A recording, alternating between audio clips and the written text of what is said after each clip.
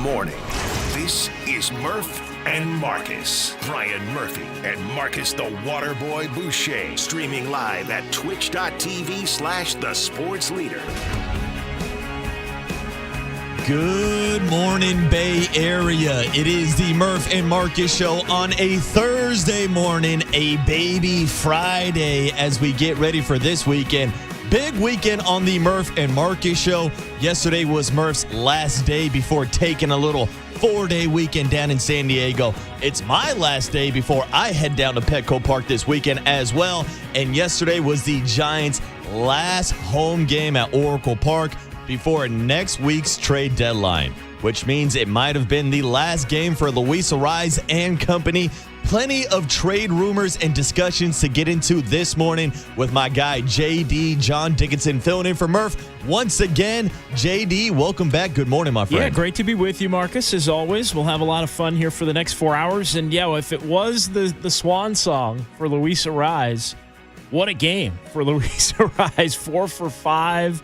With a couple of runs batted in. He's leading the league in batting average, and he's really did yesterday what he's done all season through the first 4 months for the Giants. Yeah, and that's why heading into next Monday's trade deadline, it seems like there's interest from every single contender. That was a report yesterday by The Athletic that there are a lot of people interested in the talents of Luis Arraez. So it was cool going out to the ballpark yesterday, seeing fans acknowledge Luis Arraez, who, oh, by the way, after that 4 for 5 performance yesterday, now has the highest batting average in the league, took over the number 1 spot from his boy and forever Giant Otto Lopez, now has that number 1 spot. I would say he's one of the number 1 trade candidates at the deadline next week, but also it might have been the last home game for a guy like Elliot Ramos. It could have been the last home game that we saw pitched earlier this series for Robbie Ray, Tyler Mahle. A lot of Giants potentially being moved over the next 3 to 4 days, JD.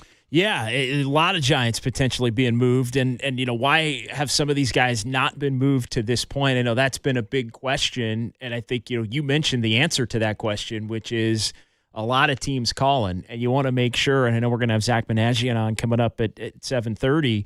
You want to make sure you're maximizing what you can get in return in a lot of these deals. And I think that's why you take it down to the deadline with some of these guys. You try to get the absolute most you can. And the Giants don't find themselves, unfortunately, in the contender mode. But there are a lot of teams. I mean, you could make the case at 23 to 25 teams that think that they could be in the postseason this year. There's really only a handful of teams, unfortunately, the Giants part of it, that truly probably believe they're out of it. So there is an opportunity, even if the Giants just look to move the obvious guys, to enhance the farm system even a little bit more, if not get some close to major league ready talent added to this roster. Yeah, we had Jim Bowden on the show yesterday, and he dropped a stat that 22 out of the 30 teams are within 3.5 games of that last wild card spot. So it seems like there's going to be a lot of buyers, not too many sellers, which puts the Giants in a perfect position ahead of this year's trade deadline. I guess technically it's not a perfect position. A perfect position would be 14 or 15 games above 500 instead of 16 to 17 or 18 games below 500. But the Giants did win a series yesterday. Took 2 out of 3 against one of the best teams in baseball. And, JD, this felt like it was all scripted. Like, this seems like the most San Francisco Giant thing to do. Go out and win a series against a really good ball club just days before the trade deadline. Now, it should not change the opinion or the process of what the Giants should do at this year's trade deadline. But it was nice to see Daniel Susac round the bags for the first time in his big league career, hit 2 bombs yesterday, and then the Giants just poured it on with 17 total hits. We had Andrew Vaughn on the mound for the Brewers yesterday. So a fun day at the ballpark if it was the last home game for some of these guys before the trade deadline. Yeah, and it doesn't matter much as far as the standings go. Still 46 and 62. And again, one of those handful of teams that find themselves, it looks like there's 5 teams currently, actually 4 teams currently in the majors. No, make it 5. I was bad at math here early on a Thursday morning. 5 teams in the majors that are 10 or more games out of a postseason spot. And the Giants are among that group, along with the Mets and Rockies in the NL, the A's in the AL now, along with the Angels. The Royals are sort of on the brink of that. We've seen the Giants take on the Royals and the Angels. But yeah, I mean, look, we've talked about it a ton as far as the team standpoint. The Giants are talented enough to where if they play well to compete and even win series against some of the better teams in baseball. And you look at it, I mean, they've taken 4 out of 7 against the Dodgers to this point this season. They won the season series with the win yesterday against the Brewers after dropping the first 2. They won 4 of the last 5 head-to-head against Milwaukee in the season series. Second straight year, by the way, they take the season series against Milwaukee. And then they're 4-1 against Atlanta, the other division leader in the National League, with 1 game still to be played, the game that was washed away back when we were together and you were about to head out onto your vacation for your birthday. They took 2 out of 3 at Wrigley against the Cubs, and then that's where it kind of stops. They've struggled, obviously, against Arizona and Philly.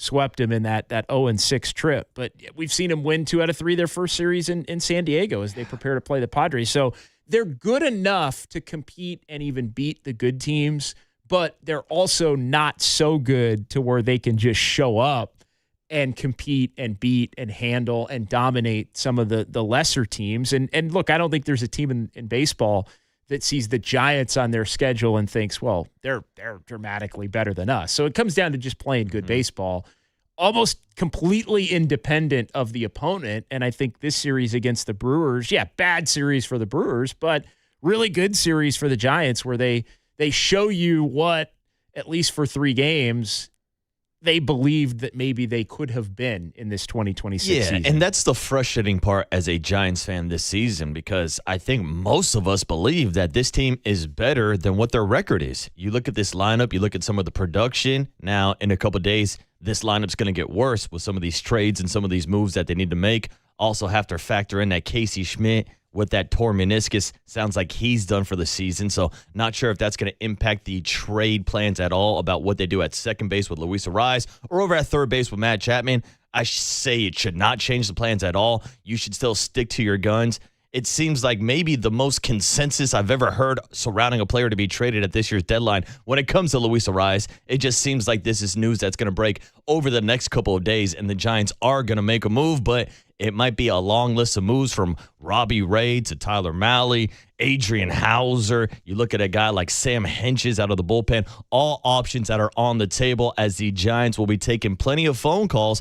Even have some sound yesterday from Jim Bowden saying that they should listen on Logan Webb, who got another win yesterday for the Giants, went 6 strong, 2 earned runs, 4 strikeouts, and 1 walk for the Giants ace yesterday as they get the job done and take 2 out of 3 from the Milwaukee Brewers. But other storylines to get into as well, JD. 49er football is back in our lives. Murph and I were back down at Levi Stadium Monday morning. And guess what? The 49ers are back with another injury list. And guess who's at the top?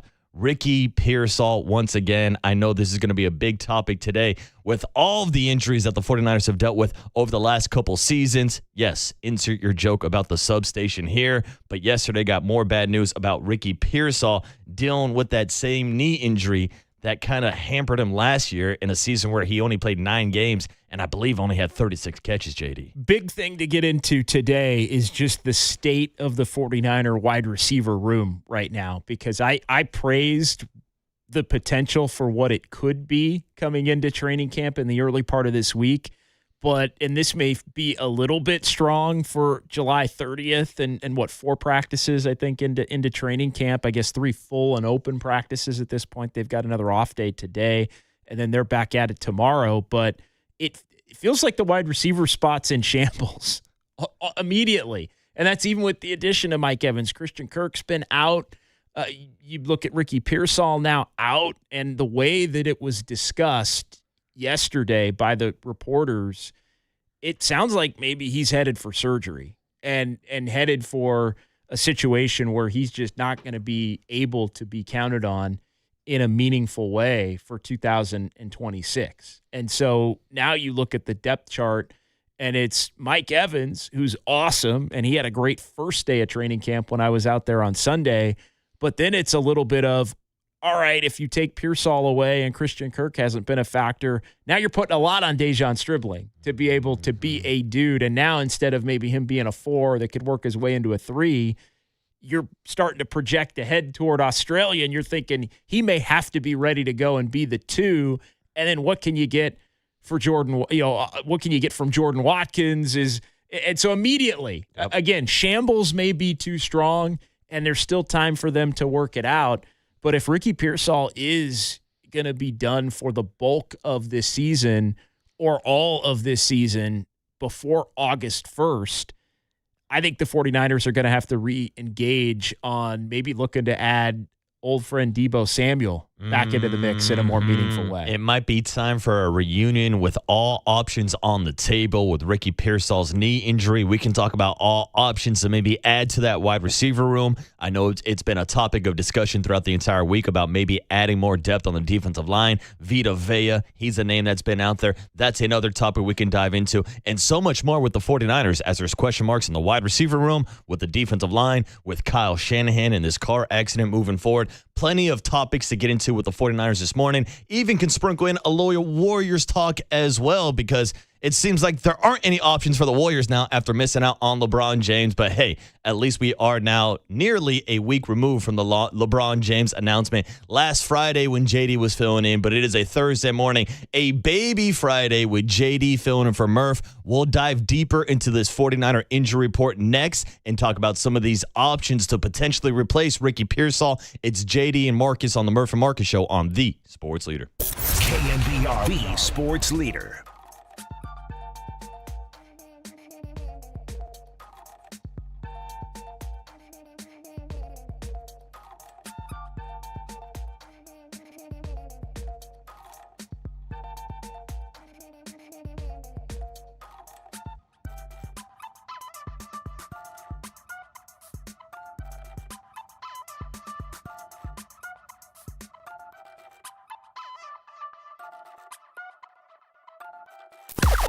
Now, from the O'Donnell Financial Group Sports Desk. Learn more at odfigroup.com. O'Donnell Financial Group, because planning is a process, not a product.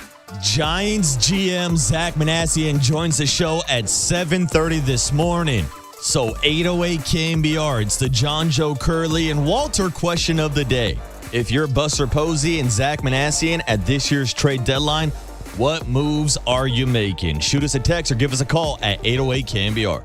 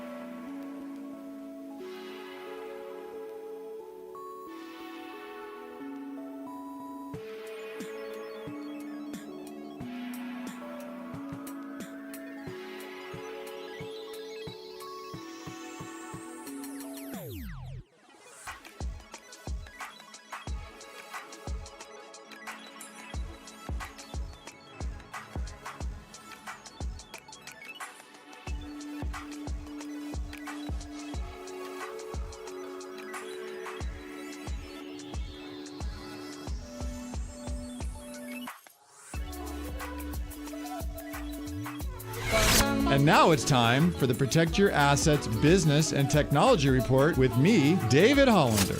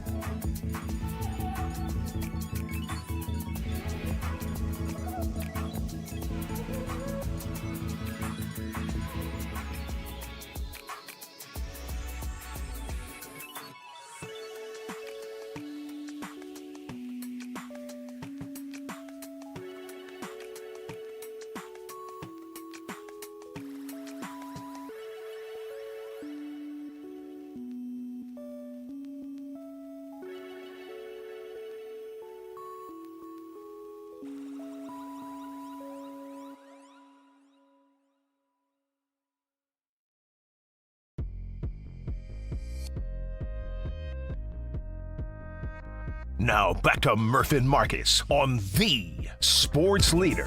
Streaming live on thesportsleader.com and KNBR. The Sports Leader app. The pitch. He lines this one to the left center. That's a base hit. Coming around third, Gilbert. He gets the go sign. He'll score around to third Coss. Luis Ariz has his 4th hit of the day. He drives in a run. It's 11-3 Giants. It's just the type of guy that he is, the type of mentality that he got. I think he's the type of person that he's gonna get it done. Obviously, like let's say if you want one more at bat, he's gonna be there and he's gonna get on base all the time. So he's an at bat that is gonna be difficult for the pitcher. He's gonna be a for sure good at bat and a for sure probably almost hit like a hit all the time. So it's just something that you want to have in your lineup every single day. He's gonna give it his whole. It's the Murph and Marcus show on a Thursday morning. John Dickinson filling in for Murph today, and those were the sounds of the Giants' 16-3 win over the Milwaukee Brewers yesterday in the Giants' last home game at Oracle Park before Monday's trade deadline. And the two men that were leading the charge were both involved in that rejoin. Luis Ariz, in what could have been his final game at Oracle Park as a Giant, 4 for 5 on the day, has a pair of RBIs, even had a stolen bag still in third, catching the Milwaukee Brewers sleeping, taking an extra bag. And then Elliot Ramos giving his thoughts on Luis Ariz, who feels like he has the same thoughts as everybody else, that Luis Ariz is just going to get a hit every time he steps up to the plate. Well, don't blink an eye twice at Elliot Ramos. He also went 4 for 5 yesterday with 3 RBIs and a stolen bag himself. But he is also involved in the latest trade rumors about the market wanting a right-handed bat. Well, the Giants are looking like they're going to be sellers at this year's trade deadline. They are 46-62, even after winning 2 of 3 games against arguably one of the best teams in baseball, the Milwaukee Brewers. Maybe the Giants just got a little lucky that they were able to avoid Jacob Misiorowski on the road and at home. And our good friend Kyle Harrison is battling a rehab assignment, so they were able to avoid the lefty from De La Salle as well. JD, we talked about it in the first segment. You saw flashes and signs of life from this Giants team in this series against the Brewers, but we've also had over 100-game sample size of this team, and we've seen them at their highest. We've seen them at their lowest for sure. And that's what leads to the conversation about trading both those guys, Luis Ariz and Elliot Ramos, in just the next couple of days. It's the move. It's what has to be done, and you can look at an individual series, and it's not as if the Giants haven't won 4 out of 6 at different points this year. They've done it, I believe, in a couple of homestands here. I think they were 4-2, 4-3, 4-2, I believe, in their last 3 homestands overall, and they've won, I think, 5 of the last 6 home series overall with the Blue Jays, 2 out of 3, and Dylan Cease nearly pitching a no-hitter against him going back 3 weeks ago. So we've seen them be able to string together a 4 of 5 or a 3 of 4, and usually, though, it's right after they get swept by somebody or reach their new low, and this 4 out of 6 stretch is, again, after they had reached their new low at 18 under coming off of that Kansas City series. So doesn't change much. Again, we talked about it in the first segment. This team is talented enough when they play well to compete with the better teams in the league, but they just have not been nearly good enough or consistent enough, essentially in all phases, when you look at the first 4 months of the year, to think that you'd want to add to this team or look to continue into the final couple of months of the season, seeing what could happen. Now, look, everybody's not going to get traded at the deadline coming up on Monday, although I wouldn't be surprised if the Giants did move 4 or 5 different players between now and Monday afternoon. So I think a lot of different things are going to be on the table. But the key now for salvaging the remainder of this season is using the guys who have performed at a really high level for you to varying degrees, highlighted by Arise and highlighted by, I think, Robbie Ray, and try to get as much as you can for him. Yeah, and that's why you kind of got to see what you have in the second half of the season, see if you can develop some of these players, which is why it's such a bummer that Casey Schmidt is dealing with that torn meniscus, because we all kind of inked it in pen that he would be the replacement at second base for Luis Ariz once this trade happens. Now they have a couple options with Christian Koss, or maybe getting creative with a Jesus Rodriguez over at second base. How about this clip I saw yesterday of Ron Washington working out with Rafael Devers over at second base before the game yesterday? I don't know how realistic that is, but hey, it's an option because the Giants are going to be looking for a lot of options after moving some of these players because, JD, getting back to the original point, they have just lacked consistency this year.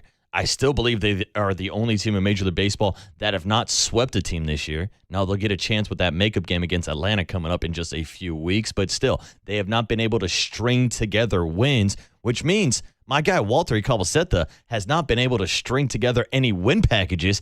I believe since joining the show, he's only averaging like 1 win package per week. But Walter, let's start the show off on a good note. How about we get that win package? How about we make a call to that clown, Rob Manfred? Hey, Rob, new phone. Who dis? It's the San Francisco Giants. They took 2 out of 3 against the Milwaukee Brewers. Put it in the books. Giants 16, Brewers 3. Beautiful baseball. Beautiful baseball. Oh, yes. Beautiful. Oh, that's beautiful.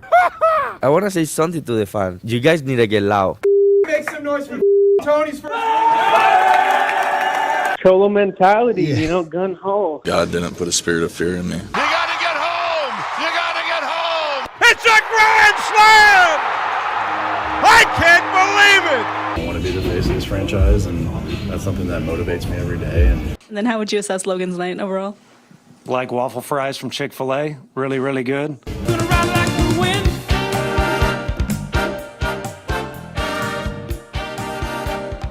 Logan Webb and the Giants yesterday looking like waffle fries from Chick-fil-A. Pretty damn good for one day and one day only. But before we get into some of these Logan Webb trade rumors, Walt, I believe we had a couple home runs yesterday as well. Fade down the music and get the home run call ready to go.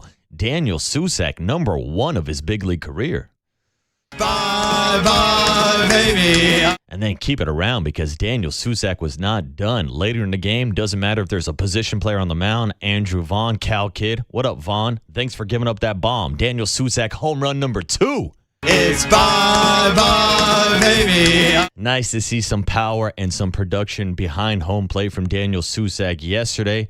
Not sure if his nephew was in the crowd getting thrown around like a rag doll. Actually, I did see a quote after the game that Daniel Susac said his first hit of his major league career, his nephew was at the game. And I think yesterday his nephew was at the game for his first and second home runs as well. So you know what the power of being an uncle or a dad can do for you. Right, Walter? You're a dad. Your thoughts on Daniel Susac and the Giants putting up a 16 spot yesterday, the most runs that they've put up at Oracle Park this season. Dude, that was incredible. I never thought that we'd see 16 runs at Oracle Park from this Giants team. But no, I can't wait to take Christian out to the ballpark to sling him around like his nephew. Yeah, maybe that's the key. We need to get Christian out to the ballpark, and the Giants will finally get back to being a winning team. Maybe that gets them back to the postseason. No. I think it's going to be a couple of years of T-ball in Little League before Christian makes a real impact on this squad. But, Walter, you're a big Giants fan. Let's get your take on the trade deadline. What are they doing? They buying? They selling? Luis Ariz, Robbie Ray. Is it a fire sale? Who are the guys at the top of your list you think are going to get traded? I mean, it's easy to say Robbie Ray, right? I mean, I think we all know that Robbie Ray is probably on borrowed time. He's going to be dealt. Luis Arise is an interesting one, mainly because of the injury to Casey Schmidt, but I think you still got to move him. I don't think that injury changes anything. You got a lot of depth in the infield position in the organization. So, I mean, Luis Arise, Robbie Ray, and then outside of that, I mean, Elliot Ramos would get you a good return. I wouldn't mind. I mean, I don't want to trade him, but I wouldn't mind seeing a return for Elliot Ramos. Yeah, and that's what it feels like with a lot of conversations I've been having with Giants fans at the ballpark. There's this feeling where I like Luis Arise. I don't want to trade him. I like Elliot Ramos. I don't want to trade him. I like Jung Hoo Lee. I don't want to trade him.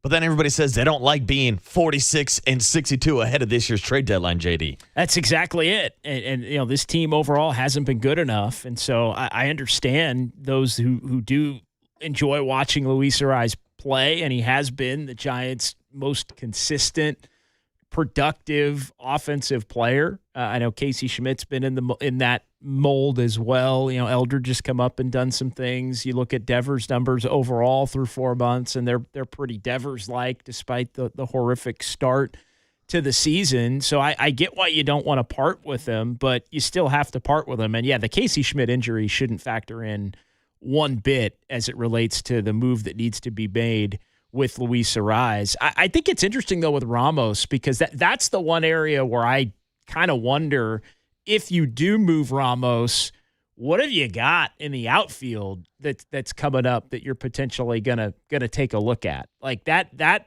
is the part. And look, you're not doing it for the now, but you could be pretty depleted in an outfield that's already been underwhelming, even with Elliot Ramos collectively. So again, not that you really care about what the final 2 months look like. I mean, I've made the point a bunch of times. Robbie Ray has been, Robbie Ray's been win day for the Giants to a greater extent than any of their other pitchers. I like to keep the record in each starting pitcher. The Giants are 13-8 in Robbie Ray starts, and I think he's the only.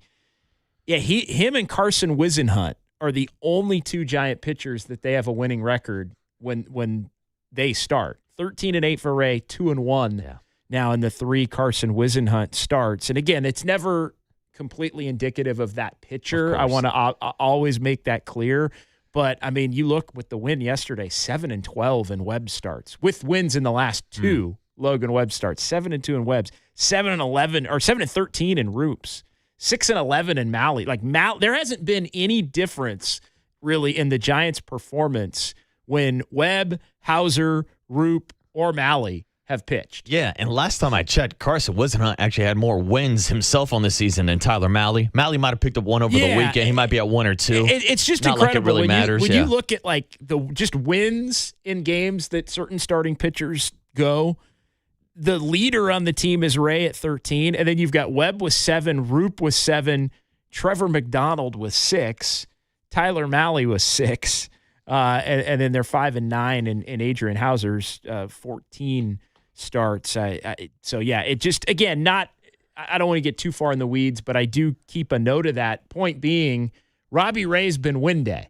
Luis Arise has been the guy to, when he has a lot of big games, the Giants offense overall explodes and they've got a better chance to win. So you start taking those guys away, and I do think you start to wonder at 46 and 62, what are the final 2 months going to look like?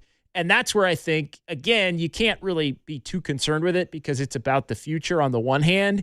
But on the other hand, you also do, when you make these trades, want to have somebody in mind to take the job day to day that you're at least intrigued by getting a look at for the final 2 months. A young player. And that's what you have to do, because regardless if these guys are still on the roster, they're still on pace to damn near lose nearly 90 to 100 games anyways. So you might as well cut bait, see what you got, and move forward. And look, we're all on the same page. I supported Buster Posey making the moves last year at the trade deadline, getting rid of Tyler Rogers and Camilo Doval. That's why earlier this week when we talked to Kipe, we talked about potential trades, and he said, look, boys, I'm with you. The Giants need to make these trades. But if they end up sucking in the second half and lose 100 games, I don't want to hear you bitching and complaining about it. I want your promise that you're not going to bitch.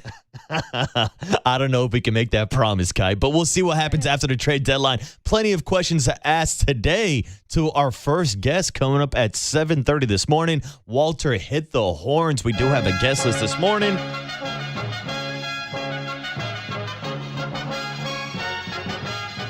And of course, the guest list on the Murph and Marcus Show is sponsored by El Cerrito Honda. More than just a car dealership, we're family. Walter, who's joining the family? Who's joining the program today? What do we got lined up?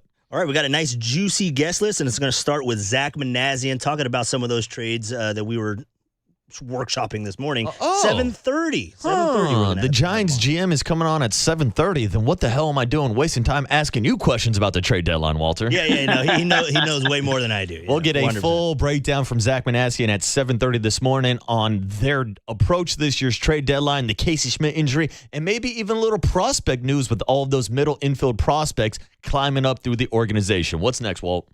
And then we'll go with the cooler of content at 8:30. Hell yeah, some good stuff in the cooler content. Saw yesterday Jackson Flora, first-round draft pick of the San Francisco Giants, in the booth yesterday with Kruk and Kipe. That's a lot of pressure, having to show your grips to Mike Krukow live on TV. I thought the kid handled it well, and maybe we'll get some of that sound in the cooler of content. How cool was that, though? Like his first time, he said that he's been in almost every seat in the stadium, and that was the first time on the field. That's incredible. Got to do the presser yesterday in the dugout. His first media access. That's if you don't count, of course, his first interview on KNBR with Murph and Marcus just about a week ago. Hell yeah. And then we'll go down to Levi's, go down to the South Bay, and talk to Matt Mayoko from 49er Training Talk at 8:50. Surprise, surprise. We've got some injuries to get into with the 49ers. We can do that next before we talk to Matt Mayoko at 8:50, but wrap up the guest list for us. Who we got to close out the show today? And we're closing out the show with Susan Slusser at 9:30. Susan coming out of the bullpen on a Thursday to close out the game. We'll close out this discussion on the Giants right now, put it on pause, pick it back up at 6:50, but let's dive into 49ers training camp. Let's take some calls. Your thoughts on what the 49ers should do with the wide receiver room after the latest injury report happened yesterday. If you don't know, you'll find out in about 5 minutes. We'll list the injury report, we'll list the potential replacements, and we'll talk all things 49ers next on The Sports Leader. KNBR, The Sports Leader.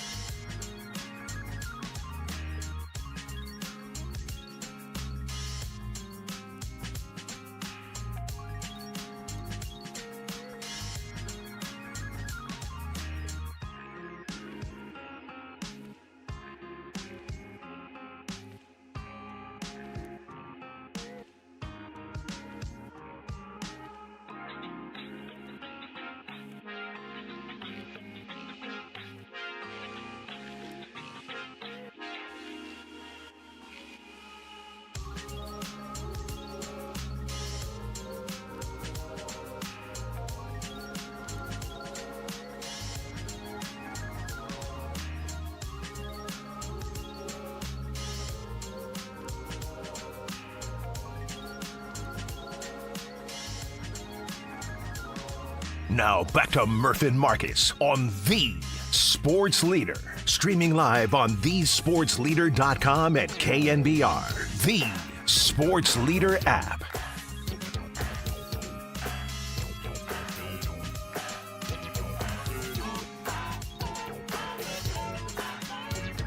It is the Murph and Marcus show on a Thursday morning. John Dickinson filling in for Murph today. Murph and I are both off tomorrow. We'll be headed down to Petco to go check out Luis Ariz in his final games as the San Francisco Giants. That's a topic that we can continue on later in the show with Zach Manassian joining us at 7:30.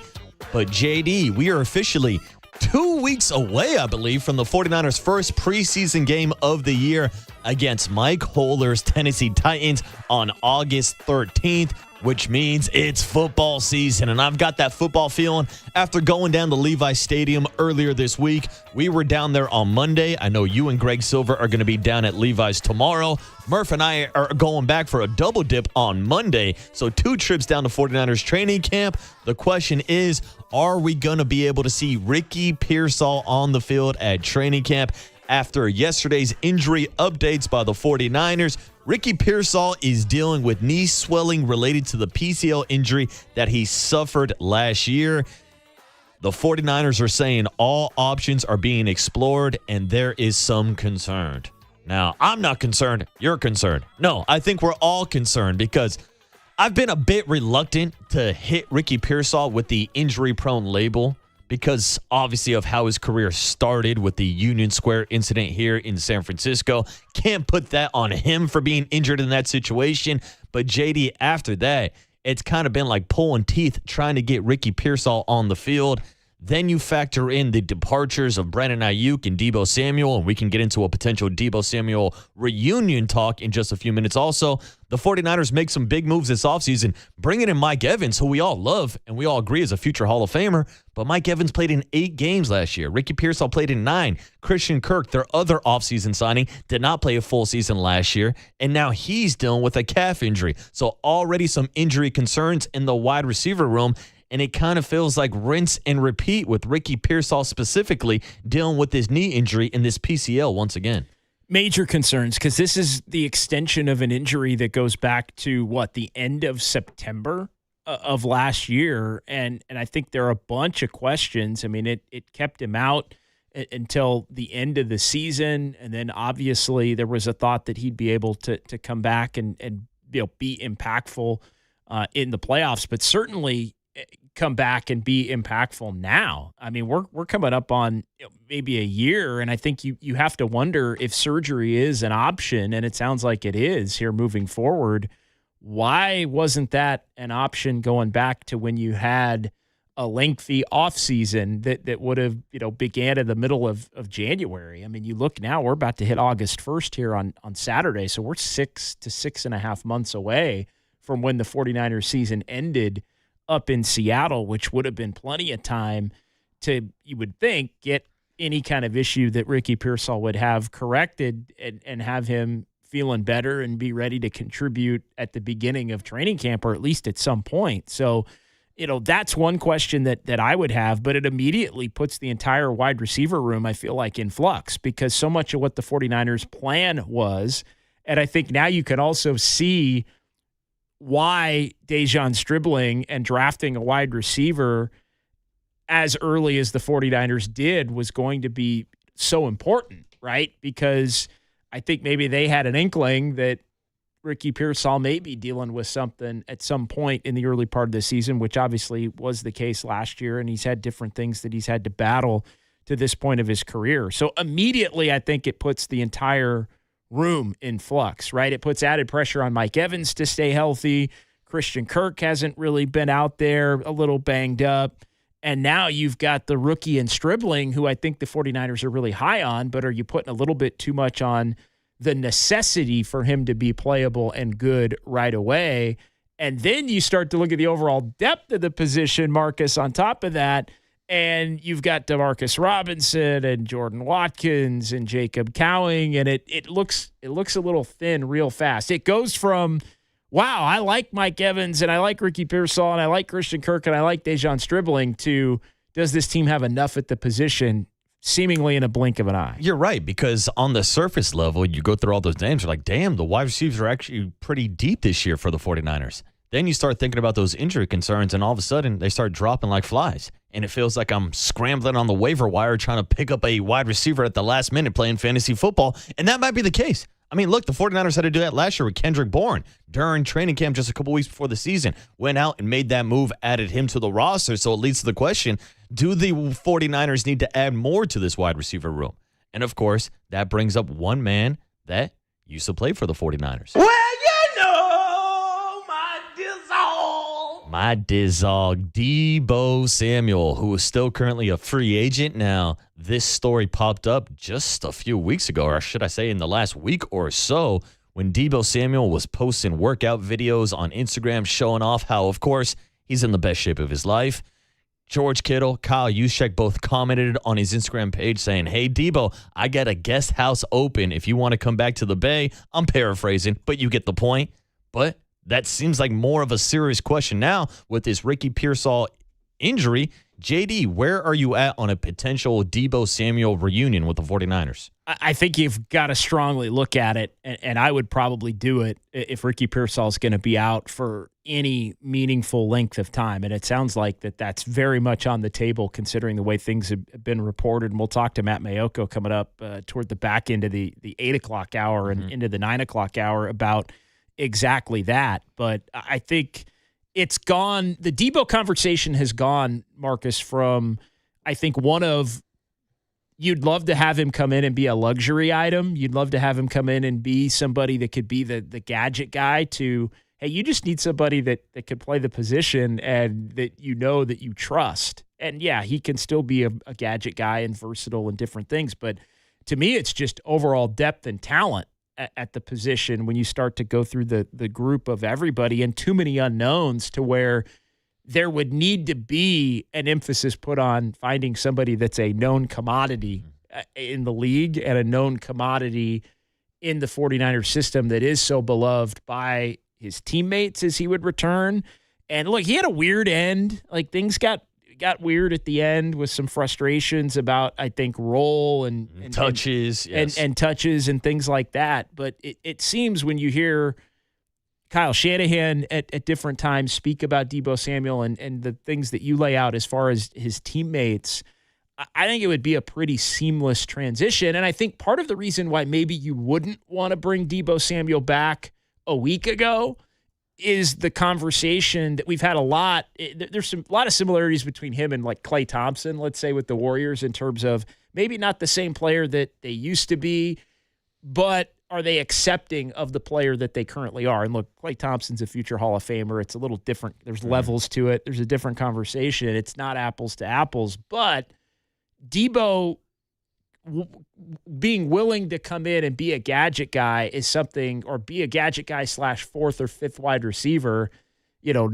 wide back role may not have been something that he would have been all that inclined to want to do, or maybe he would have done it and he would have felt that he isn't being used in the way that he'd want to be used.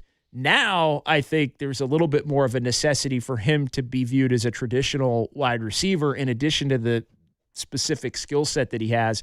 That may make it a little bit more of a match in terms of what the 49ers want versus his wants, which would make it potentially work a lot more smoothly. Yeah, and I think a lot has changed for Deebo Samuel over the last couple of years. For the first case, he's no longer 28 years old. He's now 30 years old, so he's past that point where, yes, in the NFL, everybody talks about being 30. Christian McCaffrey's 30. A lot of guys are 30 on this 49er roster, but the point I'm making is Deebo Samuel is not in his prime, 25, 26, 27 years old, looking for that huge contract like he was a couple years ago. Not looking to be a $30 million wide receiver. And I can tell you multiple reasons why he's not a $30 million wide receiver, because he's still a free agent right now. He's not a $20 million wide receiver. He's not a $15 million wide receiver. So this might sound a little harsh, but I think Deebo Samuel got a bit of a reality check over the last season, especially with the quarterback play that he had last year with the Washington Commanders, with Jaden Daniels dealing with some injuries. You see that his numbers went down overall. The grass is not always greener on the other side. The grass is not always greener when you leave this Kyle Shanahan system. So circling back to a potential reunion, for that price point, I think Deebo Samuel is going to be pretty cheap. And I think if Deebo adjusts his expectations for his actual role in this offense, then I do think it's a good fit. Because you mentioned it, the 49ers are familiar with him. He's familiar with the system. He also adds a different element to Kyle Shanahan's system that nearly no other wide receiver in the league could bring. So, yes, if you're bringing him in as the 3rd, 4th, fifth guy on the roster. If he accepts that role, I've got no problem bringing back Deebo Samuel. I'm also not one that's big on the IG workout videos, but I will say this. I mean, and get your take. He looks like he's in pretty good shape from everything that we've seen. And I know at times that was a question as well. Has he taken proper care of himself in the way that he needs to be as productive as he can possibly be? It seems like he is, and everybody best shape of their life, right? Going into training camp, especially guys that are on the street trying to get signed. But yeah, I'm in the best shape of my life going to Levi's on Monday.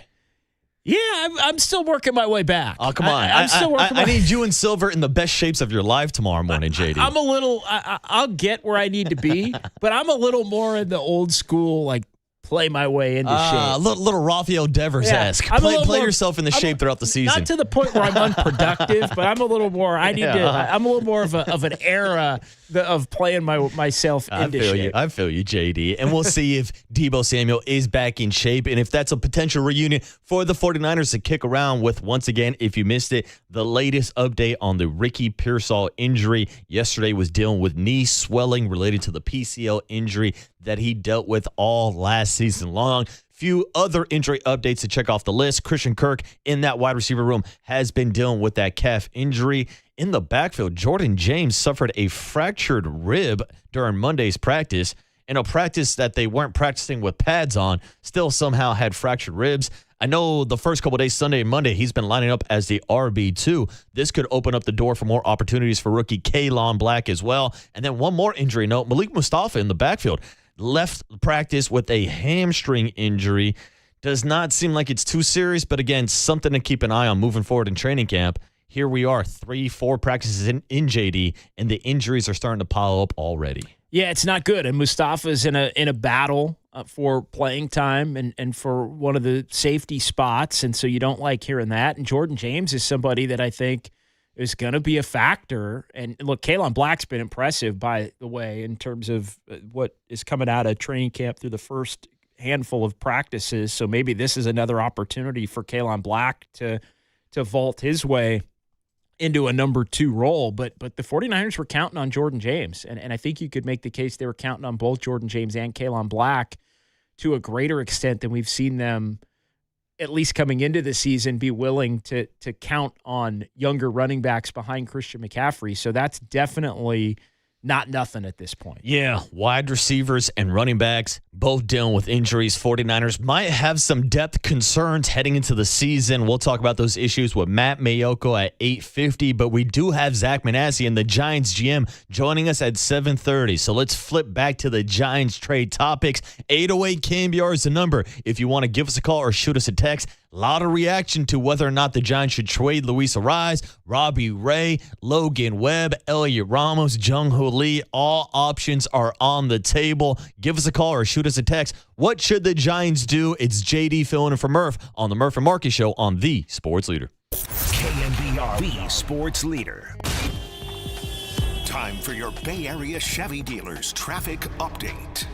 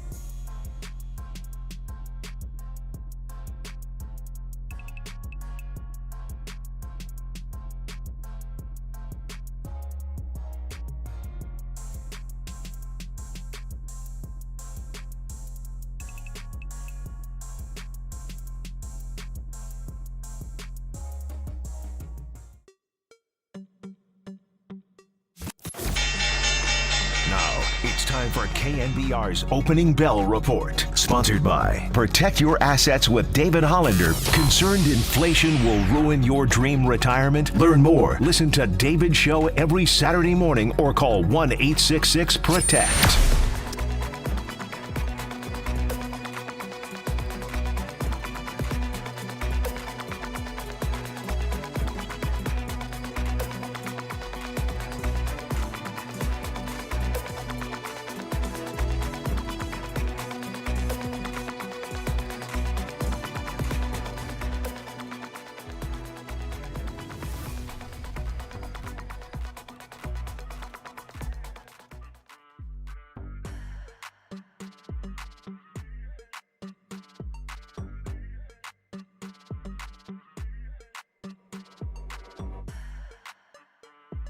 Listen to the sports leader anytime, anywhere. Download KNBR, the sports leader app. Murph and Marcus continue live from the Casino Matrix Progressive Jackpot Studios. Casino Matrix. Progressive jackpots are here. Where are you? Just drop in. 1-800-GAMBLER.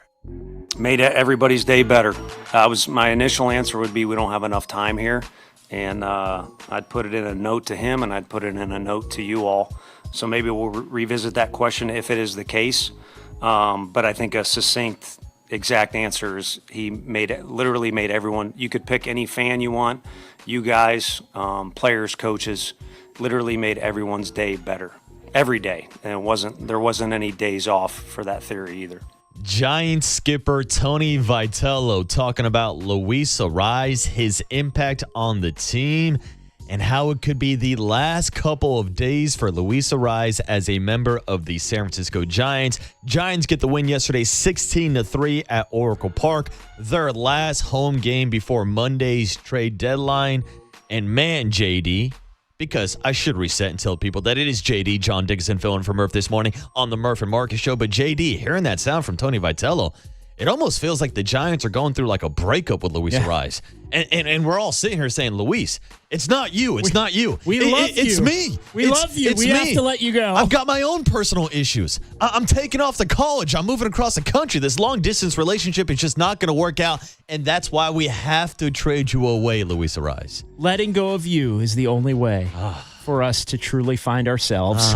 Don't cry because it's over. Smile because it happened. And that's the thing that bums me out about this season, because Luis Arise has put a lot of smile on Giants fans' faces. Hell, going back to spring training this year, where he looked our 4K cameras in the eyes and said, Giants fans, I want to tell you something. I want you to get loud. And Giants fans have been loud this season. They've been cheering for this team, but those cheers have not turned into wins, which is why, unfortunately, when you're sitting here with a 46-62 record instead of a 62-42 record, it leads to those tough decisions about trading away a fan favorite like Luis Arise. The latest report from The Athletic yesterday is that virtually every contender in Major League Baseball is showing interest in trading for Luis Arise, which to me tells me that you need to cash in, sell high, and get a haul of prospects back in return. But I was also kind of thrown for a loop the other day when Jeff Passan from ESPN kind of threw a little bit of cold water on Giants fans' expectations, saying that he views both Luis Arise and Robbie Ray on expiring contracts as Tier 2 players, thinking that they wouldn't get the biggest returns in potential trade packages. I'm not surprised at that. I mean, they're both rentals. And historically, you don't get as much for rentals. Now, a lot of people that I respect that are doing more extensive reporting on this than I am in terms of digging behind the scenes believe that the Giants can get, at least for Arise, maybe not for Ray. I mean, Ray is sort of the traditional 2-month, starting pitcher rental that's going to wind up finding a new team in all likelihood next year off of the team that he would go to coming up after Monday. And by the way, he's scheduled to start tonight down in San Diego in the series opener of the 4-game set against the Padres. But so I'm not surprised at that. Now,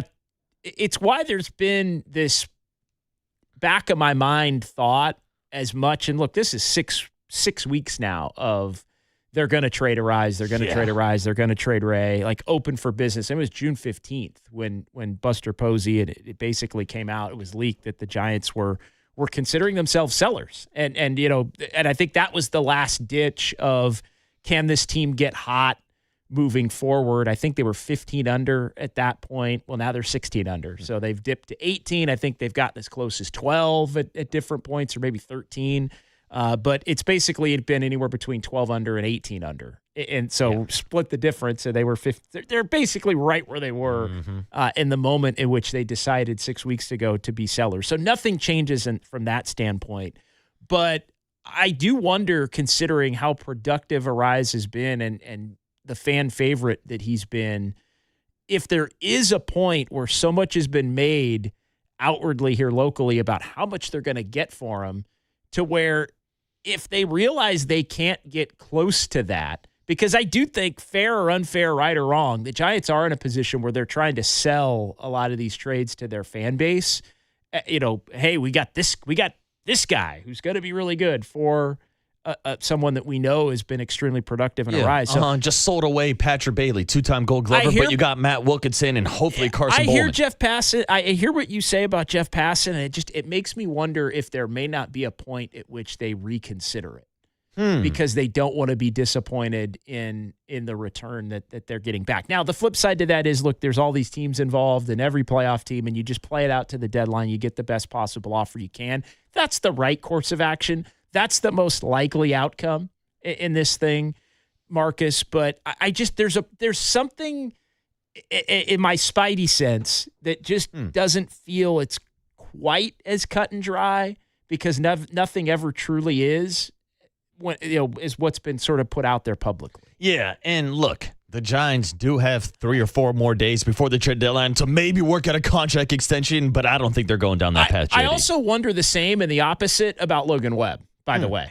And I know Jim Bowden's got his own views on that, and his are more aligned with the way I've been in terms of how can you be open for business on everybody and not look to move Logan? Like, that to me doesn't add up, even though there are some obvious reasons as to why fan favorite, local, guy you want at the front end of your rotation, all those things. So I wonder if there's the way it's been projected may not 100% be the way that it is, just because it's been so adamant. It's been so adamant. We're going to trade this guy. We're going to trade this guy. We're going to trade this guy. And then it's been so adamant the other way. We're not going to trade this guy. We're not going to trade this guy. We're not going to trade this guy. Yeah, it's the worst kept secret in baseball that the Giants are looking to move Luis Arise and Robbie Ray. I mean, Jeff Passan in his article a couple weeks ago had the Giants and Luis Arise as the candidate most likely to get traded, with a 95% chance of actually being traded. Now, to me, the question is do you get a better package for Luis Arise and Robbie Ray than you did last year for Tyler Rogers and Camilo Doval? Tyler Rogers was a rental. Camilo Doval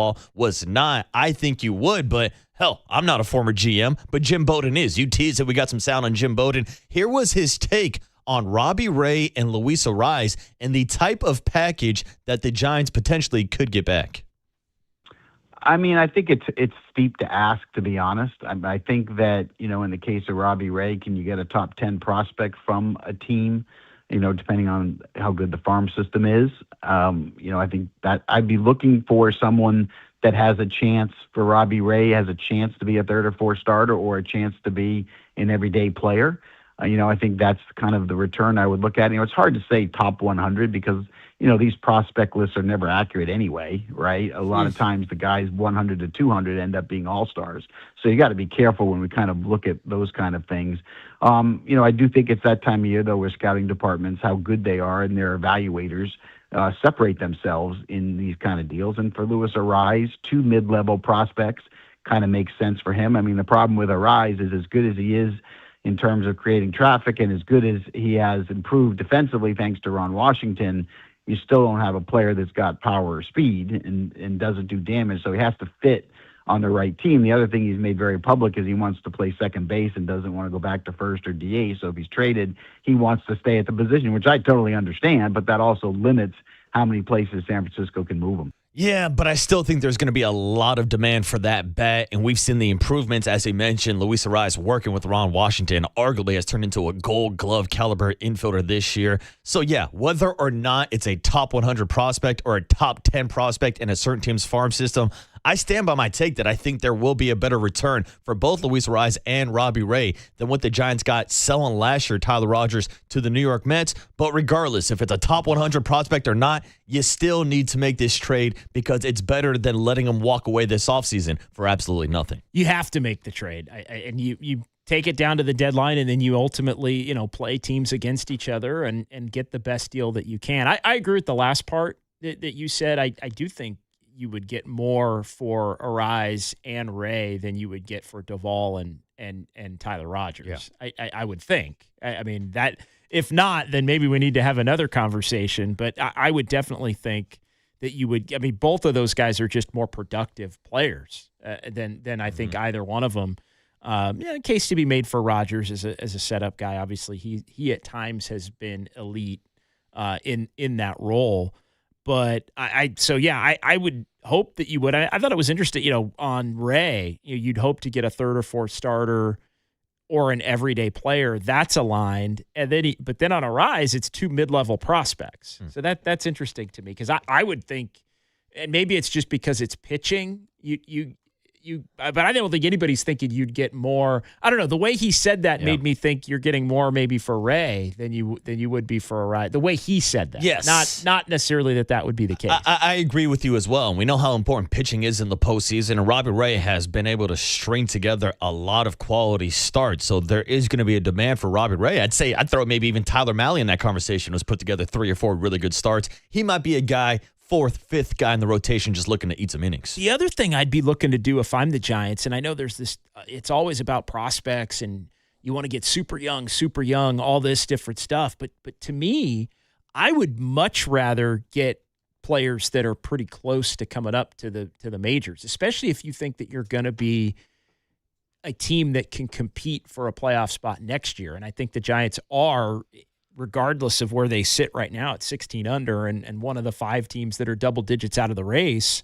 I do think they think they're going to be able to compete next year. Well, if you're doing that, I don't feel like you're trading these guys for, players that are going to be in that A-ball, double-A timeline. I feel like you'd be wanting to trade, like if you trade Robbie Ray, in a perfect world, you would get a starter back that maybe isn't equipped to be in a playoff race team's rotation now, but can come and be in your rotation right now. Yeah, and that's a good point to make, too, because when you look at the Giants farm system, they've called up a lot of guys from AAA, so there's not really a lot in between right now. It's like you look at some of these top prospects, your Luis Hernandez, Joshua Gonzalez, they're all the way down in San Jose. Even Gavin Keelan, Bo Davidson, like those guys are still now. Bo Davidson in AAA, Dakota Jordan in AA, but like there's not a lot in between the gaps for a guy that could potentially replace a guy like Elliot Ramos next year if that's a move that the Giants make. Are make. you building for the timeline with the guys that are in A-ball right now, or are you building with the timeline of you think you can be a playoff team next year?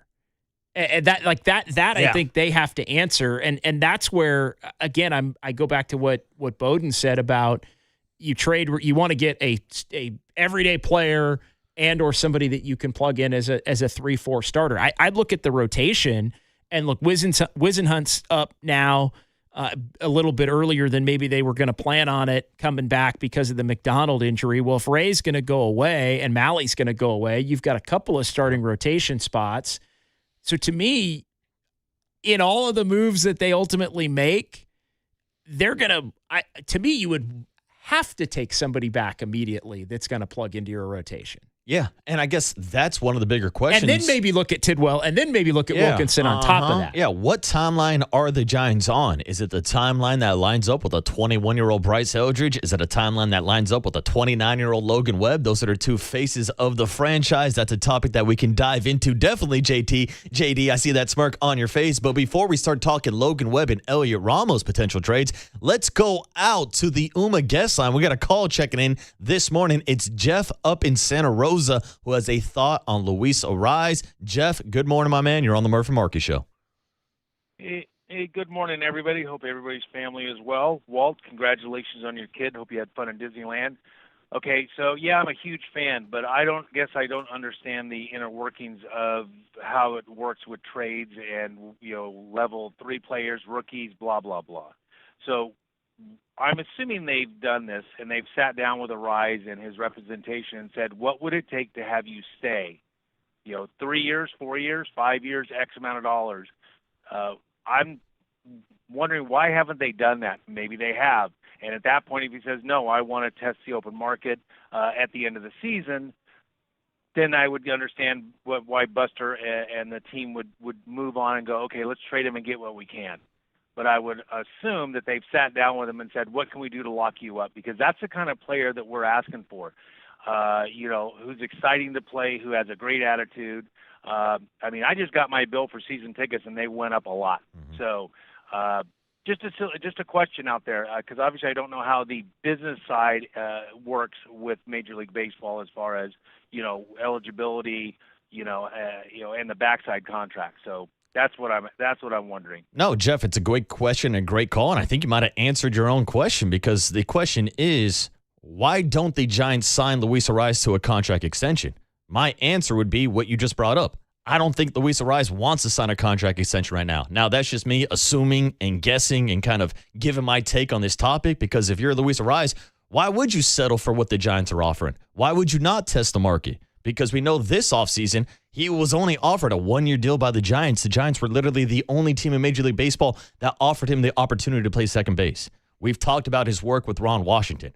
Defensively, by the analytics, by the eye-alytics, by the eye test, Luis Arise has been phenomenal at second base. So his stock is at an all-time high, which to me tells me that he does not want to sign an extension right now, and that's what brings you to the offseason, where there is still a chance that maybe the Giants could bring him back, like in a Aroldis Chapman situation. I don't know how realistic that is, but the fact is he's walking away this offseason, because I've asked Zach Manassian a couple times throughout the season, and we're going to have in about 20 minutes, about a potential Luis Arise contract extension. And every time I bring up that topic, he tells me that there have not been discussions. So it seems like all signs are pointing towards Luis Arise being traded in the next couple of days. Yeah, and we might ask him again here coming up at 7:30, but that was my understanding as well, is that question had been asked by you and others, because every time you hear a discussion point on that, it's no, there hasn't been any conversations about an extension. Yeah, so Luis Arise not sounding like he's going to get a contract extension over the next couple of days, but it does sound like he will be one of the top candidates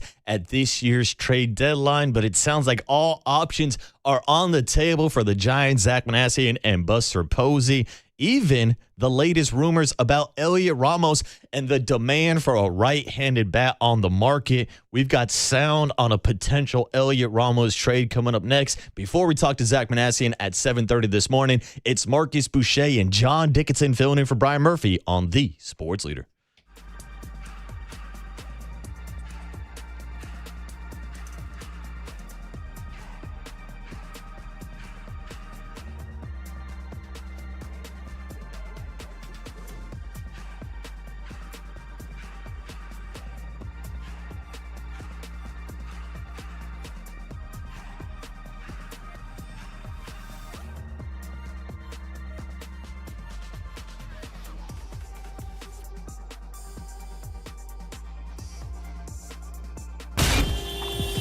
Time for your Bay Area Chevy dealers traffic update.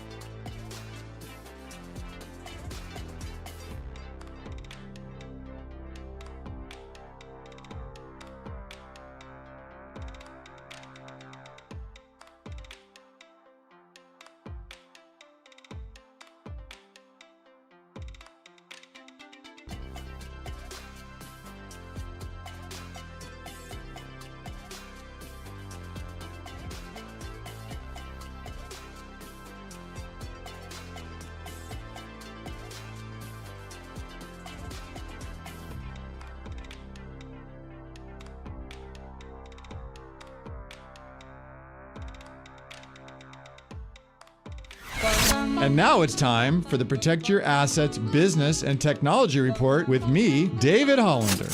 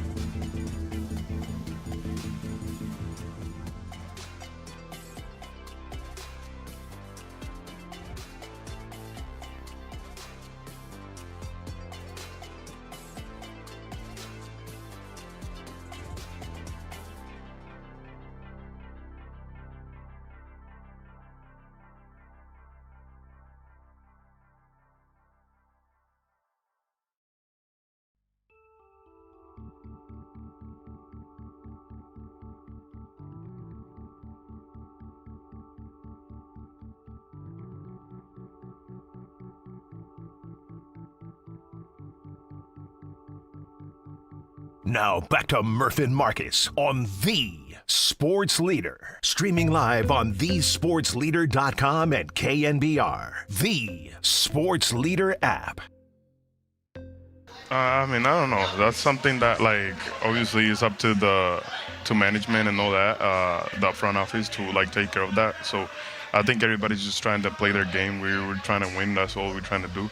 Obviously, everybody hears about it. You know how the trade line goes every time the deadline approaches. But I think as a team, as players, I think we're just trying to take one day at a time, just be present, and just keep playing baseball.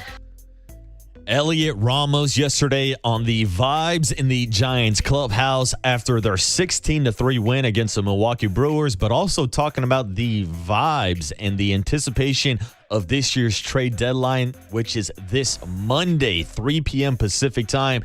A topic that we will definitely dive into here in a few minutes with Zach Manassian.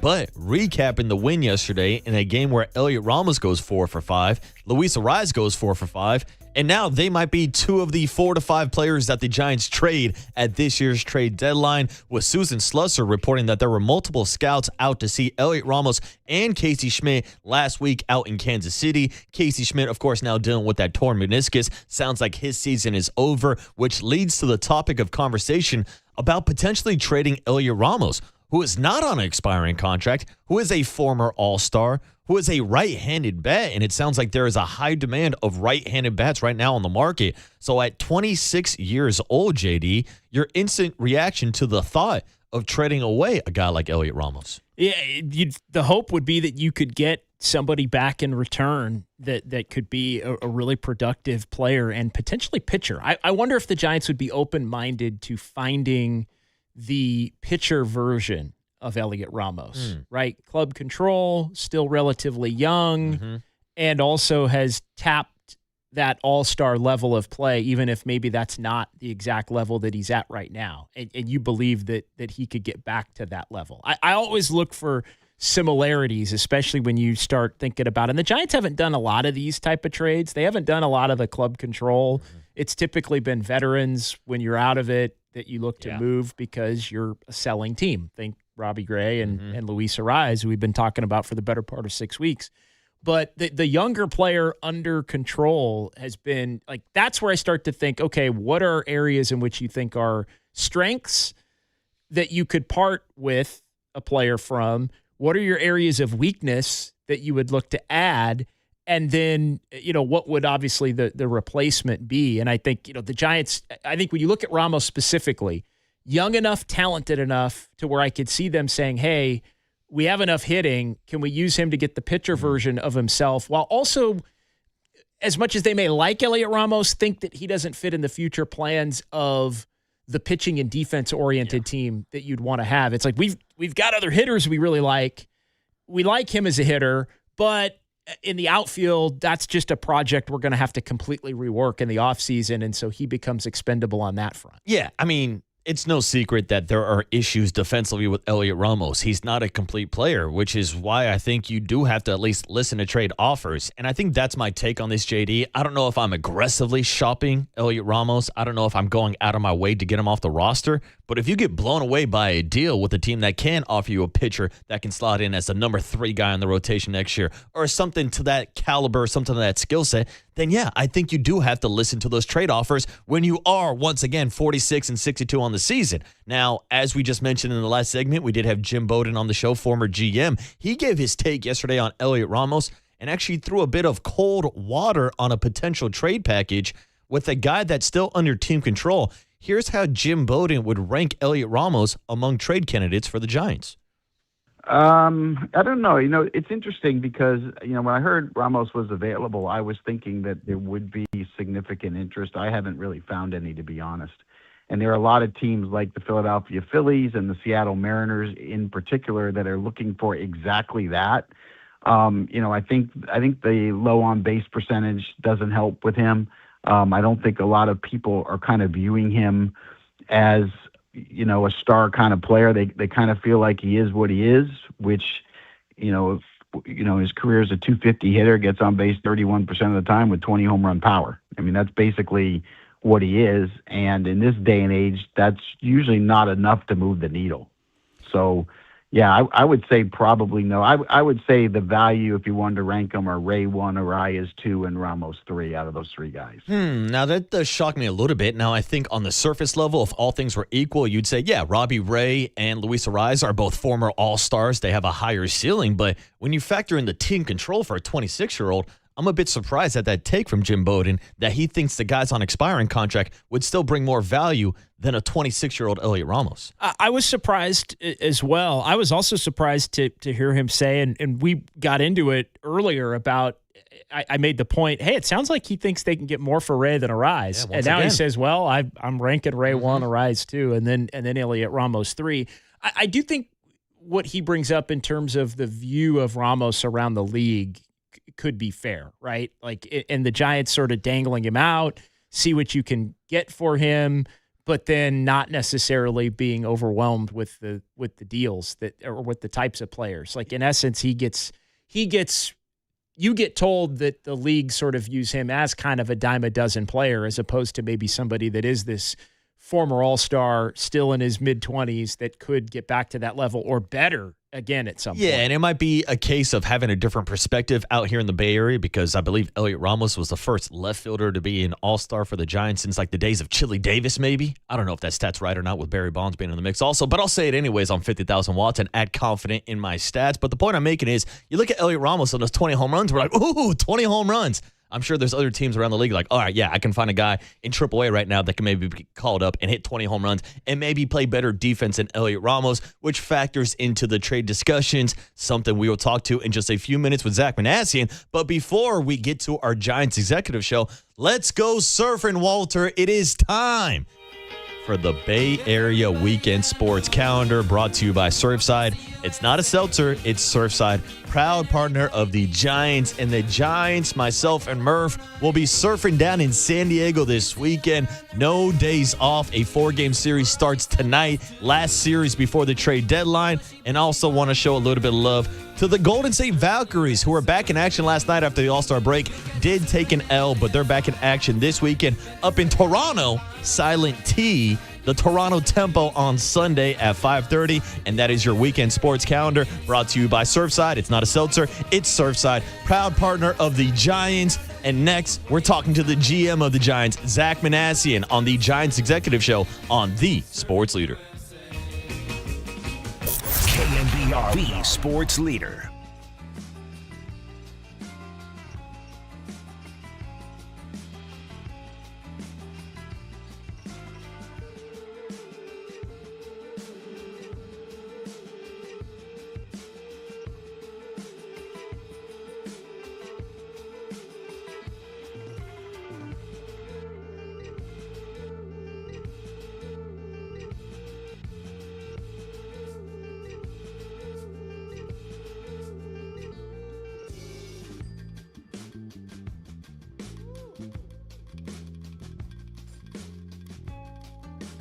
All right, squeezing in a quick hit with our good friend Steve Moskowitz on the UMA guest line this morning. Steve, what can you tell our audience what to do if they get scammed on their taxes? First, if you get scammed, I'm so sorry for you. I've seen people be wiped out for their life savings. And then to make matters worse, they have to pay tax on the money they gave the scammer. Horrible. However, can you write off the scam on your taxes? Because if you can, you could get a huge amount of money from the IRS and state. Casualty losses were pretty much done away with the change in the tax law. However, there's some exceptions, and scam losses is an exception. And the IRS was nice enough to write this nice long memo about who qualifies and how to do it with examples. So if you got scammed, please give us a call. We have a free consultation. And if you qualify, we can deduct this and get you a tremendous amount of money from the IRS that will really help with what you lost on that scam. We have a free consultation. The only thing you have to do is call up and say, hey, Steve, do I qualify to deduct my scam? That was tax attorney Steve Moskowitz. He's my tax attorney, and he should be your tax attorney too. Give him a call at 888-TAX-DEAL, or you can go online to moskowitzllp.com.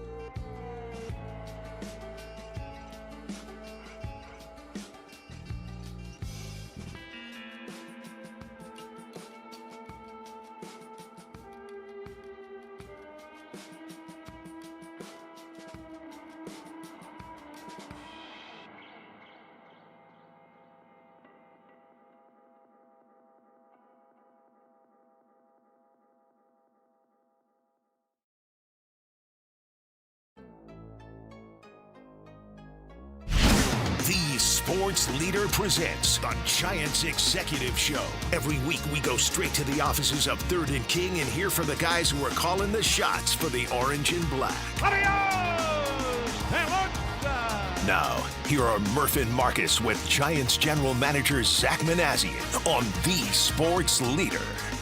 All right, you know the deal. Every Thursday morning, 7:30, it's the Giants Executive Show on The Sports Leader, which, of course, is sponsored by Benjamin Moore Paint. Experience the Benjamin Moore retail difference at our independently owned authorized retailers today or at benjaminmoore.com.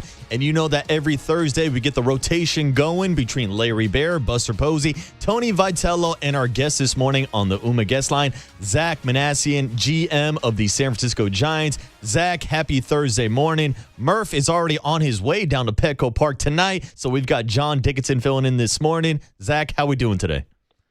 Hey, guys. Hey, John, Marcus, I'm doing well, and happy Thursday to you guys as well. Perfect. Appreciate you taking some time out of your busy schedule. I know the next couple of days are going to be jam-packed heading up to this year's trade deadline on Monday. So, Zach, let's start there. Big picture, what would you say your approach is this year at the trade deadline?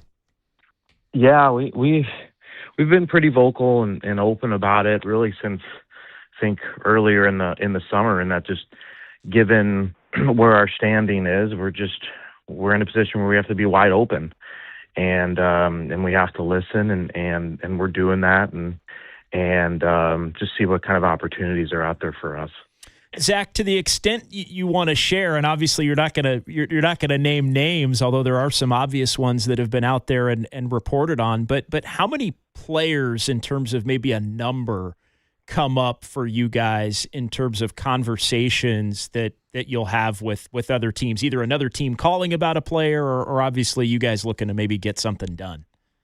Yeah, it's been a lot. Look, I think some of this is when you have some talented players who are controlled in terms of contract for some time. You're going to get check-ins, and I think some of it's important it's probably been, oh boy, over 10, maybe over a dozen players. But some of it too is we try to sift through everything and really determine, is this team serious about acquiring this player, or is it just the random check-in? Hey, would you move so and so, and in their minds it's, oh, maybe the Giants will just dump this player. So I think some of those things we try and sift through, and there's a lot of conversation. I guess you could liken it to maybe just random flirting going on, but how serious those conversations get are always tough to predict. Zach, on the topic of controllable contracts and expiring contracts, you have a couple notable players that both have expiring contracts this year, which has led to them being pretty popular trade candidates. I guess my question is, when you're leading up to the trade deadline with the record in consideration, is there any 11th hour contract extension talk? Have there been contract extension talks throughout the season? Or how does that factor into your decision when you know that some of these guys could potentially be walking away this offseason? Yeah, I mean, without getting the specifics, out of respect to those players and contract terms, there certainly can be. I'm trying to think of things in my past. In Milwaukee, we went through it with Jonathan LaCroix, where we got close on a long-term deal, weren't able to do that, and ended up moving him. We had it with Carlos Lee, who we ended up trading to the Rangers. So it certainly can happen. I think a lot of times they're pretty difficult to come together at the last minute.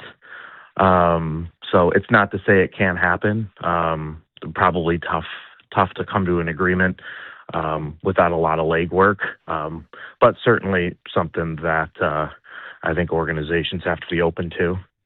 Zach, how much do you guys weigh, obviously looking to improve for the future based on who you may be sending out in a trade versus how you finish the season maybe at a position? I know those two things may not always go hand in hand, but in essence, you're trading a starting pitcher maybe for an outfielder, or you're trading an outfielder maybe for a starting pitcher, but that starting pitcher isn't going to be here for a year or two, and then you have to fill it out at that spot because you're taking somebody away from the now. What are those conversations like in terms of sort of balancing the ultimate goal versus having a purpose to the remaining 2 months of the season? Yeah, I think it's a good question. I mean, I don't think there's anybody on our staff that sits here and says it's okay just to punt the rest of the season.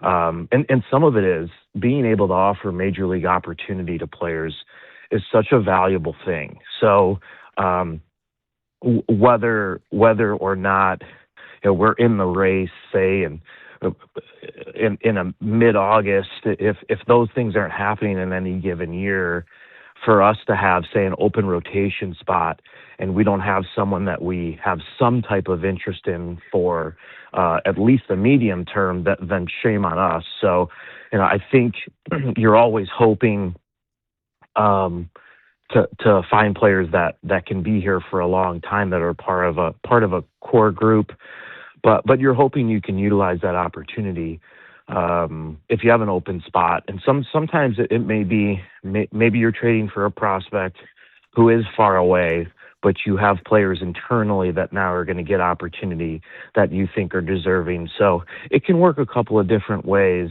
but as a front office, as a baseball operations group, we certainly hope the 26 players that are there, you feel like have some opportunity to be here beyond the rest of the season, if they're out there and getting opportunity.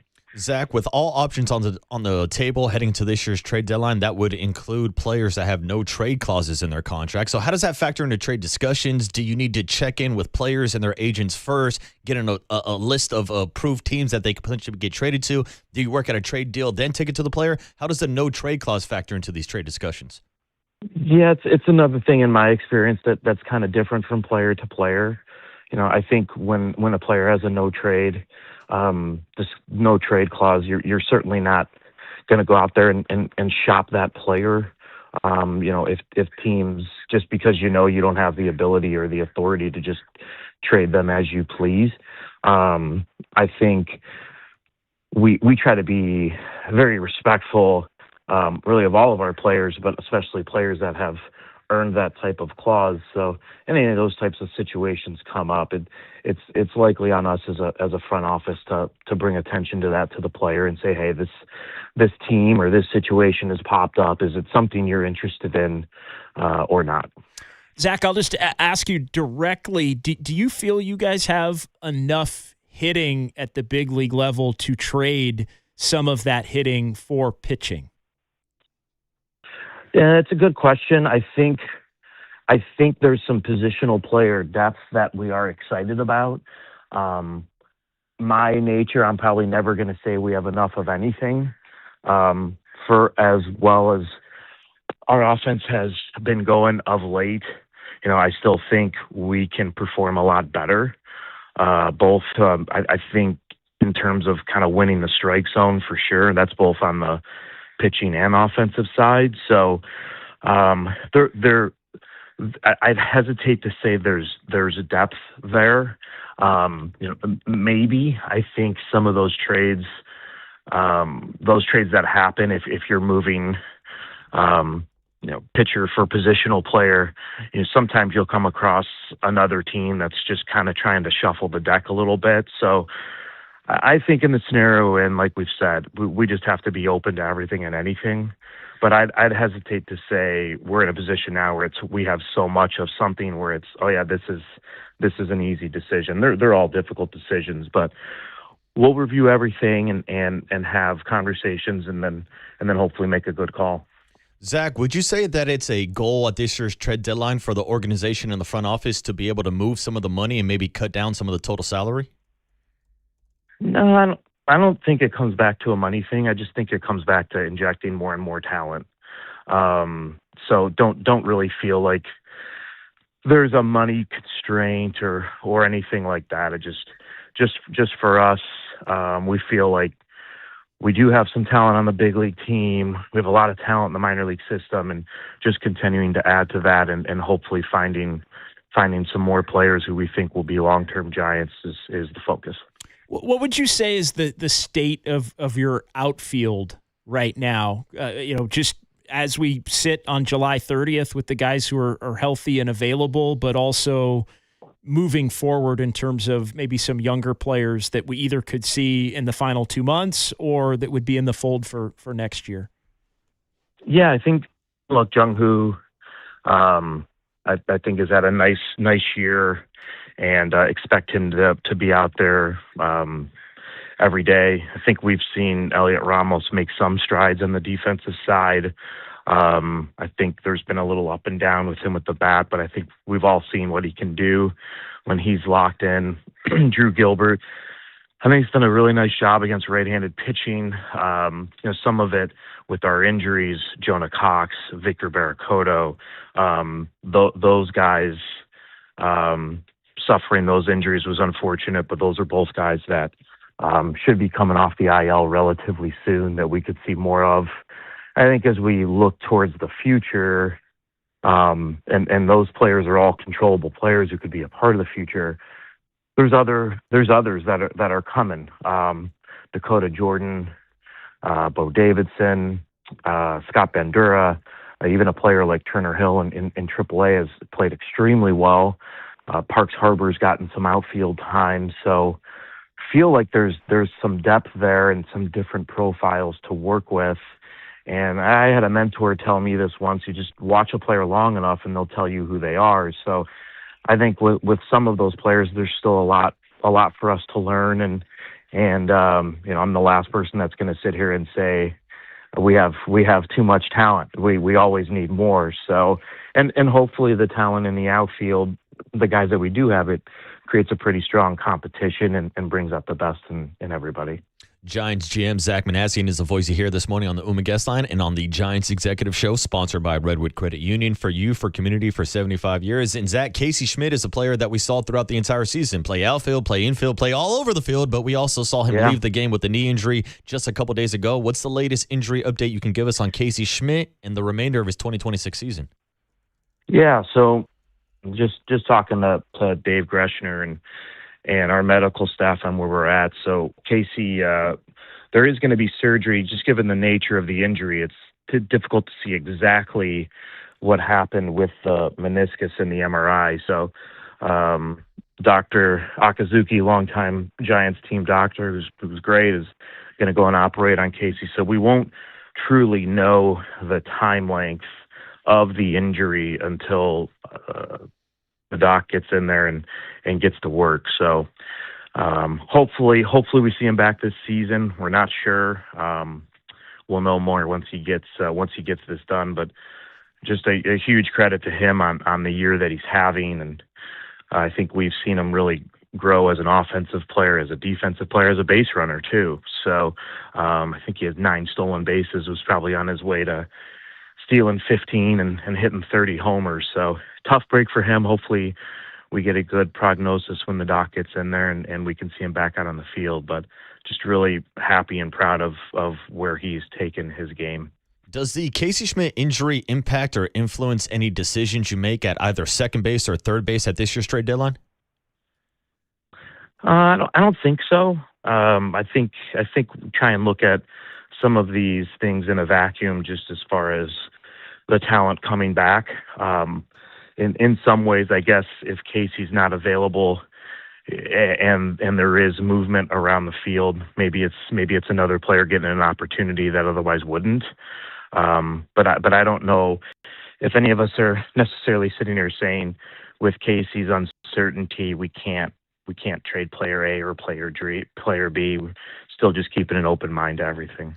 Zach, going back to Casey's injury and the surgery, is it? And I'm not a medical expert, so I don't want to over talk it here. But is it a matter of there's sort of 2 different repairs for the meniscus, and you go in, and if there's one repair that might be, let's say less invasive than the other, or one that may need a more extended period of time of recovery, is that sort of that's John. That's my understanding. So, and I'm not a medical expert either, so I won't speak too in depth on it. But that is my understanding. Is there's a couple different things that can happen to that meniscus that could impact the length of the injury. In essence, you do one thing, it's a certain length. You do another thing, or you need to do another thing to fix it. It's a different length. Exactly. Yeah, a few more minutes here with Zach Manassian, Giants GM, on the UMA Guest Line. And Zach, you brought up some of the prospects in the organization at the AA and AAA levels, but Zach, I like digging deep down into the organization. Let's go down to low A San Jose, where you had your 2 top prospects make their debut this past weekend, Luis Hernandez and Joshua Gonzalez, at 17 and 18 years old. What can you tell us about that decision to promote them to low A ball in San Jose, and what did you think about their debuts over the weekend? Yeah, it's exciting. the Arizona Complex League has ended, and so I think Randy Wynn, Kyle Haynes felt like it was important to continue to challenge Joshua and Luis and move them to full season ball. So as far as their debuts, just getting them acclimated is kind of a big deal. So they're doing that, and then on top of it, you see Luis Hernandez hit a 450-foot home run at 17 years old, and it's impressive. I think with all of these types of things and the prospect chatter as a front office, you definitely want your fan base and you want people to be excited, and you also at the same time want to caution things that a lot of these things take time, and you don't want to put so much pressure on a 17, 18-year-old.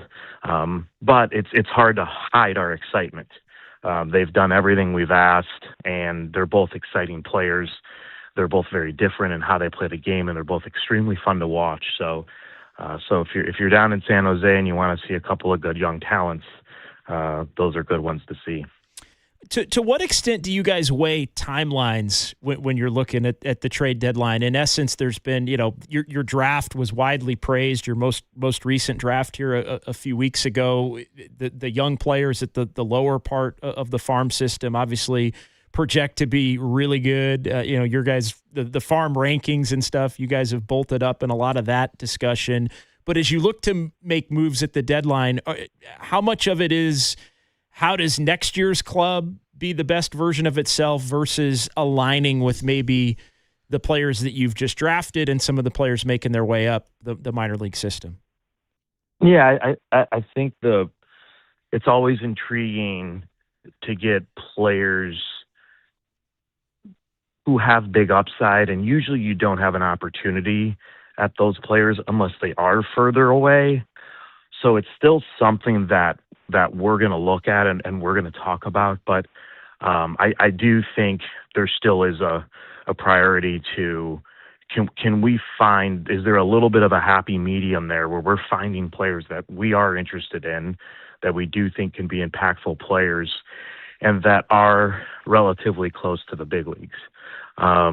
So it's a constant conversation. It's so much of it just comes to how much does each person in that room really believe in the talent of the players that we're discussing acquiring. So no easy answer there. I would say definitely always have an eye on the long term, but when we're talking about potentially acquiring players who we do have control for 4 or 5 years, who might be in AA or in AAA, and we think they can get to the big leagues the following year, those are long-term solutions potentially as well. Zach, last question before we let you go is on your first-round draft pick, 4th overall, Jackson Flora, who made his debut yesterday as a member of the Giants organization. He's a Bay Area kid. He's been to that ballpark before, but I saw there was some funny interaction yesterday between him and Willie Adames asking if he can pitch tomorrow or today down in San Diego. So what can you tell us about Jackson Flora yesterday down at Oracle Park, and also if there's any updates on a potential plan for him to be pitching for one of the organizations somewhere this season? Yeah. No, it's always an exciting day, bringing your first round pick, and then there probably is a little something extra here with Jackson growing up as such a big Giants fan, and it's a special thing to see for us as a front office. You have someone coming in, lifelong dream of being a professional baseball player, and then you add in the Giants fan and his family's there, his parents, his grandfather, and Jackson is just such a mature kid, good head on his shoulders, and there's so much more to come, I believe, with him physically. I think he's still going to get stronger, and he's already has so many great things to work with. So I can say as far as him pitching this year, he wants to pitch. so that's great to hear. We don't want to do anything to put him in harm's way. So our minor league people, they'll go through the process with him, and I think he's done a little bit of throwing off the mound and see what a buildup looks like. And we're sitting here not even in August. The minor league season now runs a little later than what it has 5-10 years ago. So there is a chance that he ends up pitching somewhere. I know he'd like to do that, but no final decision on that just yet. Yeah, I know we're all looking forward to seeing Jackson Flora on the bump, and we're looking forward to seeing the moves you guys make at this year's trade deadline. Zach, I know it's an extremely busy time of the year, so I appreciate you taking 20 minutes out of your schedule to join the Murph and Marcus show this morning. Thank you so much for your time, and we'll talk to you in a couple weeks.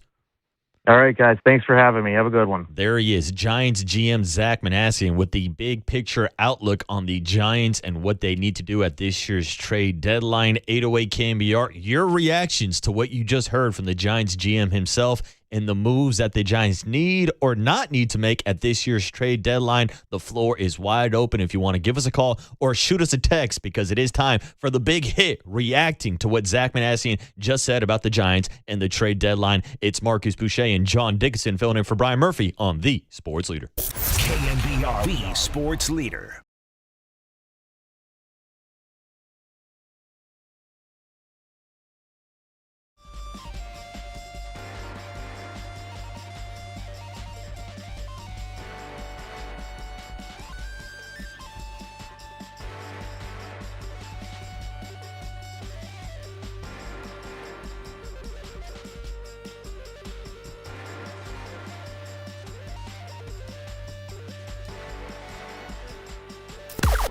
Now, from the O'Donnell Financial Group Sports Desk, learn more at odfigroup.com. O'Donnell Financial Group, because planning is a process, not a product. What do you want, Walter? You want a conversation with the Giants GM? You want an interview with their first-round draft pick Jackson Flora for a couple weeks ago? Or do you want 2 tickets to go see AC/DC down at Levi's Stadium? Good news for you and all of our listeners, Walt. We got it all right here on the Murph and Marcus Show. That's right. We are giving away 2 tickets to go see AC/DC next Wednesday down at Levi's Stadium. Stay locked and loaded all day long on The Sports Leader for your chance to win.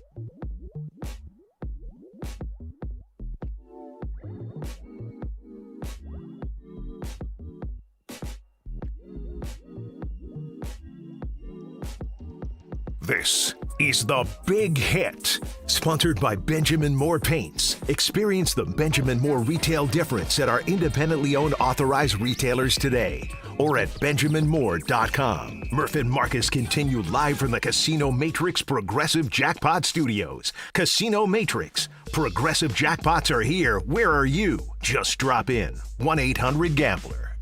It's probably been, over 10, maybe over a dozen players, but some of it too is we try to sift through everything and really determine, is this team serious about acquiring this player, or is it just the random check-in? Hey, would you move so and so, and in their minds it's, maybe the Giants will just dump this player. So I think some of those things we have to we try and sift through, and there's a lot of conversation. I guess you could liken it to maybe just random flirting going on, but how serious those conversations get are always tough to predict. Giants GM Zach Manassian talking about the flirting that goes on between front offices around Major League Baseball's trade deadline that is coming up quick this Monday, 3 p.m. Pacific time. Murph and I will be off air by that time after we do another show down at Levi Stadium, but I'm guessing it's going to be a busy day Monday morning for your San Francisco Gigantes after Zach Manassian just told us that the Giants have gotten calls on nearly 10 to 12 players. That's a lot of phone calls to answer right now. And it makes sense because you look at the standings around Major League Baseball. Yesterday, Jim Bowden dropped a stat on us that there are 20 teams in Major League Baseball that are within 3.5 games of a postseason spot. So a lot of buyers, which means it's not the worst time in the world for the San Francisco Giants to be sellers.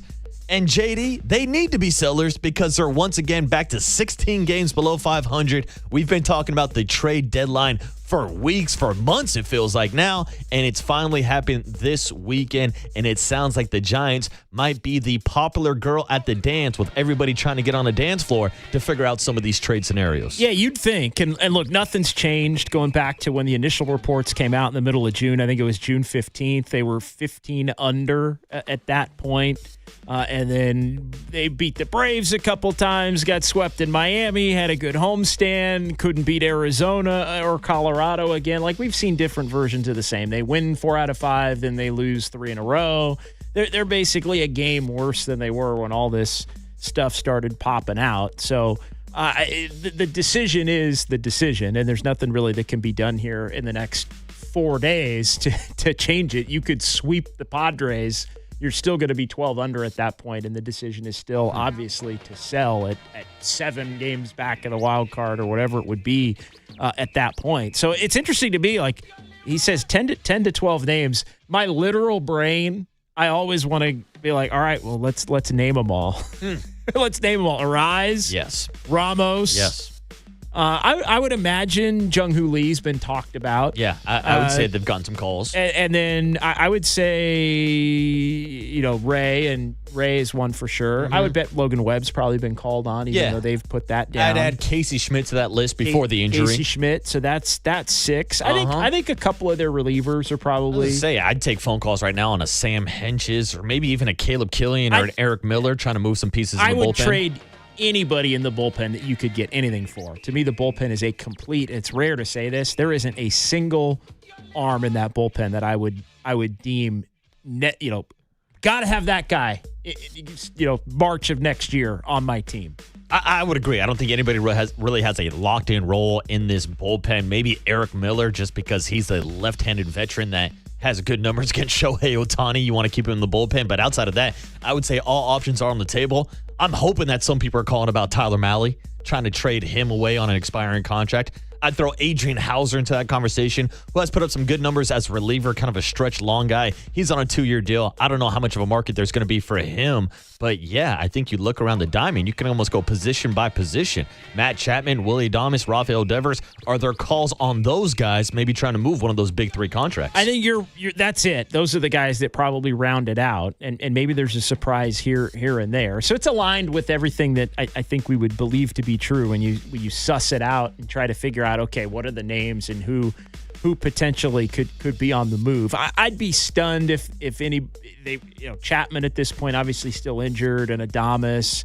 I don't think they'd trade Devers. I still think the ask on Devers, if from another team, would be that you pay down a significant portion. And I don't know that the amount that you'd have to pay down on Devers would be worth just keeping him. Yeah, and I also think that the Giants front office, especially with our conversations a couple weeks ago with Buster Posey and talking to Tony and Zach and even Larry Baer to an extent, it seems like they're almost, I don't want to say satisfied with Rafael Devers, but you look at his numbers. If you want to take away the first month of the season, which you can't, it's still on the back of the baseball card. Yeah, but since May 1st, he's been one of the better, most productive hitters in baseball, has over 20 home runs again this year. Like, I think they like his presence in the lineup. I think you have to have the internal debate as to where is he in the pecking order of your team from a position player standpoint if you're going to be a good team.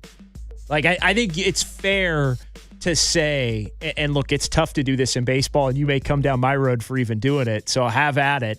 But I think it's a fair question to ask, can Rafael Devers be your best player and you be a good team? I think we've seen enough of that in his career to where you like when he was brought here, I think the answer to that question would have been, yes, you believe that. Yeah. I think you have to look at, and look, there's a lot of factors. I'm certainly not putting it all on him, but I do think you have to ask the question, can he be your best hitter and you be a winning team? I think I'd lean probably he can't be. And so you have to look at it. That doesn't mean he has to go, but it means you have to project ahead and say, well, if he's our second best hitter because Bryce Eldridge becomes our best and most productive hitter, can you do, like, I think Casey Schmidt's another example of that. Like, can Casey Schmidt be your third best player and you're a good team? Or should Casey Schmidt be your sixth best player? Yeah, probably your sixth best player. Yeah, I'd say can Arise be your best player? You would be a better team because you're going to look at a guy like Luis Arise get traded to a team like the Brewers or like the Yankees. Where he's just one of a bunch of guys. Where he's a nice piece in a lineup instead of being tasked to carry your lineup. Now, my first response would be Rafael Devers did carry the lineup in 2018 when the Red Sox won a World Series. Did have Mookie Betts and a few other players on the roster as well, but we're a long ways away from 2018, my friend. There's also a difference between doing it and having the target that you're that guy, and he was not that guy. It was Betts and it was others at that point. Now, he wound up being the most productive hitter in the run. Yeah. But it wasn't necessarily because he was the guy who had the target on his back that he had to be the number one guy. Yeah, and now I guess the question is, like, since we are on this Devers topic, this digression, it's a back and forth that Murph and I have had a bunch. And it seems like even Murph has kind of come around a little bit on Rafael Devers when it comes to his bat and having that presence in the lineup. But he's been big on not having the opportunity for Bryce Eldridge to play first base every day and develop. Now, Bryce at 21, I still don't think he's ready defensively to maybe be your everyday first baseman, has still shown some flashes of not fully being ready. And I think that's fine. Like, I don't have a problem having Devers and Bryce Eldridge in the lineup.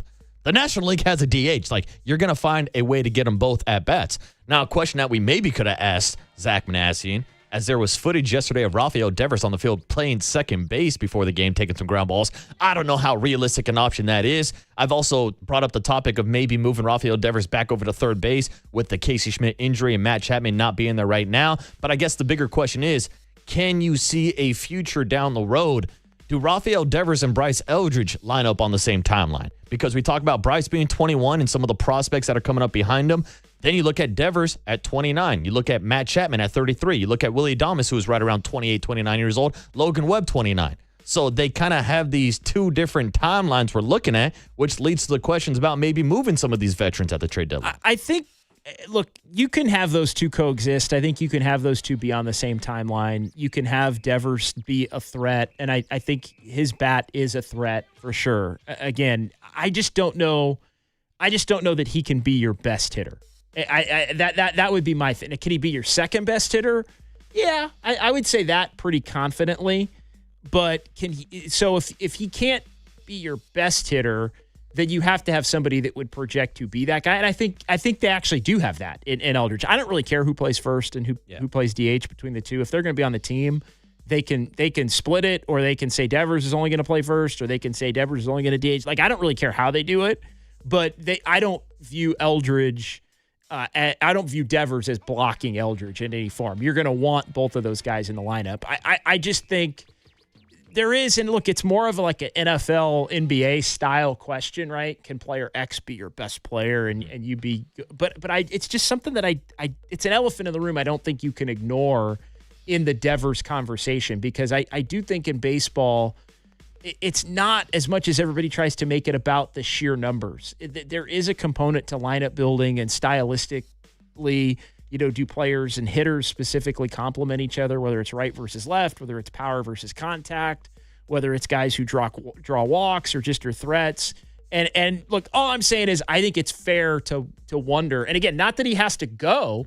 It's just more, do you have to pay for him to be a number one, pay that price, number one price, for somebody that maybe is more of a number two? Yeah, and that's a fair question, but I will say I do think it's a little unfair, and I'm not saying that you're doing it, but a lot of people have placed the problems on Rafael Devers. I mean, the facts are the facts. They are 25 games under 500 since making that trade for Rafael Devers. Now, there are obviously other issues with the bullpen and your starting rotation. The pitching has not been good since you made that trade over a year ago today. So I'm not putting all the blame on Rafael Devers, but it leads us to the question, how quickly can you turn this around Rafael Devers, Matt Chapman, and Willie Adames if you can't move these contracts? And to me, it's more about the other guys around him than it is necessarily about him. It's, can you put two better hitters around him? Yeah, and I think you need the correct type of hitters, like a Luis Ariz, like a Jung-Ho Lee. You need some more contact in the lineup to maybe space it out and add some length to that lineup. I think you're right. I also think you need to add another guy that's just a more consistent damage hitter, too. Yeah. And more consistent than even, say, Casey Schmidt. And even though you look at the numbers and you say, well, Casey Schmidt's been pretty good.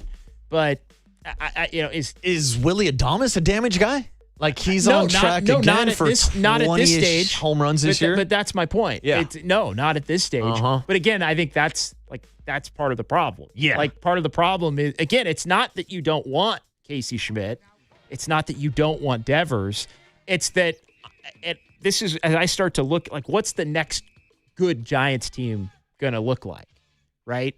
And I just think it's going to be one where they're going to be less dependent on Casey Schmidt and even Rafael Devers than they've had to be this year. Yeah.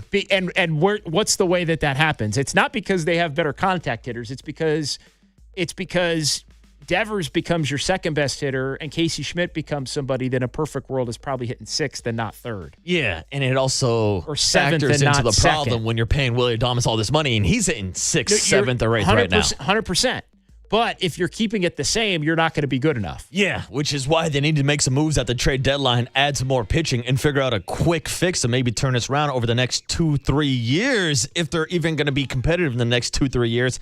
But if you're not, then why not move on from guys like Logan Webb? And look, we've gotten to this topic of conversation before. I mean, they should. Yeah, I mean, I'm a big fan of Logan Webb. I'm somebody that thinks at 29 years old, he could get another contract with the Giants and maybe push his career into his 33, 34-year age, because he's not a guy that relies on velocity. But getting back to our point and our topic of conversation, if you're not going to be competitive in 2 to 3 years, then you probably are going on the timeline of Bryce Eldridge and Bo Davidson and Dakota Jordan and some of these younger prospects. But it's just so hard when you're stuck with all these contracts currently on the big league roster. I just feel like in the shorter term, next year, the following year, let's just say 27, 28, assuming there's a season next year, if the Giants are good next year, it's either going to be because they have a couple of players that aren't currently on the roster that become their best players, and maybe Eldridge, who is on the roster, would be one of those guys. I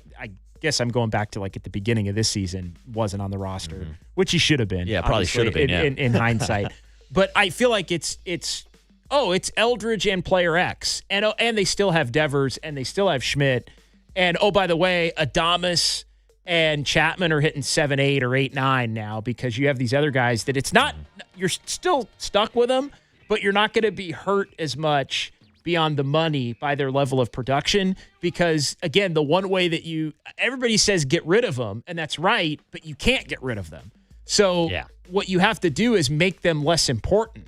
The only way you make them less important is if you have better players that knock them down the pecking order, step up, and come in. So it's one of two things. You either have different players that haven't been carriers become carriers and you knock everybody down in the pecking order, or you have the random career years where guys perform at a level that they haven't played at. Like you go back to 21, right? Yeah. And it was career year for everybody.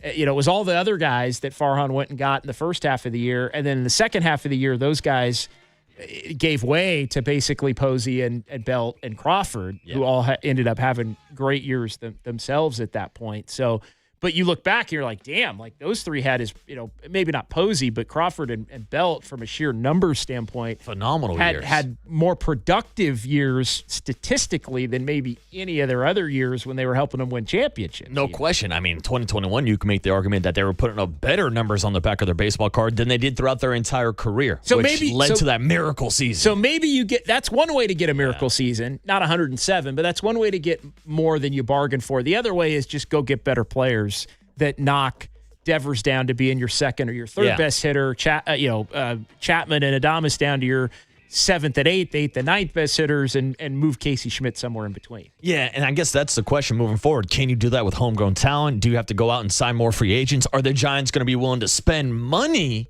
at next year's offseason or 2-3 years down the road after a potential lockout, after being handcuffed to these types of contracts? Now, we had a conversation earlier this morning with Zach Manassian. He said the goal is not to move money. Same thing with Larry Bear last week. The goal is to get better, not to move money. I don't know how much I believe that when the Giants are a team that have been secretly working with a hard cap, or at least that's the way that it comes off to all the fan base and us behind the scenes as well. So that's some of the decisions that the Giants have to make when it comes to moving money. We've got a lot of reaction on the Golden State Lumber and Showroom text line, with a lot of people still checking in saying, keep Luis Arise. Well, we asked Zach Manassian about maybe a contract extension at the 11th hour. He said that's difficult to work out, so it doesn't seem like there's going to be a surprise contract for Luis Arise over the next couple of days. Instead, it sounds like he's going to be traded, and a lot of people, like I said, checking in on not only Luis Arise. One guy, 707, texts in about Willy Adames. Excuse me, this is the 831, says, what are you guys talking about? Willy Adames is doing plenty of damage to the Giants' payroll. 707 says, trade them all, sell them all, and give me those damn AC/DC tickets. Well, you got to stay locked in all show long for your chance to win those tickets. But before we get to those tickets, how about we go out to the phone lines? 808 KMBR is the number. Our guy Dwayne out in Stockton has a thought on the Giants' potential trades. Dwayne, what's up, brother? You're on this morning with JD and Marcus. Hey, good morning. What's up with the homie Marcus? What's up, JD? Chilling. How you doing? How you doing, Dwayne? Hey, man, I'm pins and needles, man. I want to see what gets done. But, my philosophy is we got to go ahead and dump hitting for pitching. I'm trying to get rid of Devers. I'm done. The facts are the facts, bro. He doesn't land to a winning percentage, right? So at the end of the day, that's all I need to hear. I've seen it, bro. He's also not very much of a team guy. I don't think so, bro. He started hitting after he dissed the manager. After that thing happened on fields and when he started hitting, bro. I've seen that before, bro. It's too long of a conversation to get into, but he's got to be gone because I think we can get some pitching for him. Adames and Chapman got those no trade clauses, bro. It's too much work. They're in control.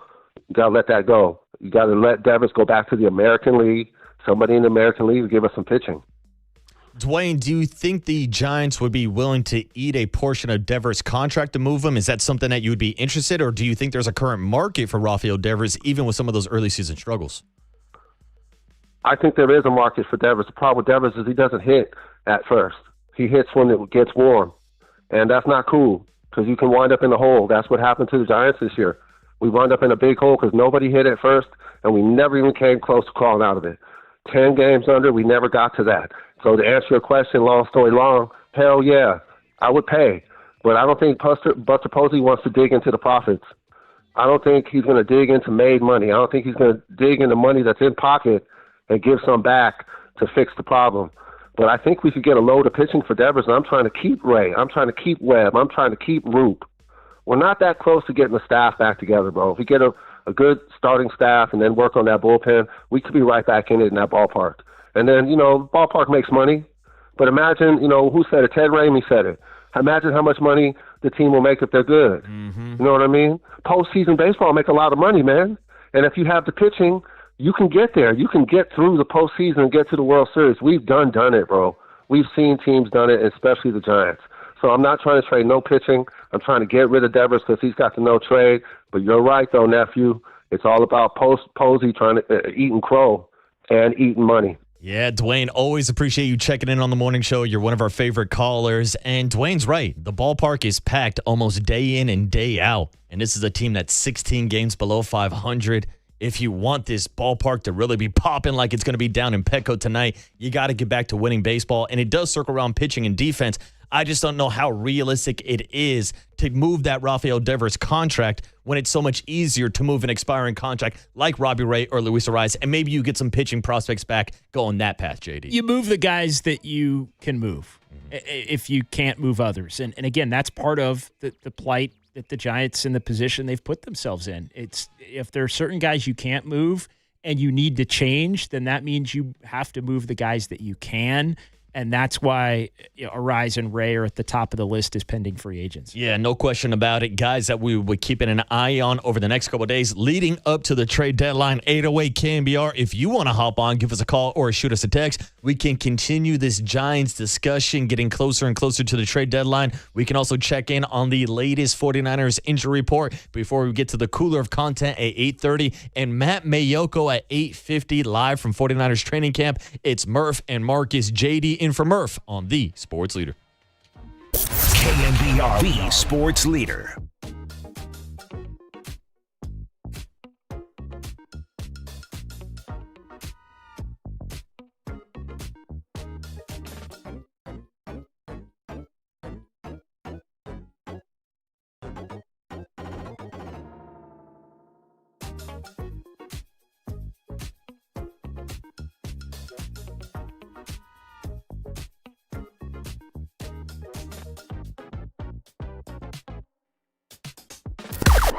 Now, from the O'Donnell Financial Group Sports Desk. Learn more at ODFIGroup.com. O'Donnell Financial Group, because planning is a process, not a product.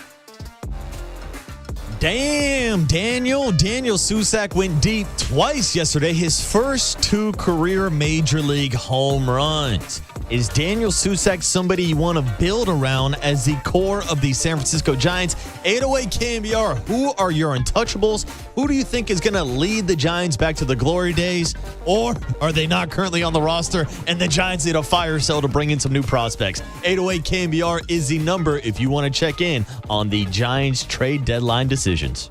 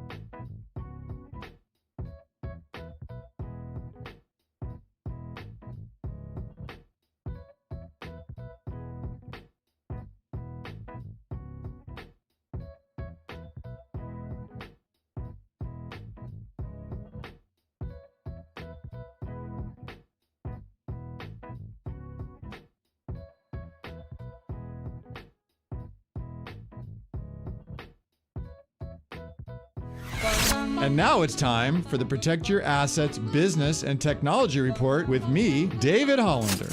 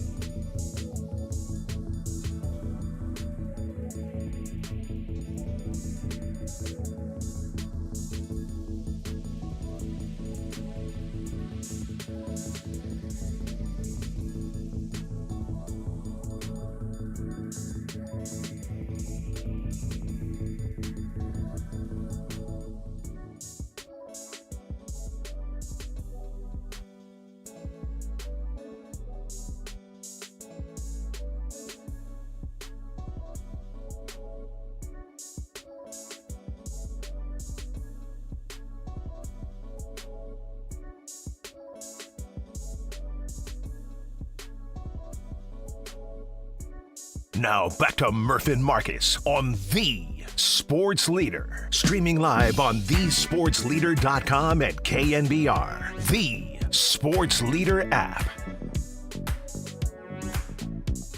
Yeah, it's a good question. I think there's some positional player depth that we are excited about. My nature, I'm probably never going to say we have enough of anything. For as well as our offense has been going of late, I still think we can perform a lot better.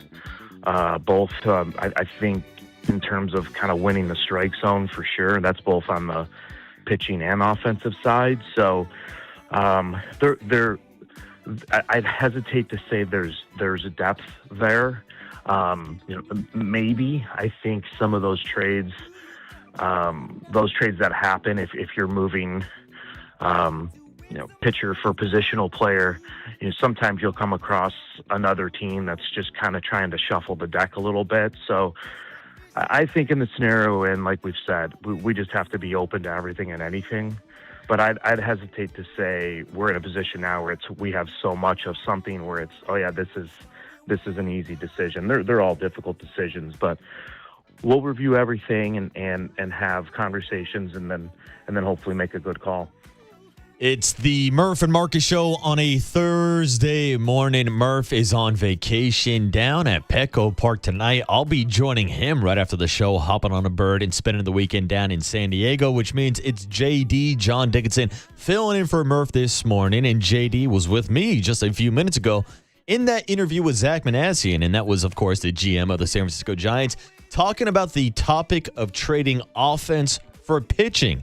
And I think whether or not you're trading away guys like Luis Arraez and Robbie Ray, if you're looking for pitching in return, not sure if they're going to get an immediate impact with an MLB-ready arm, but there's no question about it. This farm system needs an influence of pitching prospects. That's why the Giants just spent their first-round draft picks on two different pitchers, Jackson Flora out of UC Santa Barbara, who made his Giants debut yesterday down in the ballpark. We've got some sound in the cooler of content. But even after that, with the number 29 over pick, picked up Carson Bowman, who's regarded as one of, if not the best high school pitching prospect in the country, and added another high school pitcher, Caden Wechter, in the second round also. So the Giants ended up spending their first three draft picks on pitchers, ended up using 12 of their 20 overall draft picks on pitching. So it's no secret to anybody who pays attention to this organization, JD. This is an organization from top to bottom that needs more pitching. And they know it. They know they need more pitching. The question that I have is,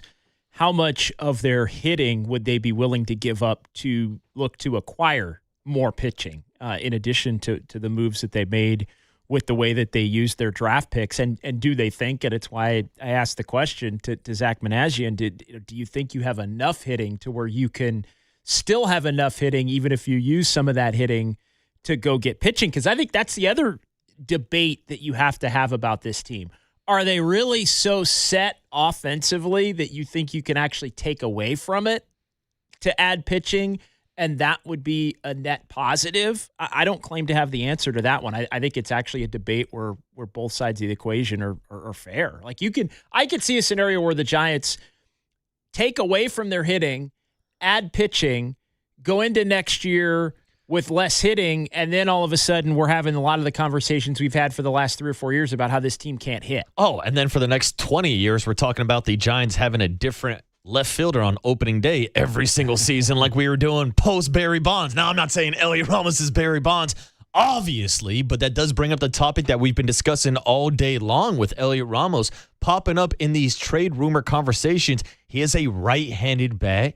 He has been pretty legit over the last couple of years. Was an all-star not too long ago, back-to-back seasons with over 20 home runs. He's a guy that can go the other way, spraying the ball to the right side of the field. He's the only guy ever as a right-handed hitter to hit a splash hit into McCovey Cove. So he does have a bit of a resume, but how big of a drop-off would it be for the next year or two if you're able to fill that left field position with a Victor Barracoto or maybe a little Drew Gilbert action? Jonah Cox sounds like he's back. Not good enough. I guess it would just be kind of band-aiding or trying to create a bridge to a Bo Davidson who's in AAA or Dakota Jordan who's in AA. A Parks Harbor who's up with the Sacramento Rivercats right now. Like, those are some of the higher prospects in the system, but also you're putting a lot of hope and promise on prospects, which we know don't always pan out, JD. If you told me next year your outfield was going to be Barracoto, a platoon of, let's say, Gilbert / Bader / Jonah Cox, and then Jung-Hoo Lee, that ain't good enough. No, dude. Like, you cannot have that be your outfield, given what we know to be true, and say you think you can be a playoff team. It's kind of like the bullpen conversation from this year, or even the managerial hire conversation from this year. Like, there's no way you can say you think you're a legitimate playoff team with that bullpen. And I think you could make the case that again, if you believe that you're going to win on the margins and at a greater extent, and think you're going to, like, you hired the wrong manager for trying to be a playoff team this year as well. Again, that doesn't mean Tony can't be a capable manager with a different team in the future, but for this year, this team, that was the wrong hire. And I think that's been proven to be true. Yeah, I mean, at this point, when you put him in this position, now I'm not going to say the Giants put him in a position to fail. I've seen a lot of people have that take. I don't think they hired this guy just to fire him after one single year. God, no. They don't want to see him fail. They want him to be successful, but they did not set him up for success with the rotation they gave him to start the year, with the bullpen they gave him to start the year. And this is something that we talked about back at the Giants roundtable when I said Ryan Walker is my biggest concern going into the season, as you had him penciled in to be your closer. Yeah, that lasted about a month. He blew a bunch of ball games, and next thing you know, you're going through this constant shuffle where maybe Caleb Killing's your closer, maybe he's not. We still really don't have an answer at the back end of the bullpen, and it seems like the only answer the Giants have for us is, yeah, we should be getting Randy Rodriguez back next season, and I don't think that solves all of your issues. Here's the way I would look at it. Are you better for trading Elliot Ramos for a number 3 starter, but then you have an outfield of Barracoto, Gilbert / Bader, and Jung-Hoo Lee next year? Like, no, you're not. In my opinion, you wouldn't be at that point if we're talking about a 3 or a 4 starter. Now, I know people are probably saying, well, what are you going to do with the bullpen? To me, the one thing this Giants team cannot do in the offseason, and I hope it doesn't happen, although I think it probably will, when it's all said and done and we look at what their record is, where they do the thing, and I'll just use the current record right now as an example, and I think you know where I'm going with this. You don't get to say at 46-62, well, we're really 10 games better than that if we had a bullpen. Well, we're really, and you just add the 10 and then subtract the, we're really 56-52. We just, get a closer and we're 10 games better. Like, it doesn't work that way. That's not how it works. And I hope to heck that the Giants don't start spinning it that way once we get closer to the end of the season. Even if this team, let's say, because I agree with you. You said it earlier. We've had this discussion. You said it earlier. I don't think this team is this bad. I agree with you. I think it's reasonable to think that this is a 75-win team. I don't think they're a 65-win team. This is a team and a roster that should be in the conversation for that third wild card spot. Now, of course, everybody's in that conversation for their wild card spot, but I guess my point is, like, this offense that had a 16-run outing yesterday, they're not going to score 16 every game. They haven't done that, but this offense should be competitive enough that at least keeps you in the playoff picture. Yeah, because there's only about 10 teams that aren't in the playoff picture, and the Giants are one of them. I'll be honest. I mean, I look at it as, they're 46-62. Could they feel to me more like Cincinnati, like in terms of record? Like Cincinnati's 50-57.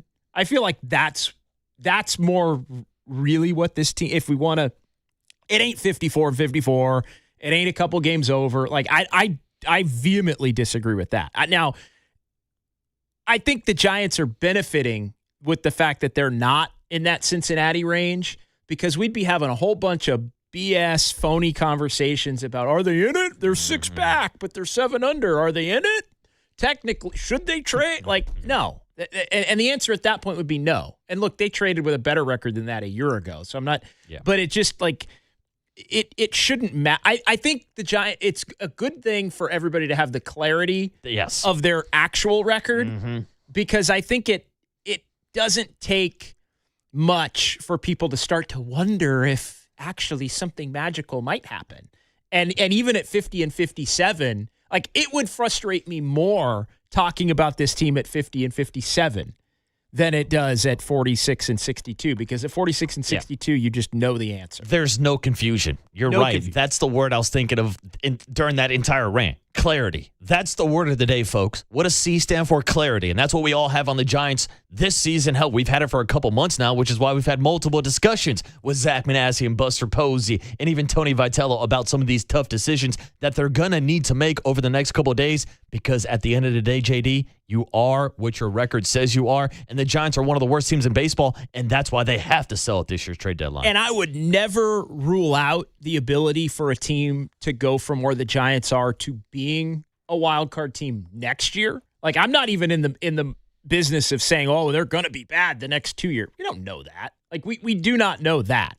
So, but for this year, I think it's better, given the way everything has shaken out, for them to be in the position that they are in than if they were 3 games better and we were pretending that maybe there was going to be some kind of magical run at 6 out. Well, think to your point, if they were 5, 6, 7 games out and you're thinking to yourself, they just took 2 or 3 against the Brewers, they can really do this, they can come back. No, like, there's no 20-game winning streak coming soon for the San Francisco Giants. Spoiler alert. All better for not having that conversation, Marcus. We're all better for not. Yeah, we're not dipping our toes into the water and testing out the pool at the trade deadline. Buster Posey and Zach Manassi, put on your swim trunks and pull out a cannonball into the deep end. There ain't no half-stepping, as Big Daddy Kane once said. The Giants are going all in at this year's trade deadline. But speaking of trades, we can switch from Major League Baseball to maybe NFL with Matt Mayoko at 8:50 with the latest on the Vita Vea trade rumors with the Tampa Bay Buccaneers. You can also get an update on Ricky Pearsall and Kyle Shanahan.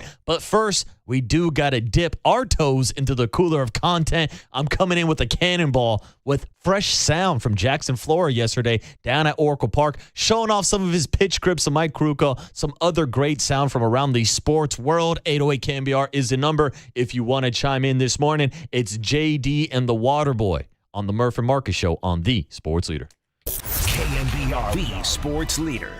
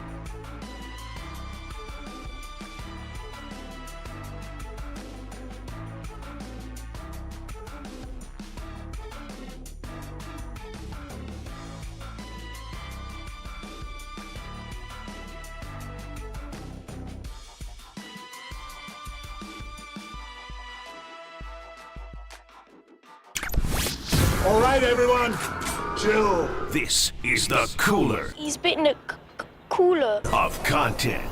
Cornucopacious of joyful news. We might be on to something. Yeah, baby! Now back to Murph and Marcus on the Sports Leader.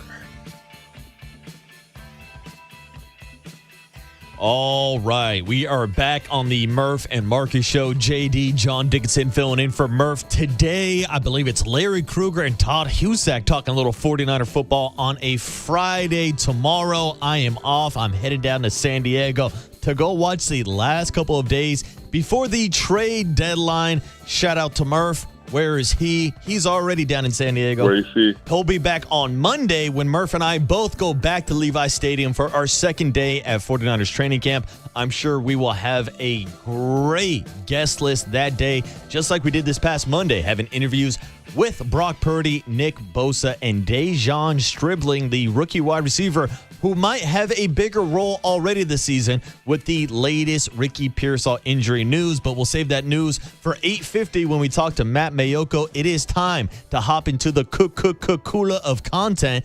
And let's start off with a Giants prospect who made his debut yesterday at Oracle Park. Now, we should put out some clarification for all of you that know. Jackson Flora out of UC Santa Barbara was the Giants' 4th overall pick in this year's draft. He's a Bay Area kid, went to Foothill High School out in Pleasanton, same high school as Brandon Crawford. So this is a kid that was born and raised in the Bay Area, and despite being born and raised in the East Bay, has been raised a Giants fan. Shout out to his appearance on the Dallas Braden podcast where he made fun of the Oakland Coliseum for hosting monster truck rallies. Well, there was not a monster truck rally going on yesterday, but it was a monster crowd of media members who all showed up to see Jackson Flora for the first time. That is, of course, if they skipped his interview a couple weeks ago on the Murph and Marcus show. We got the exclusive. How about this exclusive breakdown up in the TV booth with Kruk and Kipe? Here is Jackson Flora showing off some of those pitch grips to Mike Kruko. All right, show me your grips. 4-seam fastball right here. A little off-centered like this just because I supinate so much when I come around the ball. This allows the laces to spin more efficiently. Like here. Keep going. My favorite pitch is hard slider. It's kind of just off-centered right here. Like this, my thumb is still tucked. And this pitch, I'm thinking about just coming off the side of the ball like that. I'm not really thinking about pronating or about supinating. I'm just thinking about coming off the side of the ball and throwing it as hard as I can. That pitch is really unique, so I like throwing it a lot. And then this is my sweeper grip, just kind of all the way around the horseshoe. This takes a lot of velocity off it and moves a lot more than the hard slider. So this is a fun one to throw. This is probably what I get the most swings and misses on, at least my sophomore year of college. And it's my slowest pitch, so resets hitters' clocks. Guys with quick bat speeds, I'll throw this one a lot. And then changeup is my new pitch. It's a kick changeup like this. The kick changeup? Yeah. 2-seam grip. It's an interesting pitch, so when I throw it like this, I just try and rip down and throw it as hard as I can. That's why I like it, because I can just rip on it, throw like a fastball. And then when I go here, this finger kicks the axis of the ball. Mm-hmm. So when it's going, it just falls off the table. A little movement running away from lefty? Yeah. But that pitch has been it's been a huge success this year and helped me a lot. So I like that one a lot. All right, Jackson Flora showing off his pitch grips and speaking my love language. Now, JD, I'm a former pitcher myself, so I nerd out on all this stuff. I love talking to pitchers about pitch grips, how they throw certain pitches, their strategy, their mental approach. But this has got to be a whole nother level of pressure to be showing off your grips in front of the great Mike Kruko on the spot on TV. Not a bad showing from the young stud Jackson Flora. He did great, but it's to me the added element of it is the fact that he grew up a Giants fan, going to the ballpark and watching Kruk and Kipe on these telecasts. Mm-hmm. I mean, that's the part that would. I mean, you're good enough to be the best pitcher selected in the draft at number 4 overall. Obviously, you've got some talent and some confidence that's going to come with that. But to me, what would be the most intimidating part would be the fact that you'd be doing it in front of somebody that, you grew up watching. And somebody that you idolize. Yeah, and exactly. We talked about that in our conversation the day after he was drafted. I said, Jackson, I mean, it's every kid's dream to get that call to be drafted to an NFL team, an NBA team, a Major League Baseball team.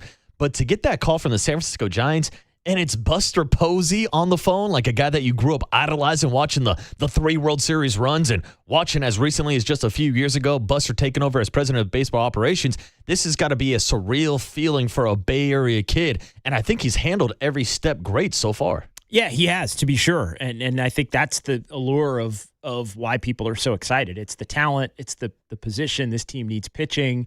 It's the affinity that he has for a lot of these teams that Giants fans have the ultimate level of affinity for, those teams that won titles. I mean, this is the next wave of the byproduct of winning those titles, right? It's the kids that watch them win those titles that end up growing up. And it's kids that used to grow up in the East Bay as A's fans, and now the A's are out of town and the Giants are the only showing team. But you're even seeing like the groundwork was laid with that generation of Giants fans. And I know Giants fans are looking forward to seeing some of these pitch grips and the arsenal soon of a Jackson Flora who throws a four-seam fastball that can get up to 99, 100 miles per hour, will sit mid to high 90s, has two different versions of his slider sweeper, as he just broke down, a slider sweeper that he gets a lot of strikeouts on, and that kick changeup, which has been pretty popular the last couple of years. I love the fact that he just throws it like a fastball, rips down on it, and we'll see how that pitch develops, but it seems like he has quite the arsenal so far coming out of college. The question is,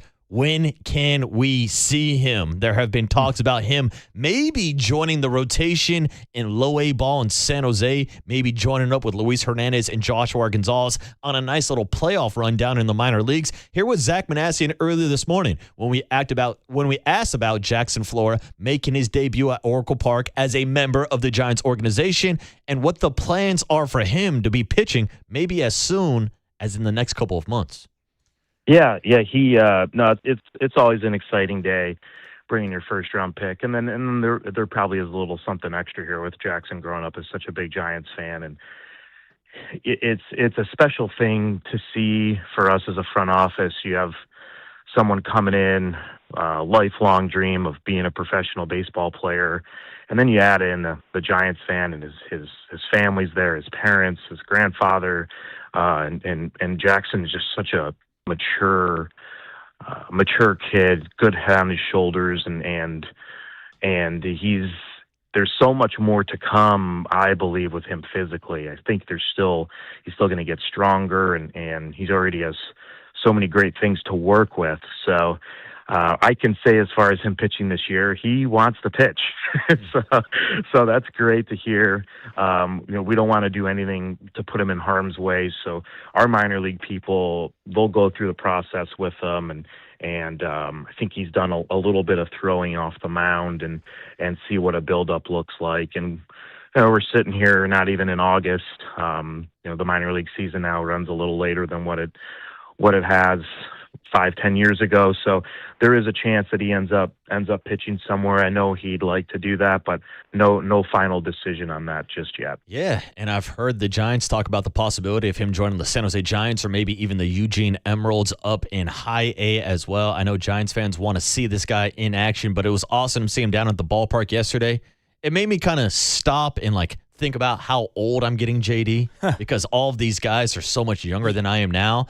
And it was just about 3 years ago when I remember Bryce Eldridge making his Oracle Park debut, talking to the media for the first time. And I ran into him in the back hallways with his mom and his family, and I'm looking at a freshly shaven 18-year-old Bryce Eldridge, and now he's arguably one of the best hitters on your team. You saw how fast his path was getting up to the bigs in 2 to 3 years.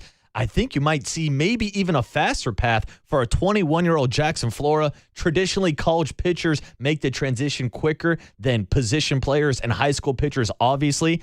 This is a guy that arguably could be in the rotation as soon as maybe next September or even the 2028 season, JD. Yeah, I think there is a possibility he could be up and in the major leagues by the end of 2027, whatever 2027 becomes. Yeah, if there's a season, yeah. So maybe that kicks it to 2028. But yeah, it's funny you mentioned the age component to it, because that was the biggest thing that stood out. Yeah, impressive kid, good energy, all that stuff. But he just seemed really young, really young to me. And, just the baby face and just even the way that he talked, I'm thinking, wow, this is same thing you did, man. I'm getting a little older because this is the dude that the Giants are basically pinning their hopes on. Dude, seeing forward. The youth movement in the Bay Area right now with Bryce Eldridge and Jackson Flora, throw Macklin Celebrini into that conversation, who just got awarded with the largest contract AAV per year in the National Hockey League at 20 years old. JD, I'm starting to feel like Murph. I am old. And I can only play that drop because he's on vacation. Eldridge at least has the beard. Like with the beard, I feel like Eldridge doesn't feel like Flora. Yeah, you're right. Yeah, I don't see a whisker on his face. Even though he is extremely young and he's come up, but the beard, I think, makes you think he's like 26 or 27, even though he's not. Yeah, Grizzly Adams had a beard. I don't know about that. Anyways, JD, sorry to cut you off with the riff, but we do got to get to Matt Mayoko on the other side. Some 49er football updates from training camp. We've got updates on Ricky Pearsall and also Kyle Shanahan and maybe a potential trade on the horizon for the 49ers. We'll go down to Santa Clara next with Matt Mayoko on the Murph and Marcus Show on the Sports Leader.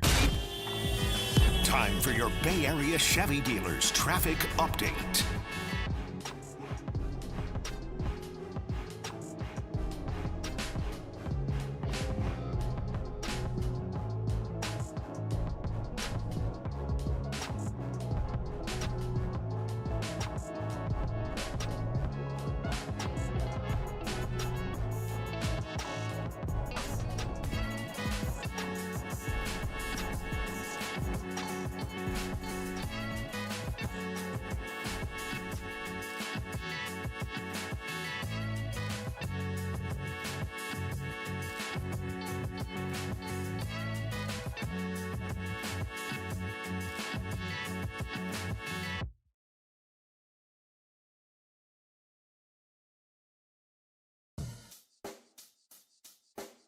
Check the mic and make sure it sound right, boys.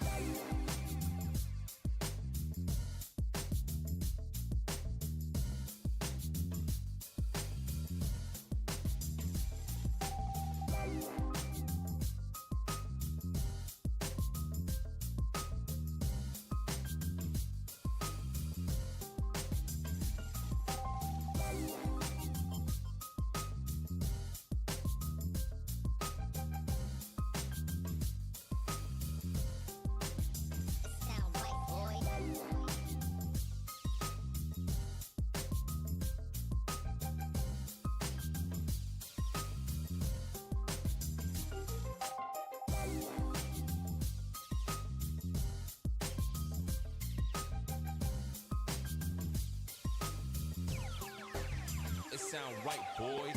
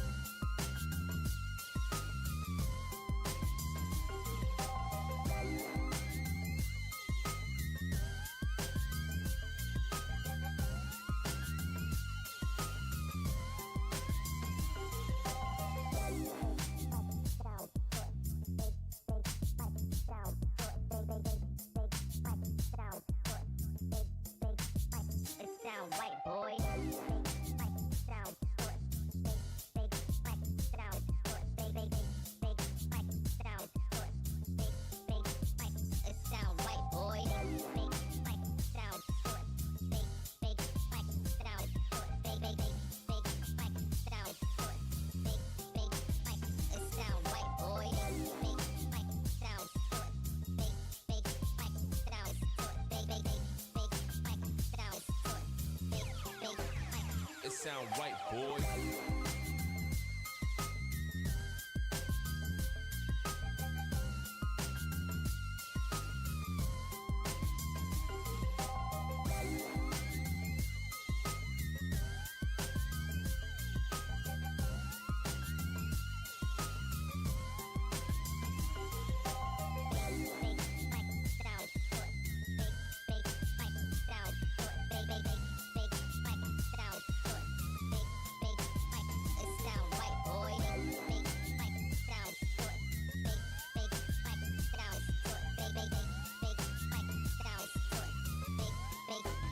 It sound right, boy.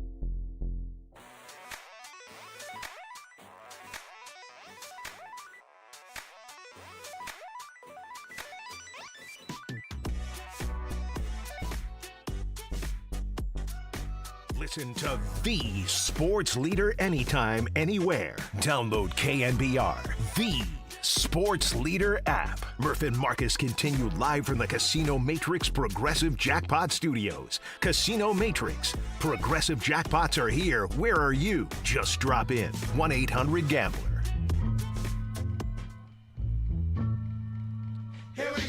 All right, here we go. We are back again live on the Murph and Marcus Show on a Thursday morning. And surprise, surprise, Murph's on vacation, which means JD, John Dickinson, is filling in today for Murph. And now checking in on the UMA guest line, a man that I saw Monday at 49ers training camp and a man that I'm guessing I'll see next Monday once again at 49ers training camp, joining us on the UMA guest line and on video on YouTube and Twitch. It's the one and only Matt Mayoko. Matt, what's up, brother? How we doing this morning? I'm doing good. How are you guys doing this morning? We are doing great. Murph's on vacation. I'm about to head down to Petco after the show today as well. Squeeze in a little Giants baseball before we are back at 49ers training camp on Monday. I know it's an off day today, but there have been a lot of storylines coming out of 49ers training camp this week, Matt. So let's start with one of the biggest storylines.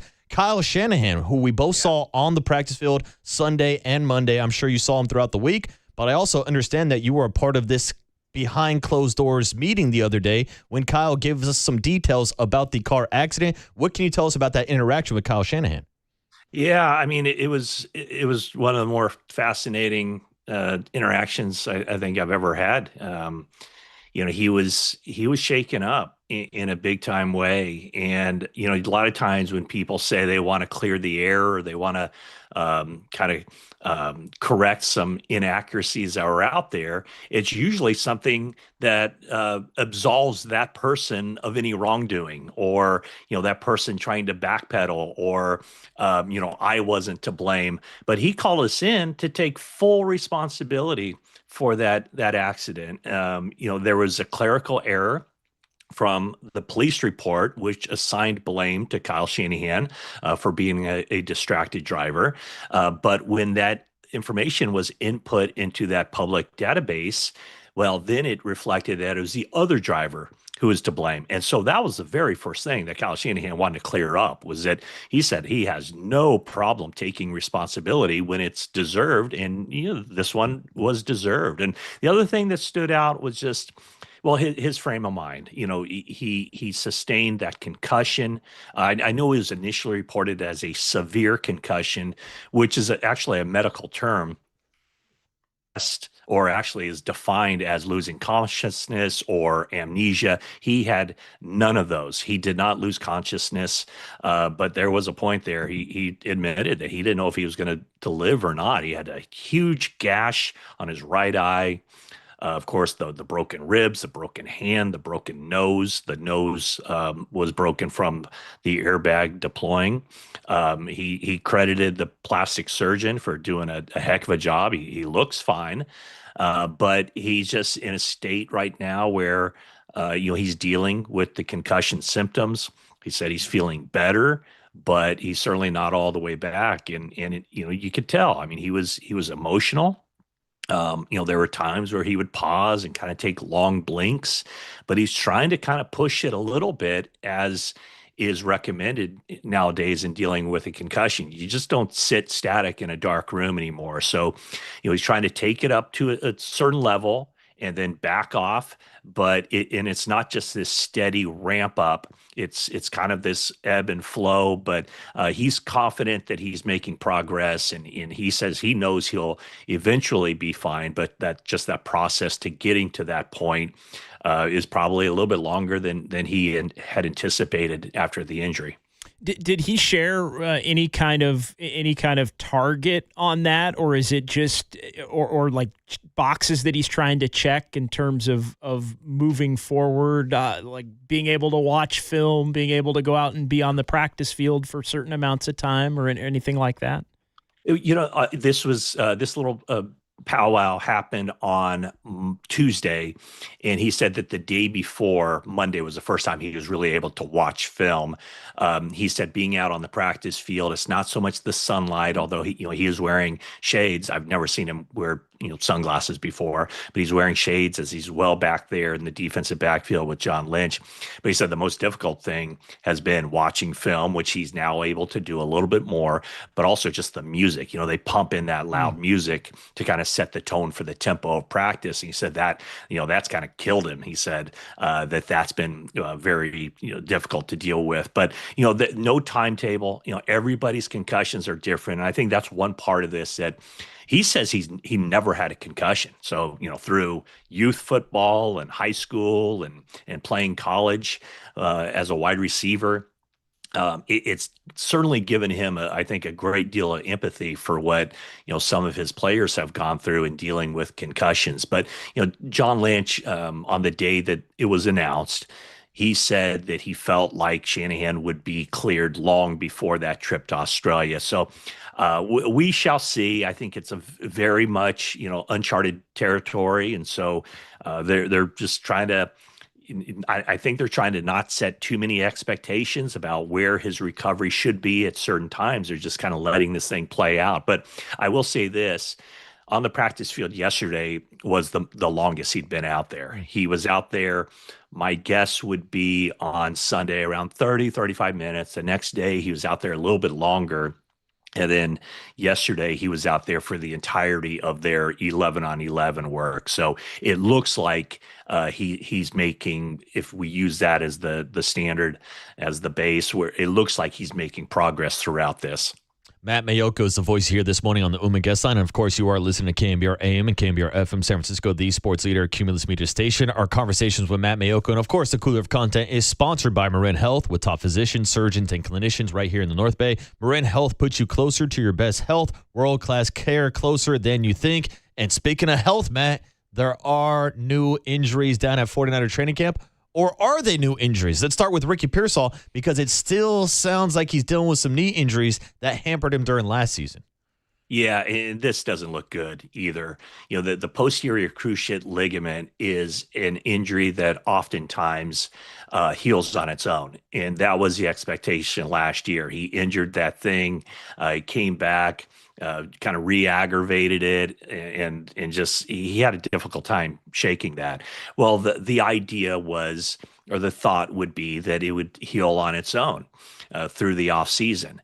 And it doesn't appear as if that has happened. After the first 2 days of training camp, which he ran all the routes, he wasn't limited in any fashion. He experienced swelling in that knee, and now it's kind of back to the drawing board. So, if surgery is required, he's going to miss the season. He's going to miss the entire season. And I know, even looking at it objectively, you're like, gosh, this happened the second day of training camp where the swelling became so bad that they have to back him off and kind of seek medical advice and determine what they're going to do.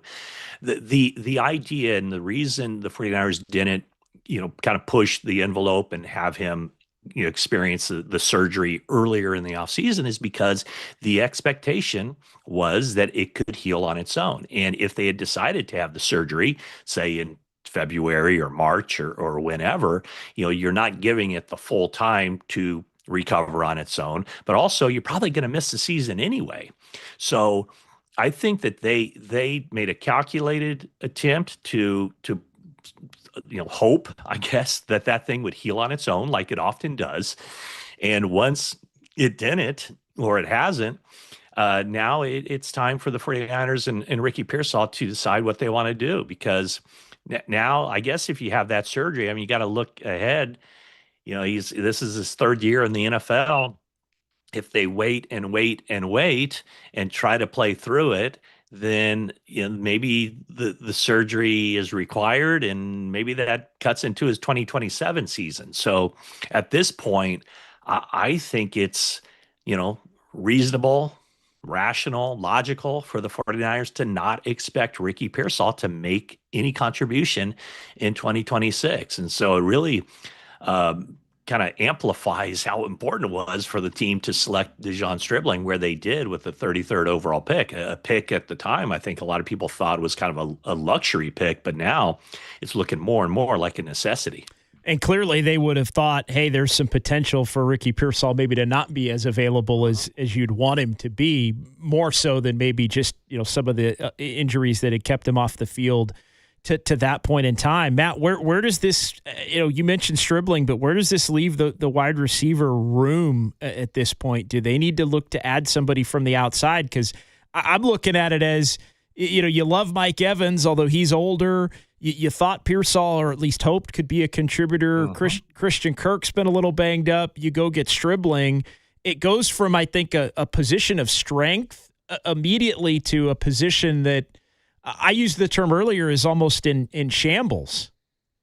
I don't know if it's in shambles, but I think it's still looking better than it was a year ago. But, the question, they will add a wide receiver. There's no question. They have to add a wide receiver. But are they going to add somebody who they're going to pay some money to and view that person coming in as one of their top 3 receivers and who's going to be on the 53 man? Or are they going to add, a pair of legs, a guy who can, or 2 guys who can, get out there and run routes and kind of take the heat off of the other players? That would be my guess right now. I know, Deebo Samuel is still out there. The team would have to determine whether he is a fit for this wide receiving core as it's currently built. And also, what does Deebo Samuel want? I mean, Deebo Samuel, I think, made $18 million last year. Is he going to play for $5 million? I kind of doubt that. Are the 49ers in a position to go out and pay a guy $10 million? Probably not. So I think they're going to let this thing play out a little bit. I would say it puts the onus on 2 young guys to step up and carry over what they've done in a short sample size from the practice field to the field for games. And we mentioned him, DeJon Stribling. Every part of him looks the part of being an NFL wide receiver who can step in and make an immediate contribution. He's got it all. But, rookies have a difficult time staying healthy in the NFL because of the amount of running and everything that's required them at this level. The other one is Jordan Watkins. We didn't see much of him at all last season due to injuries. It looks to me like he's kind of taken that next step, and he could be a guy that really has to step up. Obviously, too, they have to be cautious with Christian Kirk. He's played a lot of football in his career. He has a calf strain right now. They have to make sure that when he's back for good. And then, there's also Demarcus Robinson. There's Jacob Cowing. And then also they're hoping that Mike Evans can be the Mike Evans of old, the guy who put together all those 1,000-yard seasons, and not the Mike Evans who dealt with injury issues last season in Tampa Bay. Matt, outside of the injury news and the Kyle Shanahan story, one of the biggest stories surrounding the 49ers this week is a potential trade for Tampa Bay Buccaneer Vita Vea, who has requested a trade from the Buccaneers, has said that he wants to go out to the West Coast. Well, the 49ers are on the West Coast, and he's a kid that played down the street at Milpitas High School. Where do you stand on a potential Vita Vea trade to the 49ers? I don't know if it's workable. I don't know if it's doable. Obviously, whenever a team trades for a player, they're paying twice for him.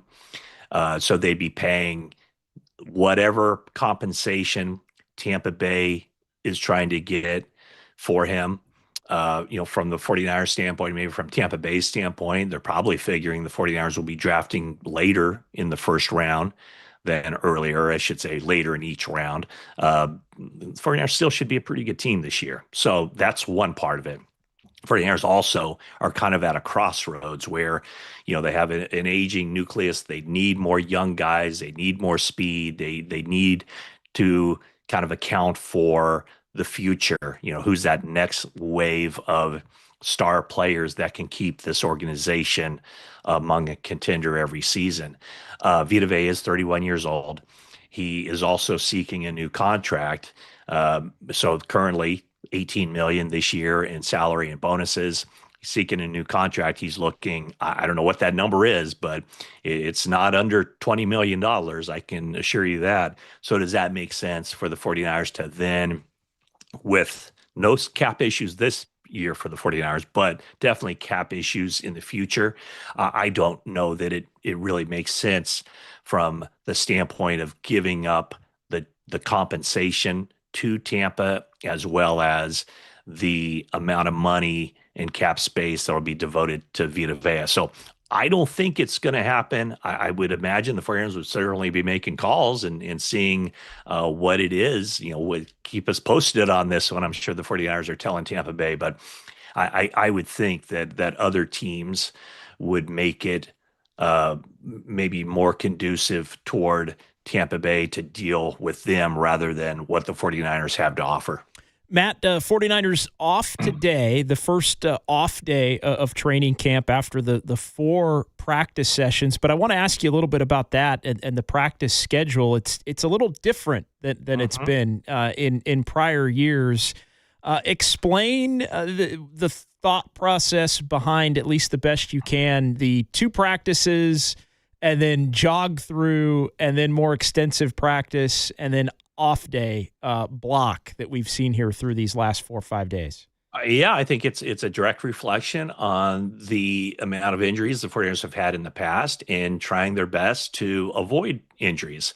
And that is to, kind of have a staggered workload where, they're going hard one day, light another to allow the recovery. There were 2 non-padded practices followed by what they termed a jog through on Tuesday, followed by a longer practice yesterday, a day off, and now the pads go on. So I think they're going to continue this.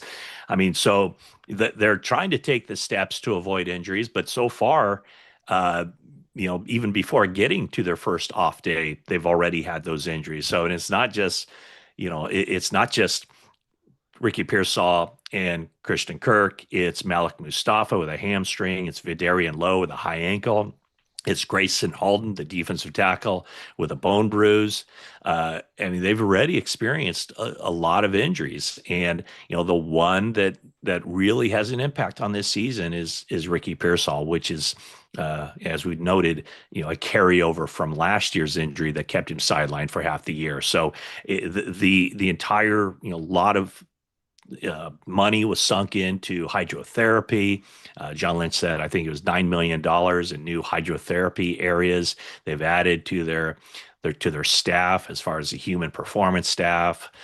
So they've tried to change things up. They've made adjustments, and whether in the long run, I guess we'll see if it worked. But early on, it just seems to be more bad news for this team as they deal with injuries here in the first week of camp. Matt, what has stood out to you in the 3 the 3 practices that have been open to everybody to this point? Who's looked good? Where maybe some of the question marks that have popped up? Just kind of some general observations to wrap things up through this first block.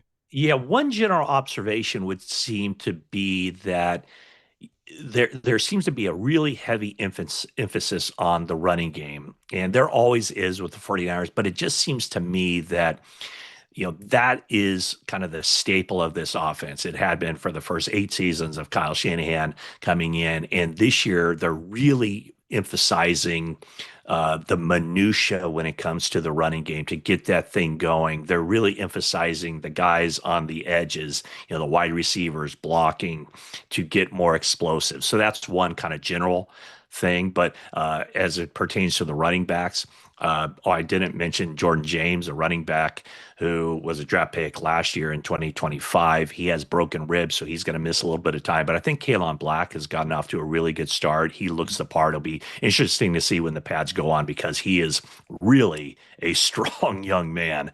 And Christian McCaffrey was speaking very highly of him, like doing all the things you want a rookie to do.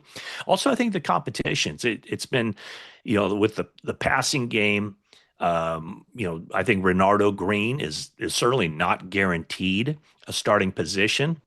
They brought in Jack Jones, and he's been right around the football. He's making some plays, and I think it really has elevated Renardo Green's game as well. So I think that cornerback spot opposite of Diamador Lenore will be improved over a year ago, either from Jack Jones coming in and proving he's better than Renardo Green, or maybe more likely Renardo Green kind of feeling that urgency to ramp up his game with the competition right there with him. So those are two things that have stood out. And also, I did mention Stribling earlier.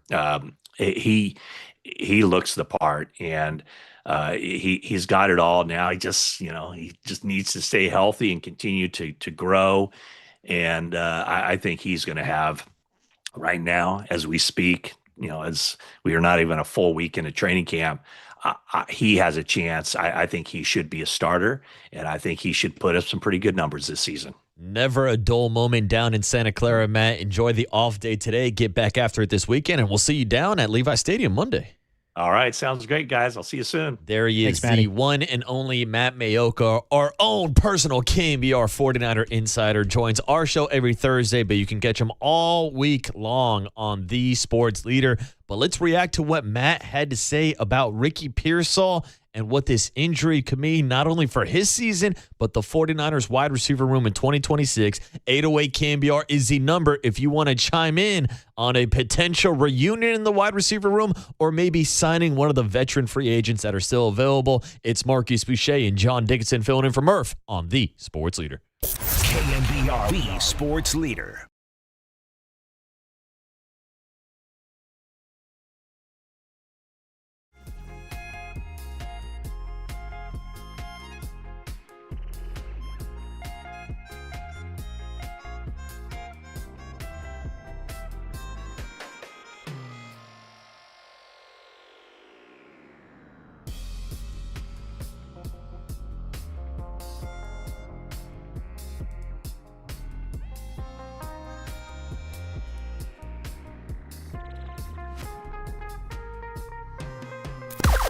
Now, from the O'Donnell Financial Group Sports Desk. Learn more at ODFIGroup.com. O'Donnell Financial Group, because planning is a process, not a product.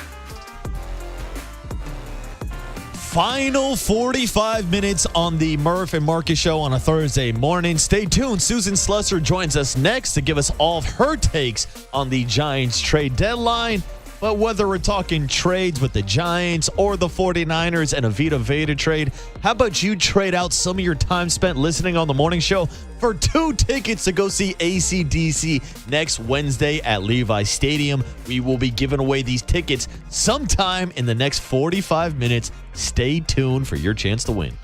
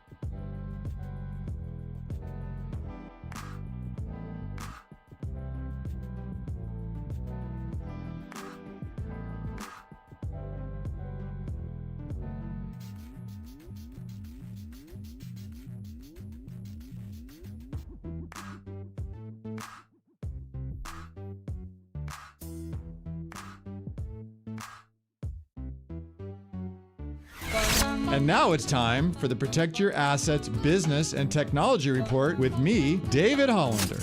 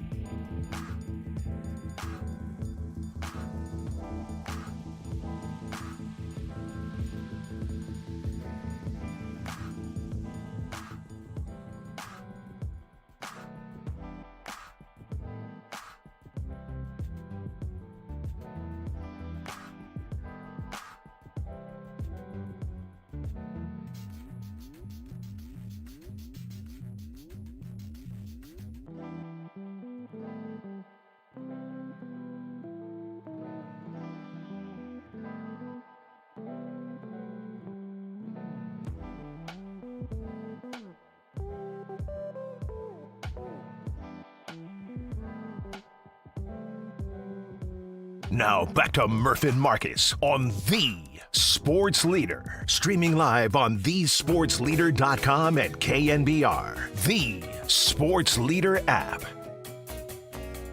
Susan Slusser sliding into the 9:15 slot on a Thursday morning. I know she's got a flight to catch down to San Diego for the Giants' final 4 games before Monday's trade deadline. Murph's already in San Diego, and I'll be picking up Susan's leftovers at the airport as I get ready to fly down to Petco this afternoon before tonight's game. Susan, good morning. Happy Thursday. We've got JD filling in for Murph. How you doing today? I'm great. Man, everybody's going to be in San Diego, huh? Yeah. This is fun. It's going to be a party down in Petco. We're going to celebrate the last couple of days with Luis Ariz as a member of the Giants, Susan. That's how it felt yesterday as the Giants wrapped up their last homestead before yesterday's trade deadline. So let's start there. What's the latest on Luis Ariz? Is it all but certain he gets traded over the next couple of days, Susan? Well, I would say there is definitely a much better chance he will be moved than that he won't be. I've mentioned a couple of times that if they don't get a haul for him, they could consider giving him a qualifying offer and then get a compensation round draft pick for him leaving next year. Not exactly maybe the ideal situation, but I think, if the deals aren't there, maybe something to consider because he has brought so much to the team, and Casey Schmidt was the clear guy who was going to slot in for him, and now he's not available. So, maybe a little bit of chance that they keep him, but I don't think a lot. What's your feel for maybe how the market has changed as it relates to Ariz with just who would potentially be interested among the contenders? Well, the only things we can go by are deals already made, and there's just been almost nothing, and certainly nobody on, of the caliber of Luis Ariz. The fact there haven't been any deals yet, literally the only thing we can take out of that is the Giants have yet to be overwhelmed. Susan, we had Zach Manassian on our show earlier this morning. He told us that the Giants have received phone calls on at least 10 players. So outside of the obvious names like Luis Ariz and Robbie Ray, who are some of the names that we should be keeping an eye on that could get traded? Well, the guy that the scouts talk about the most, and this is going back several road trips as I'm seeing scouts here and there, everybody's looking for right-handed power, particularly in the outfield, so Elliot Ramos is the obvious. Especially some of the sort of smaller market teams really like him because he's got 3 years of service time left. So that is a guy who, if a team really wants him, could bring back something pretty nice because of the service time. And certainly, his salary is not an issue. It's not like some of the other guys that they might want to move. They don't have to worry about stuff like that. Susan, as you look at potential relievers that maybe a team could have interest in, do you think there's anybody that the Giants among the current bullpen would say, hey, this pitcher is an absolute keeper we must have on the 27 roster? Wow, that is the bullpen is a thorny question. I think the best way for them to rebuild it is probably going to be through the free agent market, slightly more predictable, but I do suspect we will see some guys coming up who might be part of the future plan in the bullpen. I think that would be great. If they can move any of their relievers, I mean, I think we would all hate to see, as somebody who's been around for a long time and went to Stanford, like somebody like Eric Miller, who's also very useful, go. But a big heart throwing lefty, that'll get you back something this time of year. Same thing with Sam Hentges. I think there's probably got to be some interest in him. And Adrian Hauser's really more of a starter, but if there's a team just looking for some depth, starting, relieving, he's actually pitched, better, certainly his last, month or two, especially since moving into the bullpen. So they do have some guys who could get moved out of there, no doubt. Susan, just to follow up, I mean, who are some of the names that potentially could be the Giants would take a look at in the bullpen to close the season, players that aren't currently on the roster? Look at a guy maybe like Trent Harris. Like they could, Blade Tidwell has been a guy who's bounced back and forth a little bit. He could, I don't even know, maybe in middle relief, but I think he's a guy, if you moved him to the bullpen, could be pretty nasty as a late innings guy, maybe get him a little time.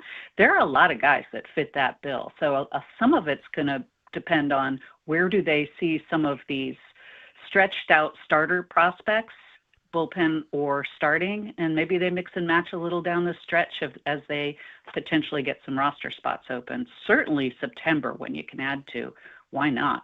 Susan, we've talked a lot over the past couple of weeks about the big three contracts the Giants are dealing with Rafael Devers, with Willie Adames, and with Matt Chapman over at the hot corner. Now, I've asked these questions to Larry Bear, Zach Manassian, and Buster Posey, and they said the goal is not to move salary at the trade deadline. The only goal is to get better. But in your opinion, do you think the Giants are looking to offload any of these contracts, maybe a Jung Hoo Lee contract? Would the Giants be willing to bite and maybe eat any of these money, or should I say any part of these contracts to move on from some of these contracts? I don't think that is at all what they're doing. This is not a salary dump thing for them. This is a get the best prospects possible. I think if somebody came and really wanted one of the long-term guys, I think the Giants would pick up a significant portion of it in order to get better prospects, and they should. I believe Zach. I think everybody knows the situation the Giants are in. This is not a team that lacks resources, and they keep adding investing groups. They've got the next door real estate empire. They now have the Bay Area to themselves. I don't think they need to worry too much about salary. I would rather have them invest in the future by paying down some of the payroll if they trade guys. And I would throw in, Tyler Mahle, Robbie Ray, Luis Ariz. If that gets them better prospects, throw in some money toward the rest of the deal the rest of the way. There's been a bit of a debate, depending on who you ask, as far as who could generate more in a return between Ariz and Ray. Where do you stand on that? But starting pitching is such a premium this time of year, and you're looking at a guy who has a track record and what you're going to get. He's pitching well. I think Robbie Ray probably, given the need for every team has for starting pitching and starting pitching depth, probably would offer something pretty decent for him. But it's just impossible to say. Really, the market has just not taken shape, and sometimes one deal has nothing to do with another. As you get closer and closer, sometimes teams either pony up a lot more as they start to get nervous, or go like, you know what, we're out of the race now, so never mind, we're withdrawing our offer. It's a very, very tricky trade deadline for many, many reasons. Susan, speaking of pitching, there was a Giants pitcher who made his debut yesterday in the dugout, of course, not on the field. That's Jackson Flora, who the Giants spent the 4th overall pick on in this past year's draft. I saw there was a funny interaction between him and Willie Adames. Willie was asking if he's ready to pitch already. But for you, what were your takeaways of getting that first interaction with Jackson Flora? He's very mature. I talked to his signing scout, Mike Kendall, longtime Giants SoCal area scout, and also signed Brandon Crawford. This is a guy whose Giants fans should know his name. And he said he's got charisma, and he just kind of gets it. He's somebody who is a quick learner, and the stuff is great, but it's the personality as much as anything else, I think, that really impresses everybody. He seems very mature. When Bryce Eldridge showed up on his first day, everybody was like, wow, this kid is got so much charm and seems so much older. I think you can say the same about Jackson Flora. And if you're looking at somebody who's an eventual sort of number 1, number 2 starter, that actually has some meaning. Yeah, and now we just got to make sure that he stays off any scooters near the ballpark. We'll end on a lighter note, Susan, the Harrison Bader story. I mean, we've gone through Madison Bumgarner with the dirt bike, Jeff Kent washing his truck. Your thoughts on Harrison Bader getting injured on a scooter? Yeah, I don't put getting injured in the light category. Yeah, my apologies. No matter how it happens, I certainly hope that it's not that super significant. I hope that, maybe it's just a slightly different injury and they're trying to get to the bottom of that. But we don't know. We don't know the specifics. Harrison Bader was involved in a late night scooter accident when he was in college, too. I think it got him suspended from the team or something or other when he was at school. So this is something he probably should be extra careful about, especially with an injury. But if you're getting around San Francisco on a bum foot, a scooter's, probably the way a lot of people are going to go. You wonder, is there anything in somebody's contract that says you can't do that, or if you're injured doing this, your contract has some language about it, and that will be interesting to see. Yeah, that is interesting to keep an eye on. Well, Susan, we'll let you scoot down to San Diego, enjoy the ballpark this weekend, and we'll talk to you next week. Fantastic. Thanks, guys. There she is, the one and only Susan Slusser from the San Francisco Chronicle, giving her thoughts on the Giants' approach at the trade deadline. And yeah, probably not the lightest note to end on the Harrison Bader scooter accident, but man, oh man, what a disaster it's been for the Giants on and off the field. So to end the show, why not get back to the 49ers and get back into some of that reaction from Matt Mayoko with the latest updates on Ricky Pearsall and how the 49ers can improve that wide receiver room. We'll wrap up the show talking some 49ers next. JD and Marcus on the Sports Leader. KNBR, the Sports Leader.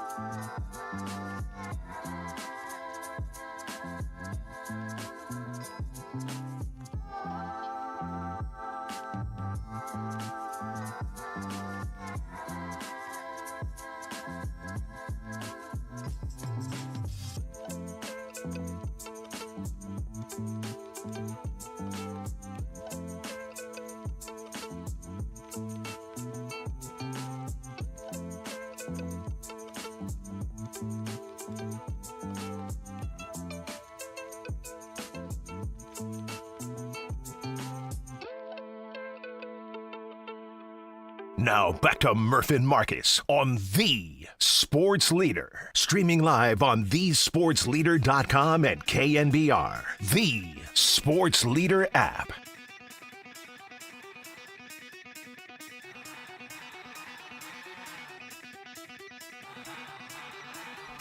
Last 30 minutes on the Murph and Marcus show this morning before I head down to the airport and hop on a bird to go meet up with my guy Murph down at Petco Park. John Dickinson filling in today. Tomorrow will be Larry Krueger and Todd Husak. No, it's not.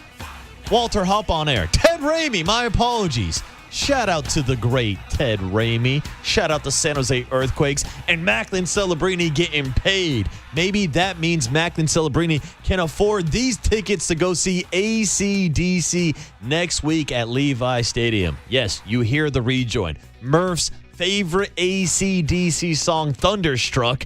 And it's because we are giving away tickets right now. We'll take one winner, caller number 10 at 415-896-KNBR, and you will win 2 tickets to see AC/DC at Levi Stadium on August 5th. Furnished by Another Planet Entertainment. Find official rules at thesportsleader.com. Shout out my mom and pops. They'll be down at Levi Stadium next week for AC/DC. And now you got the chance to call John Joe Curley to cash in and win those tickets. Just make sure that you avoid the substation down at Levi Stadium. Oh, my God. But all riffs about the substation and scooters aside, we do have a fresh new injury report on your San Francisco 49ers because nothing says 49er football like a fresh new injury report. And we got a couple updates on injuries yesterday. Malik Mustafa, the safety, is dealing with a hamstring injury. Jordan James, the second-year running back out of Oregon, suffered a fractured rib in a non-contact practice on Monday. That's a little interesting. Maybe opening the door for Kaylon Black, the rookie running back, to get some work behind Christian McCaffrey as RB2. And the injury news of the day in the wide receiver room after we found out earlier this week that Christian Kirk is dealing with a calf injury. It's Slick Ricky Pearsall. He is currently dealing with knee swelling related to the same PCL injury that he suffered last year. The 49ers are saying all options are being explored and there is some concern. And we just had Matt Mayoko earlier this morning saying that the concern might be serious. This could be another injury for Ricky Pearsall that could lead to a potential season-ending surgery. Yeah, Matty said it. You either wait and see if it can heal on its own, but you don't want to wait too long because if it doesn't ultimately heal on its own, the surgery and subsequent recovery process could potentially impact even next year if you waited too long. He also, interestingly enough, explained, and I'm glad he had the clarity on this because I was asking people left and right yesterday, well, why didn't they just have him do the surgery in February at this point? And Matt laid it out, the fact that historically with an injury like that, you give it the time to heal in the offseason and you don't need to do the surgery. But also, Matty adding to the fact that if you have the surgery then, because of the length of time in recovery, even going back to say February, it would limit, if not completely wreck the entire season and his ability to perform. So you're kind of stuck between a rock and a hard place, but it doesn't sound promising. And anytime the team is concerned and they're open in saying it, and it's what everybody's reporting, it's not a good sign. And it does seem like it's trending toward the direction of maybe not having Ricky Pearsall at all in 2020. Which is a concern because, look, major concern. I'm not the only one that's been relying on Ricky Pearsall to make that jump, to step up and be the wide receiver number 2 this season. I mean, with the departure of Brandon Ayuk that we're all assuming is eventually going to come, Not expecting to see BA back in a 49er jersey, no question about it. So you're looking for the future of that wide receiver room, and it really centers around Ricky Pearsall. Now, we can extend this conversation into Dejon Stribling and how much more of an opportunity that gives him, but I don't think the 49ers were looking to rely on him as one of the starting wide receivers to start the season. Now, he has the potential and the skill set to take over eventually in one of these roles in Kyle Shanahan's offense, but you're now looking at a wide receiver room that's dealing with another Ricky Pearsall injury that could potentially take him out for the season. This comes after a season where he only played 9 games last year. You bring in Mike Evans, who's a future Hall of Famer, no question about that, but there's questions about his health after only playing 8 games last year. Yeah. You bring in Christian Kirk, who's dealing with a calf injury. He played 13 games last year as well. So you're looking at your top 3 wide receivers on your depth chart coming into the season, all dealing with potential injuries. Mike Evans healthy right now, I want to clarify that. But with Christian Kirk and Ricky Pearsall being banged up, maybe the 49ers wide receiver room is not as deep as we thought it was, JD. It immediately, at a minimum, is not as deep as we thought it was. I used the term with Matt in shambles, which is probably a little bit strong at this stage. I mean, you still do have a healthy Mike Evans currently, but immediately you vault somebody that I think on a lot of people's boards in Dejon Stribling, that would be your 4 in a perfect world coming into the year with Pearsall and Christian Kirk. Now, all of a sudden, he's your 2. And there's a lot of pressure that immediately gets put on him. And if he's your 2 and Kirk continues to be unavailable, even though he's a veteran, and at some point, if he can get healthy and get back out there, I mean, I think everybody knows what he can do. But now you need a 4th. And is it going to be somebody like Jordan Watkins? Do you have to go get somebody from the outside? It's just fragile. Shambles is too strong. I'll tone that down a little bit for now on July 30th with some options still out there and available. But it's definitely not the position of strength that maybe, I thought could be up there with any position group on the team like you would have thought maybe 2 or 3 days ago. Yeah, I mean, I remember having conversations earlier this year, especially after the draft, after adding Dejon Stribling to this wide receiver room, where we talked about maybe this being the best wide receiver room that the 49ers have had in quite a while. Now, it's hard to compare it against guys like Deebo Samuel, Juwan Jennings, and Brandon Ayuk because those guys have different skill sets, but we saw how successful Kyle Shanahan's offense was with those guys in it, and also how successful it was last year without those guys in it. So that's the question. Does Kyle still have enough tools? Like, I don't think it's an apple-to-apple comparison to compare Dejon Stribling to someone like Yaxel Lendenborg, who's going to be asked to do a lot this year with the Warriors. But it's kind of similar when you're putting a lot of pressure on Yaxel to give you a lot of production this early in the career. You're asking a lot out of Dejon Stribling to immediately produce as your wide receiver number 2 or 3 possibly. Yeah, you really would. And I think Stribling, at least coming into the year, you would be less confident in his ability to bring what Yaxel Lindenberg would bring just based on, not only the college career, but we got a chance to see him in the summer league. Like, you're feeling better at this stage about Yaxel than you are right now about Stribling without really seeing him a lot. Yaxel's game is going to translate because of his defensive ability, what he showed at the college level and what he showed at the summer league. Dejon Stribling has a lot of potential. Still needs to refine his route tree and really develop more as a wide receiver, in my opinion. The other part of it is now we understand why they took Dejon Stribling and why they took a wide receiver overall. It's not as if the 49ers were in the dark on the potential for Ricky Pearsall to be unavailable at some point this season. Again, given the history, but more so not as much the general history for me as much as the specific history with this injury that dates back to the end of September. And that's something that lingered on through the entire season, and it seems like they took that approach to just let time heal all, but it turns out it did not heal Ricky Pearsall. It was 10 months ago. Yeah. I mean, it was roughly 10 months ago to the day when this thing initially went down. Yeah, so that's a good point. Maybe some thinking behind the scenes from the 49ers, and that's why they replenished the wide receiver room this offseason. The question is, do they need to add more? Because you bring up some of the younger names, your Jacob Cowens, your Jordan Watkins. Really, I can't rely on those guys because I haven't seen anything over the last 2-3 years since those guys have been drafted and added to the wide receiver room. And you brought up potential veteran free agents. The number one option that all 49er fans look to immediately is Deebo Samuel, still a free agent right now. I know there's names like Stephon Diggs and a couple other guys that might be dealing with some off-the-field issues that could be available. But to me, JD, it made sense a week or two ago to maybe bring in Deebo. It makes even more sense now because of his familiarity with Kyle Shanahan's scheme, what he can add to this offense, that Swiss Army knife ability as a gadget player, or maybe just stepping in for a cheap price point because the market has told Deebo Samuel that he's not the same wide receiver that he was 2-3 years ago. He's not going to be demanding $20 million.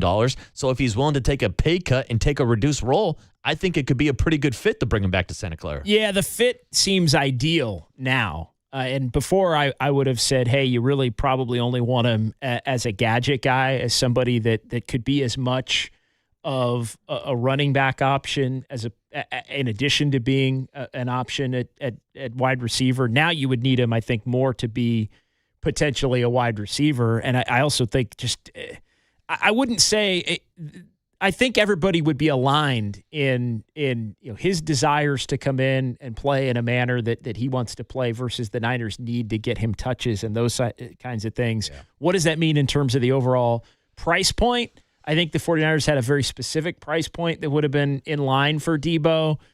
Does that price point raise enough to where now Deebo would say, all right, I'm in, let's do it? Or is he going to hold out for a little bit more and maybe wait for the Niners to be a little bit more desperate should something else happen between now and maybe the start of the regular season? Yeah, I mean, it gets back to supply and demand, and there might be a demand, for the 49ers in that wide receiver room if this injury to Ricky Pearsall does play out seriously. And I'd even throw out this fact, too, with Jordan James now dealing with a fractured rib. Not sure how long that's going to keep him out. You mentioned the gadget ability of Deebo Samuel. If you're looking for a way to get Christian McCaffrey off the field, even though Christian McCaffrey doesn't want to get off the field, you know that you can rely on some of those old Deadpool formations and maybe get Deebo in the backfield, and that just gives you a different element to your game and a guy that can maybe help you out with his Kyle Shanahan offense as they're trying to implement it this year with Kyle Shanahan not being a full participant down in practice. It just makes a lot more sense for a lot of reasons, and it's not necessarily going to cost you what going and getting a Vita Vea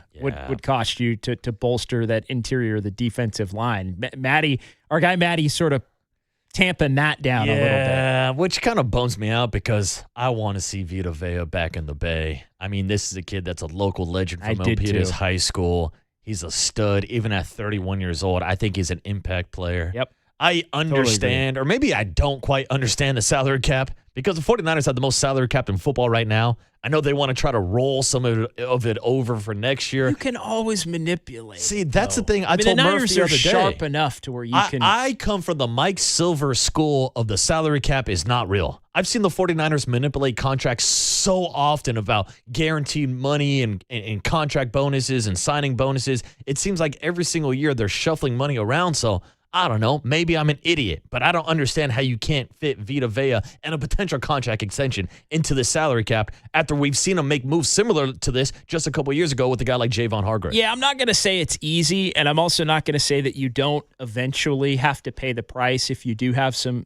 bad contracts, and you can only kick the can down the road for so long. So I'm not going to say it's completely a non-factor, but I think the 49ers have been sharp enough with the way that they've handled their books to where they always keep the door open to add somebody the caliber of Vita Vea, or at least explore the possibility of adding somebody the caliber of a Vita Vea should the opportunity arise. So I think they could figure out a way to get it done, but it would be more maybe based on what the extension would look like instead of maybe the compensation that you'd have to give up to get it. Yeah, and that's the point that Matt made. You have to pay him twice. You got to pay the price to make the trade, regardless of what the trade package is. If it's a second and a fourth, a second and a fifth, whatever. We can all do mock trades. You're going to have to pay a price to get him in the Bay. Then you have to give him the contract extension. You got to double down twice, but JD, it might be worth it when you're seeing this arms race in the NFC West and Myles Garrett joining the Rams and Aaron Donald on the verge of returning from retirement. I'm with you. I would love to see it. I think it would make the interior that with Osa Odigizua, I think it would be unbelievably formidable. I think it'd make the whole D-line. If you get more pressure in the middle and you own the middle and you stop the run, I think it lessens a little bit of what you need on the outside. And we know the 49ers may still, even with Nick Bosa coming back, be a little weaker than they want to be on the outside. I think the other key question to focus in on is, would the 49ers not go in on Vita Vea because they want to hold the optionality of being able to maybe go in on a pass rusher from the outside at the trade deadline if they feel that they truly are one player away then? Yeah, I'd say that's probably a bigger need right now. Sounds like there's a lot of expectations on Romello Height to step in right away and be a premier pass rusher. I don't know how confident I am without seeing him put on the pads and play at the NFL level yet, but with this talk about Raheem Morris and the five-man front, I would love to see Vita Vea right in the middle of that. And the last thing I'll say, JD, Vita Vea has requested a trade to the West Coast.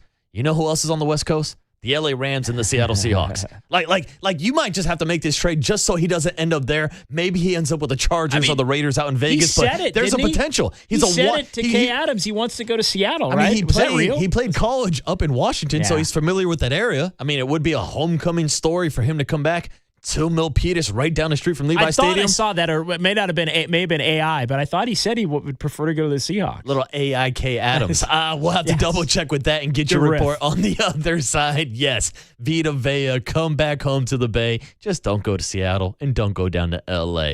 Plenty of topics to dive into. A lot of trade talk today with the 49ers and with the Giants. We'll put a bow on the show before I fly down to Petco. Ooh, Walter, that almost rhymed. We'll do the time. I don't know what the hell I'm saying. Let's wrap up the show and get the hell out of here. It's JD and Marcus filling in for Murph this morning on the Murph and Marcus Show on the Sports Leader. KNBR, the Sports Leader. Time for your Bay Area Chevy dealers traffic update.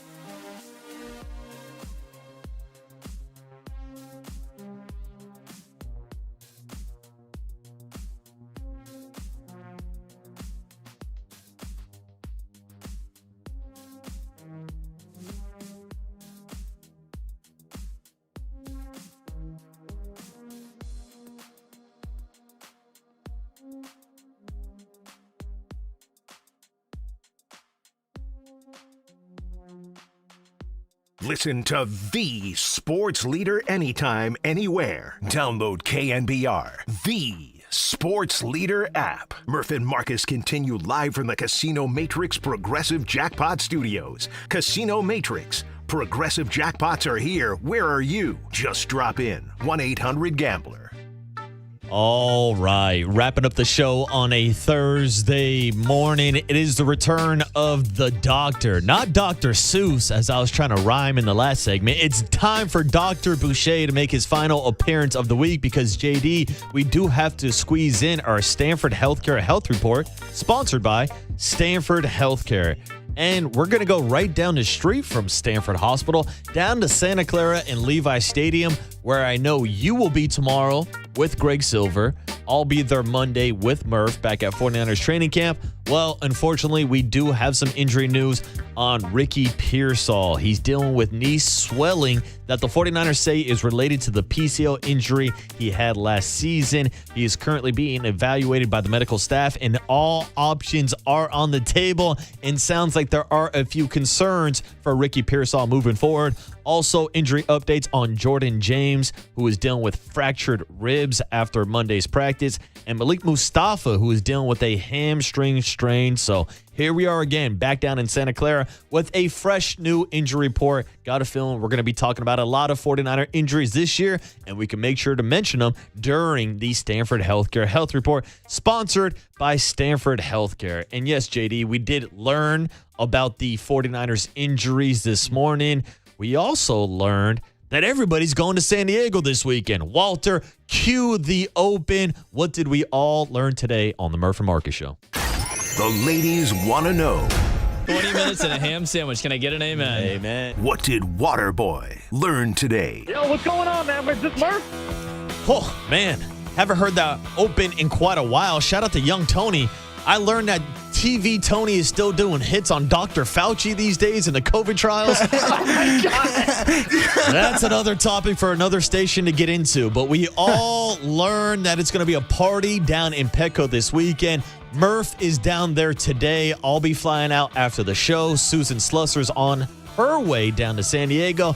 And I think we all learned that yesterday might have been Luis Ariza's last home game as a Giant at Oracle Park. I can't remember a time, maybe you can, but I cannot remember a time where there has been a player celebrated in the fashion that he was celebrated yesterday leading up to the trade deadline. And look, part of it was he went 4 for 5 and was awesome and you know, among the players of the game as the Giants break out and score 16 runs. But has there ever been anything like that where it's just, hey, this guy's going to be gone. We love you. And just so openly discussed. Yes. Usually at the trade deadline, there's a little cloak of, well, maybe he's not going to be going anywhere or unknown. But, wow, it just felt like everybody was like, it felt like Luis Ariz Day. Yeah. I want to say something to the fans. You guys need to get loud. Yeah, and the fans got loud yesterday thanking Luis Ariz for his service. You're right, dude. It kind of feels like Luis Ariz is like leaving the nest. He's going away to college, and we're just like, you know, Luis, this long-distance relationship's just not going to work out. It's not you. It's me. I've got my own red flags. And the Giants have plenty of red flags this year, which is why they are headed towards the trade deadline as maybe one of the biggest sellers at this year's trade deadline. Zach Manassian earlier this morning told us that the Giants have already received calls on at least 10 players. So that's definitely going to be a topic that we will cover over the next couple of days leading up to the trade deadline. But I won't be covering that topic tomorrow. Instead, it will be Larry Krueger and Ted Ramey filling in on a Friday morning. Make sure you're tuned in to the midday show, 10 to 2 tomorrow. JD and Greg Silver live from Levi Stadium. I'm sure you guys are going to get a good guest list of some of our favorite 49er players before Murph and I make our return on Monday down at Levi Stadium. But JD, once again, always a pleasure. Appreciate you filling in for Murph today. And I'm guessing we might see you next week a couple times filling in for Murph as well. I should be down in San Diego. It's been too long since I've been down there. But yeah, appreciate you. You guys all make it easy. Looking forward to next week, a few days. And yeah, being down at Levi's tomorrow. Have a great weekend, brother. Yeah, dude. My first trip to Petco. How about First that? ever? First ever. Oh, Have my never been goodness. down to Petco Park. It's going to be right at in your top of the top. Oh, I heard it's popping, as Murph likes to say. I heard it's one of the most beautiful ballparks in America. And I'm sure they've got a couple other things that are quite beautiful as well. I'm talking tacos, Walker. I'm talking tacos. Thank you, Walt. Thank you, John Joe Curley. Thank you all for listening. I'll talk to you all Monday morning on MLB Trade Deadline Day. And I should tell you that you are listening to KNBR AM and KNBR FM San Francisco, the sports leader, a Cumulus media station. I want to say something to the fans. You guys need to get loud. That's the end of the game.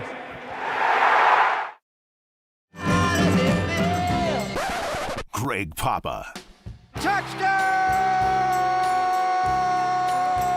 San Francisco! Greg Silver. Heodorichi Akabundu Ehioku. What do you say? We're all just mofos at the end of the day. And whoever's available on the middays. You okay, Tim? 4 hours starts right now. Find your inner Greg. Excellent. This is Papa and Silver on the sports leader. Now the pitch. Swing. There's a drive out into deep center field. Racing back Mitchell at the warning track. At the wall! Adios! Pelota! A 3-run homer for Susac. His first major league home run. Now a swing. Line drive by Ramos. Into right field. Base hit. 1 run in. Here comes another. The throw home. Too late. And over to third base.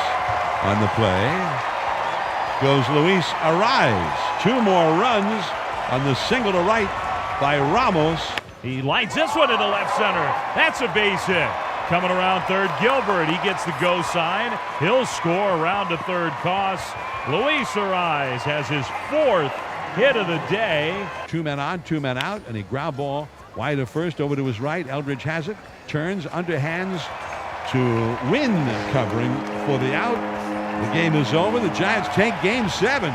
The Giants win Game 7 back of their ace right-hander Logan Webb and take the season series from the first place Brewers 4 games to 3. The Giants 16, the Brewers 3. That's the final. That's the final, and that was a lot of runs yesterday in the final home game before the trade deadline. Game 7, JD and I had fun with it in the pregame. Then we brought it to John Miller, and he just ran with it for the entirety of the show. So I love it. And you know what? There's not going to be a Game 7 in October, so why not take advantage of beating the first place Brewers 4 times out of 7 behind the ace Logan Webb. Although when we talk about Logan Webb and his need to get some run support, 16 usually is a little bit more than we would even expect, and that's okay. Luis Arraez, Elliot Ramos, if that indeed was their last game as Giants before this trade deadline, well, then they went out with a bang, and now all eyes really just turn to August 3rd as they head on the road to San Diego. So thanks for joining us. Papa and Silver, Larry Krueger in today. Oh, my goodness. We got a full show for you. Matt Lively is going to come by at 10:50. Sam Amick will join us at 12:50, fresh off of his long travels. And then Andy Baggerly down in San Diego is going to be joining us at 1:30. That's because tomorrow we'll be out at training camp, and so it's going to be pretty much all Niner focused. So much to dive into, Krug. Always good catching up. What's going on, man? Oh, man, fantastic morning. Great to be here. A lot to talk about. 16-3. I mean, that was a beautiful – I mean, I love offense. I love baseball, but I love offense. That's right. I people say, well, the 1-0 game is, okay, fine. Welcome to 1977.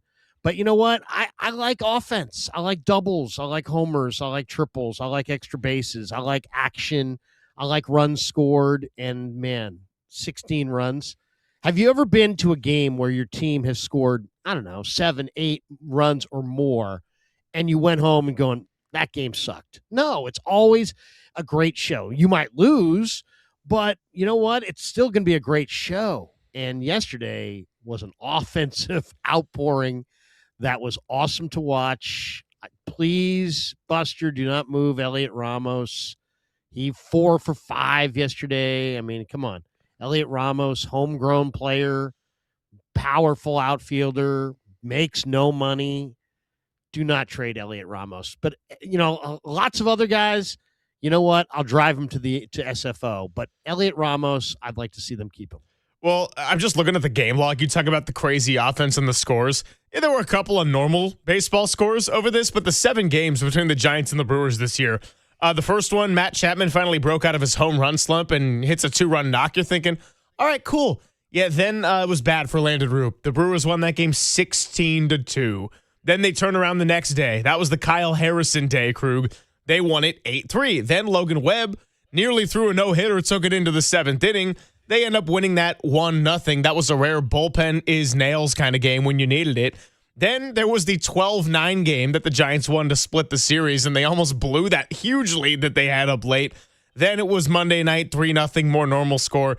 Then the Brewers won 8-2, and then the Giants won 16-3. So that's all to say. It was a very Krug-friendly series over the season with those 7 games because you got a lot of runs and a bunch of lopsided games, but Giants really paying homage to the 7 games of the 2026 Brewers by putting up 16 yesterday. What a weird season this has been. I mean, seriously, this is one of the weirdest Giants seasons. They looked so bad at the end of the Seattle series and that Kansas City series. I don't know if it was the Heat in Kansas City, but 3 one-run losses in Kansas City. They could have swept. Instead, they got swept. But then you think, oh, they're cooked. They're done. They look horrible. They come home. They take 2 out of 3 from the Angels. But then you're like, okay, it's the Angels. The Brewers are a better team. The Brewers are going to come in and slap them around.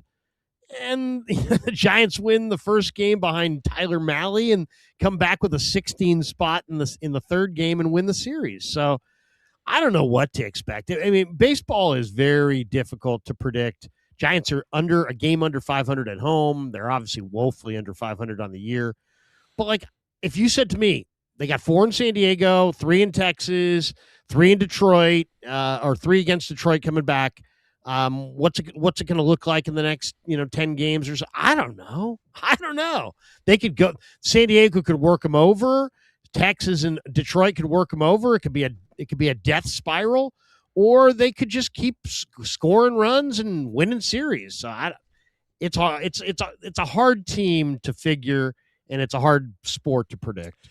Look, it was fun yesterday, and it was fun that they had a 4-2 homestand, winning both series, but it's also about to get a little bit tougher because the trade deadline's coming around. Casey Schmidt, we don't know exactly what the timeline's going to be until he has this surgery on the meniscus, but his season could very well be done. Trevor McDonald is going to be done for the season and probably won't see him till late 2027 or maybe even 2028 with the Tommy John. And so your roster's going to get worse as the trade deadline approaches. You can play the schedule game all you want, but the reality is that for as fun as yesterday was, as nice as it was as a possible send-off for Luis Ariz and Elliot Ramos, kind of the big one that we're saying wait and see, well, you're also 16 games under 500, and there's been a lot of frustration that has led you to this point. So 808 KMBR is your number, 415-808-5627. What are you hoping for at the trade deadline? I honestly don't even want to see Robbie Ray make another start. He gets it, Krug. He's been traded 4 times in his career. Just the off chance of something bad happening or an injury, why even risk that for a player who's maybe been your best pitcher throughout the entirety of the year if you're looking at start to finish? At least in terms of team performance, Ray Day has been a win day and everything. So, yeah, it's going to be a lot of wait and see, but Zach Manassian had some good cuts with Murph and Marcus on the Giants executive show, and we'll definitely play those here in the first hour before we really get into a lot of football. I mean, it's funny looking at the schedule, right? You talked about taking 2 out of 3 against Milwaukee. Then you also got swept by the Royals. This is why July, you looked at it in a snapshot and you're thinking, oh, this could be a month where if there was ever a time for the Giants to make a run or convince the fan base they were going to make a run, it was going to be right now. They've been the get-right team for everybody all season long. And like it or not, when you're 16 games under in a deadline where there's not a ton of clear-cut sellers, you're one of them, and you got to do what you can to make your roster better. I mean, they got to be open-minded. I mean, you could get a ton for Logan Webb. You could probably get a lot for some of the pitching, Robbie Ray, Ariz. I know people don't want to move Ariz. The Giants aren't going anywhere. They're not going anywhere with Ariz. He's a fun player to watch. And I do understand. I've been calling for the Giants to get this guy for literally 5 years. So I totally get why people love him. Because he hits. And I mean, like I said, I like action in baseball. I like hits and doubles and triples. This guy is instant action, and he's a great show. And if you're paying $1,000 to go watch Giants baseball, you want a great show, and you're like, I don't care about your conversations about prospects and building. I get it. But you got to in my opinion, the Giants got to stay focused. They got to stay focused. They got to have a game plan. You got to have a strategy, and you got to stay focused. You got to trade the guys you should trade. You didn't trade Bum. You missed out on an opportunity to trade Rodon. Yep. You didn't trade Snell. Yep. You didn't trade any of these guys. And you know what good has that done? You know, does anybody remember the August, relevance that they had relatively from 2022 or something? No. It's like it's all forgotten. So have a strategy. I would say the strategy should be two things. Get some young players, preferably some pitchers, find a closer, maybe find another rotation, anchor piece.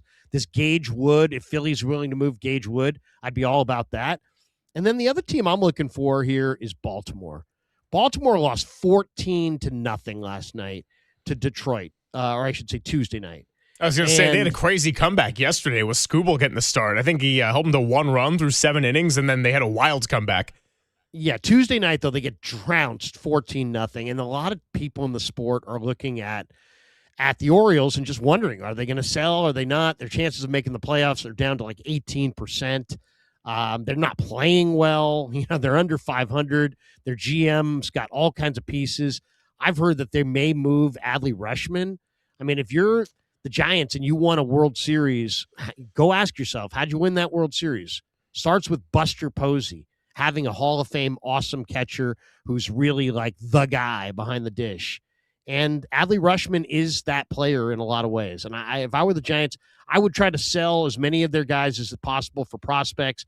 But at the same time, I would call Baltimore and see if I could get Adley Rutschman for some of those prospects or for other prospects, because I think he could be the anchor point of their next great team.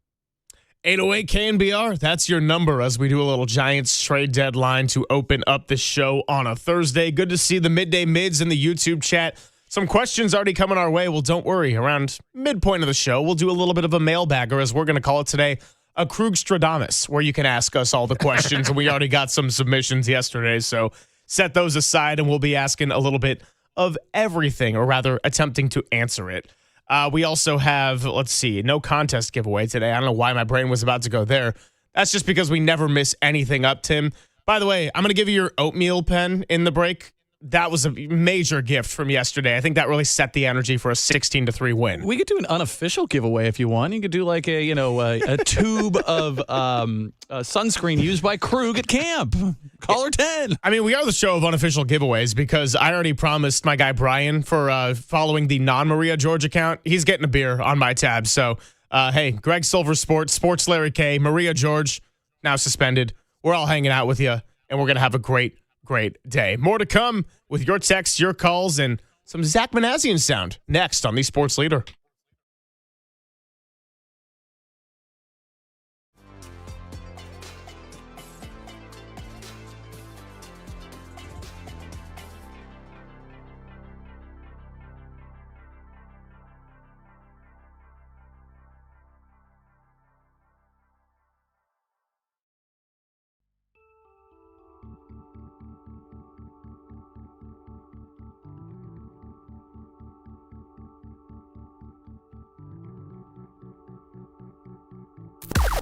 Now, from the O'Donnell Financial Group Sports Desk. Learn more at odfigroup.com. O'Donnell Financial Group, because planning is a process, not a product. Zach Manassian joined Marcus and JD on this week's Giants Executive Show ahead of the trade deadline to get into some possibilities, the number of players they've taken calls on, and all avenues to explore between now and the deadline August 3rd.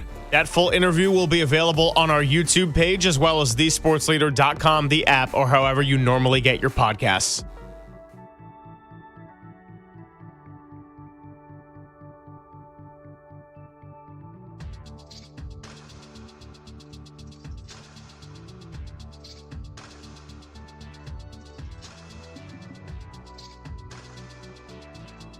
Well, definitely get some ice cream and definitely keep your community safe, because did you know that some of those attorney ads you see or hear out there, they're not local, but you know the deal by now because I yap about it all the time. The Dolan Law Firm has been right here in the Bay Area for more than 25 years. And it's our Diamond Note special. They are award-winning personal injury and employment attorneys fighting for you where you live. So just like being out there on the road, you got to stay on your toes, just like me with this read. If you've had issues in the workplace with discrimination, wrongful termination, sexual harassment, having your rights threatened, just know that you can and deserve to be protected. DolanLawFirm.com is the place to go. And then if you've had issues out in the road, we got motorcyclists, pedestrians, and I swear every single day on my commute, there's probably one stupid incident I see, whether it be something that could directly affect me or something I'm seeing out there on the road. And my commute is not very long into these daily city offices. Please keep your head up. Do not hold your phone. It is not worth it. I know we all get distracted, but let's do what we can to keep our community safe. And then if life gets in the way and incidents happen, the Dolan Law Firm is the place where you can be protected. They've secured more than $1 billion in verdicts and settlements on behalf of their clients like you. Don't stress about paying up front or the hourly rates and add any kind of stress on top of what is already getting in the way of life. They don't even get paid until you do first. So yeah, they live here and they work here, but you know the deal. They win here. DolanLawFirm.com.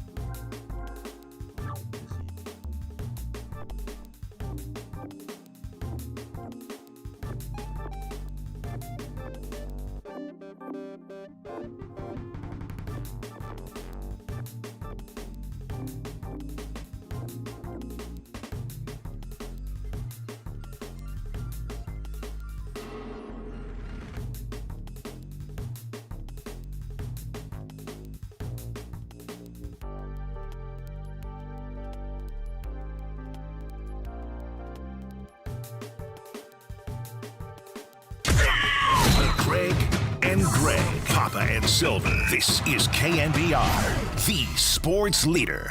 Filling in for Greg Papa, it's Larry Krueger on the sports leader. The pitch. He lines this one into left center. That's a base hit. Coming around third, Gilbert. He gets the go sign. He'll score around to third Koss. Luis Ariz has his fourth hit of the day. He drives in a run. It's 11-3 Giants. And it all started. Shout out to Trace Rico, our listener, with the oatmeal pen right here in my hand. If you're watching us on YouTube and Twitch, I'll be giving this to Tim probably coming up in the next segment. 808 KMBR is your number, 415-808-5627. And Luis Arraez had a 4-hit day yesterday. Had he not been pinch hit for going against a position player, likely would have been 5. He is now the leader against our forever giant Otto Lopez. He has surpassed him with a .331 batting average, hitting .361 at home, by the way. But Krug, I bring this all up in the understanding that as fun as yesterday was, winning 16-3, as awesome as it has been to watch Luis Arraez, everything about yesterday cannot cloud the bigger picture of what the Giants need to do at the trade deadline, and that goes for Casey Schmidt and his injury too. That should not be affecting larger decisions, and yeah, it was nice to watch for a day. You're also 16 games under 500, and you've never really been in contention at any point in the season. I love Luis Arraez. I'm not wanting to trade Luis Arraez just to see him off this Giants team, which is going to make it harder to watch for the final couple of months. But organizations have a responsibility to do whatever they can to improve their team, and they owe it to the fans. And unfortunately, when you have an expiring deal and a player that's going to be desirable to other teams looking to buy around the league, that's just the nature of how it goes at the MLB trade deadline. Yeah, I mean and I get it, right? I mean, I'm both a ticket buyer, father of 4. I go to the games. I'm a Giants fan growing up. I get it. I mean, I understand the people that are sitting there going, Krug, I'm spending some big time cake to go watch this lousy baseball team, and the one entertaining player that they have, I turn on KMBR and all I hear about is how they have to trade him, and I'm pushing back, going, hey man, I just spent $4,000 in the last month to go to Giants games. I want to see a better show. So there's that as a priority. But I would say to that guy is your needs have got to be, if you're really that invested, and you are, right? If you're spending $4,000 in a month to go to baseball games, you have a seat at the freaking table and people need to listen to you. But you got to keep, you got to have a strategy. You got to have a plan. This whole little this, little that, little this, little that, they haven't been relevant for a decade. That's the facts. All right. With Arraez, with this guy, with that guy, they haven't been any good. It's time for them to take 2 steps back so they can take 5 steps forward and develop a strategy and a game plan. And, more than just, we're going to do a little bit of this, a little bit of that, sign a guy here, make a move there. It's like, what's the plan? You're getting absolutely housed in your own division by your arch rival. They've made you a second-class citizen in your own division. You're totally irrelevant. Your fans are awesome, and that's the only thing that's floating the entire thing. Everything else is an eyesore. So stay with the plan. Trade Robbie Ray. Trade Logan Webb. Trade Molly. Trade Chapman. Pay money to trade Adames. Trade Bader if somebody will take him. He's injured, but can you trade the scooter too? Trade the scooter. Trade Arraez. The scooter's a throw-in. You get a scooter to be named later. But trade these guys. The guys I wouldn't have traded, don't trade Ramos. Power-hitting outfielder, homegrown, makes no money. Great guy. Don't trade Casey Schmidt. God bless Casey Schmidt. Now that he's hurt, there's probably no chance at all that he'll be traded. That's a break, because I don't trust that Manassian and Posey would not trade him. They would probably trade him. So move the guys that are being paid a boatload of cash, pay down those deals. You have more money than prospects. You need prospects. Okay, so you have money. Use your money to go buy prospects. That means pay $50 million of Chapman, pay $70 million of Adames, and get a good prospect coming back and get those guys down the road and get your rebuild on the way. You got some great young infielders coming up. You got some really intriguing outfielders coming up. Obviously the amateur draft gave them some amazing arms that are going to be the anchor point for the next rotation. You didn't capitalize on any of these other guys because of message sending in August. I'm a Giants fan, and let me send a message back. I don't care about what happens in August and September. I don't care if nobody shows up. I don't care if it feels lonely at the yard. I don't care if the players feel like the fans abandoned them. I don't care. The season is over. Worry about 27, 28, 29.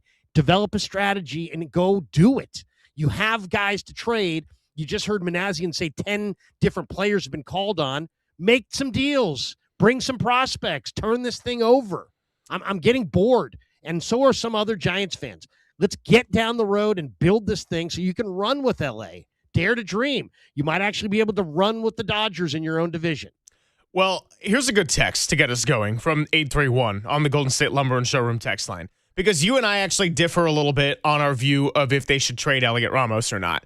831 says, if the Giants are trying to, and puts it in quote, rebuild, why would you trade Ramos? Well, let's take the rebuild part of it first, right? I think the quotes understand that you can't do a full teardown because of the contracts that you're stuck with. Still having Devers, Chapman, Adames, and yeah, maybe there's a scenario they're trying to work out where they could get rid of him, but it doesn't seem super easy or likely, and they would eat a lot of cash to do it.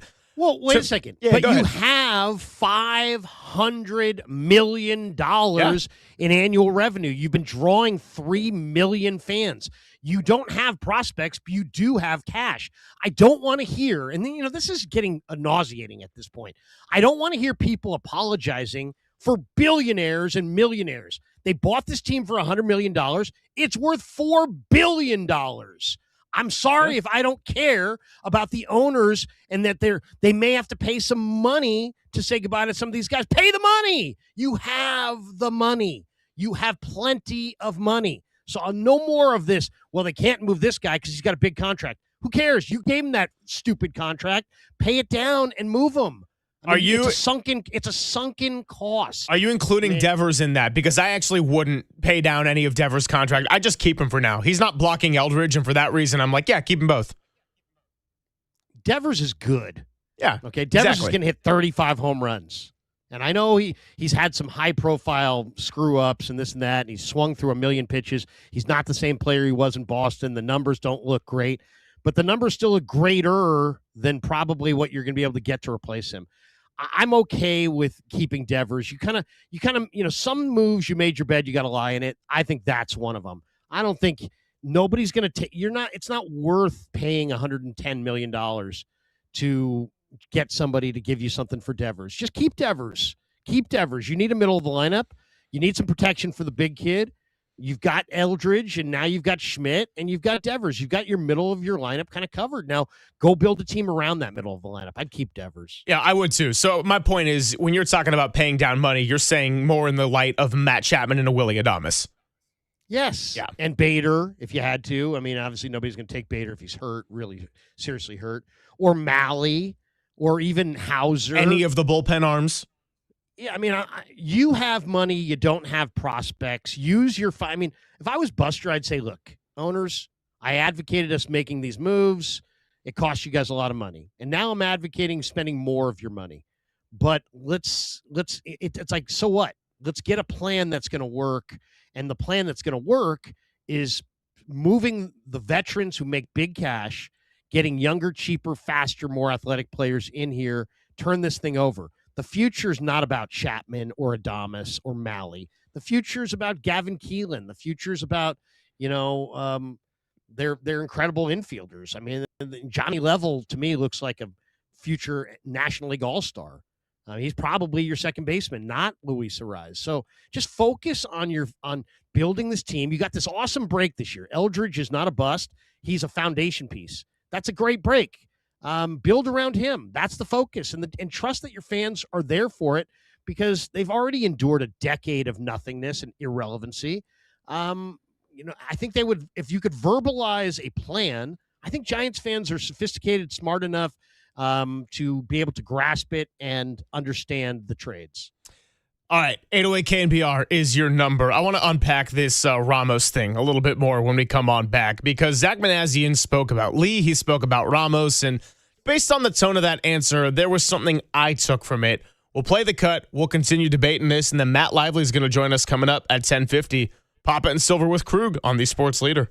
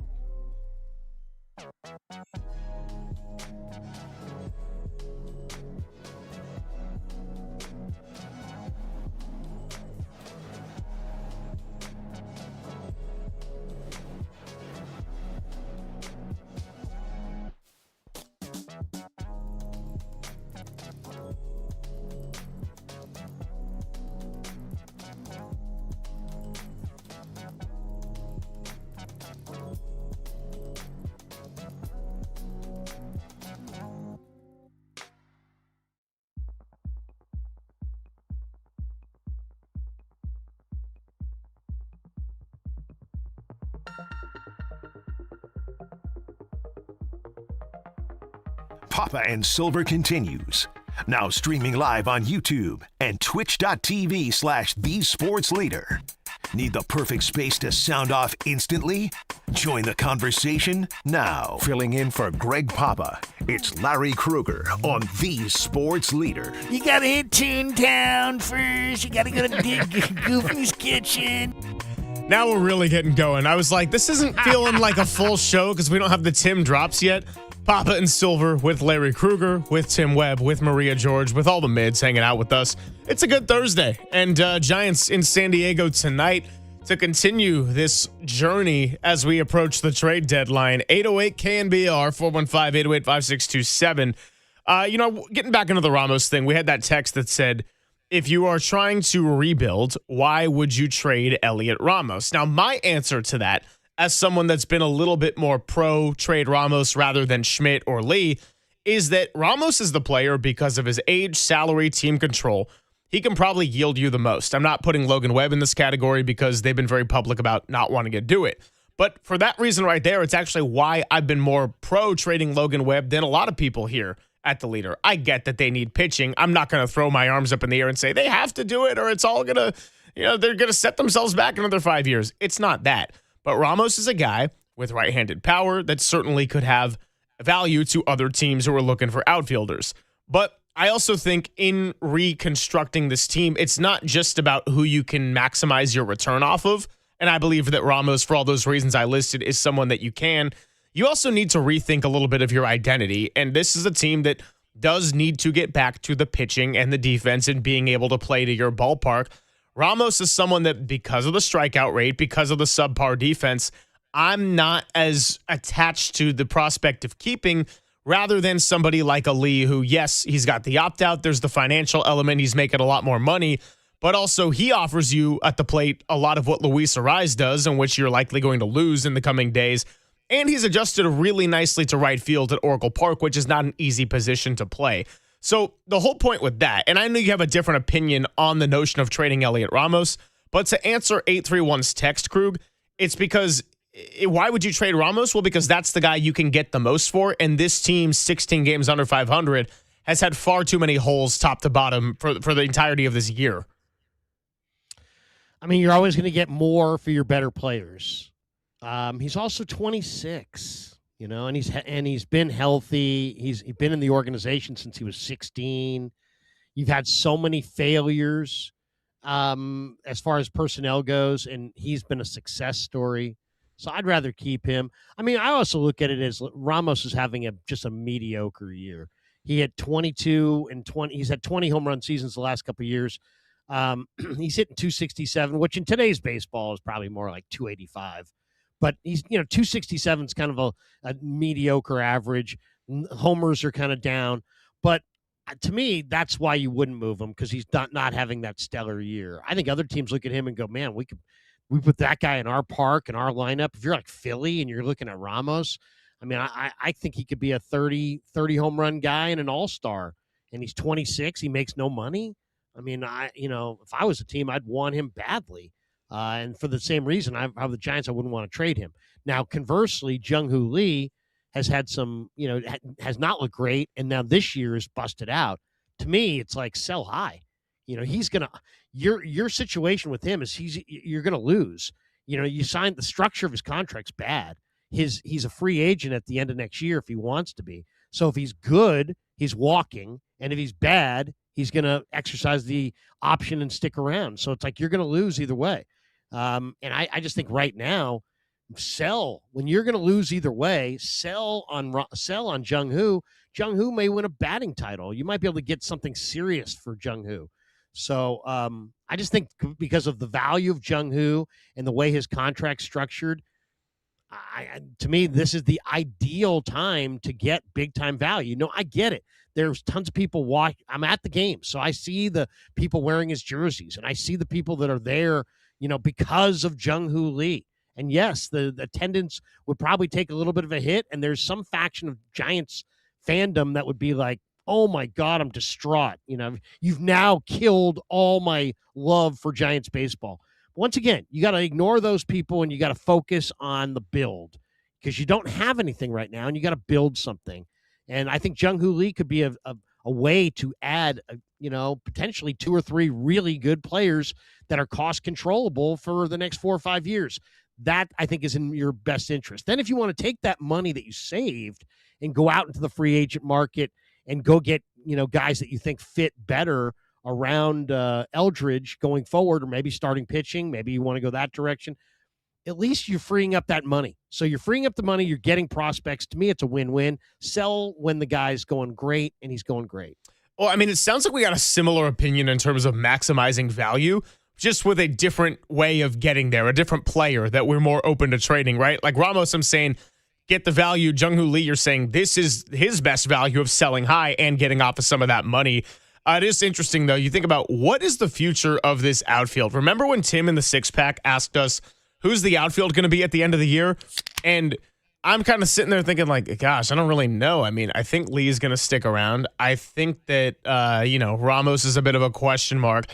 Is it Gilbert? Is it McRae? Is it Cox? And you go, Harrison Bader racking up stats. I'm like, dude, I forgot he was on the team. And this was before the scooter accident even happened. So they got a lot to figure out as far as the outfield goes. But that all leads into the point of this is why you want to maximize what you can get at the trade deadline. Not a ton of clear-cut sellers. A large part of that is the mediocrity of the American League. Well, go be a team that is a clear-cut seller. And, I mean, if you hear things like just about everybody is checked in on someone like Luis Arraez, that's music to the ears of this front office when you're trying to maximize any bit of return. I'm not saying an expiring deal of an Arraez is going to grant you anything crazy, but that's where you look to go and make moves beyond just the obvious. That's why we're talking about a Ramos, a Lee, maybe some of these bullpen arms, but really it's those two guys. I think Webb and Schmidt would have been in that conversation too. The calculus changed with Schmidt's injury. So really it's Ramos and Lee that probably can get you the maximum return of players that we realistically expect to be moved before the deadline. Yeah, I mean, I'm all ears. I mean, if I'm Buster, if I'm Manassian, I'm all ears on everybody, literally everybody, because you have to be. You're one of like 3 teams that are like out of it.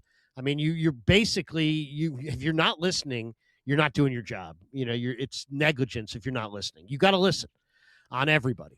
But I would the guys who don't make any money. I mean, to me, it's about 2 things. It's about gaining prospects and getting financial flexibility. You're paying Jung-Hoo Lee. Giants fans are so nice to Jung-Hoo Lee. He's got 6 home runs and 6 stolen bases. 6. He's not going to hit double digits, most likely, in home runs or stolen bases. You're paying him $19 million a year. He makes the same cake as Yordan Alvarez.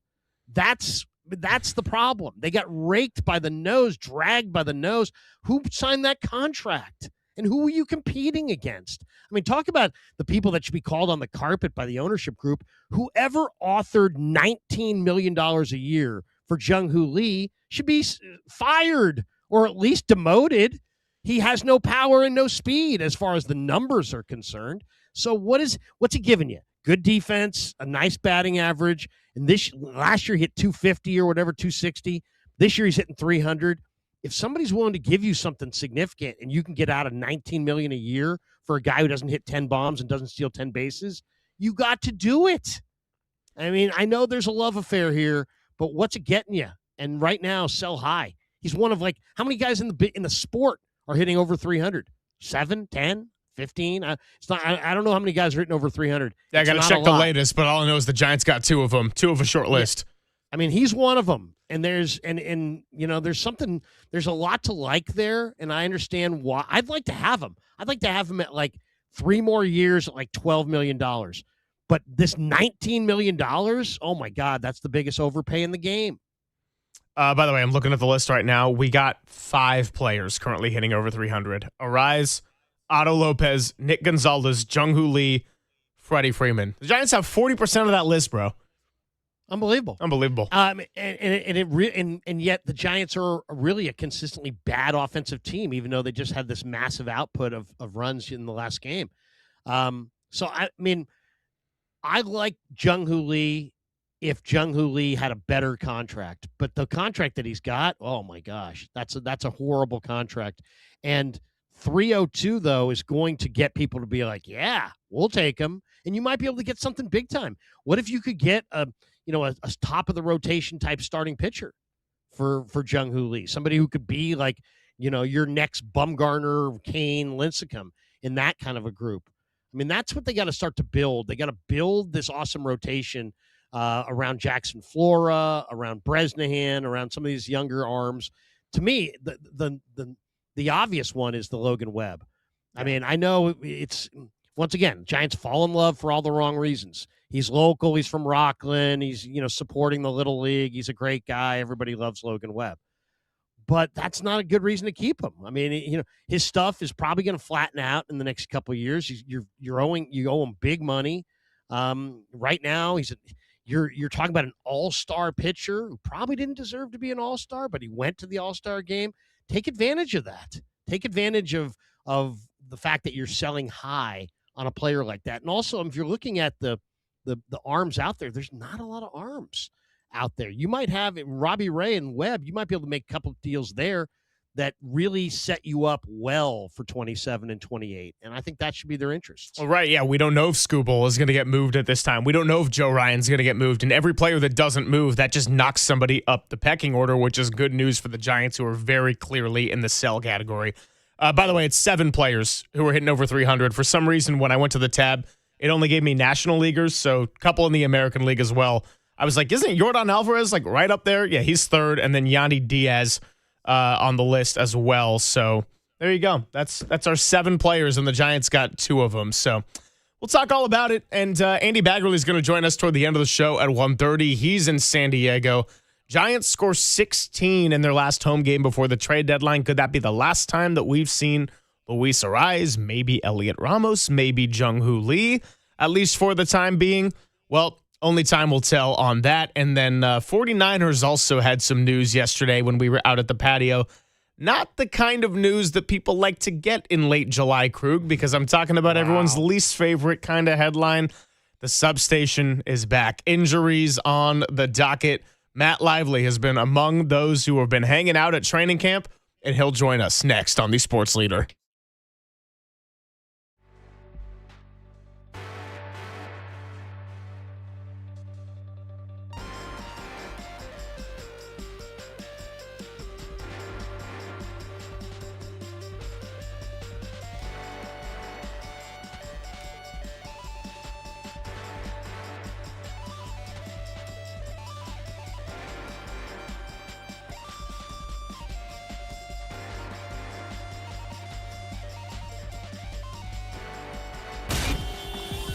Time for your Bay Area Chevy dealers traffic update.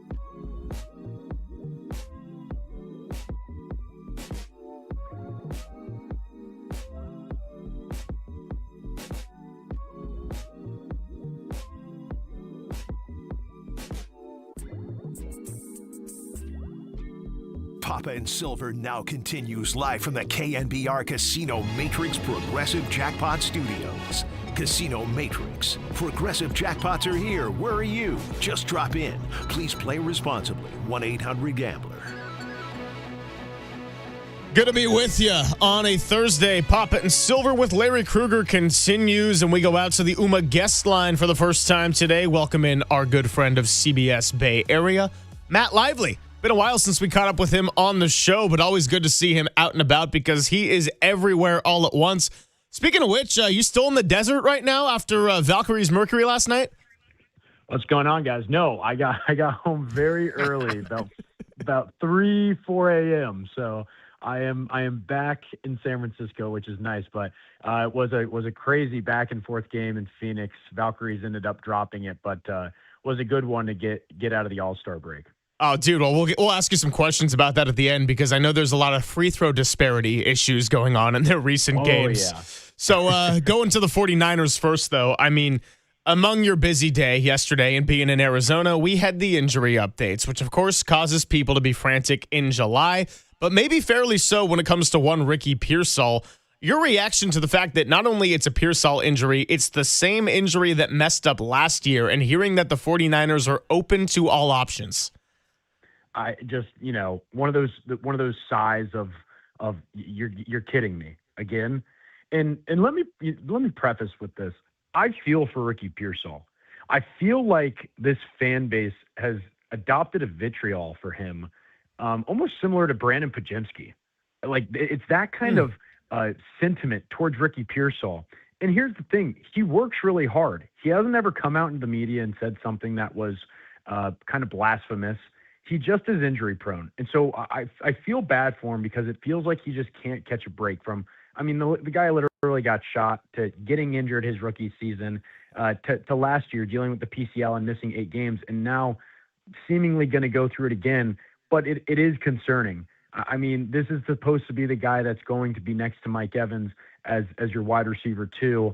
And now with that injury, in possibly getting surgery, I'm not a doctor, but I wonder what was happened at the end of last season where they didn't investigate this a little bit more and they didn't think about, hey, should we just clear this up, have surgery now so you have a full off season?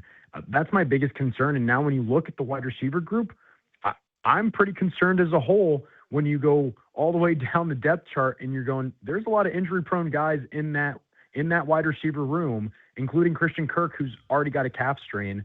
And you're hopeful that you're getting a Mike Evans of a couple years ago. Yeah, it's a wide receiver group that is really interesting. If you just look at the numbers, you're like, hey, man, there's 10 guys here who look like they're NFL. But then when you look closer, you're like, wait a second, 5 of these guys are glass or been hurt a lot. And 5 of these guys are basically rookies. Cowing's basically a rookie. Watkins is basically a rookie. Grimes, Pauling. They just got a lot of these guys are really young, and a lot of these guys have been hurt quite a bit. So I guess I'll ask you the Debo's almost begging to be signed. I like the idea of bringing back Debo if 2 conditions. He's in great shape, and I don't know that he is, but if he is, I'd be interested. And if he would take 2 to 3 million, 4 million, nothing crazy. If he's would you be interested in Debo back with the Niners in 26 under any parameters, or what would your parameters be? It's funny you asked that. On Monday, I would have told you there's no way. I would like a clearer picture of exactly how he exited San Francisco, what those meetings were like. I know he's really close with Kyle Shanahan and they had a good relationship, but anytime a player sort of forces himself out and requests trades a couple times, I don't know how that goes with the head coach. But obviously he'll post on social media and you have George Kittle and Kyle Juszczyk going, hey, you've always got a home here. So with the injury of Ricky Pearsall, and you think about a guy that knows this system so well, you could be open to it. You're right, Larry. He has to be in great shape. You can't have an injury-prone Deebo Samuel coming in. And it really, the parameter for me is check your ego at the door. This is going to be to bring you in because we desperately need another body that can be productive. And this isn't a contract you're signing where you're hoping to just come in here and get paid out and then demand a ton of money the following year. This has got to be for the team and to get wins on the field. Talking to Matt Lively on the UMA guest line. Well, it's funny on the Debo notion because I also want a clearer picture of what role he'd be willing to accept in a potential return. Like, I look at Debo as that'd be a great depth piece, certainly, especially if Pearsall and Christian Kirk are going to be hurt. But he also needs to understand that he's probably no higher than a wide receiver 4 on a healthy unit. Like, Matt Mayoko had this report out there that we asked him about, and it was saying how Debo was a little bit miffed that the 49ers acted so quickly to sign Mike Evans. And I'm like, bro, who wouldn't do that to go and sign a future Hall of Famer that could still be very productive? So I'm kind of with you that I do like it as a depth piece, but also with all the drama the 49ers have had in their wide receiver room, not saying it's got to be Brandon Ayuk level of chaotic and unpredictable, but you'd want to have a very clear understanding of Debo Samuel being in the right frame of mind of what he'd be able to contribute to the team. And that might also mean taking a back seat when more players are available. I totally agree. I mean, hey, he had a productive year in Washington. He had over 700 receiving yards. He got into the end zone. But when I go back to that final season in San Francisco, he got into a physical altercation with the special teams unit in Tampa, which, Jake Moody had his problems, but he's the leader of the team who's on the sideline throwing slaps and punches. He was kind of difficult in the media at times. And I think fans really hung on to that. He had a huge drop. I think it was in that Thursday night game against the Rams over the middle where he had been complaining about not getting the ball enough. And he tweeted something about not being involved enough. And not frustrated, just not getting the ball. That's right. And then, hey, here's the ball, and he dropped it, and they lose that game. I think they scored 6 points. 12-6. That was a good one. Yeah. And I just remember in that moment, I thought, oh, the fans have turned on Debo Samuel, and this is a good team that's in a really tough division and can win a lot of games, but that locker room has to be completely in check. And if he can come back and be completely in check and play nice, then it's definitely something that you have to look into if Ricky Pearsall is going to be shelved for a long time. I think his line was, I'm not struggling. I'm just not getting the ball. And it was like, bro, you're struggling. You dropped a huge, huge pass in that Rams game. Should have been 6, really. And then it should have been. He had a wide pass. Yeah, he had the lane to the end zone. He was going pay dirt there. Let's talk tight end for a second. Kittle's not there. Tonjes looks great, I think. Luke Farrell's there. There's Braden Willis. There's Hayden Rucci. They picked up Tanner McLaughlin. Today they picked up Josiah DeGuara, who started in Green Bay, who's kind of an H-back, kind of a versatile flex out wide kind of a guy. But let's talk about Kittle for a second, Matt, because everybody's so focused on when can he get back, and nobody's really talking about when should he get back. And it's like, I don't care if he can get back. I want him there on Super Bowl Sunday. Then I'd like him there in the NFC Championship game. Then I'd like him there in the divisional round. Let's work back from there. And when you take that as your kind of barometer, then it's like week 1, do we really want to see him 7 months after a ruptured Achilles try to do something 2.5 months before he should? I don't. It's to me. It's he could, and it's a challenge and good for him, but I don't think it's in the Niners' best interest that he's back out there before October. How do you see Kittle in that whole thing? No, I really agree with you. And, I asked John Lynch that on Saturday. My question was, hey, he keeps saying week 1, but I said, are you concerned that you guys have to travel to Australia? Think of what that does on your body. I flew back from Phoenix, and I feel like I'm dehydrated and in rough shape, and I'm limping around this morning. And Lynch's response was the doctors have told me that they're just amazed at how fast he's healing, and that there are still measures, and when George feels good, George will be good. I'll tell you what, at his age, George Kittle is incredible, but at his age and what you dealt with last year with all the injuries to Warner and to Bosa and to Mykel Williams. And then to Kittle, and think offensively, they lost Brock Purdy. Christian McCaffrey miraculously stayed healthy. You can't repeat that again this year. And so maybe it's not the sexiest tight end group without George Kittle to start, but I feel like rushing him back is the biggest mistake they could make. It would be, Mac Jones went in and won some games, but it's like when they rushed Brock Purdy back from the turf toe when he played against Jacksonville. And he admitted later, that set me back. You can't, at George Kittle's age and with how valuable he is to the 49ers, you can't suffer a setback. That would be demonstrative of their season. So I'm with you. I can't imagine coming off a torn Achilles in the playoffs. We're talking about an injury that occurred in 2026, not 2025. I can't imagine him coming back sooner than week 4, week 5.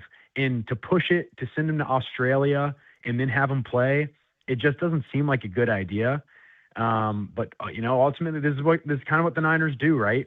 The injuries are always the biggest question. And if they bring him back and there's a serious injury that happens because of it, heads have to roll. Talking to Matt Lively on the UMA guest line, kind enough to join us. Well, let's talk about a guy who played 17 games last year and has generally been pretty durable. That's the guy who requested a trade out of Tampa Bay, Vita Vea. Now, there's a lot going on in Tampa. Baker Mayfield made a big statement this morning about him being disappointed in the contract that they offered him, a 2-year deal. So it's interesting, right? The Bucs seem to be similar to where the 49ers were last offseason, where coming off a disappointing year, they're understanding that this might be a time to make some painful cost-cutting moves and do a little bit of a reset of the roster. Do you feel like with that in mind, this is the perfect time to cash in on where the Bucs circumstances are and for the 49ers to try to explore that possibility to get Vita Vea? I think it really comes down to price.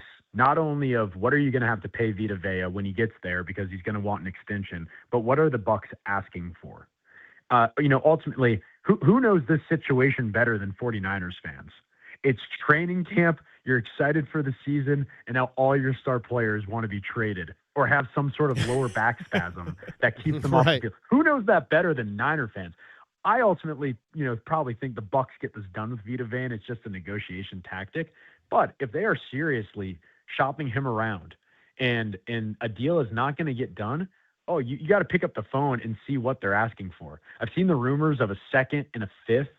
The Niners have done a nice job of acquiring depth at that interior defensive line position. But would you be willing to maybe part with a draft pick plus Alfred Collins or CJ West to get Vita Vea with the window that you have and the way that it is closing? Yes. I mean, he's one of the best run stuffers, just large human beings that is going to allow everybody else to be successful on the defensive line. And when you think of their pass rush and how brutal it was last year, what he could do to help out Nick Bosa or Romello Height or Michael Williams would just be really impressive. So you have to call the Tampa Bay Buccaneers. There's no doubt about it. But I do think this is just a negotiation tactic to have Tampa pay him, because that's a team that just lost Mike Evans. Levante David retired, and Baker Mayfield now isn't happy. You don't really want to rock the boat more than you already have. Yeah, and I actually think Tampa and the Niners may lock horns, in the playoffs for the right to go to the Super Bowl this year. I think Tampa had a great draft. I have a hard time seeing Jason Licht, their GM, trading Vita Vea to the 49ers. He just seems like a sharper GM than that. But if Vea's out there and you could get him, the one thing we don't know, Matt, is we don't know which of these young defensive players that Raheem Morris inherited does he like. He might like some of them, but I think the odds are he probably doesn't like one or two of them. Now, he's not going to tell you or I that in a presser, but he's going to, he's going to express that in meetings. And let's just say he's not an Alfred Collins guy or he's not a CJ West guy, but he wants Vita Vea, and you could get Vita Vea for Alfred Collins and a 4th-round pick or something. Man, I think I would do it. But I once again, I can't see Tampa sending a player of that significance to a conference foe in a year where they themselves want to be in the Super Bowl. That being said, Raheem Morris, I think, has already made an impact here. Renardo Green, I thought has been impressive. Jack Jones, Darrell Luter. It seems like there's almost like a lot of these DBs, Matt, seem like they have a new lease on life and kind of a new purpose with Raheem Morris there. It's a little subtle because we've only seen 3 practices, but Raheem is having an impact in that secondary. Yeah, I mean, I'm sure you're like me, Larry. I want to see the pads go on, and that's when I really want to start watching. But I'll tell you what, through those first, I obviously missed yesterday because I was in Phoenix with the Valkyries, but through those first 2 days of practice, I couldn't believe the way that the secondary was flying around. Mac Jones was having a tough day with them out there on Sunday. And you mentioned Jack Jones. God, that guy played with confidence. He was doing the buckle you in after just about every pass. I was really impressed. And then to watch Renardo Green yesterday at the podium, I don't know if you agree with me here. That looked like a dude that has new confidence, newfound maturity, and has really grown up over the course of this offseason. It felt like towards the end of the season, Renardo Green and Kyle Shanahan were having a weekly spat on the sideline, or Renardo Green was getting benched because of something that he missed. And what I saw yesterday when he talked at the podium was just a completely different person. And Diamador Lenore had sort of hinted to that a couple days prior, saying, you know, he's really taken a step. And I saw it. And even if that's not me watching reps and seeing it, the fact that he's vocal like that shows me that room is going to have another leader in it. And I was really impressed. I mean, Upton Stout was phenomenal last year. Marquise Siegel really came on at the end. I'm a little concerned about the safety position and their depth there. But ultimately, I think the cornerback room could be in a good spot. Few more minutes with Matt Lively on the UMA guest line. I'm going to give you 3 names who have made some nice early impressions at training camp. You tell me where you're purchasing the most stock. Kalon Black, Dejon Stribling, Connor Colby. I'm going to go Dejon Stribling because I think he's going to have the most opportunity. When you look ahead of him right now, it's kind of wide open. Christian Kirk, I don't know if you right this second you can trust to be out there on the field consistently. Demarcus Robinson really left something to be desired last year. I think when they signed him, it was a good signing at the time. Then he gets suspended for the DUI, and then he kind of disappeared. He had a couple big moments. He reeled in a touchdown in that Philly game in the playoffs, but I think Stribling has an immediate impact opportunity. And he's looked good through the first 2 days of camp. All the reports come out that this was a guy that a lot of teams had higher on their draft boards than the consensus amongst the media. And so I think Stribling is who I would put the most stock in. Colby, sure, he's going to be able to compete. And Kalon Black, hey, that's great. But is Christian McCaffrey really going to be conceding touches to a rookie? Probably not. Yeah, I like that call on Stribling. He looks amazingly great. I mean, you see him running away from the coverage. We haven't seen that in a long, long time. How about this one? If you had to wager everything you own on either Mac Jones or Curtis Rourke being traded before week 1, who would you bet on there? Probably Mac Jones. I don't know how many teams are looking at Curtis Rourke and thinking we got to have that guy. And there is, between the 3 and 4 position, I know Rourke and Martinez, it's a bit repetitive and one of those guys might go. But I truly think if a team came calling with a big offer for Mac Jones or, something that's a 3rd round or better, the 49ers would probably be intrigued by that. All right, my last one for you, Matt, because I did say we were going to get to the Valkyries, and you just came back from Arizona. After 2 losses with a long All-Star break in between, what's your level of concern just between some of the free throw disparities, some of the late game, I don't want to say lack of execution, but just other teams putting down the clamps a little bit more? Clearly they defend great, and they had an awesome 9-game win streak, and they win on the road. I'm not trying to make it out like it's been a bad season, but the expectations are starting to climb, and this is the home stretch where you got to be playing your best ball. No, absolutely. I mean, if it was a scale of 1 to 10, I'm at about a 2 right now. You come out, you win 9 straight games, you lose the game right before the All-Star break. And then last night, I do think, the trade deadline's coming up. This is a team that preaches connectivity, which is another good word for chemistry. And they have great chemistry as a team, obviously. That's why they're sitting at 3rd in the WNBA. But if they could go out and maybe acquire more post presence. I think, Alyssa Thomas had her way last night with the Valkyries down low and was able to force contact that got them to the line way too often. The Mercury shot, I have it right here, 43 free throws. 43 free throws. The Valkyrie shot 19. So it's tough when you have a bigger body on an opposing team that is tough to match up against. So no one's freaking out. No one's panicking in Golden State. But I think they are going to work on that and get better at that. And it's still the second season. What they've done is phenomenal. I mean, it's truly incredible how successful this team has been. So no panic on my end. And they've got 2 games coming up against the Toronto Tempo that they should grab at home. So get right back on track. Always appreciate you coming by with us, man. Enjoy a little bit of rest. I hope we didn't interrupt potential nap time off the early flight, but either way, looking forward to seeing you everywhere and anywhere and on the screens and in person, and keep doing your thing, man. Always a pleasure, guys. Thanks for having me on. Thanks, Matt. Matt Lively, CBS Bay Area, KPIX Channel 5. One might call a welcome mentor to young Tony, who is now over there. We'll continue this discussion momentarily. And yeah, Krug, Matt Mayoko had some comments about Ricky Pearsall, saying it's maybe rational to expect that he might not take a snap this season. Are we that concerned about this?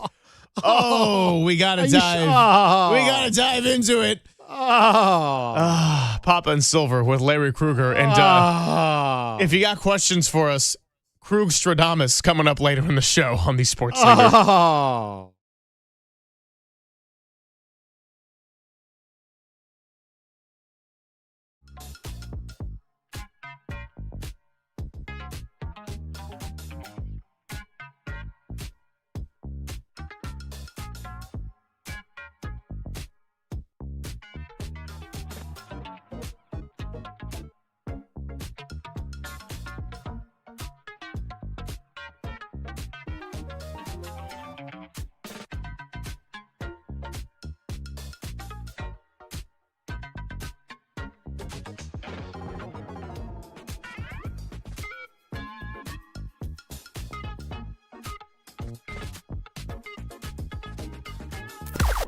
Now, from the O'Donnell Financial Group Sports Desk. Learn more at ODFIGroup.com. O'Donnell Financial Group, because planning is a process, not a product. Ricky Pearsall, Jordan James, and Malik Mustafa headline the latest 49ers injuries out at training camp. And for Pearsall, this is the same PCL injury that affected him last season. Is it time to overreact? Does it change your view on what the 49ers could do as potential remaining moves this offseason? Krug and I will be taking your calls all show long up until 2 o'clock.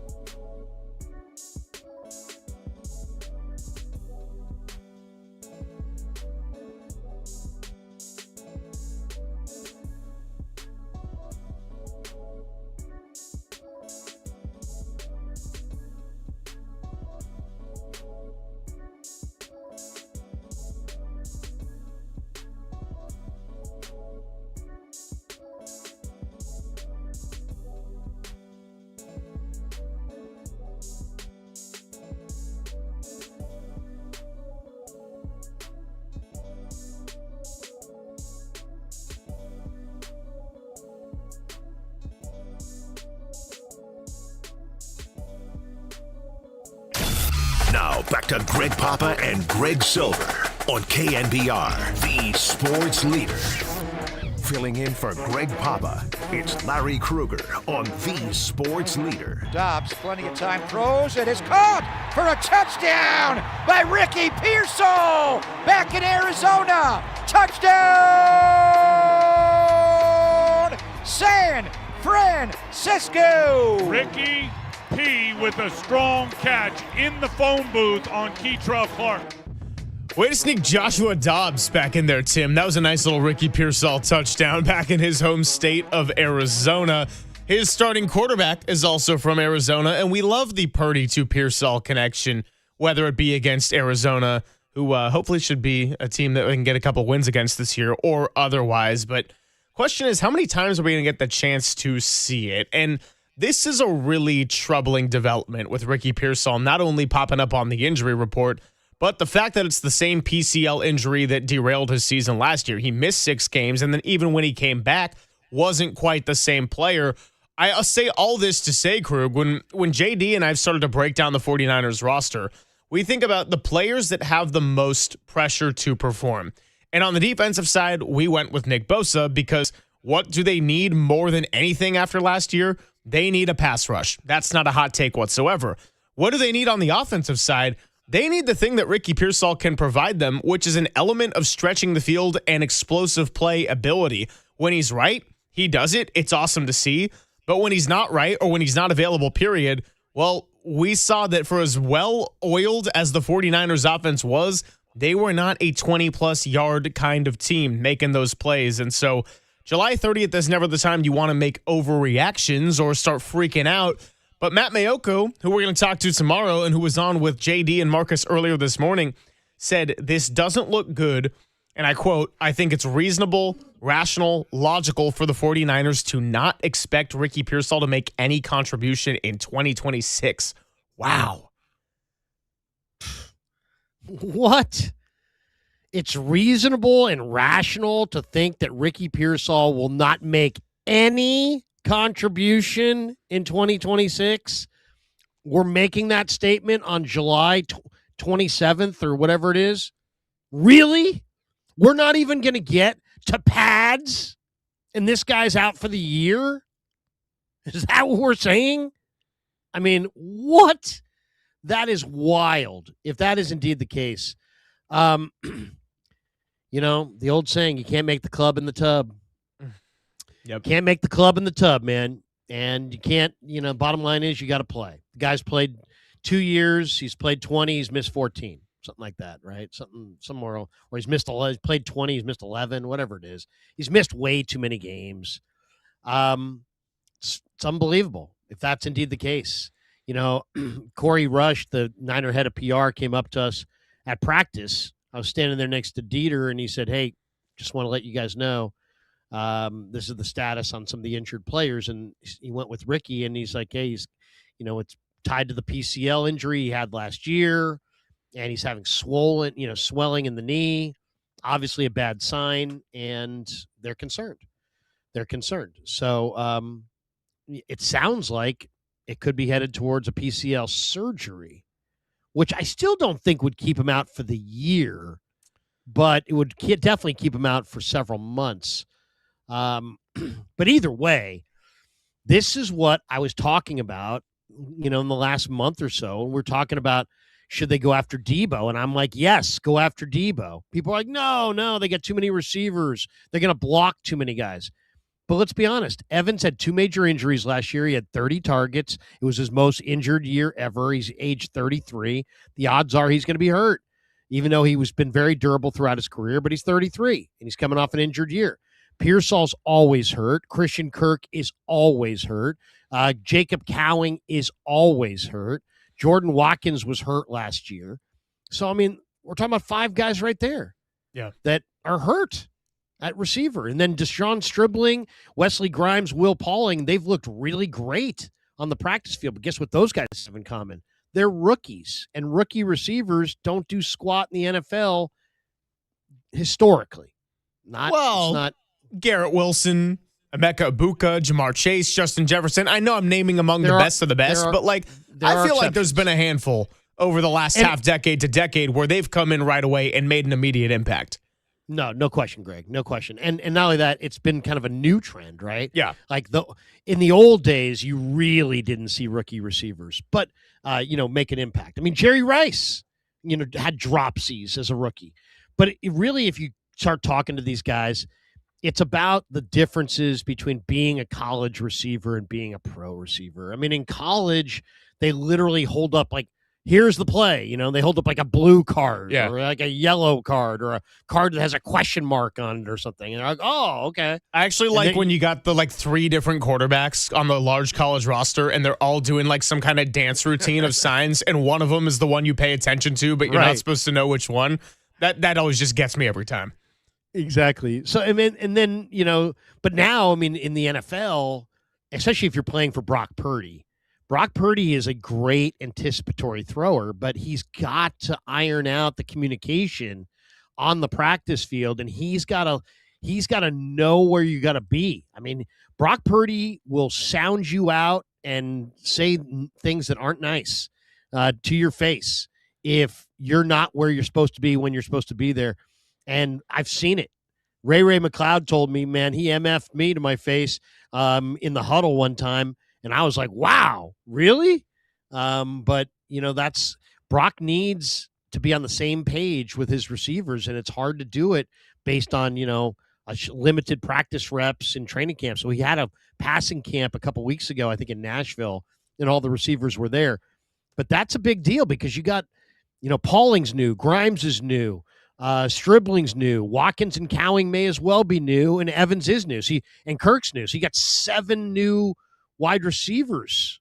So he's got a lot of communication that has to get done to figure out, how we want to run these routes, what I'm looking for on this route, what I'm looking for on that route. Where do you like the ball? Where do you want the ball here? Where do I want to put the ball there? It's like, and these things all have to be ironed out on the practice field. So this just, all the new faces and the Pearsall injury just makes Purdy and Kubiak's job all the more difficult.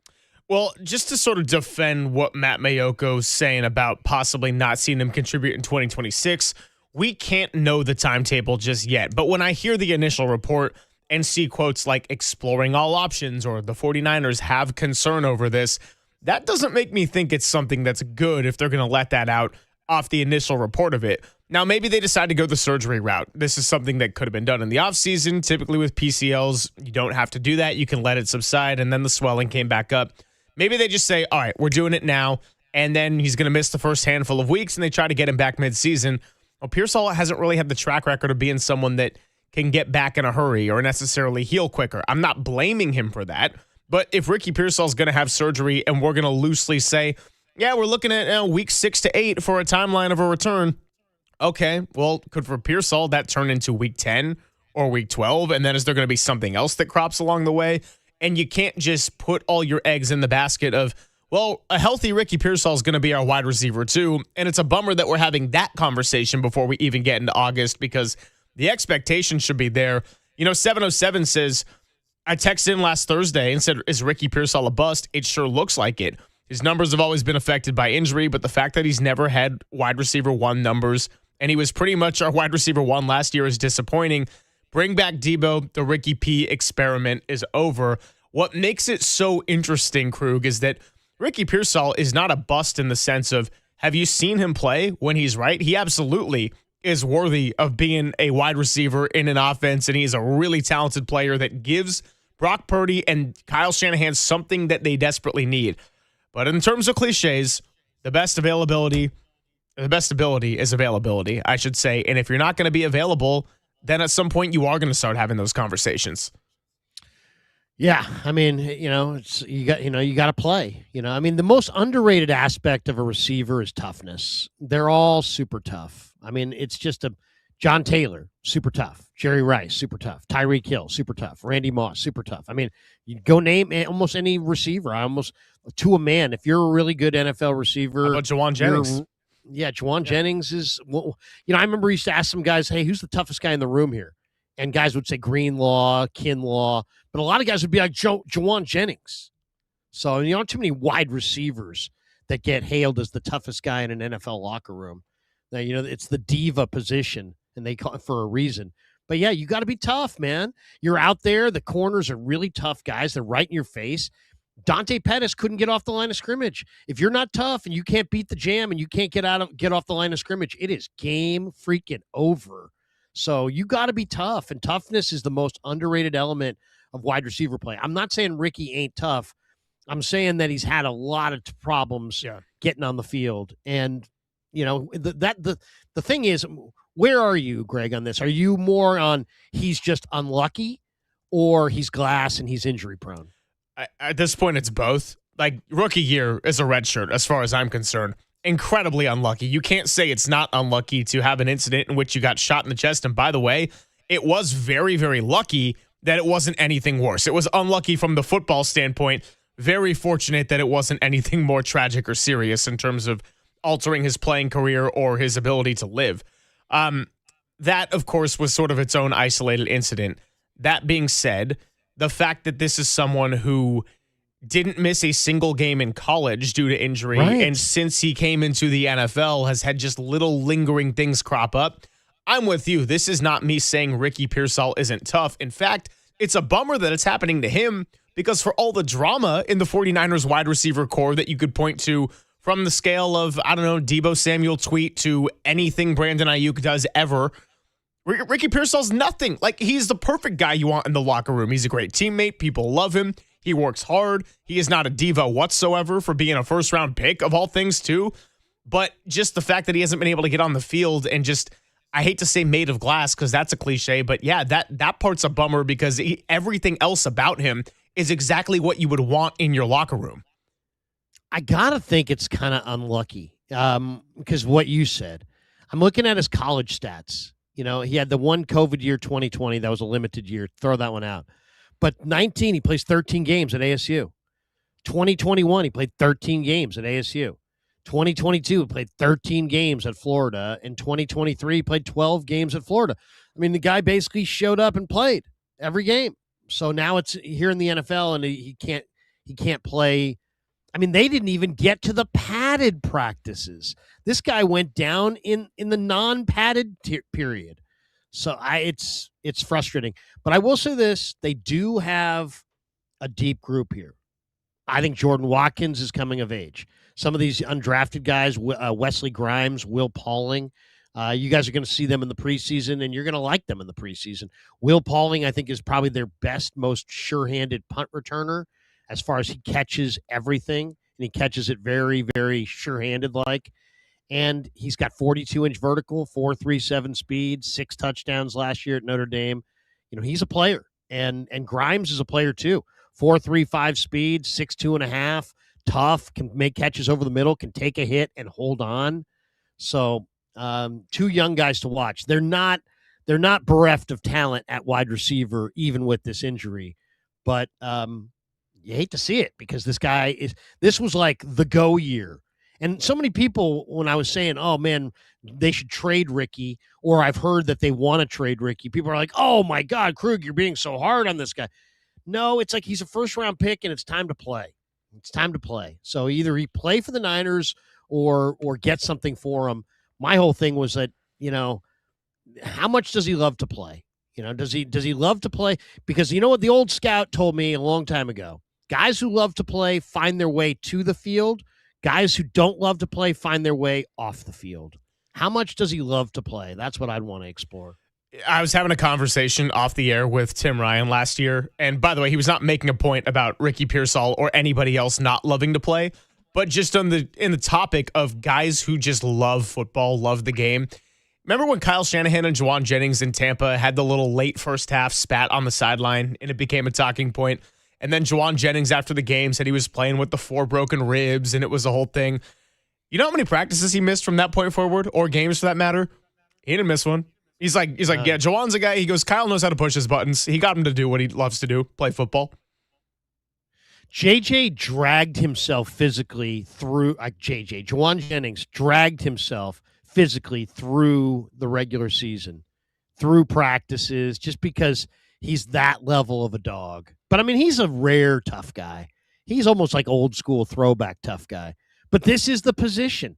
You don't none of these good receivers, there is no such thing as you're an NFL receiver of note and you're soft. Nope.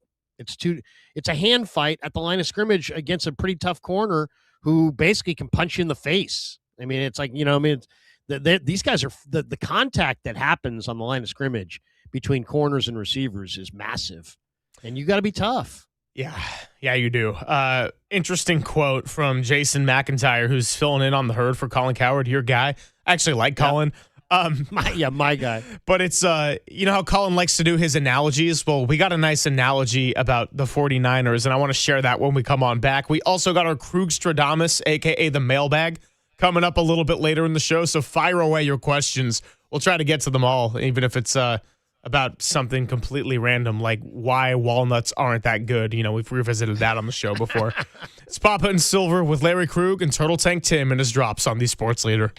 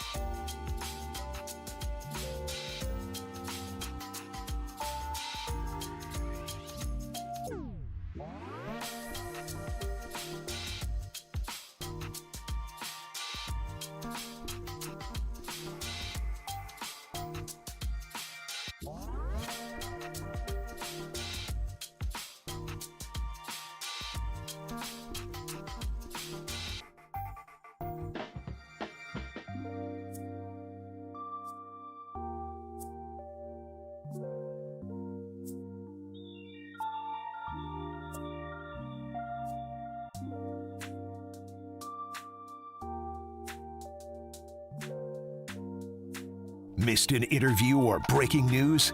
Check out the Papa and Silver podcast page or go to thesportsleader.com and you'll never miss a beat. Now back to the show on The Sports Leader. Happy Thursday. Really looking forward to tomorrow when I get to go down to 49er training camp for the first time, and it's going to be a blast. That means that Thursday and today's kind of getting my ducks in a row, all the boring errands and stuff. One of my favorite things about being a type 1 diabetic, and by favorite, I mean list of like 75 annoying things, is that I just take random trips to CVS when I go into these small parking lots and then there's no spot to park. Well, that's what I'm going to be doing after the show at some point today, Krug. And I bring that up because I told you about the nice analogy from the Colin Cowherd show. Jason McIntyre talking about the 49ers. He says, we are 1 week into training camp and 49ers fans are panicking.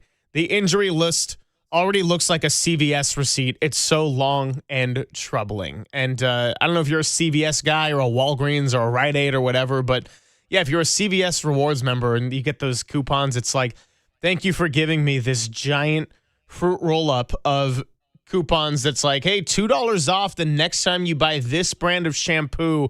Oh, and you got to use it in the next 5 days. I know.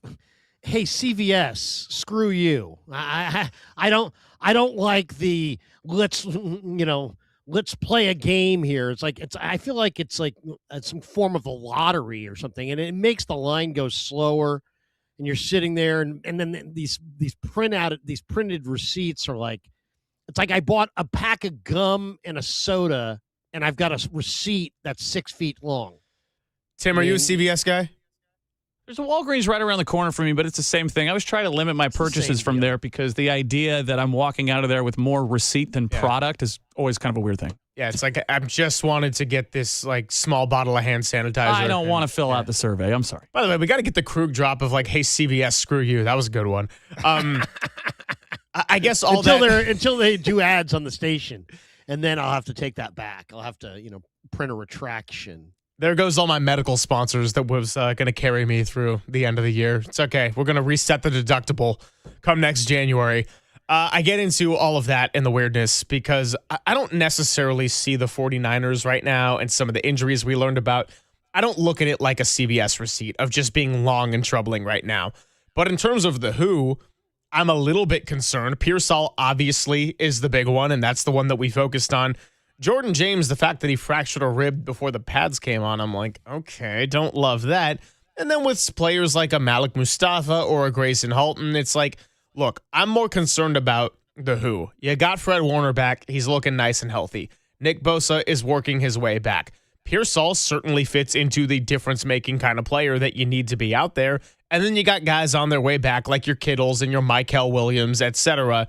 So I'm not here to freak out to this point yet, but Pearsall is the first one of any injury update where I say, yeah, in terms of what the player should do to contribute to that team and the injury history and now the questions about him getting taken out for a chunk of the season, that's the first time where I thought, yeah, I don't think it's an overreaction to be really worried about this.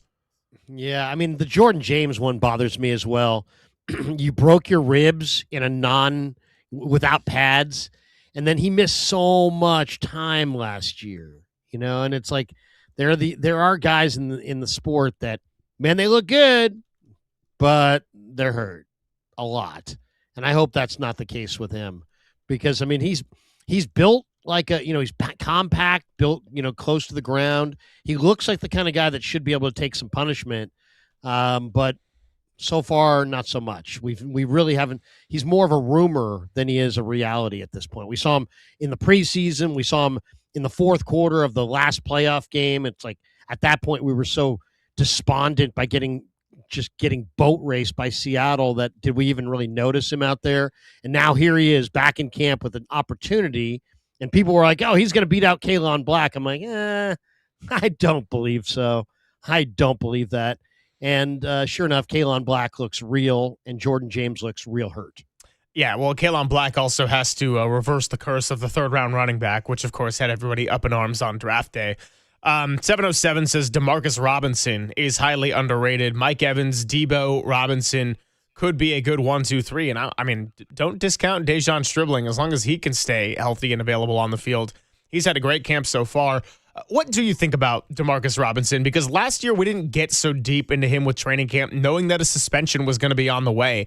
And then it wasn't really until, was it the second play from scrimmage in the playoffs against the Eagles when he had like the 60-yard catch? He didn't really have much of an impact beyond that until that game when he went nuts. Yeah, well, the Niners misused him. There's just no question about it. If you know anything about Demarcus Robinson, he's an awesome red zone mismatch. Now, they were great in the red zone, so maybe you could argue they didn't need him, but they didn't use him the way he's supposed to be used. He's the rub route king. This guy is so good in the red zone at all those basically they're pick plays, right? It's like call them rub routes. Basically, there's no room. He frees himself up. He's an awesome rub route red zone guy.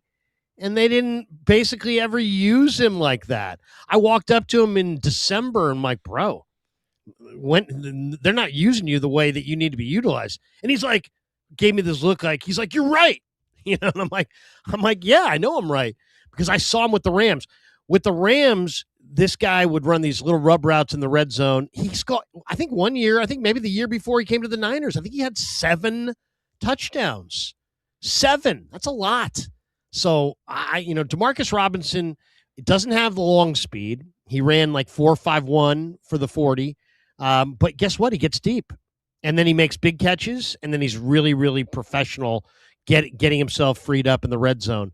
And hopefully they'll figure it out this year and get him out there. They got other guys, a lot of mouths to feed, but with Ricky down, DeMarcus, I think, is very much viable to get some big run. He was their best receiver in that Philly game.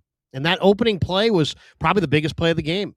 Although I'd actually argue their best receiver was the recipient of Sky Bang reverse pass, Christian McCaffrey, who was kind of their best receiver all year. There you go. From JJ. That was an incredible play. Yeah, by the way, talk about Juwan Jennings being kind of a sicko. The fact that Jalen Carter hit him with the roughing the passer, I feel like Juwan Jennings liked that more. And the Niners are going to miss Juwan Jennings. Every time Purdy needed something, he went, third and Juwan. That was a very well-earned nickname. And all those bang sixes, those in cutters where you're going to get crushed and Purdy just sticks it right in there. And then JJ takes the big hit and then just, makes the first down marker and high fives Kittle back to the huddle. They're going to miss that gotta have it guy who steps up and makes huge plays with money on the table. He is a big money guy. And Jennings, I think, is going to be great in Minnesota, by the way. A lot of questions coming in about Pearsall and why he didn't get surgery over the offseason, and that's certainly a good one to wonder in hindsight. Look, PCL injuries don't require surgery a lot of the time.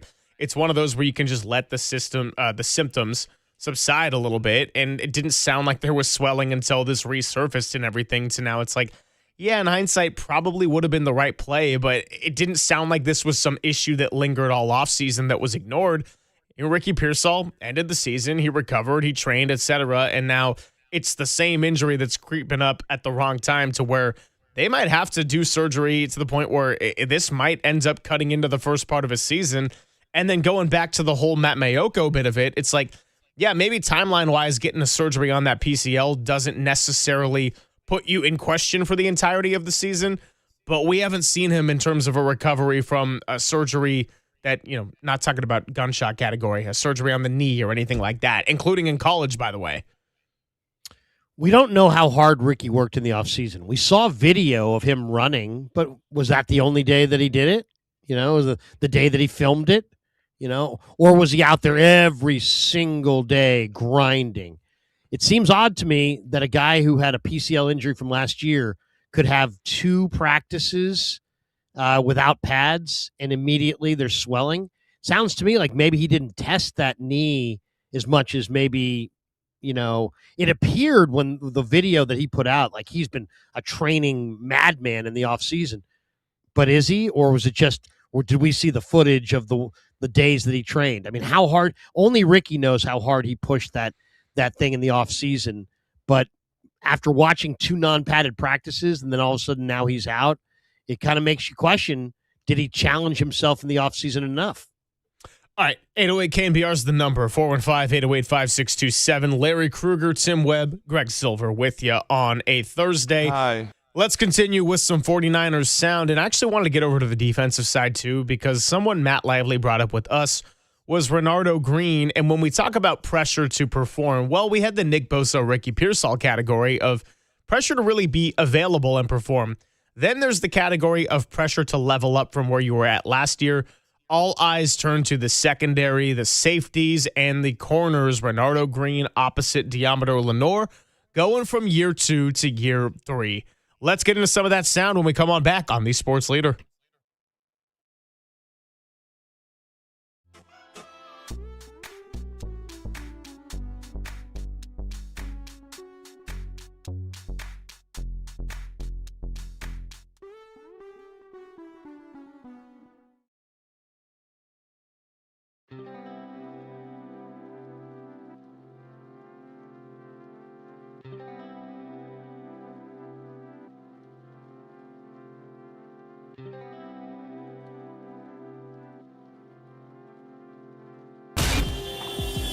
Time for your Bay Area Chevy dealers traffic update.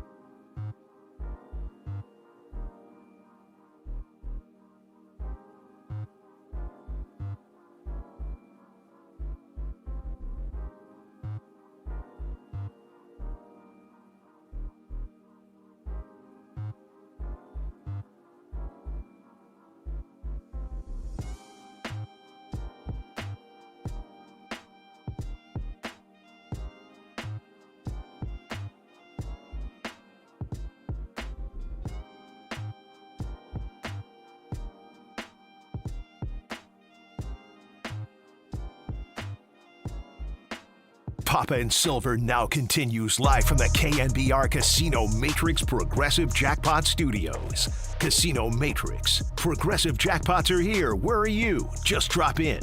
Please play responsibly. 1-800-GAMBLER. The biggest lesson I probably learned is just take accountability even when it's not your fault. Like even when, no matter who it is, the media, anybody, the player, whoever it may be, point the finger at you, just approach it how you do in real life as a man. Just take accountability and go and, just fix it. Go and try to work better to, accomplish the goal, to do whatever you got to do. All that pointing the finger, all that crying and complaining, that's not going to get you nowhere. Take it for what it is, even if, it's right or wrong, and then move on and just go get the job done.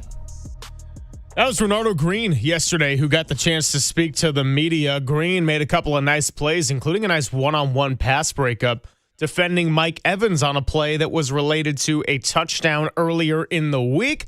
Greg Silver, Larry Krueger, Tim Webb with you. We will talk to Sam Amick coming up in about an hour, and then Andy Baggerly at 1:30 toward the end of the show. Krug, before I get into the Renardo Green quotes and the individual growth we're looking for him, I was reading the Athletic NFL newsletter. Jacob Robinson does a great job with that. And the Athletic did their power rankings 1-32 as we round the corner into August. Where would you have the 49ers roughly if you were making this list off the top of your head? As far as where they rank in the league in the run for the Super Bowl and at SoFi? Yeah, just best teams 1-32. Yeah, I would say they're probably 6 or 7. Yeah, they were 7. Yeah, exactly. And so looking at that, I thought, that's probably about right. If you were curious who's ahead, it's Rams 1, Broncos 2, Bills 3, Patriots 4, Seahawks 5, Texans 6. This is not to do the whole argue about a list segment. My point is, I think we have an understanding because of the proven core of this team and the proven head coach of Kyle Shanahan that the 49ers are among the better teams in football. Now, what would change it in terms of lifting them over the top to where we're calling them in that little bubble of Super Bowl contenders? I think Raheem Morris obviously has a lot on his plate in terms of the big season he can have. And then with Raheem Morris, I'm looking at Renardo Green as a cornerback. I'm looking at any member of the secondary.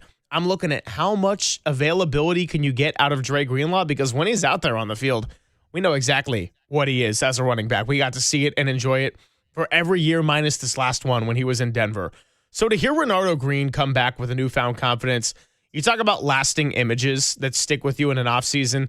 I think everybody remembers Kyle Shanahan yelling at Green for the blown assignment in the playoff game in Seattle, and then Darrell Luter came in for a few plays, allows the touchdown. That thing was not defined by one individual play. They got blown out 41-6.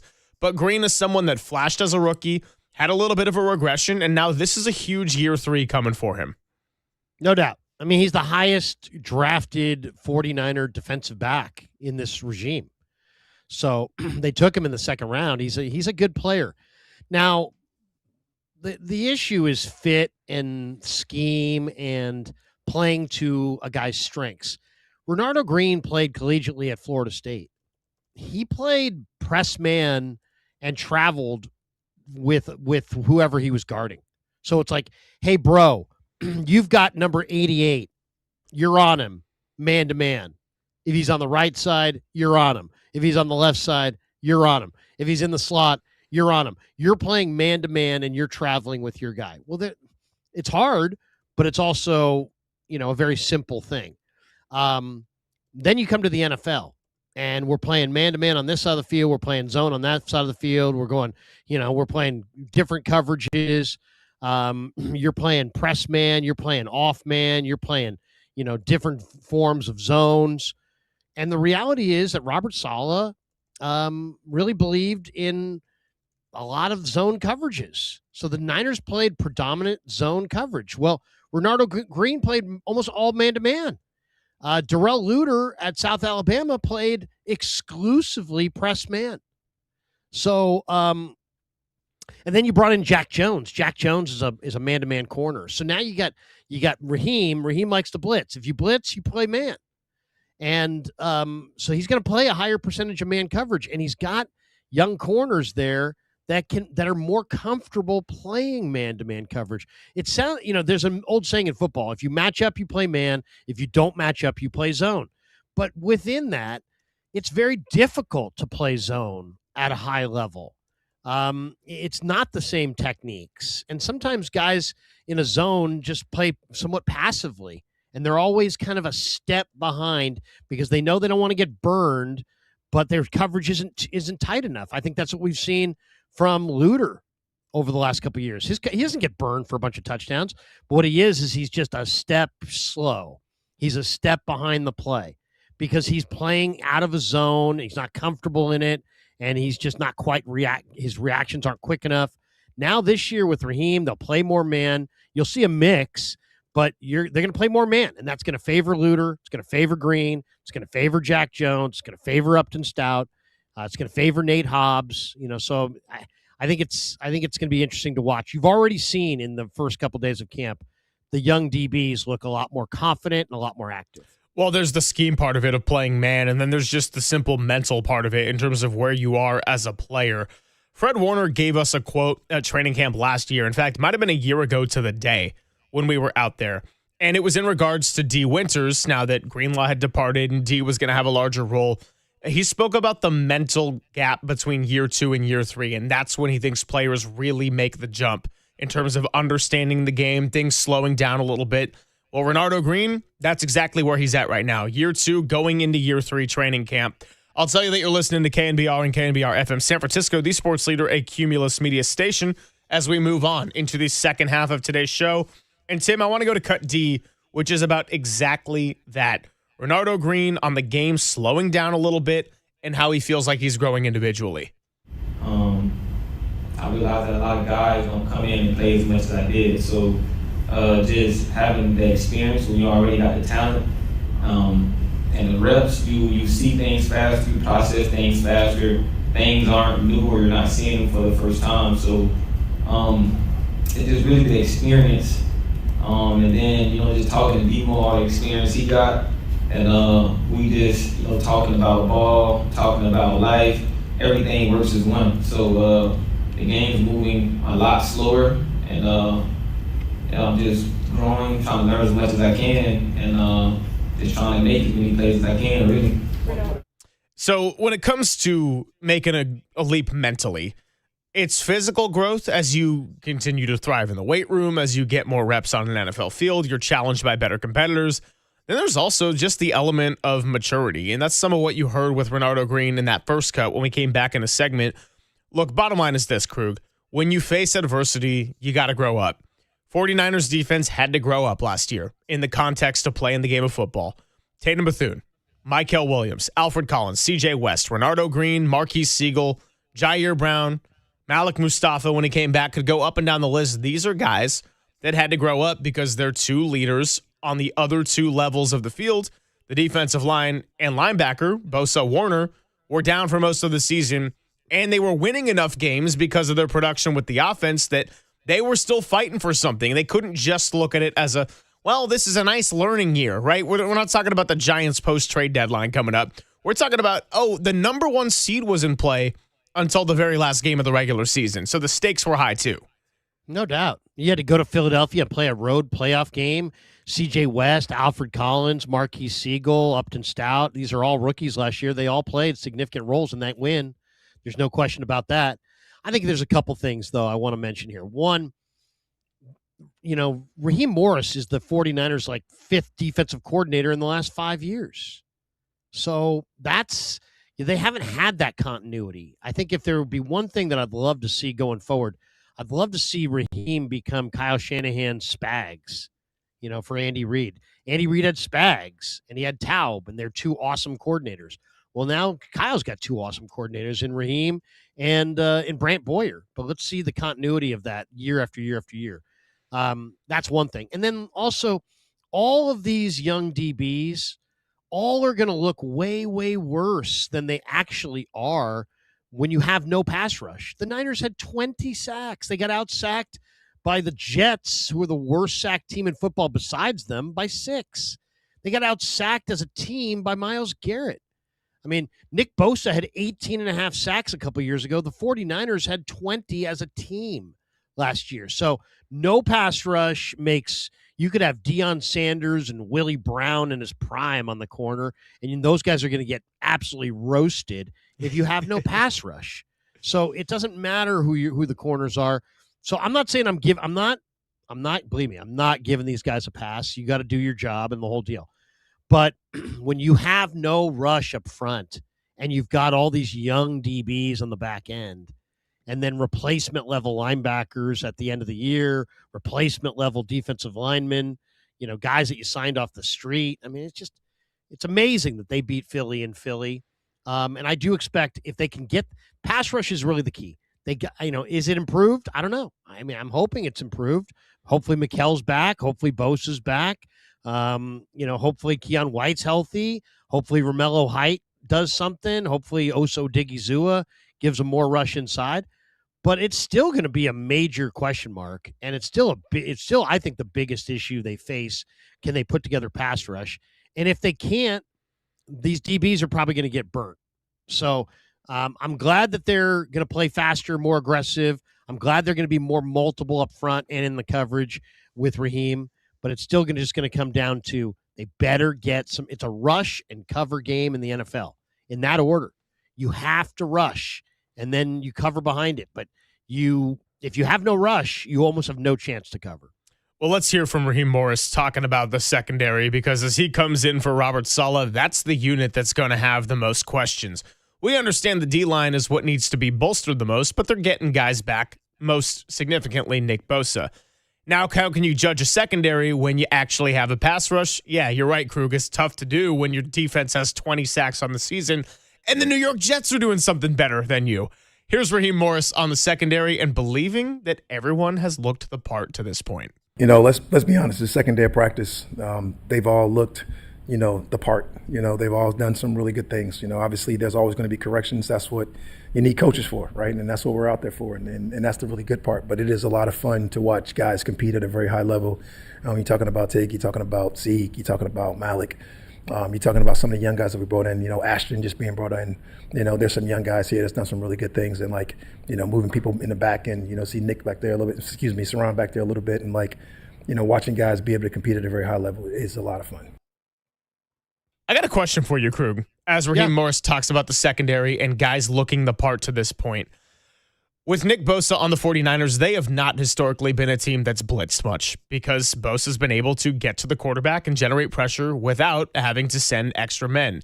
Do you think that Raheem Morris and all the versatility he's had scheme-wise in different teams and different positions, do you think he's going to blitz more than Robert Saleh did? And could there be some of the secondary involved in that action?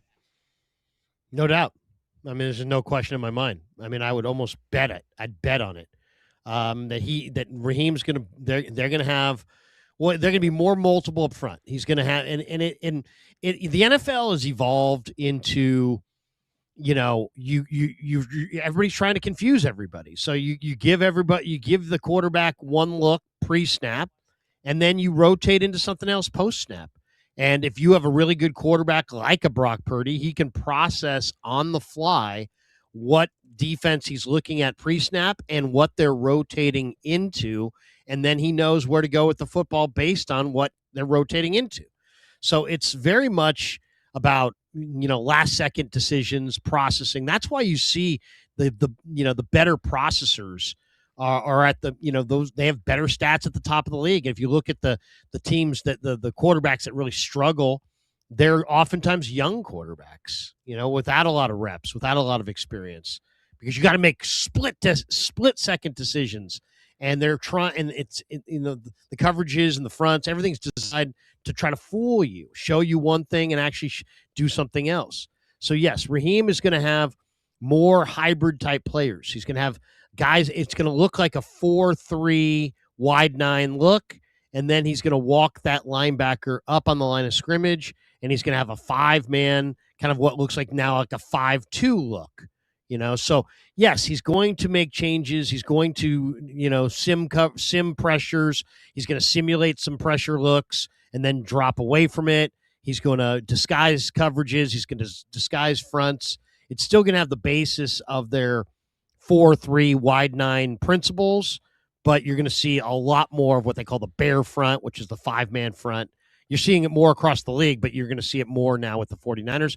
And the Niners have played, as I said before, under Saleh, they rush 4. They rarely blitzed. They played a lot of a mix of zones behind it. I think you'll see a mix of zones still, but you're also going to see them play some man coverage, especially when they're bringing extra pressure. Well, tomorrow's a big day for us because we're going to be at 49er training camp. And while I don't have a full roster for you, I will if this thing actually listens to me. We got the talk sting down. Can you give me a little fox chime, Tim? I got done dirty. The Marcus board. I took the Marcus board down. I'm sorry. My bad. No, it's okay. I usually don't use it. I just thought I was getting creative for once with him sitting in the chair. Point being, this is better anyway. Now it's the Thin Tim mistake of Totally the day. buried you. Sorry, bro. I'm not even going to qualify it as a mistake of the day because I just, made a decision without telling you. There was no expectation, and I'll own that one. You went off script. I went off script. You went off script? Yeah, bro. Oh, that's all me. God. At noon, and it did it right after noon as well. We said do not go off script until hour 4. If you were on the 49ers, Shanahan would have benched you right now. Off script. Oh, that's not good. Let's be honest. Shanahan would have benched me a long time ago. Give me the chime one more time. We're finalizing our guest list for tomorrow, but I can tell you that we will talk to one Fred Warner. So I would love to get some of his thoughts on his conversations with Raheem Morris, and I guess without getting him in trouble, getting into some of the ideas that they've been running by each other as a defense. So Fred's going to be able to join us. JD and I will be out there at training camp tomorrow. I absolutely cannot wait. We got to talk to him last year. And yeah, I probably will bring up the year 2 to 3 gap when it comes to the mental jump in the NFL. Speaking of, let's hear more from Raheem Morris when we come on back on the linebackers. We'll do that next. And then what we're going to do, we got our Crew Stradamus. We're going to split it up. So we're going to do part 1 of the mailbag at 12:30 before Sam Amick joins us. We're going to save all the baseball questions for after Amick before Bags. So all your non-baseball questions, hit us in the mailbag. We'll get to them at 12:30. Then all the baseball ones we'll tap into at 1:15. More linebacker sound next on the Sports Leader.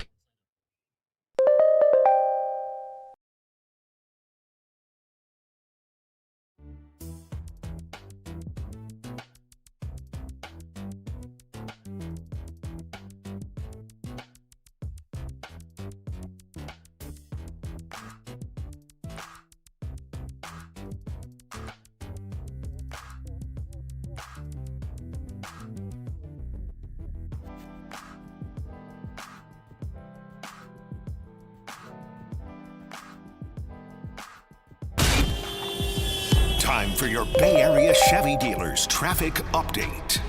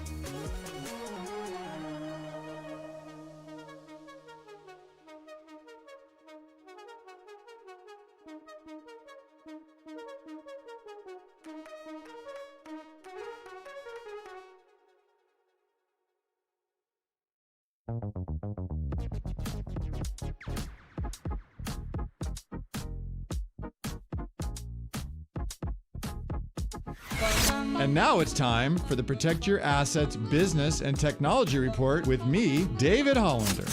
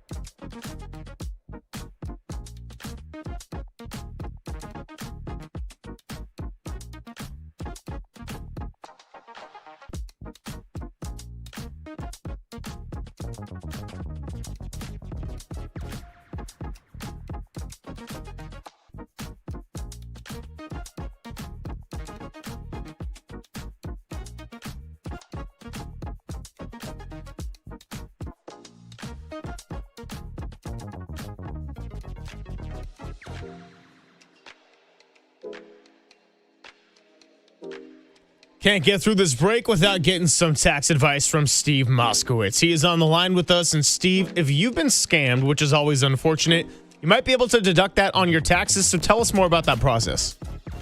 First of all, if you're the victim of a scam, my heart goes out to you. It's terrible.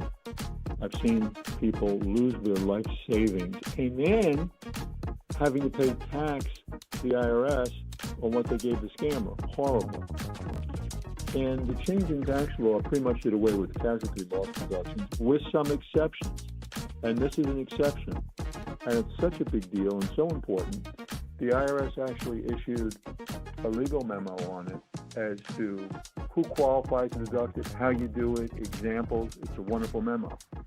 So the bottom line is, if you qualify, the IRS can give you a huge amount of money, which will help to make up for your losses. So let's do this. If you've been a victim of a scam, give us a call. We have free consultation. Let's determine if you qualify under this legal memo from the IRS. If you do, let's get a big chunk of money from the IRS. The only thing you have to do is pick up your phone and say, hey, Steve, can I deduct this on my taxes? Pick up the phone, 1-888-TAX-DEAL, the number to call. Steve Moskowitz can help you out today. Again, that's 1-888-TAX-DEAL, or you can go to moskowitzllp.com. Missed an interview or breaking news? Check out the Papa and Silver podcast page, or go to thesportsleader.com and you'll never miss a beat. Now back to the show on The Sports Leader. Filling in for Greg Papa, it's Larry Krueger on The Sports Leader. Larry Krueger filling in indeed on this Thursday. Silver, Krug, Tim Webb with you. We are streaming on YouTube and Twitch. We even got all the best Twitter handles up available. I actually do have Tim's Twitter handle in a different draft I made, but sorry, you took backstage to Maria George for this one, so understandable. She's fighting for Elon. aren't we all on the Sports Leader? 49ers injuries and units and position groups. Well, Raheem Morris and the secondary took over a big chunk of that last segment. Let's hear more from the 49ers' new defensive coordinator and close friend of Kyle Shanahan on the linebacker core. Obviously, when you get Fred Warner back, that's a major deal as the captain of your defense. And oh man, if you can get some games and some juice out of Big Play Dre, all of a sudden, turn back the clock, and I welcome it. Here's Raheem on the middle of the defense. It's a lot of fun being on their side. Going against those guys, is always something that you're concerned with. How fast they play, how violent they play, the things they're able to do from a communication standpoint and a physical standpoint. That's always awesome. But watching those two communicate with each other in the huddle and the energy that they bring every single day to not only just the field, but the meeting room, the building, the presence, the ideas, the thought process. It's really fun to go into that linebacker room and be a fly on the wall. You sit in the back, every once in a while you get a question. And those two are going to give you high-level questions, not the what are we supposed to do? It's more of the what is this for? And that is really intriguing when you're talking about a coach and being able to communicate that way with the guys. Yeah, so keeping it nice and broad and exciting. And, of course, when you got a leader like Fred Warner, that's going to make it easy. Right now, everyone is freaking out over Madden ratings that are coming out because those are the things that we do in July and August. I always say on these airwaves, Krug, that lists and rankings, that's the time to rage about it this time of year. But Fred Warner, of course, was the top-rated linebacker as such. And more importantly, outside of the video game world, Fred Warner was the key piece that was so shocking last year because of all the injuries that this team has suffered in their time since Shanahan took over. Fred Warner never missed games. He was always there, even playing on a fractured ankle the season before. So to have him back and to hear John Lynch say he mostly operated as a healthy player during this offseason, that's everything to the middle of the defense. Yeah, I mean, when he went down in Tampa, they felt that loss. I mean, he's a tremendous player. He's arguably the greatest coverage linebacker of his era.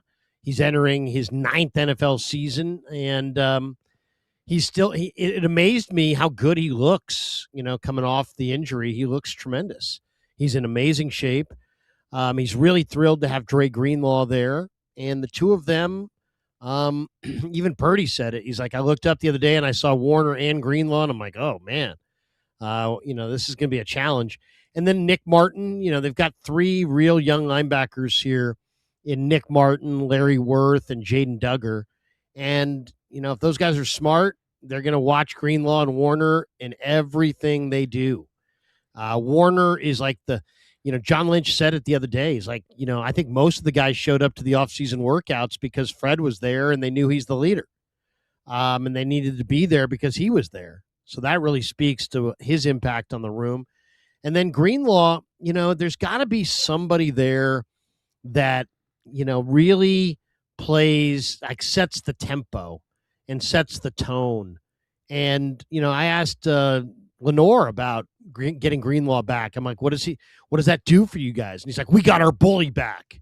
And it's like, yeah, I mean, Dre Greenlaw is a tone-setting weak side linebacker. So to see him return, and with the young linebackers they have here and the young first-year linebacker coach, KJ Wright, I think the Niners are hoping that this will be a strength of their football team. Yeah, no question. Also, you mentioned earlier on the tight end front, they signed Josiah DeGuara, former Packer, and I think he was last with Arizona and everything. So that's interesting in the sense of going through the position groups. Like, as it stands right now, Krug, I mean, I would have said more so yesterday before the Pearsall injury. Wide receiver is a group that projects to be strong. I would say quarterback, of course, knowing you got 2 of them, you feel like you can win starts with. Linebacker, if you can give me Dre Greenlaw more available and having juice, absolutely feel great about that. Tight end is one where I'm like, I don't really know, because you're right about the George Kittle thing. I know he's trying to get back to week 1. That's also a long flight to Australia. Are we talking him making that jump? Are we talking week 2 when they have 3 straight home games? Or are we talking a little bit longer down the line? I mean, when this offense has versus doesn't have George Kittle, we saw a major difference last year in the run game, to the point where when he came back on that Sunday Night Football game in Atlanta, he didn't have a single catch. That was the first time all season they could actually run the ball effectively, right? Yeah. I mean, what's also kind of interesting about the tight end position? It is thin, but they started with, with Dinkins, who was more of a blocker, and then they waived him injured, and since then they've picked up Tanner McLaughlin, the former Arizona Wildcat, and now Josiah DeGuara. And DeGuara and McLaughlin are much more receivers. And I think it might be setting up for the 49ers to maybe carry Enrique Cruz as an extra offensive lineman. I don't think he's going to be the third tackle. They typically go with 3 offensive tackles. Maybe they'll go with 4, keep Cruz, and ask him to be the blocking tight end. You're not counting Carver Willis in this, are you? Because he was a tackle that projects to maybe switch to guard. No, I can't. I consider Carver Willis a guard, really more of a center. But yeah, I mean, like there's Trent and there's Colton and there's either Vidarian Lowe, who is signed. He's now got an ankle injury. You have also Austin Pleasance, and then you have Enrique Cruz and Brandon Parker. Well, most teams go with 3 tackles. And so is Enrique Cruz going to beat out Vidarian Lowe and Austin Pleasance? Most likely not.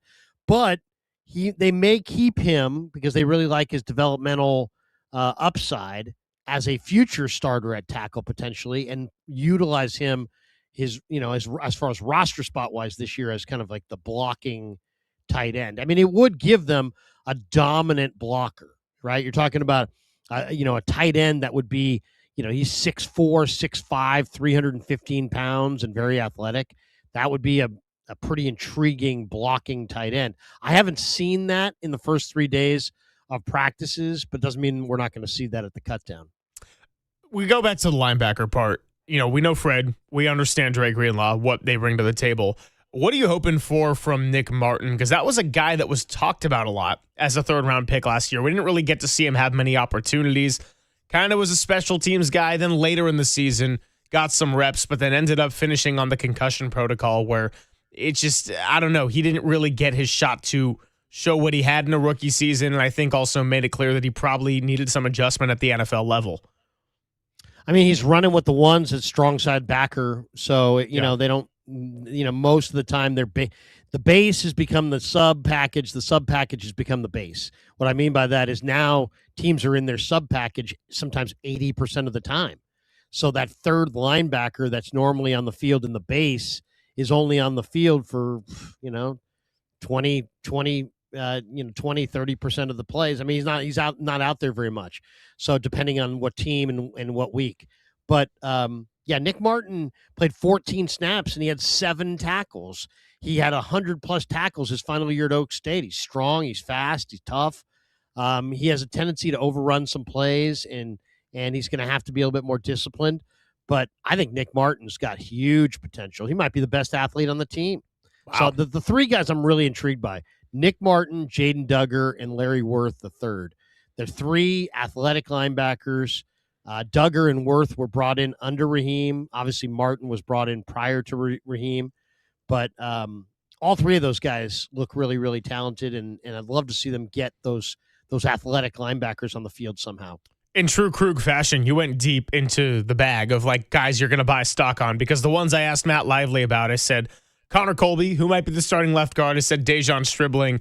And then I'm trying to think who my third one was. I said, Kalon Black, of course. Black. Yeah. I was like, I'm taking the guys that people are like, yeah, those were high draft picks. Or in the case of Connor Colby, he was a 7th rounder, but got to have a starting left guard somewhere. I'm like, who are we going to see week 1? You're like, let me tell you who's making the difference week 13. We got this on lock. Well, I am a big Larry Worth III fan, and I asked Raheem the other day about Larry. He's like, Larry? You want to ask about Larry? And he seemed like he really likes him. But Larry Worth III is an interesting player because he was a safety at Arkansas, and they lined him up as a nickel corner. They lined him up as over the tight end. Looked like he played a linebacker role, like a weak side linebacker role. So he was kind of a jack of all trades. And they got him out of a tryout camp. They had a tryout camp where they invited some guys to the OTAs, and Worth looked so athletic at the tryout camp, they signed him to a 3-year deal. So I'm really eager when the preseason starts to see those 3 guys, Martin, Duggar, and Worth. All right, well, we're going to do the mailbag / Krugstradamus. All of the non-baseball questions we will answer next. You got something on the Warriors, you got something on the Niners, you got something on Krug's Valkyries? Fire away. And then for the baseball questions, we'll do that at 1:15 before Andy Baggerly joins the show. Sam Amick at 12:50. 808 KNBR. If you didn't get to submit, you can also hit us on socials listed right there on the stream. Papa and Silver with Larry Krueger. Krugstradamus next on the Sports Leader.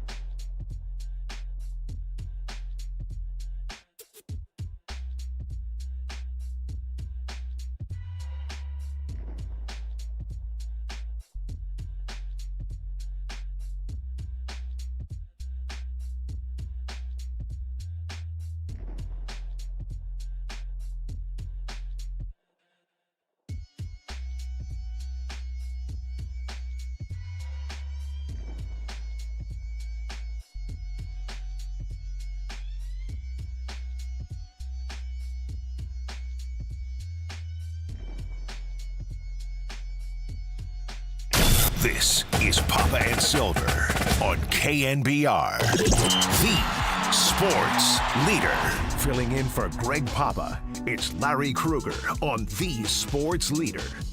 This guy gets both cheeks into it, man. Oh my here goodness. You go. All right.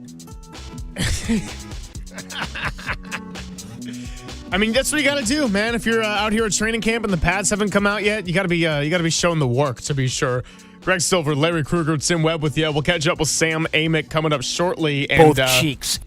Wow, lots to talk about with Sam, who took a nice little vacation. So it's been a few weeks. We finally got resolution on the LeBron front, and we got exactly zero activity on the Warrior front. So we got to visit both sides of that equation. Speaking of, it's time for the mailbag, the Krug-Stradamus. And that's going to bring us to all of our non-baseball questions because we will get to those at 1:15 before Andy Baggerly joins us. Going to start with one here from James, though. After the Ricky Pearsall injury update, would you consider signing Stephon Diggs? Krug, thoughts? Absolutely. Absolutely, I would. I mean, now Stephon Diggs runs a little hot, right? And he's had some off-the-field issues, but I thought he was pretty much cleared of any wrongdoing in the domestic situation. And though, I mean, I would definitely, I don't want domestic violence people on the team. Yeah. And that's kind of where I draw the line. It's a rough game played by rough guys, and there's things that I'm willing to forgive. That's not one of them. So, but he has been cleared on that front. And so, yeah, I mean, you're talking about, you're in your go year. You know, who would you rather have as a second wide receiver, Diggs or anybody they have right now? I'll take Diggs all day, every day. He's big time. I loved him at Maryland. I loved him with the Vikings. I mean, the guy plays big time ball. I mean, I think Drake May is gonna really miss him this year. I know they've got other receivers, but this guy really stepped up. He's tough. And he plays big in big moments. Yes, I would want Stephon Diggs if I could have him. Let's talk about getting both cheeks into it. Drake May's got Kayshon Boutte as his big weapon now. So I'm actually on the other side. I say absolutely not to Stephon Diggs. I just don't want wide receiver headaches. He's another older guy. He's definitely not the player he once was. And look, if this was Stephon Diggs as someone that can get into it with teammates in the locker room, that's one issue. If it's charges of domestic violence, even if there was no punishment that he's got to go out and serve, it's just, come on. This team has had enough drama. We finally get Mike Evans to come in to not only be a future Hall of Famer, but an adult in the room. Dejon Stribling seems like he's got a great head on his shoulders. Christian Kirk has had a good reputation as well. Ricky Pearsall, we talked about how much we like him off the field. We just want him to be on the field. So, no, I don't want the headaches of wide receivers. I think this organization has had to deal with enough of it, and the talent of what Stephon Diggs is in 2026 isn't worth it to me. I'd be more open to Deebo Samuel if you could have conversations about expectations, roles, etc., and him knowing the offense. But I don't want to touch Stephon Diggs. Okay, but I mean, your leading receiver, wide receiver wise, last year caught 55 balls. Yeah, he caught 85 balls. Yeah, your leading receiver last year had 643 yards. Stephon Diggs had 1,000 yards. So I don't know. I mean, I'd be interested. He looked plenty good enough last year. He was New England's far and away their number one receiver. I mean, you said Kayshon Boutte is their number one receiver. Kayshon Boutte's caught 33 balls last year. This guy caught 85 balls. So I don't know. I like Diggs, and as far as old, is Diggs really that old? How old is Diggs? Diggs probably, I'm going to say early 30s. Let's look at it right now. Stephon Diggs is 32. Okay. Yeah. That's a little on the older side. But he is, I'll say this, he's better than what they got. And if you're really in your go for it mode, I'd take him right now. Absolutely, I'd take him. All right, let's go with Deshaun, who asked a question on the Warriors. And, I mean, this is really the $1 million question because Tim Kawakami wrote about it. Logan Murdoch wrote about it. Deshaun asks, what can the Warriors do to ensure Steph Curry's loyalty in his remaining days? That is a fascinating question and one that could take hours to unpack. I guess I'll start by just saying look, Steph is someone who I think very much wants to finish his career in one place. If the Warriors give him enough reasons to stay, he's going to want to stay. I think he wants to be more of a Tim Duncan, a Dirk Nowitzki, a Kobe, understands the pride and the value of only wearing one jersey in his career.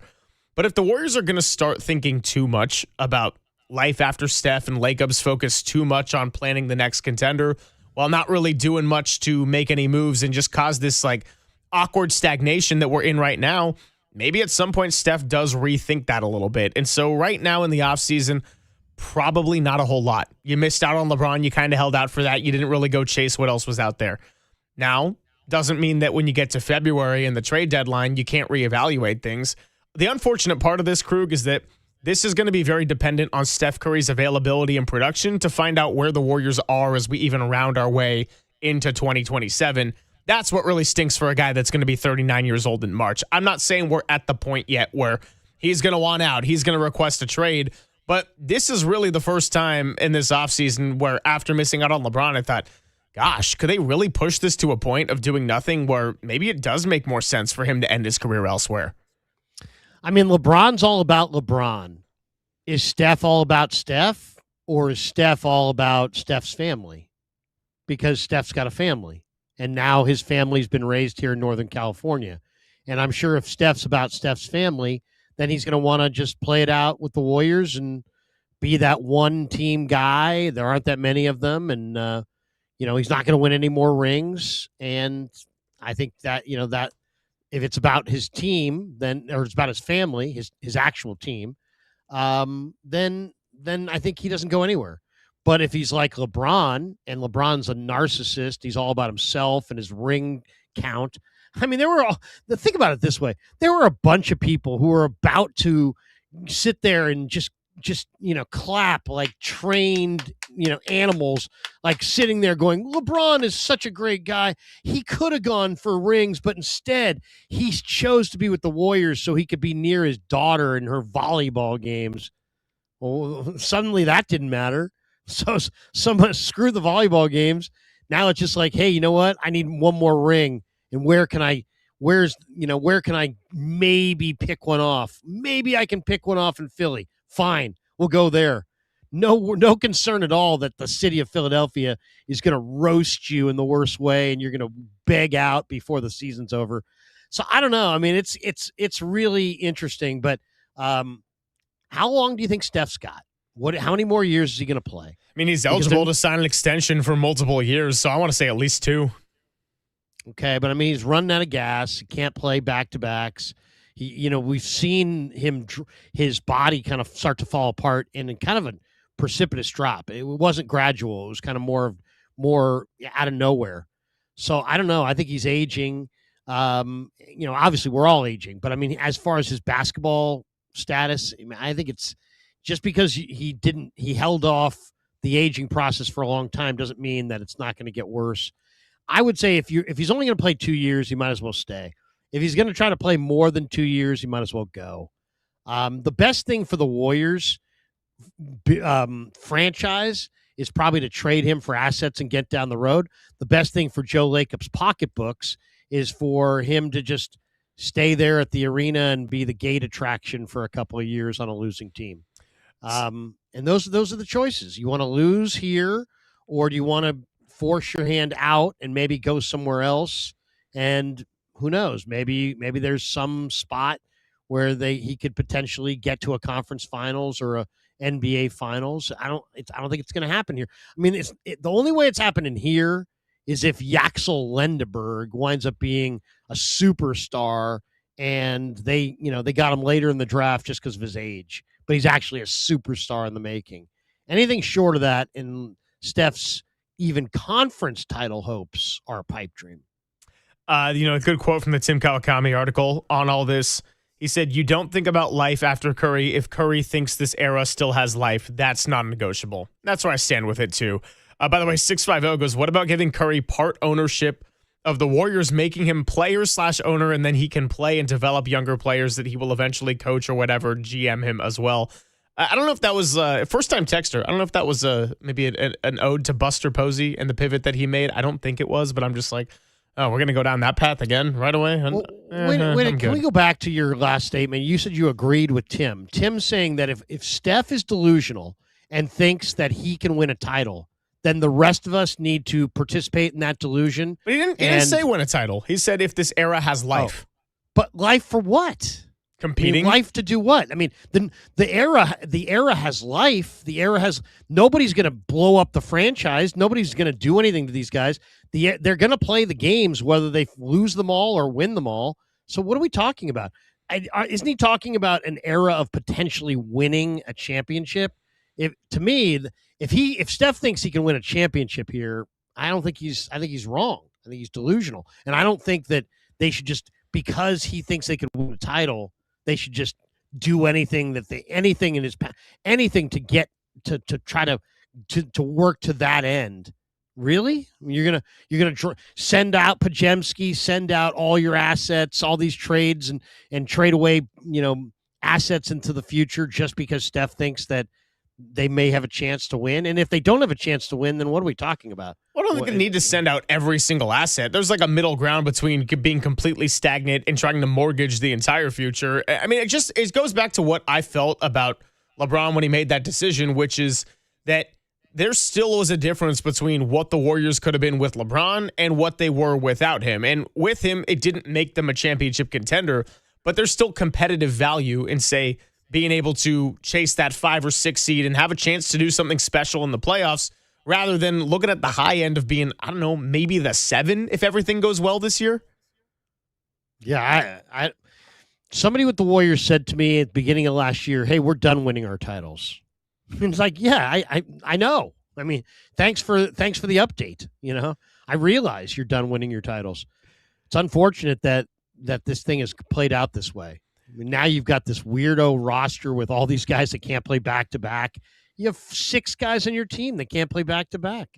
You're not going to be able to get through the NBA regular season. And by the way, trading all of your young assets, what young assets are you talking about? Who are all of their young assets? Brandon Podziemski, Moody, and picks, and Yaxel, which they don't want to trade. Yeah, that's not much. Yeah, not much at all. By the way, I think that's the other offensive thing. Brandon Podziemski is going to make $24 million a year. This guy scores 13 points a game. He gets $24 million a year, and people are trying to justify that like he's deserving of $24 million a year. I mean, if the market is kind of stuck with him, if he's getting $24 million a year, wow, the NBA market has exploded, and there's all kinds of guys getting stuff they don't deserve. That's ridiculous. So Brandon Podziemski, who's a thoroughly mediocre NBA player, is getting more money than the best players in these other sports? I will say, when I saw Macklin's deal of like 18.8, that's the highest AAV in all of the NHL now, and I'm just like, oh, what a bargain. They got him on a steal, Krug. He's going to be bumming cash off Brandon Podziemski, the best young player in the NHL is going to be bumming loans off of Brandon Podziemski. I mean, I don't know. Podziemski's all right. He's all right. He's a productive player. He's just not a scorer. He's not a carrier. He's not going to be a star player, but it doesn't mean he's unproductive. No, but $24 million for Brandon Podziemski? Oh, wow. That's all I say to that. That is the reason that's overpriced entertainment. If you're paying $24 million to Brandon Podziemski. Hey, buy those expensive beers, I tell you. Marcus Boucher, line up to be the first customer. One last one from 707. Don't have a name attached to it. It was a text question. It says, okay, Krug, should the Valkyries trade for Kelsey Plum? I'm going to abstain and just leave it to you. Well, you know what I've always said about the Plumster, when you can get that kind of scoring. I mean, they're a good defensive team, and she would provide some scoring. And if they could somehow land Plum, I mean, that would be a plum of a deal. It would be a plum of an acquisition if they could somehow get Kelsey to apply her trade here in the Bay. This guy knows ball. That's all I'm going to leave it at. Versatile, I loved mobile, it. Hostile. Yeah. Really just a good addition to the locker room. It was a nice Plum take by Krug. Seriously. I mean, nobody knows the Plum quite. 808 KMBR. Do you feel that what would you do to bring Plum north? I can feel it all the way down in my plums. Oh, jeez. Okay. Before we get over to Sam Amick, we got to tell you that it is time for the Bay Area Sports Calendar, which is brought to you by Surfside. And the Beach Boys knows that means one thing, so the Giants are going to be on the road for 4 today at 6:40, tomorrow at 6:45, then on Saturday at 5:40, and Sunday an afternoon game, 1:10 for your first pitch. And Krug's Valkyries, couple of games against the Toronto Tempo coming up. We talked about it with Matt Lively. Sunday at 5:30 against I can Toronto. feel it all the way down in my plums. That's your tip-off right there. And it won't be Kelsey Plum just yet, but hey, this is a team that's building something. Maybe one day we do get a Kelsey Plum right here in the Bay. That's Don't the Bay squash Area. my plum dream. It's all brought to you by Surfside. Not a seltzer, it's a Surfside, proud partner of Giants baseball. And I we'll can get feel it all back. the way down in my plums. Oh, jeez. All right. You guys have fun for the next 5 minutes. Sam Amick next on the Sports Leader.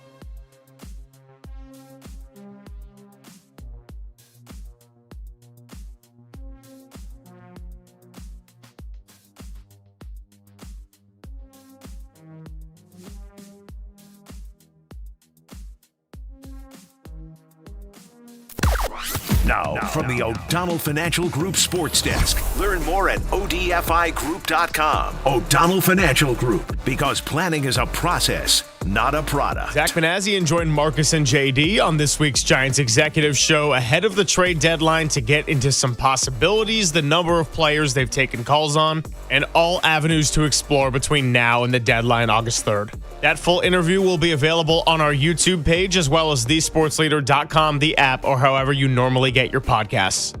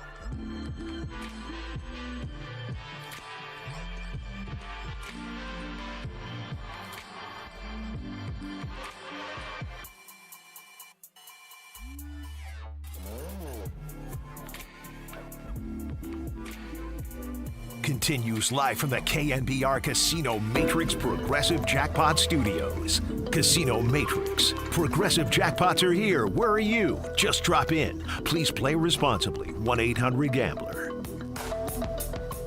Been a few weeks since we talked to the Athletics' Sam Amick, and we finally had some action, which took about 24 days for one LeBron James to make a decision, but here we are.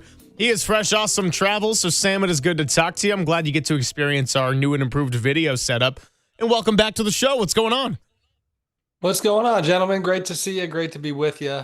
And again, apologies for the little disappearance there for a couple weeks. LeBron made up his mind while it was gone, so a few things have changed, it appears. Yes, they have, and we'll start right there with that. Philadelphia was the decision, and for weeks we were saying, look, wherever he ends up, we're going to get the answer as to what the priority is. Is it about lifestyle and convenience? Is it about legacy? Is it about really wanting to go after it and win a championship?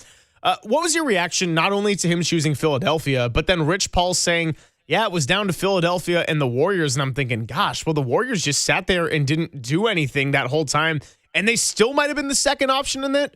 That's not a great look for the Bay Area.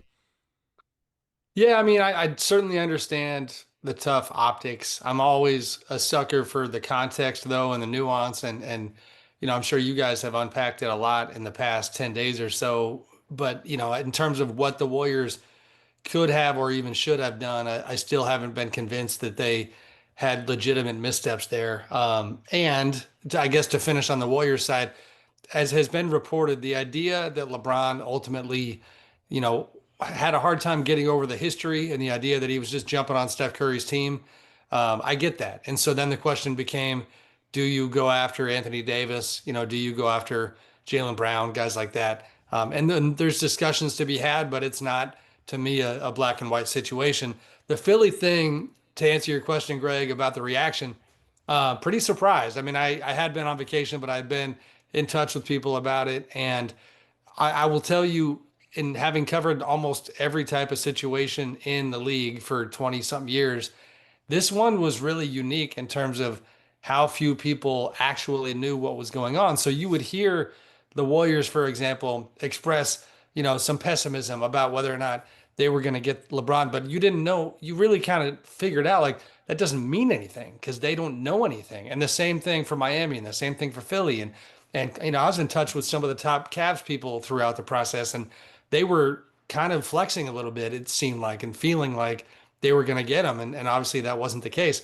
So Philly, I mean, this choice of his to legitimately go after another ring, to do it in a place that he's never been before, in a place where if you bring the Sixers their first title in however many years, it's been a very long time, then, that adds to his legacy. I was very surprised.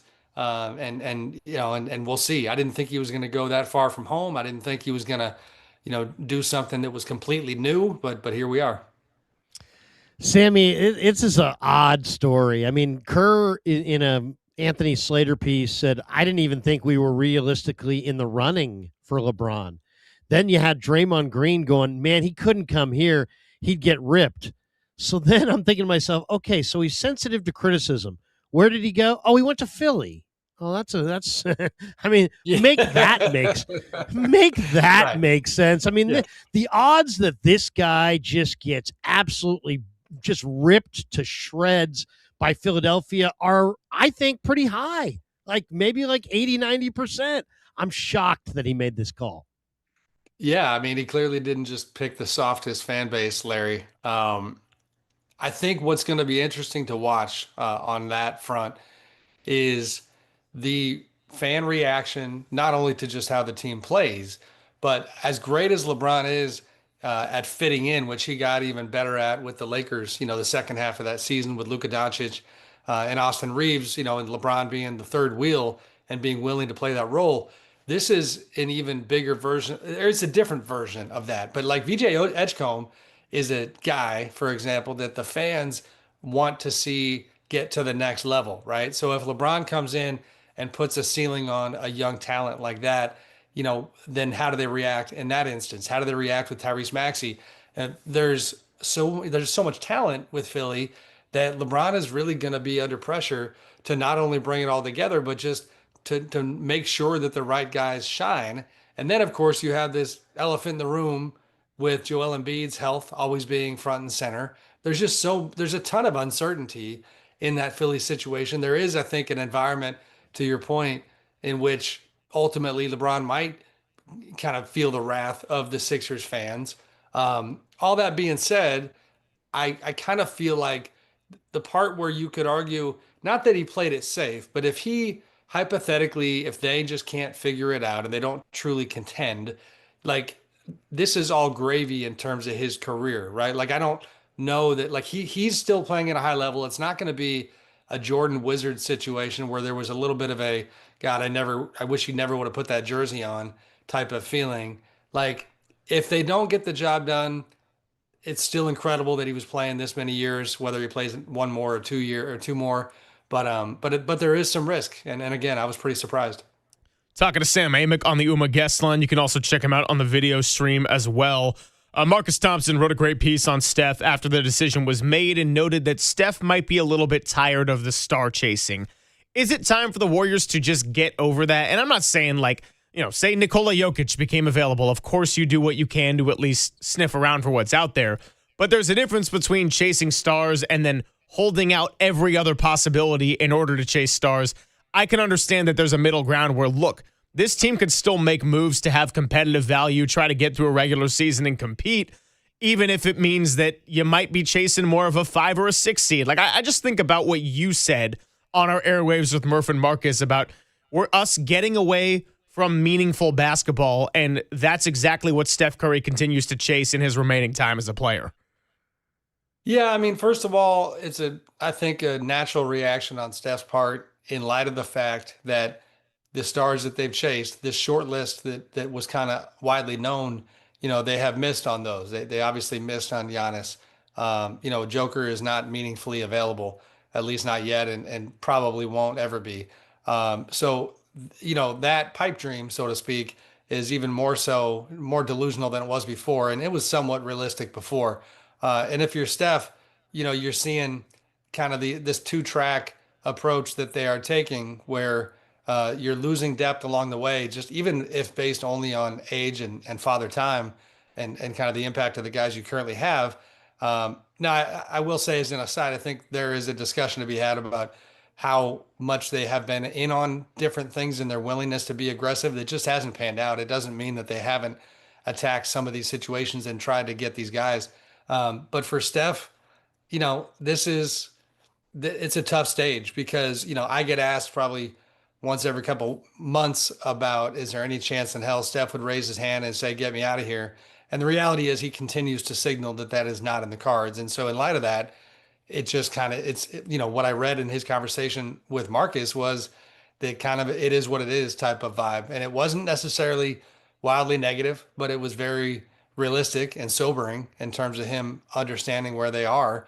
Now, I think because the star list is not panning out, you do need to then say, okay, how can we get deeper with middle of the ground moves? I mean, listen, Draymond's contract, to use one example, is I think a sign that, I mean, and the inherent nature of him being on an expiring deal and signing just the 1 year deal means that he's going to be in talks again heading into the deadline. So what does that lead to?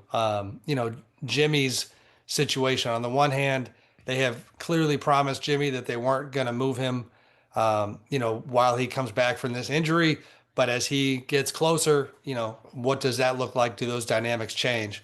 They're in a tough spot, and Steph obviously is feeling that. I'm kind of torn on this one because, I mean, Joe Lacob did the unthinkable, right? He bought a losing franchise. He pointed to the rafters and said, I'm going to put, we're going to hang banners. And they hung banners and they became a dynasty. And he built this opulent arena and he's vaulted the franchise up several tiers in every way imaginable, from their value to their image and everything that goes along with it. But it seems like there's a whole NBA crowd that's getting ready to crush Joe Lacob and the Warriors for mismanaging the twilight of Steph Curry's career.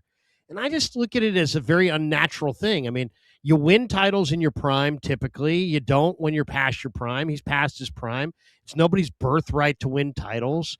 It's not like they're not trying. They're trying. I guess what you cover this league, and what I love about you, Sammy, is you know everybody, but you're very fair. What's fair? Let's deal with Joe Lacob in a fair way. He's done some great things, but how much blame do you want to give him, Dunleavy, or anybody else over there for what the people are saying, not maximizing the twilight of Steph's Hall of Fame career? Yeah, I mean, I've said this on the show before, Larry, but and it's not what the fans want to hear. I'm certainly more on the side of, like, the way you framed it in the beginning of your question regarding no franchise being entitled to rings, let alone 1, 2, 3, 4, let alone a franchise that had the type of history that they had.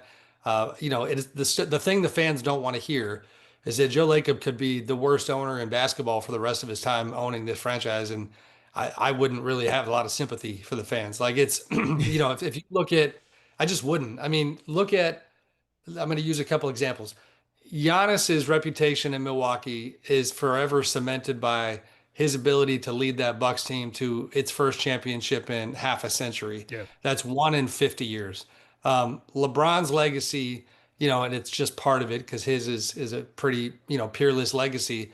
But LeBron's ability to win a championship in Cleveland, just one, not 2, not 3, not 4, is like the type of thing that, the Cavs are still living off of that. Dan Gilbert's not getting criticized out there. They're trying to find their way, but they've done nothing since the one title. 4 is just a massive number. Now, to get into the weeds, which I'm more than willing to do about the way the organization has evolved, like, if you want to talk about, was there a way for Joe Lacob to finesse his relationship with Bob Myers more in a way to extend Bob's runway with the team, especially in light of the fact that as a writer, as a storyline person, like the idea of Bob Myers winning the LeBron sweepstakes, Bob Myers making the trade for Jaylen Brown, like, yeah, that's a tough look for the Warriors because there was a world that existed where Joe and the Warriors changed the dynamics with Bob enough that he didn't want to go anywhere. So the Bob thing, I think, is fair, and that's not even an indictment of Mike.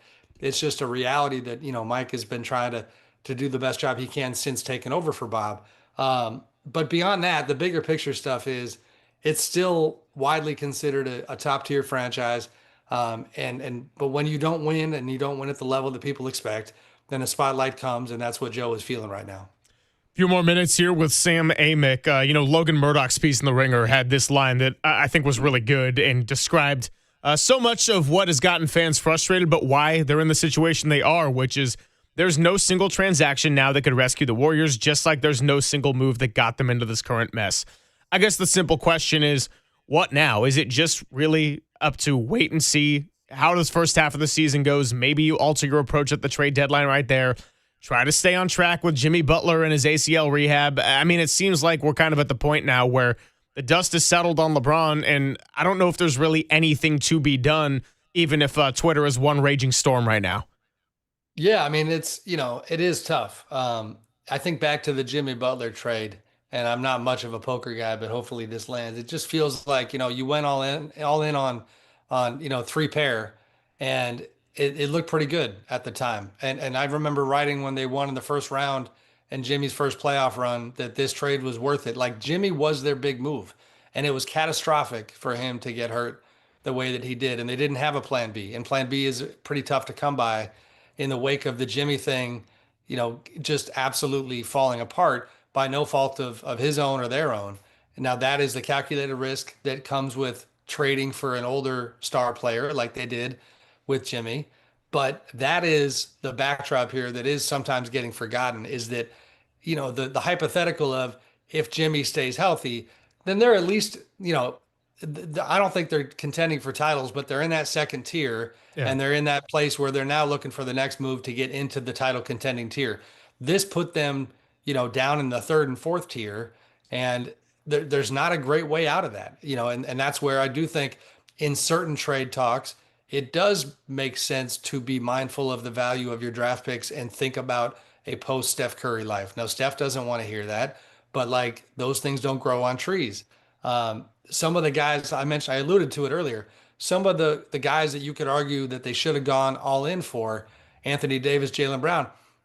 Do you see anybody else racing to give AD a long extension? Like he's an aging You just learned this lesson. He is an aging superstar with health problems, which Jimmy didn't have anywhere near the health problems that AD has had at that stage. Yeah. Jaylen Brown's another one. Like we wrote stories at our place where I could not believe some of the reporting that I did on how bad Jaylen Brown's value was around the NBA, and the Celtics were still asking for a lot to get him. Now Philly found a way to get that done. So again, I'm repeating myself, but I just haven't seen that one pathway where you look at the Warriors and just say, like, why the hell didn't you go down that road? I haven't seen it. Like, so there's somewhere I could see it being tempting, but I think there's a ton of gray area here. Well, just to follow on that real quick, were you surprised at what the price point to get Jaylen Brown ended up being? Because I thought it would have cost a lot more. Like, I never believed they should have been in on the Jaylen Brown sweepstakes.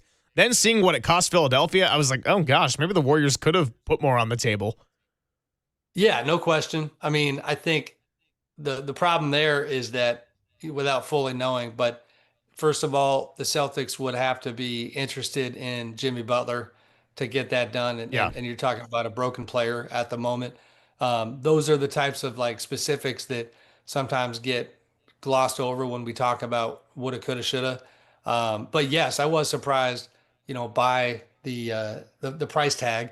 And really, it's again, it's an extremely controversial deal for Boston. But as we've heard Brad Stevens say, their logic, agree or disagree, was sound, where they get still a high level player in Paul George to take Jaylen Brown's job and to do it with 1 year left, less rather, on his contract.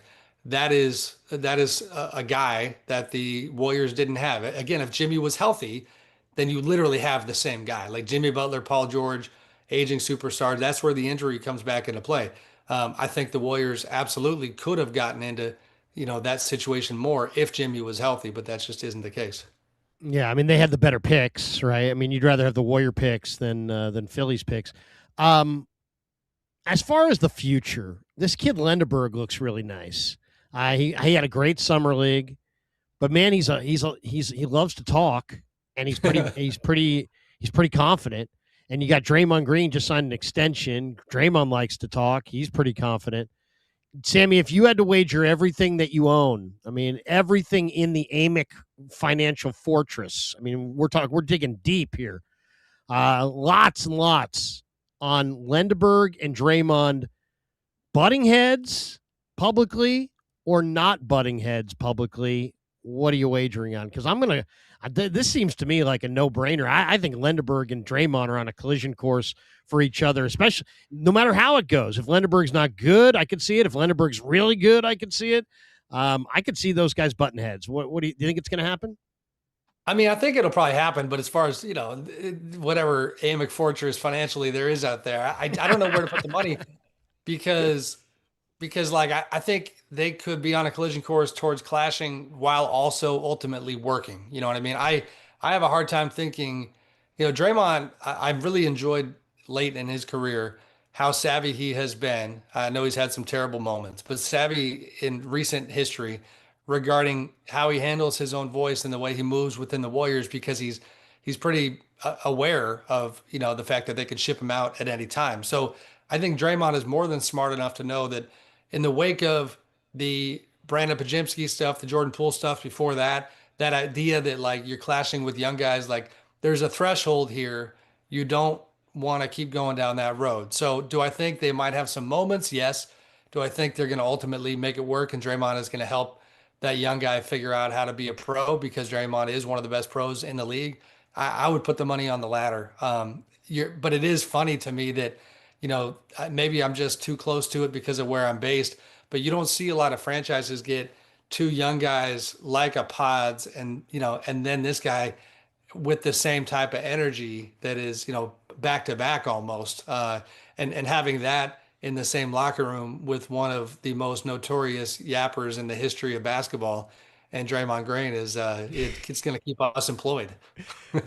Yep. Yes, it is. No kidding. Sam, thanks so much. I know it was a lot of a turnaround with you finishing up your travel and everything too, and it's been a pleasure the entire season. Really hope that we can continue to make this work as we get closer to October and everything. And so, Mike Holler, if you're listening, or anyone who can make decisions, putting a little pressure on you right now as Sam Amick's honorary agent for the segment. In all seriousness, you're the best. Appreciate it, and I will continue reading you in The Athletic as always. Appreciate you, Greg. Appreciate you, Larry. Always great seeing you guys, and we will do this again. I'm very confident. Talk soon. Absolutely. Thanks, Sammy. Sam Amick of The Athletic. Really appreciate him throughout the entirety of the NBA season. All right, Krug, we're going to go back into the Krug-Stradamus, the mailbag. Baseball questions before Andy Baggerly, Papa and Silver on the Sports Leader.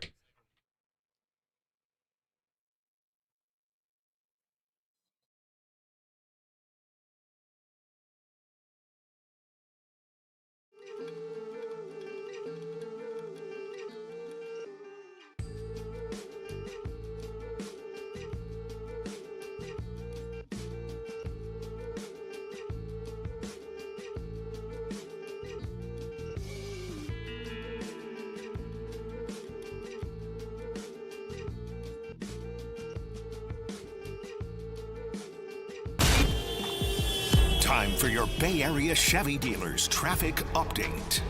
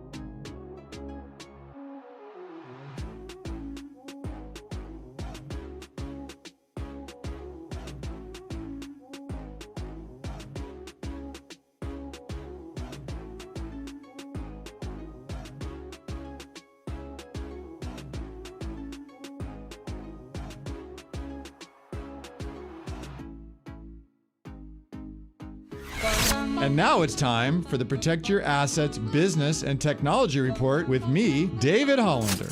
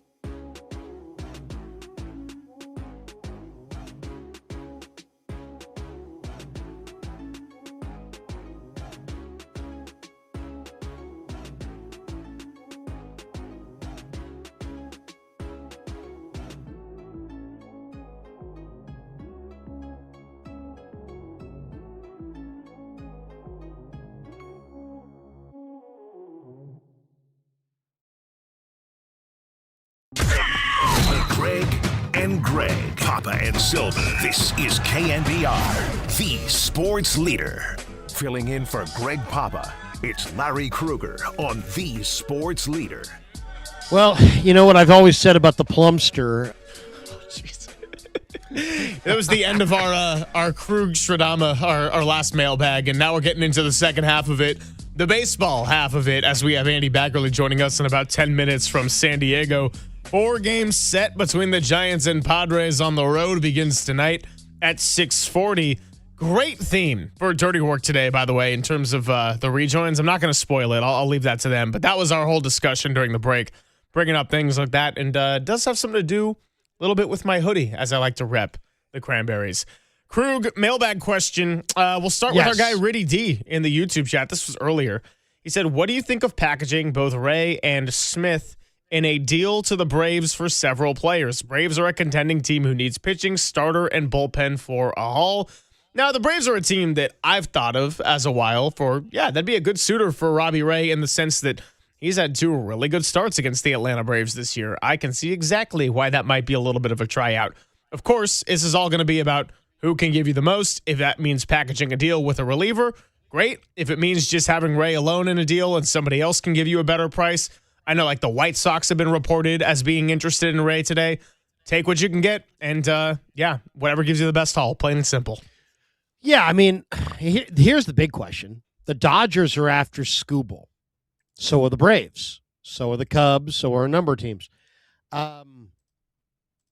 If the Dodgers don't land Skubal, I think a lot of people kind of assume that the Dodgers are going to land Skubal. But if they don't, they very well could come knocking for Logan Webb or Robbie Ray, or wait for it, both. Would you make that deal?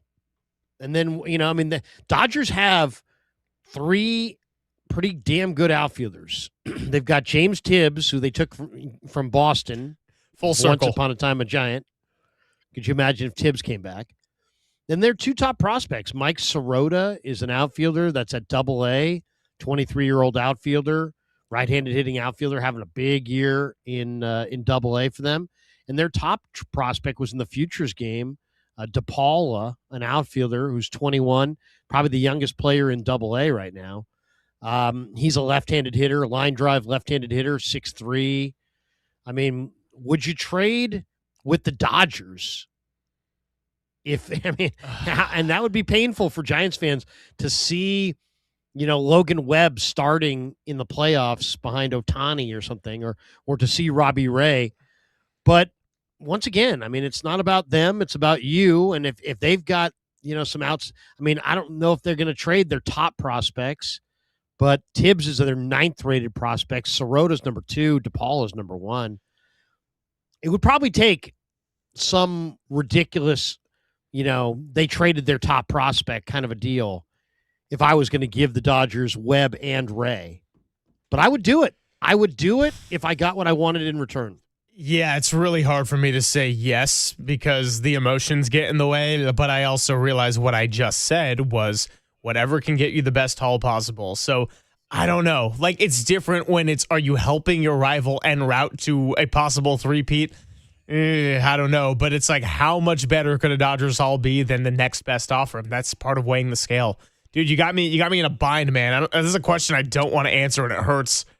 It's tough too because Flem made the point the other day. I saw this during the All-Star game. There's like 7 or 8 All-Star players who are among obviously the best players in baseball. They made the All-Star game, who were traded when they were prospects or switched teams while they were prospects, including Otto, whatever, who was with the Giants for a while. Lopez with the Marlins. So they're saying he may get traded. But I'm just saying, a couple years ago, the Cubs had Javi Baez. The Mets wanted him. The Mets wanted him at the trade deadline. The Cubs said, no, we don't want to trade him. The Mets said, we got to have him. They said, all right, give us Pete Crow Armstrong, who's a minor leaguer. And the Mets said, okay, we'll give you Pete Crow Armstrong. Well, now Javi Baez went to the Mets and Pete Crow Armstrong went to the Cubs. And now Pete Crow Armstrong is arguably one of the top 4 or 5 players in the game. So, it's hard to find these top tier players. The Giants, I think, are smart to be getting involved in Latin America with their deep pockets because there's a lot of great players there, and you're seeing it at the top of the Giant prospect list. There's international players that they brought in, but man, they could really use some more top tier players. And if this, since you're seeing top players, all-star players. That Junior Caminero was not a Tampa Bay Ray. He played for somebody else. These guys oftentimes get traded as teams kind of get impatient around the trade deadline, and they're trying to contend. Giants have a bunch of guys to trade. If they could pick off, 2 or 3 top-tier prospects, it could change their fortunes.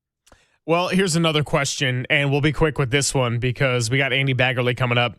It's probably something we can ask him, too. It's from Cade.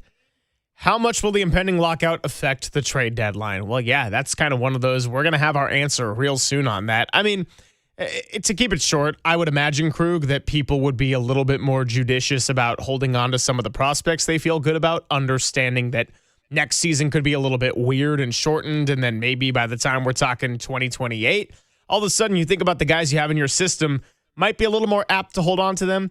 That being said, I don't believe that there just won't be a season in 2027, and therefore there's still a championship to compete for. So it might not make it too big of a difference in the end, but just thinking in my GM cap, I would say might be a little bit more apt to hold on to some prospects in these trade negotiations right now. I'll defer to Bags on this. Well, we can ask him this question because there's lots of different ways to think about it. I mean, are you going to be on the hook for these players, or are you not going to be on the hook for these players? If 27 isn't played, what happens to 27 contracts? Do they automatically roll into 28? I would assume they would. But is that for sure, or is it not for sure? What's going to happen? Who's going to be responsible? It may be the Giants are in a bad spot because they may have some players that have some money on their contracts that maybe in past years somebody would trade for, but maybe nobody will trade for those big contracts because of the impending lockout. But we'll throw that at Bags for sure. Andy Baggerly in San Diego got there this morning. He will join us next ahead of a Robbie Ray start. Could it be his last as a San Francisco Giant? I'd say it's likely. We'll get his thoughts on the sports leader.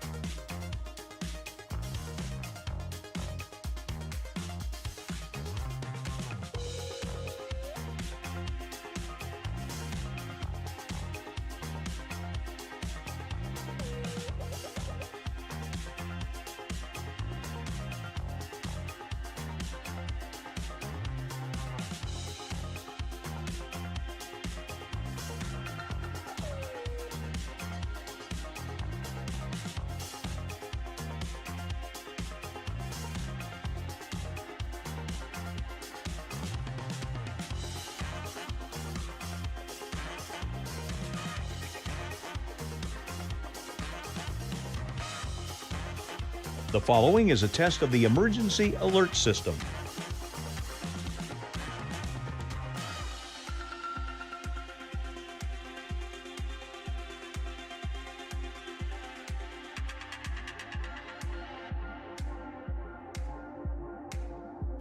This has been a test of the emergency alert system. We now return to our regular programming.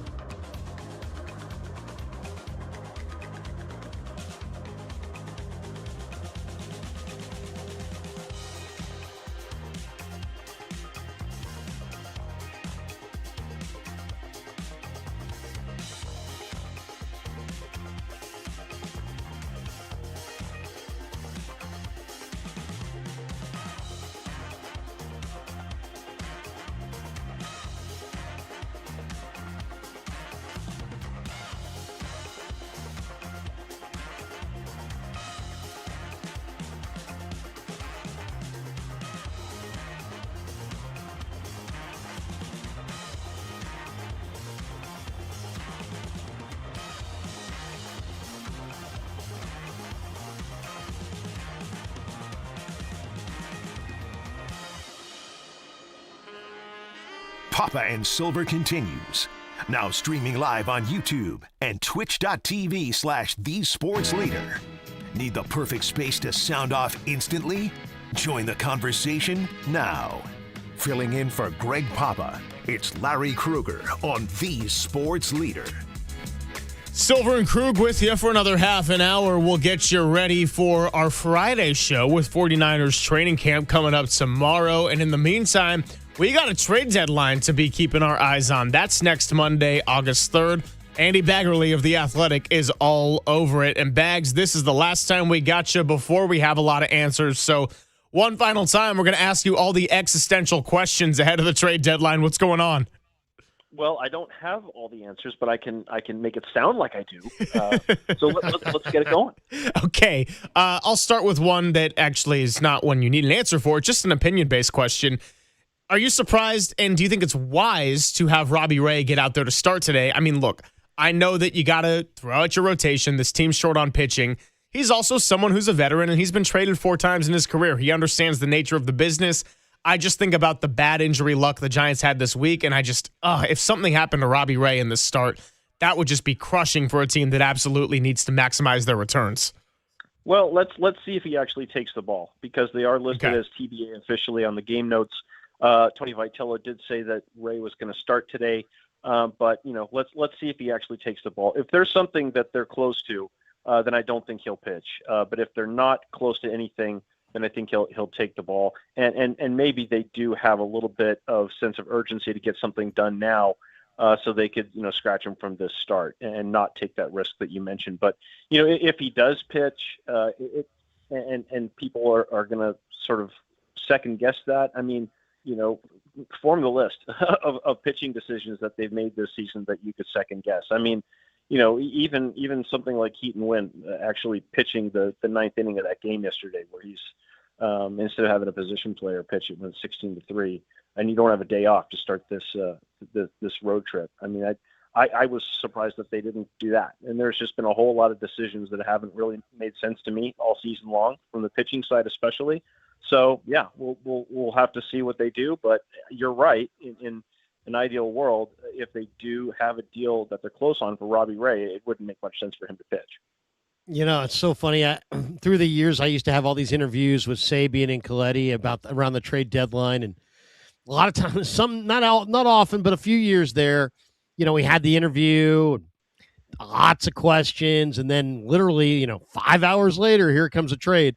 And Ned would be like, "Hey, you didn't ask me if anything was imminent." And I'm like, are you kidding me?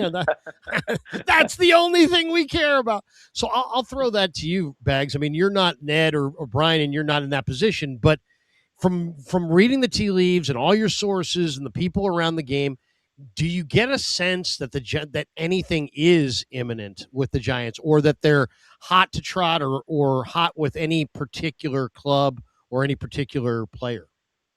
No, I don't really have a sense either way. I think, the sort of days leading up to the trade deadline is really about just kind of forming the landscape. Who has needs, what their specific needs are. Are there teams that are a foot out or a foot in or on the fence about, whether they're going to buy or sell, or maybe do a mix of both? For the Giants, that part of it has been sort of out of the equation. I mean, they've made the determination a long time ago that they were going to be sellers at this deadline, or it made every sense to be sellers. So that part, at least, we know and don't have to guess about. And really, they're only a few bounces away from being on a winning streak. I know they haven't won 4 in a row all year, but they won 2 series in a row. Even when they got swept in Kansas City, they led all 3 games there. They really should have swept in Seattle, even though they only won 1 out of 3, and they won the last 2 entering the break against the Rockies. They easily are not too many bounces away from maybe being like 12-2 over the last 2 weeks. I think you wrote 13 of 14 games kind of swung in the balance in the column you put out yesterday, and I was like, gosh, that's kind of sad to think about. Yeah, well, I mean, they are playing good baseball. That's my only point. It's not like, I mean, obviously, it's not like, oh, they look how close they were to winning all these games, but take every game for what it was, and there's only been one game, where Rupa sort of got beat up by the Brewers, where they were kind of out of it. And I guess the point is they've been playing pretty good baseball as a team. They've been much more watchable, and unfortunately, the way that this is going to go is they'll subtract some pieces, and maybe we're not going to even know who's going to be 2/3 of the rotation or 3/5 of it or whatever. Not knowing who's going to be at second base if they trade a Rise and Casey Schmidt's out. So they're going to be hard pressed to keep playing good baseball with some of the guys who might be going out the door. But in terms of what's imminent, we saw last year with Mike Yastrzemski. I mean, it was literally a phone call 5 minutes before the deadline, and boom. That's how quickly it can happen. Mm-hmm. And sometimes teams want to go in a certain direction, and then they have to pivot, and maybe they're left kind of waiting, and then there's just a flurry of action at the end. So I don't think that I don't get the sense that anything is right imminent about to happen today. But if anything did happen today, I would expect it would be Robbie Ray. Well, Bags, you also mentioned a piece that is missing and maybe was going to be held on to. That's Casey Schmidt. Just really brutal blow to his breakout campaign to have a torn meniscus in the left knee. I guess with that in mind, right? Like Casey Schmidt was the guy that could have filled in at second base. He could have been third base if Matt Chapman ended up finding a trade partner. It could have been in the outfield if Elliot Ramos got moved off. Well, now that whole versatility and that equation has changed because he might be done for the season. I guess my question off of that would be, who's got the biggest opportunity awaiting to really play for something with this organization in the future now that Casey Schmidt is not going to be plugged in anywhere in the lineup? Yeah, it's a really good question, and I'm sure they're asking themselves that question too. Jonah Cox just started a rehab assignment for Sacramento. We know he can play the infield. He certainly can run. I don't think he's really gotten a chance to show what he can do with the bat. And obviously this is his first AAA experience because he got moved all the way from AA. And then you've got Jesus Rodriguez, and he's kind of been pigeonholed into, very, very occasional starts as the third catcher, but we know he can play second base. And we know that he's pretty hitterish up there. So he hasn't really gotten a chance to show what he can do, but we saw it all spring training. He's very aggressive. He's confident. He steals bases when he can. So if there's anyone, if you're asking me who I would look forward to seeing a little bit more, it's probably Jesus Rodriguez, and maybe he's a guy who could, get a lot of time at second base if indeed we do see Luis Arraez go out the door. Bags, would the Giants deal with the Dodgers, or do you think that's something that Buster would say, nah, that's just a little too A little too close to home. I think they would. I don't think they would let something stand in their way, especially if you're talking about a rental player. There's a reason that the last trade between the teams was what, Travis Denker. It's been a long, long time. Mark Sweeney for Travis Denker. That's going way back. I don't know if there's a hard no there. If there's something that they can get back that's compelling. And, someone in the comments of my story about Luis Ariz this morning mentioned, you know what, they should give him the Willie Mack Award anyway, even if he gets traded, because that's how much of an impact and what an inspiration he's been. And I don't know if that's in the realm of possibility, but it would be kind of hilarious if Luis Ariz gets traded to the Dodgers and the Dodgers finish the season at San Francisco and they hand Luis Ariz wearing a Dodger uniform the Willie Mack Award. So I don't think any of that. That's kind of a flight of fancy, but it does bring up that point: is who's going to be the Willie Mack Award winner on this team, and it's too bad that if it can't be Luis Ariz. Talking to Andy Baggerly on the UMA guest line, kind enough to join us as we get toward the end of our show here, final 20 minutes.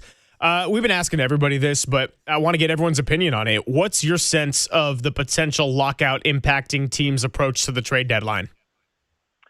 Well, so there's a lot of little things, right? None of them are overriding, but there are a lot of little things. Mm-hmm. And here's one thing that someone mentioned to me within the organization in the last week. When Casey Schmidt went down, you start looking at who they could call up because they didn't have a healthy position player left on the 40-man. So somebody was going to be added to the 40-man. And you think, oh, well, how about Parks Harbor? I mean, he's got off to a really nice start. At AAA, hitting 400 in his first 9 games since they promoted him. He can play some third base. And, here's one impact of the potential lockout is, Parks Harbor doesn't have to be put on a 40-man roster to be shielded from the Rule 5 draft this offseason. But if you put him on, then he becomes a 40-man player. And that means that if there is a lockout, then the coaches can't talk to him. The front office can't talk to him. If the minor league season begins and the major leaguers aren't playing, he can't play minor league baseball. So that might be one extra little thing that influences when they put someone on the 40-man roster because you've got that lockout coming. And then you've got the whole notion of the Rule 5 draft maybe not even existing anyway because, they'd be locked out about a week before it would get underway. So, or that's when the CBA expires anyway, I think December 1 or 2 or whatever it is. So those might be some minor things. In terms of making trades, I think contending teams, if they see a player that they need that can help them, maybe get to the postseason, or if the Giants see someone under club control that they can make a move now and do a mix of buying and selling, I don't think the potential lockout's going to stop them from doing business. But you do have some of the sort of minor, more technical moves that could be influenced. The trade deadline's always kind of an interesting time of year. It's interesting to see, what teams feel the pressure to make trades, which top prospects, if any, get moved, which big names get moved. But it's always generally the teams out of contention, selling, the teams in contention, trying to buy a player here or there. I just think the Giants situation is so interesting because I think, Larry Baer was on KMBR. He made it perfectly clear they don't want to take a 3-year rebuild. They don't want to take a step back. They're trying to do everything at once. They're trying to contend and develop and do it all at once. And it's hard to do, right? It's really hard to do. But they're going to try to do it, Bags. And the reason where I'm going with this is that they don't, who is the catcher of the future in this organization? Buster was the catcher, and we know how valuable he was. I bring it up because Baltimore may move Adley Rutschman. I'm seeing that all over the place. They're sinking like a stone.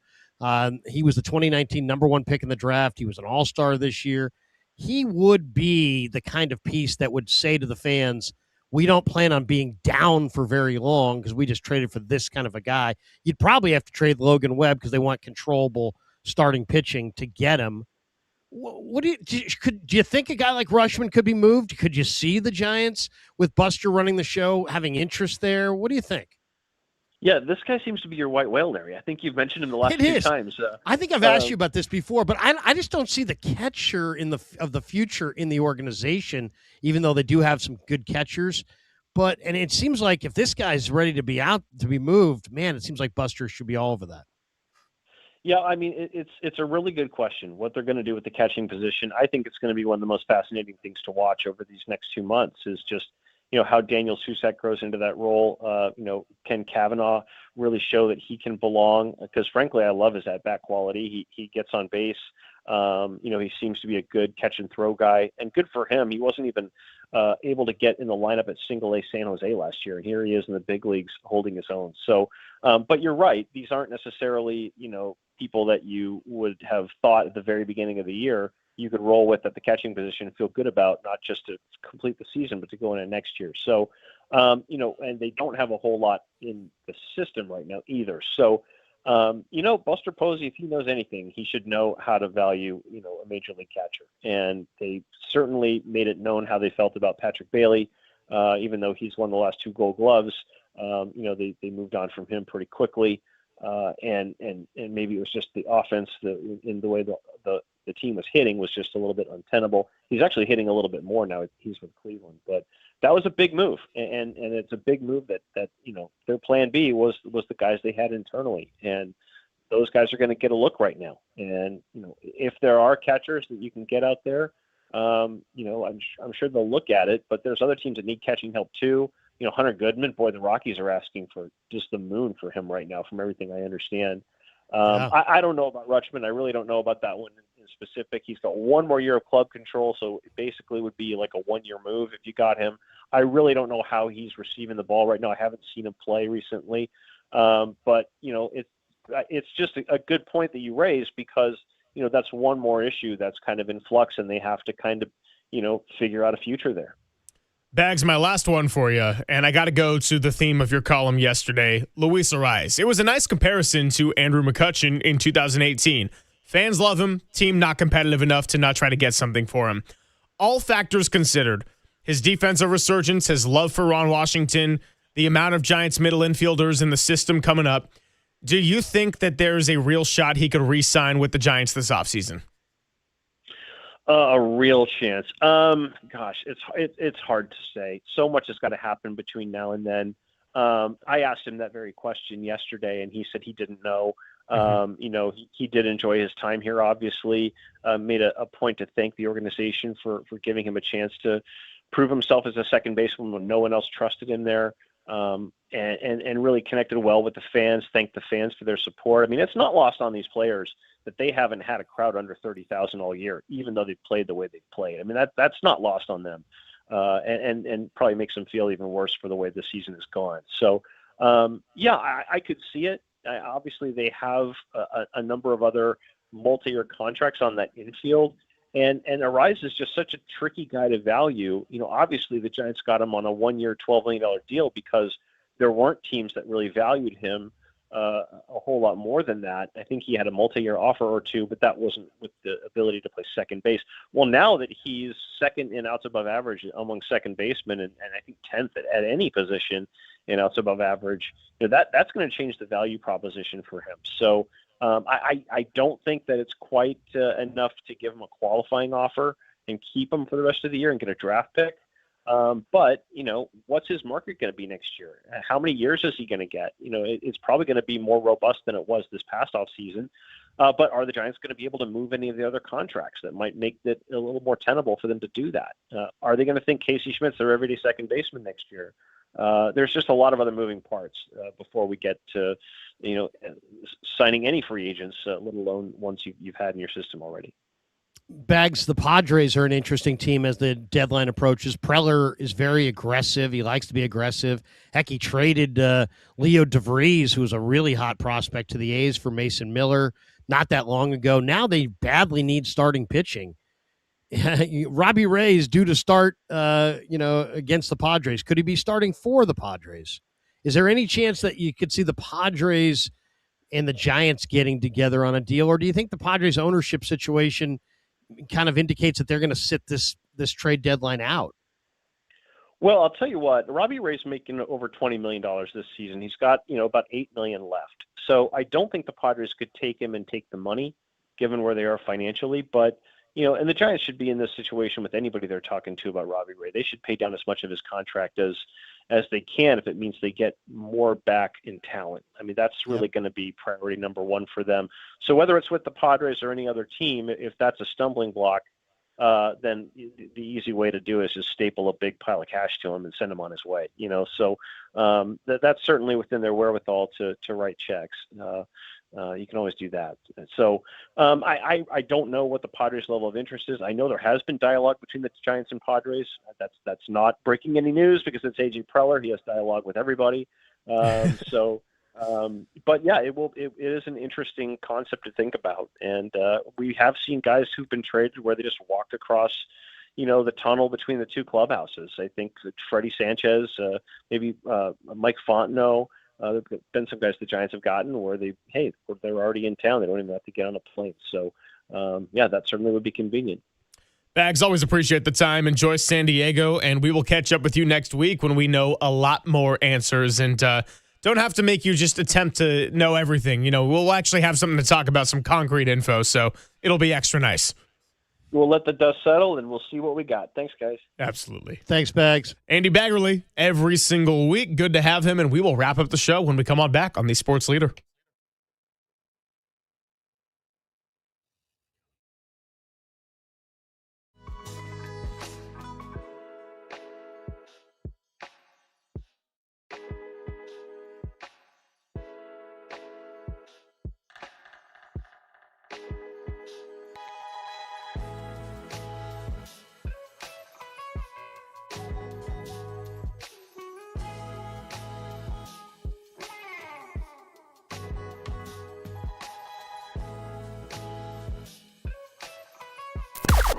Now, from the O'Donnell Financial Group Sports Desk. Learn more at odfigroup.com. O'Donnell Financial Group, because planning is a process, not a product. Ricky Pearsall, Jordan James, and Malik Mustafa headline the latest 49ers injuries out at training camp. And for Pearsall, this is the same PCL injury that affected him last season. Is it time to overreact? Does it change your view on what the 49ers could do as potential remaining moves this offseason? Krug and I will be taking your calls all show long up until 2 o'clock.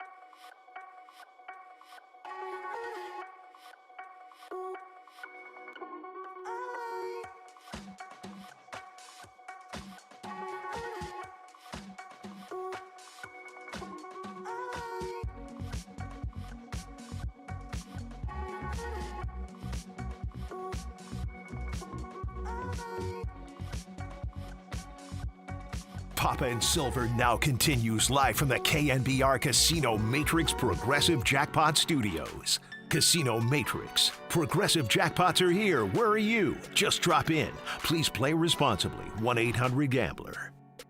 Filling in for Greg Papa, it's Larry Krueger on the Sports Leader. Someone stole your ass print? Got to put both cheeks into it, I'll tell you that. By the way, it was really hard to not get distracted when we were doing the second mailbag, the Krugstradamus, because guess who was front and center on the middle TV? It was the Plumster as they were talking WNBA trade deadline. I was like, oh, man, Krug would be all over this right now. You know what I've always said about the Plumster? Oh, yeah, man. you're gonna have to be our WNBA expert. I can't. I got you. I can't do that. I mean, this is where you got to pick me up. I'm going to get out to a game actually pretty soon. Yeah, and it'll be fun. Maybe one of the Toronto Tempo games, in fact. They play Sunday and then Tuesday. I will close things up by saying I'm very excited to go to camp tomorrow, a Friday show absolutely worth promoting. Told you earlier about one Fred Warner. Can I give you a second name who will be joining the show? Tim, we're going to nail this chime thing in the final segment because, your boy kind of went off script and messed it up the first time. Can I interest you in one? Trent Williams joining the show, who I cannot wait to talk to. And thank goodness he is back after there was that little contract negotiation phase over the offseason. Those are the two confirmed. Just hoping to get maybe a third one, but I'm not going to say anything until it's pen to paper and we got this thing done. But yeah, Fred Warner, Trent Williams, and I can't wait for it. It's going to be good stuff. Good stuff. You going out there tomorrow? I'm doing. Yeah, I will be there tomorrow. I'm there every day, but I'm sitting in for Murph and Marcus tomorrow, so I will not be going down there until after practice is at 10. I probably won't be there until probably 11. Gotcha. Yeah, it's you and Todd Husak, right? Ted Ramey, actually. Ted Ramey. We audibled for the great Ted Ramey. Will be in the house. Ted, Todd, it's all the same to me. No, I'm kidding. Love them both. What are you looking for? By the way, that was great knowledge on your part with you called that out of nowhere Toronto Tempo. How well do you know your WNBA? If I just say a WNBA city, will you know? Do you know every single team? Yeah, like what their name is. Yeah. Yeah. You do? Yeah. What's the Chicago. Dallas team? Chicago Sky. Okay, Dallas Wings. Look at you. I'll give you an easy one. Indiana. Fever. Oh, that's an easy one. Yeah, the Caitlin Clarks. Connecticut. That's your team, the Sun. Sun, singular. Not Suns, yeah. Singular. Seattle. Storm, baby. Look at you. Went to a Seattle Storm playoff game one time. It was great. Should we throw Tim in here? Tim, can you go with Portland, the WNBA team in Portland? That's the Portland Pilots, right? Okay, yeah. It's the Portland Fire, you dinguses. All right, Tim, Atlanta, the Atlanta WNBA team. Are they the Dream? Yes. Hey, okay. Mike Greer has done it again. Yeah, look, it's turned into our own little trivia segment. We got to start bringing back. Greer has done it again. Yeah, we got to start bringing back that soundbite just so we can get some trivia at the end of shows. I mean, look, we're gonna have a lot of football season routine. I can't wait to do that. So, Krug, always a pleasure, man. And whether it's the Warriors' existential crisis, the 49ers and their CVS receipt of injuries, or the trade deadline for the Giants, there's always things to be keeping tabs on. And before we know it, dude, we'll be getting into August, and then this thing's going to start feeling real. Yeah, I mean, look at it this way. I mean, if you're ever bored, if you're ever tired of the topic, just think, hey, look, we could still be talking about a potential Jonathan Kuminga trade. All right, and coming up next, dirty work with Brandon Ayuk for 4 hours. Ayuk. Right, Derek? Derek's like, that wasn't on the rundown. Speaking of Depop. Female goal. Yeah. We haven't heard that Ayuk's on fire. We haven't heard that in quite a while. It seems like we might have. Wait for week 6, huh? Again, when the Commanders come to town. Yeah, not too much Ayuk's on fire these days. Yeah, Derek, enjoy talking Ayuk for 4 hours. Depop, Copes, Dan Dunn will take it away. Big thank you to Krug, as always. Thank you to Matt Lively, Sam Amick, and Andy Baggerly. And thank you to Tim and his new pen to represent oatmeal. You're listening to KNBR and KNBR FM San Francisco, the sports leader, a Cumulus media station. 4 hours. The fun's over. Starts right now. Okay, the fun's over. They've done the dirty work of the radio business. Anybody messes this thing up for me tonight is through. Engineering, board operating, and producing. Not only are you fired, your life is over. And now they have the microphone. What could go wrong? Nobody messes up. You understand me? Don't mess up. Adam Copeland. You wanted some sort of like hard-hitting Bob Lee journalism. You came to the wrong place. Derek Papa. Oh, boy. Okay. It's getting hot. Is it getting hot, sir? That's even worse. How are we feeling? It's getting hot? Oh, boy. It's a dirty job, but someone's got to do it. Ridiculous. Completely ridiculous. Welcome to Dirty Work. KNBR 104.5 and 680. The sports leader.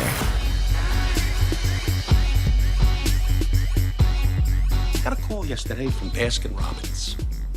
They said that they're down to only 5 flavors. You're swelling up as I talk to you. Look at you. How's this? How's it doing? Hello, ice cream. Having a good time? Running around? Yeah, I thought it was funny. You're talking about his tummy. Sorry to disappoint Greg Silver. We will not be talking about Brandon Ayuk for 4 hours today. Well, if it was with JD, we'd be talking like Pajemski for 4. You know what I mean? No.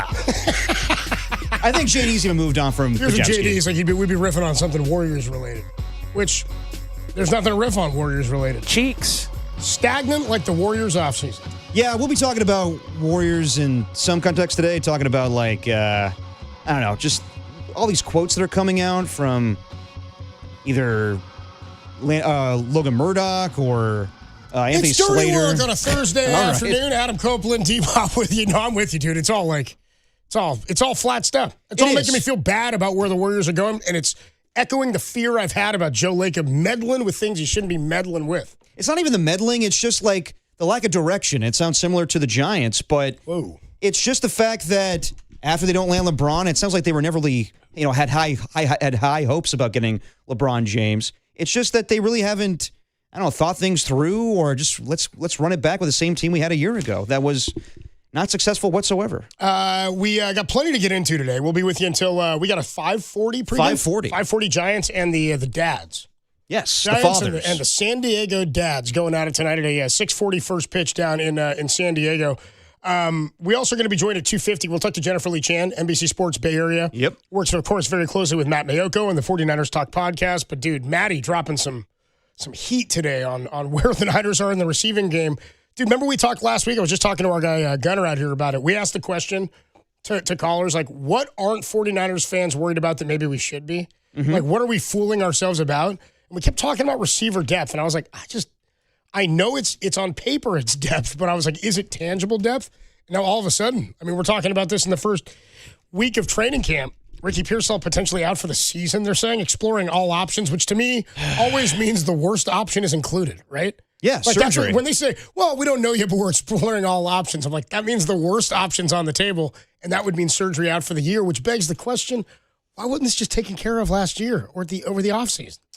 There are reports out there that... I know you can rehab stuff, but this has been a lingering issue. Yeah, the PCL is an interesting injury, and I guess it could swell up 7 months after the fact. Come on. I don't really know, but this is concerning, 100%. And usually I'm the one that's kind of being the voice of reason, like, all right, let's calm down. Let's not overreact until we get all the information. But with Ricky Pearsall, the facts are the facts. This guy has been injury prone. I'm not talking about what happened a couple years ago in Union Square. I'm talking about just what he's done as far as injuries. And I don't know how the 49ers, they could easily go get Deebo Samuel, but I don't think that's an upgrade. I think you were counting on this guy. I know that some people think that Mike Evans was going to be the number one option from the get-go. I think differently. I think that Ricky Pearsall is going to be the guy that moves the chains. I keep bringing up the fact that they need more separation and man-to-man coverage in the Super Bowl with Brandon Ayuk and Deebo Samuel. Yeah. And how bad has separation been in the last couple of years? It's been bad. You know what I mean? It's been bad. So not having this guy, I'm not going to say it throws a huge wrench in their season, but at the same time, like, I don't like the way that this offense is going to look without Ricky Pearsall. So you can plan. You got plenty of time before the season starts, but that news is extremely disappointing where Ricky Pearsall's out with the 49ers. You know what's funny is I don't think I would have classified you as this, but then I was thinking about myself in comparison to you, and you said, normally I'm the voice of reason. I think when it comes to stuff, I think in general you probably are between us. I think I don't even know if reason's the right thing. You're more of like the pump the brakes guy. You're like, let's not start blanking each other's blanks quite yet. You're like the wolf walking in. Yeah, Pulp Fiction. Yeah, dude, like, I wouldn't straight call you like a pessimist or anything, but you're always like, I need to see it. I'm not sold yet. This ain't happening yet. But you also aren't reasonable about the nuptials of one Aaron Rodgers. Like, you're really leaning into that being real. I would say I'm more reasonable than you are. I don't think so. You I think definitely go to the extreme with that. She doesn't exist. She's not a real person. I had a friend text me yesterday who I hadn't talked to in weeks and didn't know that this has been a bit on the show and said, we're all in agreement Aaron Rodgers' wife's fake, right? And it was after he made the comment the other day about her letting him come back for another season. I do think you're pretty reasonable, especially when it comes to football. I mean, I don't know. I just don't like hot takey, like, this has to be this or this has to be that. Like, I like to, there's reasons with things. Okay, so here's where I was thinking about this yesterday, or maybe it was this morning. I don't know what days are. I was thinking about, in terms of Ricky Pearsall, how many NFL players, and I'm going to go specific to the NFL, how many guys have begun their careers with injury problems that have kept them off the field for a significant amount of time over their first 3 seasons? And again, excluding off-field the Union Square incident. Yeah. The shooting. Because that's totally... It's a it has nothing to do with football. thing. It has nothing to do with football. But when he was drafted, we had that draft party at 21st Amendment. Yeah, I remember. You and Marcus were talking. There were concerns about his health then. I think there were concerns about health coming out of Florida, or he had an injury the year before. Maybe. So we can go back I have and to look it up. I guess my bigger question is, how many guys who have been injury prone, and I think it's fair to say this about Ricky, have had these injury issues that have kept them off the field for the first nearly 3 years of their career, have changed that narrative at some point in their career? You know what I'm saying? Like, for example, in basketball, Steph Curry's ankles were made of glass, seemingly, for the first 3 years he was in the league. And it was a major issue, and he had special ankle braces.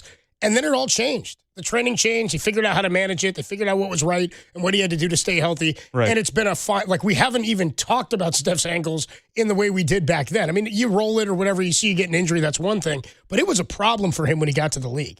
That was something that we were worried might follow him around and might be an issue. There's lingering stuff like that with players. But he flipped the script on that and, of course, became Steph. I'm just wondering, in football, when a guy is an injury-prone guy or something continues to happen, it's a contact sport, dude. You're like getting hit by a car every week. You don't generally see players change that narrative. No, they don't. So I'm not trying to blow it out of proportion, but if we're at a point where Ricky Pearsall is going to have knee surgery and miss this year, I'm beyond kind of counting on anything, and I wasn't counting on him anyway, because it was all about we need to see. That was a big question mark for me. Can he be healthy enough to produce for a season? And you said, and I would agree with you, they'd be at their best if he were their leading receiver. Yes. This year. And because of the skill set, what that would mean for this team, because of what he brings to the field. And you said you wanted more touchdowns for Mike Evans, being that he could be the red zone guy. Pearsall would be like the between the 20s guy. But if you can't rely on this now, why would there be any thought you could rely on it next year? It also makes me wonder, is that part of why they put so much into Stribling? Why Stribling was their second-round pick, that they weren't confident in Richie? Yes and no. I think it's a mixed deal where you need more. You need a Juwan Jennings, you need a Deebo Samuel on this team. Yeah. And a John Stribling fits that scheme fit that Kyle Shanahan wants in his wide receivers. He also wants, I thought, a Cooper Kupp type when they were initially drafting Ricky Pearsall. And you are correct, Copes. When he was at Florida, he's dealing with a foot injury. Yeah, I was going to say, I felt like there was something like that when he was coming out. They're like, oh, no, that won't be an issue. And that hasn't itself, but there's been all these other things. But he's never been a touchdown guy, and I wasn't anticipating that. I just saw the potential when he was on the field. He had great performances against the Detroit Lions, his rookie season on Monday Night Football. And even last year, I keep bringing up the catch he had along the sidelines against the Seahawks and the catch he had against the Jacksonville Jaguars. So I think there's potential Ricky Pearsall to be that type of guy, that leading receiver for the 49ers, but we may never know because I don't know if his body can hold up in the NFL, and that's unfortunate. It's time to get back into this Deebo conversation. Last week when we were like, I just don't see a role for him, I think I see one now. Yeah. I think I see it. And it might be out of necessity because if he misses the entire season or has to get a procedure done on his knee before we even start playing football, that's just... Even Ricky was posting about bringing Deebo back. Yeah, I know. He was like, boys, I ain't healthy. And now he's stealing my job. He's like, he ain't even stealing. I knew I wasn't okay. You guys better get him out here. But that's alarming, like last year not going on IR. How many weeks did he miss? With 8 games. So look at this NFL Live clip right here. Missed 8 games with a knee and ankle injuries last season. And the ankle came up in Week 18, the wild card game, and the divisional round against the Seahawks. So he wasn't there when they need him the most. And now we don't know if he's even going to play it down for them this season. Yeah, This is gone from bad to worse. 808-KMBR, 415-808-5627. Makes me feel a little bit better than when they talk to every defensive coordinator in football. And they're like, who's the offensive play caller you don't want to go up against? And they're all like, Kyle Shanahan. How about that? Kyle Shanahan. I mean, did you read that article or those quotes? I did not, but I saw that he's number one in the rankings. We'll have to get into that at some point because what they did is, I mean, you and I love this thing. It was great sports radio fodder when they would do the report cards for the NFL teams. Yeah, of course. It was fun. We love to rip on the cards. You know what I mean? We want to see how bad and crappy Bidwell is. Like, that stuff's fun. We still get, like, snippets, but not the whole thing from the NFLPA. Because the owners went in and were like, put a clamp on this. We are not allowing players to talk poorly about us and the organizations. If we're going to treat them poorly, nobody's going to know about it but them, is kind of what they said. Well, now they've asked the coaches to rank the best, they've asked the defensive coaches, defensive coordinators, to rank and review their offensive peers, who they don't want to have to go up against or who are the most challenging to face, and vice versa. And Kyle Shanahan was rated number 1 and 1. 1A, 1 overall. And there was a defensive coach who said, look, it's not like, he said it's not, they say he's the toughest because he's the best at adjusting on the fly relative to any play caller in the league. They said, not to say Juwan Jennings isn't a good player, but you shouldn't be getting the production out of him as a number 1 was kind of the point they were making. It doesn't matter who's out there. He said you got guys who are number 3s and 4s on rosters, and he is finding ways to win. So when you can adjust on the fly, it makes all the planning for defensive guys all week long that much more difficult. Well, I think you counteracted what they were ready to do. I think about us last year when I met up with Guy Haberman in Santa Clara, where he's talking about working in college football. All the coaches bring up Kyle Shanahan and the way that he schemes it up for the offense. They watch all of his film in the offseason. Right? How about even Dan Hurley, like when he's getting interviewed by, I want to say J.J. Redick before he became head coach of the Lakers, talking about like how do you design your plays. He goes, I look at Kyle Shanahan, what he does as a football coach, and kind of relate that to what I do on the basketball court. So, yes, even though Kyle Shanahan doesn't have the hardware as far as coach of the year or even Super Bowl wins, he's held in high regard as one of the better play callers in all of football. 808 KMBR 415-808-5627, the number to call and the number to text. Yeah, the Ricky Pearsall signing, the Ricky Pearsall news is concerning. But do you think it's seriously time to re-enter the conversation about a Deebo Samuel reunion with the 49ers? We can talk about that. Couple of different people, by the way, checking in, and props to you. This is a name that didn't come to mind for me. 720 and 415 both said Frank Gore's the guy who changed that injury narrative. Yeah, that's a prime one. Had it at Miami, to that backfield. Portis, McGahee, and Gore. That's unbelievable. Isn't that an unbelievable? The entire roster's insane, but what a backfield. No, they were loaded. What a backfield. How they lost that 2002 national championship, I'll never know. Gore's like the number? The PI call, actually, but but was it a true national championship game? Yeah, it was. It BCS? That's right. It was the BCS national title game. Yeah, of course. They whooped. Who they beat? Nebraska? In 2001. That was the one they smoked. And then the next Nebraska. year, they thought they won, and there was a PI call, and then Ohio State won that one. 808 KMBR 415-808-5627 is the number to call and the number to text. We'll talk more about this news on Ricky Pearsall not looking good. How concerned are you? And really now, are we really? How big of a hit is this? I guess to a wide receiver room that we thought really needed to be the strength for this team relative to what we've said about the touches of Christian McCaffrey last season. We'll talk about that next. Dirty Work on a Thursday, only here on The Sports Leader.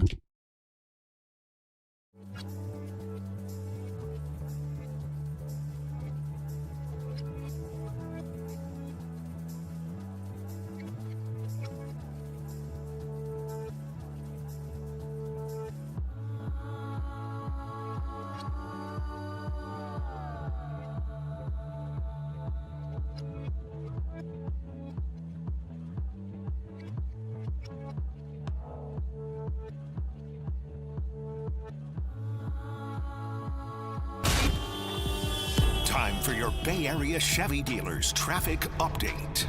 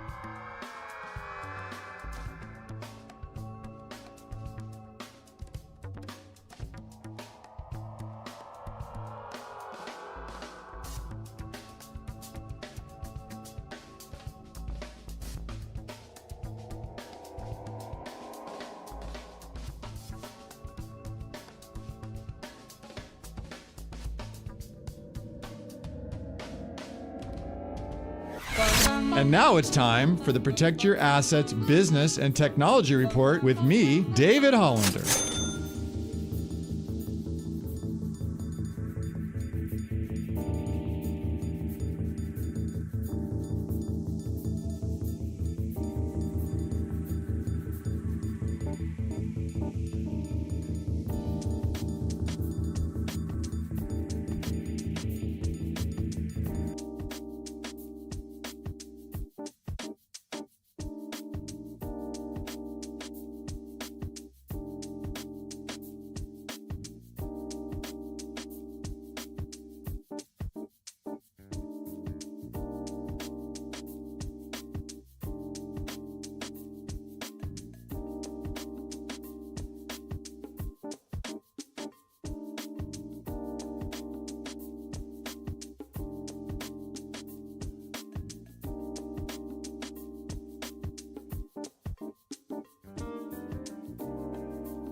Now, back to Dirty Work.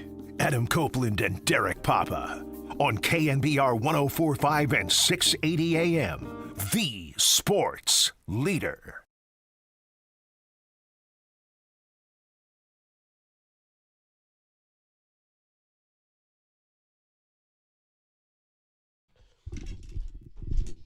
Dirty Work on a Thursday afternoon. It's a little Friday, a little baby Friday. 90s Crow? Love I like this, dude. It sounds great. We got a theme today, Copes. Do we? What's the theme? Chicks with guitars from the 90s. Okay, I'm thinking maybe we play a new game. Okay. Where if we have a theme for the music every day, I don't say anything? No, Yeah. no, you guys tell me that you like, maybe we can go hints or whatever, but we do the theme and then I've tried to guess by the end of a certain point. Okay. See how I many like that. breaks it'll take me to get the theme. Okay. We'll do that for another day. Obviously, tomorrow's a Scott Friday. This one was kind of low-hanging fruit with chicks with guitars from the 90s. You know what I mean?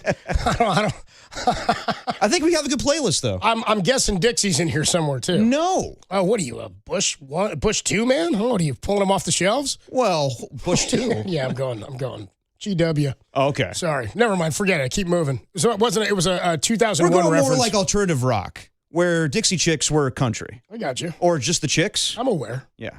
Are they just the Chicks now? Just the Chicks. CHIX? No. I got nothing on Dixie Chicks except their spat with Bush. And, Oh, yeah, I remember that. Okay. That's I know what where you're talking going. about now. Why don't I shift gears here? Okay. We're giving away 2 tickets. Dixie Chicks? No. Unfortunately. No, see, now it's all flat. Yeah, sorry. We're giving away 2 tickets to go see T.I. You know T.I., dude. You know him from Ant-Man. Yes. And Ant-Man 2. Well, actually, I don't know him from Ant-Man. I know him from American Gangster and Entourage. Yeah, we did talk about that. And ATL, the movie. It's solid. Forgot about it. What you know about We got to that? give ATL some love, dude. Yes. Anyway, he's coming to the Masonic in San Francisco. Not sure if you knew this with Damani and King Harris. If you're caller 10 when you hear the cue to call, it's a 415-896-KNBR. You'll win those 2 tickets. Furnished by Live Nation. You can find the rules at thesportsleader.com. We've talked all week about the big birthdays. Gene Upshaw. On August 15th, Gene Upshaw, Garrett Kubiak. Of course, Garrett Kubiak. Of course, Napoleon. Napoleon Bonaparte. And we're talking a big birthday, Boban Marjanovic. Oh, yes. But here's one. I feel like we should shout her out. She doesn't get enough love. Melinda Gates. Oh, not enough love, you say? Yeah. Money don't buy you love, bro. You know? Okay. Love don't cost a thing, but No. money doesn't buy it. J-Lo said that once upon a time. Yeah. I don't know, man. I don't know why this. I got a list of names here that are just all over the place. That Danny Did I see Ben Affleck on there? Ben Affleck's on here too. Yeah, I also got a J Law, Jennifer Lawrence. Oh, okay. Shout her out. Yeah, she's a looker. Chris Singleton, former Oriole and A and of the MLB Network. Yes, that's true. Who I never see anymore because nobody has MLB Network. Yeah, they need that on YouTube TV. It's gone. MLB Network's gone. I mean, it's there, but it's gone. I need my John Morosi updates for trade deadline. And then Danny dropped me an Oliver Perez. Oh. Former left-handed pitcher for the Mets and Pirates. Is that where you went, dude? From like the early 2000s into the aughts? I knew you'd know. You knew I'd know. Yeah. That is a random dude to have there. Might have been, I think those are the 2 teams he was on. He was a Pirate for a long time. Anyway, I could ask the simple question of like, how concerning is the Ricky Pearsall news? You know how concerning it is. He may be out for the entirety of this year. And I think we're at the point, everybody, that like, even if he's not out for the entirety of the year, as Matt Mayoko said earlier today, and we'll play it for you next segment, we're not relying, I don't think now, I'm in my mind beyond being able to rely on his contribution. Yeah. And it's not just based on this. It's based on what we've seen the last few years that we know these injuries linger for him. Yeah, it's unfortunate. And I thought he was going to be a game changer for this offense. I go back to the day that he was drafted. And I know some people are like, who the hell is Ricky Pearsall from ASU? Or in Florida. And he transferred from ASU. And I remember CJ Stroud doing a draft show with Micah Parsons that night. And he was like, damn, the Niners took this guy? I wanted him. Like, he is a quarterback's best friend where he's just a guy that gets open and converts third downs, a chain mover.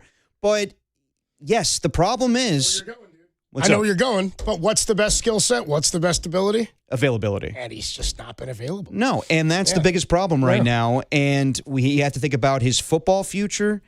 It just sucks because I know the Niners had, big expectations for this guy, and he would be great for their offense, especially right now with Mike Evans, the role that he's going to have for them, what Christian Kirk could be, what DeJon Stribling could be. And now you have to go back to the drawing board, and we'll see what actually comes out. The Niners practice the next 2 days, and we'll see what they say about this, if there's any more details. But, this is concerning. When the Niners come out with a report with Nick Wagner saying they're concerned, I have to be concerned myself, too. A year ago, he starts training camp on PUP, then eventually is healthy for the season, but misses significant time with the PCL tear. And now we don't know if he's fully recovered from that injury that happened not over a year ago, but close to a year ago. So, yes, as Matt Mayoko said today, it's reasonable, logical, whatever you want to put out there. You have to think that maybe Ricky Pearsall won't be part of the plan this year. Yeah, have the 49ers, I guess here's the question I would ask the audience at 808-KMBR, 415-808-5627.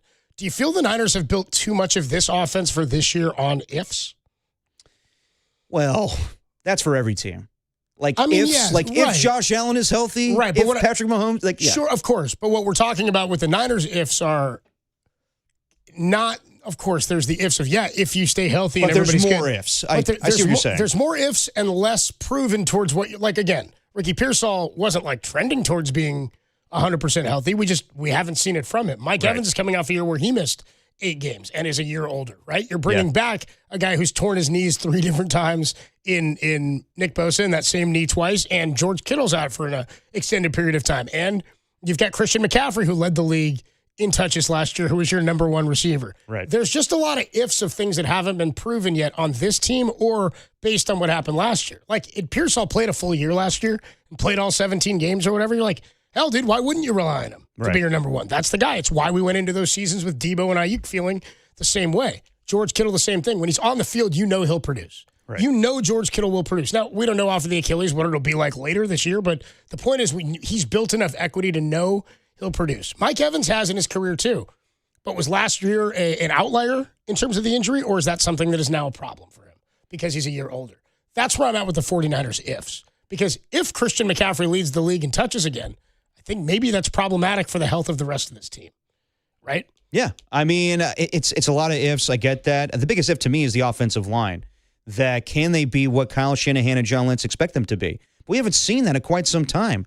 Like last year, they got beat the hell up in that playoff game against the Seahawks, and I don't know why you don't make any upgrades there. That's my biggest problem of this offseason, along with not getting a pass rusher opposite Nick Bosa. But yeah, I mean, I never really think I expect Ricky Pearsall to be hurt this season. Injuries happen in football all the time. It's inevitable. Right. And we're counting on that being part of it. But it's a matter of who, when, and for how long, and what's the magnitude of that player.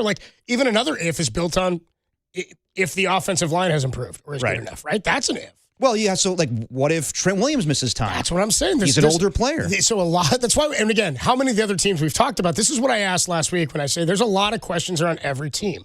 But which team has more questions or bigger questions than that of the 49ers, right? The Rams have silenced a lot of their questions because they did improve the positions. They have very few questions, yeah. They have very few questions. And, of course, it comes down to, if Stafford's back holds up, okay, but until it doesn't, it is. Whereas the Niners are banking on ifs to improve from where they were last year. Yeah, but there hasn't been concrete evidence to show that Ricky Pearsall could play 17 games. Last year, we saw Matthew Stafford playing every single game and look nimble with that back injury he had in training camp. So you could say, why would I worry about Matthew Stafford? Because I saw it last year. He won MVP. With Ricky Pearsall, it's a huge question mark. And this is the last thing the Niners needed. I know this is the obvious thing, but injuries have played this team for so long now that's the last thing you need right now is Ricky Pearsall not being available. Yes, if this happened during the season, it happens. But before, significant training camp time, we're talking about he could miss the season.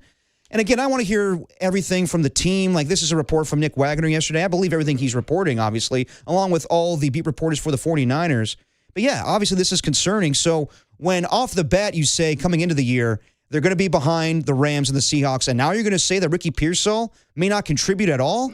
Yeah, this is a huge problem. 808 KMBR, 415-808-5627 is the number to call and the number to text. 707 checks in, says if the O-line was good enough to get them to that Seattle playoff game, every team is in a similar boat on the ifs and buts. I don't totally feel the same way.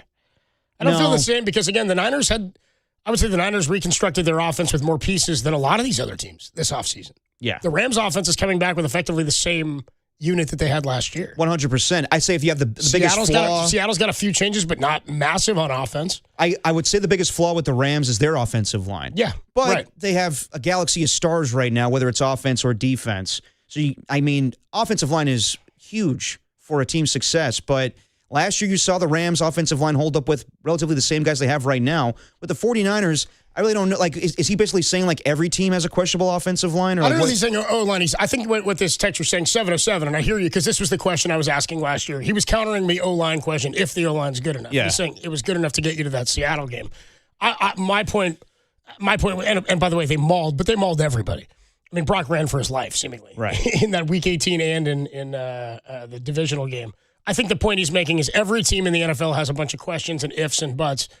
But I was asking in terms of where the Niners are in the NFC last week, who they rank up against when you're talking the Lions or the Seahawks or the Rams. Right. There's more questions seemingly for the Niners than some of these other teams. There's more ifs. Really quick, I got to just change topics for a second because this 650 texter, appreciate you gave me some information and put this in here, and I just looked to it. Who's the Giants starting pitcher tonight scheduled? It's going to be Robbie Ray. Yeah, well. Not anymore? Well, I would just say not so fast. The 650 texter comes in, and I just checked this myself on MLB.com. They've now switched from Robbie Ray to a TBD for today. Okay. The Giants starting pitcher for today is not listed, at least on MLB.com, okay, which was updated with Robbie Ray. Gotcha. It did have Robbie Ray listed. It's now listed as TBD. So we will keep you posted if there's any movement or trade news on Robbie Ray. And when I say we, I mean Danny. Get on top of it, bro. Yeah. 808 KMBR, 415-808-5627, the number to call and the number to text. That's the news right now. Ricky Pearsall not at practice today. Matt Mayoko giving an update this morning saying, hey, it's not looking good. And the Niners are exploring all options per Nick Wagner, which of course means the worst option of surgery is in fact on the table. Jennifer Lee Chan joins us at 2:50, and Robbie Ray was listed as today's starter originally for the Giants. According to MLB.com, the Giants starter today is now a TBD. So lots of stuff to try to keep our fingers on the pulse of, but we'll keep you updated with all that news. We will hear from Matt Mayoko next. It's Dirty Work. It's a Thursday on the 90s Ladies with Guitar leader.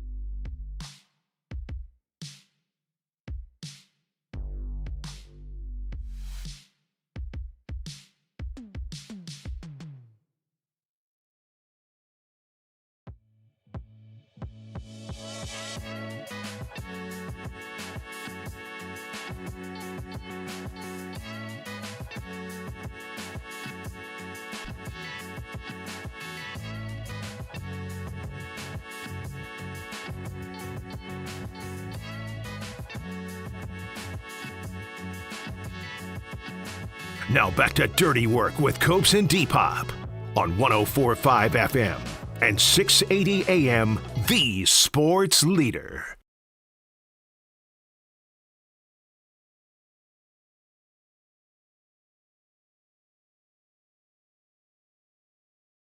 Sounds good. Oh, yeah. Sounds good when the sun's out, too. I like it's good it. positive music today when things are kind of bleak with the Niners. Are they bleak? Well, when it comes to Ricky Pearsall, yeah. Somebody on the text line here, 209 checks in at 808 KMBR, 415-808-5627 on the Golden State Lumber and Showroom text line. 209 says substation's already in mid-season peak form, dude. Yeah, dude. I don't know, man. It's hard to go against that whole theory. I don't know. It's not. I don't. It's not hard. I mean, it's. I don't know that that's I'm the not, reason. I'm not saying that's the reason, but also like it's definitely a story. Like people keep talking about it. Yeah, he also had the knee injury last year. I know. I know. What I mean? Like, there's a lot of bad things happening right now. Substation was like last year too. I don't know, man. I don't know. I know. It's a bad look though. So he had the foot injury before he got here. He had the ankle. Yeah. He had the knee. He's got the knee again. There's a reason to this one. Like I guess PCLs can linger for a long time. So it was lingering, man. Always lingering. What, they give him the Snickle Fritz injection? Yeah, you don't want that. We got to get him the good stuff. You don't want dude. that with Pearsall. Yeah. Man. He needs the good stuff. Put that cross train away. You know? I want to know about that. I thought hurricane season was over. Here's Matt Mayoko. Yes. He was on with Murph and Marcus earlier this morning. Only guy taking more vacation than Derek is Murph, by the way. Here's Matt Mayoko on with the morning show. Where is he? Apparently he's cutting town again. Mark is going away again too. Oh, nice. I think they're just going out of San Diego for the series. I wouldn't say that the only person that does more vacation than me is Murph. I would say he has more vacation than me. Probably it's like triple the amount that any of us do. And he's earned it. We could probably combine both of ours and wouldn't hit the amount in a year. Probably that not. he has. Probably not. I think, I don't even know. Not even close. Probably not even close. Here's Matt Mayoko, 49ers insider from NBC Sports Bay Area. He's talking about the outlook on Ricky Pearsall and whether or not we should even be relying on him to contribute at all this year. At this point, I think it's, reasonable, rational, logical for the 49ers to not expect Ricky Pearsall to make any contribution in 2026. And so it really kind of amplifies how important it was for the team to select DeJon Stribling where they did with the 33rd overall pick. A pick at the time, I think a lot of people thought was kind of a luxury pick, but now it's looking more and more like a necessity. Yeah, I would say so. And I think that, yes, like they can rebound without Ricky Pearsall. We saw it last year, but I don't want the offense run that same way where you're giving Christian McCaffrey a ton of carries and touches, or it has to be where DeJon Stribling, you're relying on him to really step up in his rookie year. It was supposed to be where, this team has Super Bowl or has playoff aspirations and hopefully Super Bowl, but at the same time, you're dealing with so many teams in your own division, but now you're dealing with injuries once again. So this Ricky Pearsall news is awful. And I hope that he has some playing time this year. I hope he starts this year. I hope that the PCL thing is blown out of proportion. But if he's not there, you have to think about alternatives. You have to think about Deebo Samuel. I wouldn't have Stephon Diggs. I just think that you don't need two 30-year-old wide receivers right now. And I guess Deebo would be 30, but he's just older. Stephon Diggs, there's a reason why the Patriots cut him. So I don't know. I think that, Deebo Samuel's in the conversation again. But he's definitely not an upgrade over Ricky Pearsall. Well, I think we all agree, especially in football. I mean, across every sport, that not all injuries are equal, right? So it's about which injury to the 49ers, and this being the key one now, changes your expectations for the season. Like, I know you're saying this is terrible, this is devastating, this could be horrible. Like, I agree in terms of like the depth and what the hope was for what this offense could do, because he's a weapon that unlocks different things, for sure. The question is, like, does it change your expectations for the 49ers? 808 KMBR. Does Ricky's injury change how you feel about this season? Or did you come in thinking, why would I expect him to be a difference maker when he hasn't to the point of huge success consistently through the first few years of his career? Maybe. You know what I mean? Like I look at that and go, I wonder how much. That's why I'm wondering, did the 49ers internally believe he would be healthy enough to be an every game difference maker coming in to the season, or were they a little gun shy after what's happened and thought, you know what, Stribling's available, and that can be a guy that replaces a lot for us and provides us another weapon beyond even signing Mike Evans? Yeah, I mean, when you have a player that's injury prone, you have to think about he's probably not going to be there for the majority, or not the majority of the season, but you can't rely on it. Yeah, he's going to miss it's time. Foolish to, yeah, and that's why they went out and got Mike Evans and DeJon Stribling and Christian Kirk, but they were also planning on Ricky Pearsall to be the guy that they drafted 2 years ago, 3 years ago, whatever it was. So, yeah, I don't think that it ruins their season. Does it change your expectations for the season? A little bit. That's a little bit different. Because here's what I would say. Like, let's run down some of the players here, because I think this is the debate you have. How far down on the list of players on the Niners would we get to before we said Ricky Pearsall was there as the impact player that would change? Like Brock Purdy. If Brock Purdy's out for the year, because we know what Matt Jones is capable of, we definitely would think, okay, there's still a good amount of hope because I think we're confident in Mac. But that certainly changes your expectations for the year. A Trent Williams injury absolutely changes my expectations. Devastating. It did last year for all of us when Nick Bosa got hurt. Didn't we all think, oh boy, how do they recover from this? Yeah. And it was incredible, but if it happened again, it would change my expectations for this year. 2 weeks later, same thing. Fred Warner, we're like, how can they continue to succeed if these are problems? That's another one. Christian McCaffrey would change my expectations for the year. It would. Because of how highly he's ranked. If I went Mike Evans after that, I don't know. Paired with Ricky Pearsall, I've got Pearsall probably behind Mike Evans on that front. Or on that. Like, Ricky Pearsall being hurt, and if he's out for the year, and again, this is not to take away from what he could provide them. Yeah. I think him at his best and healthy with everybody else healthy and at their best could provide you one of the best 3 offenses in football. Yeah. I do, because of what Kyle Shanahan is capable of. In and of itself, in a nutshell, in a bubble, I can't tell you that my expectations change all that much. Well, last year changes your perspective because they went 12-5 with a good deal of players going down. Yeah. And can they do the same thing if Ricky Pearsall was gone for a good deal last year. Can they do it again? It's hard to rely on Mike Evans. Like, I had more trepidation about Mike Evans playing a 17-game season more than Ricky Pearsall just because of his age. And maybe I'm just naive to think that Ricky Pearsall would have been healthy this season. But I was hoping for that. I hate when that becomes a narrative with a player where it's like, he has so much potential. He could be that guy, that game changer for them. But damn, injuries get in the way. So I was just thinking that Ricky Pearsall was going to be here. Potential. But that's really naive of me, given what's gone on with Ricky Pearsall in the past. So can Kyle Shanahan and the coaching staff find a way to still score points? Absolutely. We saw it a year ago. But it's like last year for me where they had so many defensive injuries. I was like, this is bound to fail eventually. When you're a healthy team, obviously you should go toe-to-toe with the best teams in the NFC and altogether in the NFL. But when you're missing guys, you saw what happened in the playoff game. They got their ass kicked 41-6. And that's not because, obviously the Seahawks were a better team, but that's because you're missing a great deal of guys. You needed Nick Bosa. You needed Fred Warner. So without Ricky Pearsall, I think that, yes, they can still be a team that scores a lot of points, but against the upper echelon teams, the NFC and the NFL, I think they're missing something. And the other thing, too, is, and I somebody checked in a little while ago, and I can't find the text. There's been a lot of stuff coming in. People go, at what point? Oh, here we go. 646 checks in on the Golden State Lumber Showroom text line, says, my biggest concern is that it's another lost potential first-round pick. I question drafting ability. I would more say, like on the Ricky Pearsall front, we all, I think, for a while, we're going, man, how unlucky is this? How unlucky have the 49ers been? But at what point does it just become who this player is? And that's kind of the point I was making earlier about, Frank Gore's the comp of a guy who changed the injury-prone tag that was on him. But Ricky's like, he's got to play in order for this to change the way we look at him. And it's why I didn't come into the season. I don't want to say I expect him to be here. I was hopeful that he would. But this is why I asked the question last week about the receiving room, saying, is it as deep as we think? Because as of right now, 2 of your top 4 receivers are on the shelf. Yeah. I think the guy you have to compare Ricky Pearsall to is Ladd McConkey with the Chargers, because he's a guy that was available for the 49ers. There was talk maybe of him being a first-round pick, but the Niners went with Ricky Pearsall. Ladd McConkey went early in the second round to the Chargers. You compare him to another white receiver? Yes, I am. All right, let's hear it. But a similar skill set. Let's hear it. But let's his hear rookie year, his rookie year, he was relatively healthy.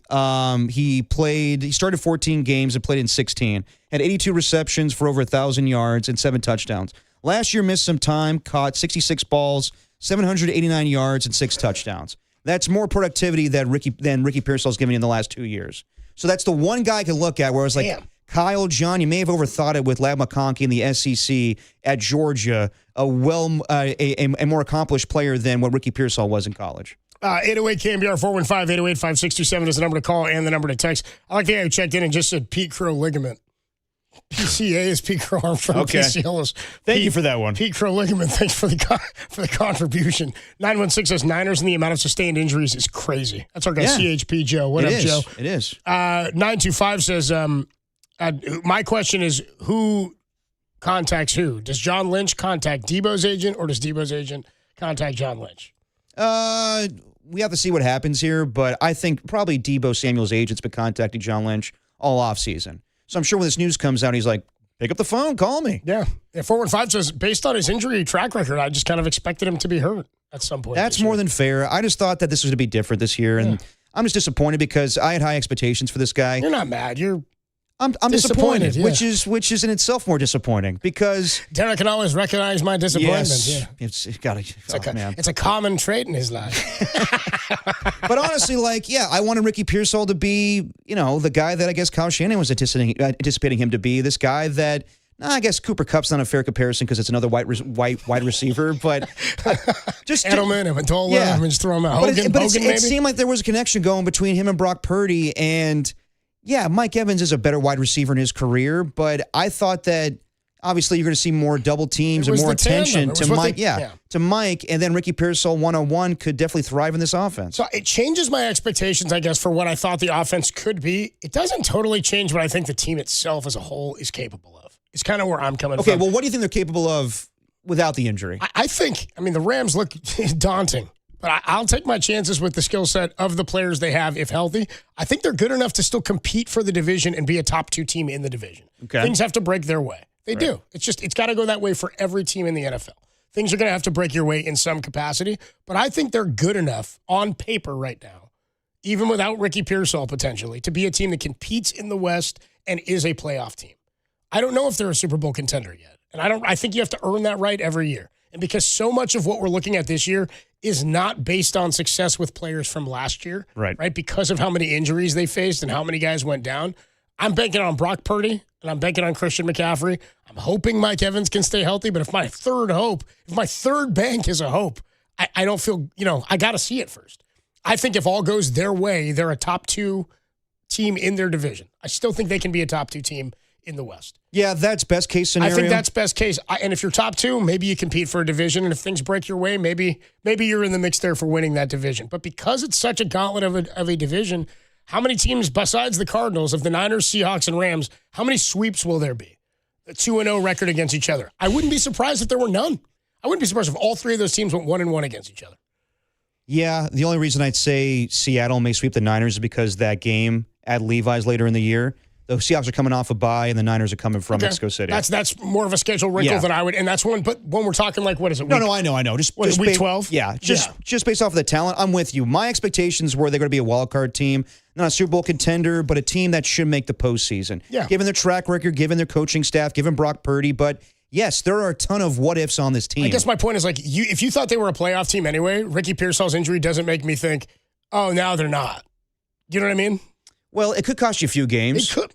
Here's a reasonable where like teams on the bubble we were talking about, like the Bears or anybody else that could compete in the NFC, the Dallas Cowboys. Did they sneak in and benefit from this injury because Ricky Pearsall's not there anymore? 808 KMBR 415-808-5627, the number to call and text if you want to get involved in any of the conversation today. We are going to catch up with Jennifer Lee Chan, NBC Sports Bay Area 49ers insider. We can talk to her about all of this with Ricky Pearsall. Does it change expectations for the 49ers? How much different does the offense look without Ricky Pearsall? And is Dejon Stribling going to be trusted enough by Kyle Shanahan to be the week 1 starter in Melbourne, Australia? Hey, how'd your NFL career start? It was in Melbourne, dude. It was bizarre. That is bizarre. How bizarre? How bizarre. We'll do it next. Jennifer Lee Chan joins us. Dirty Work on a Thursday on the Sports Leader.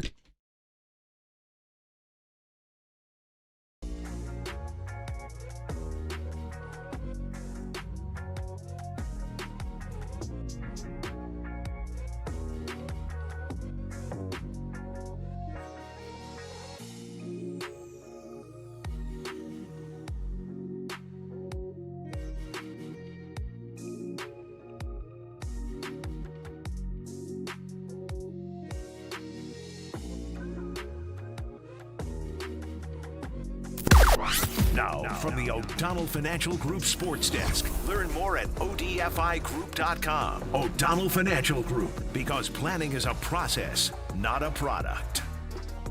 Matt Mayoko and his hot cocoa join Marcus and JD and believes it's reasonable, rational, and logical for the 49ers to not expect Ricky Pearsall to make any contribution in 2026.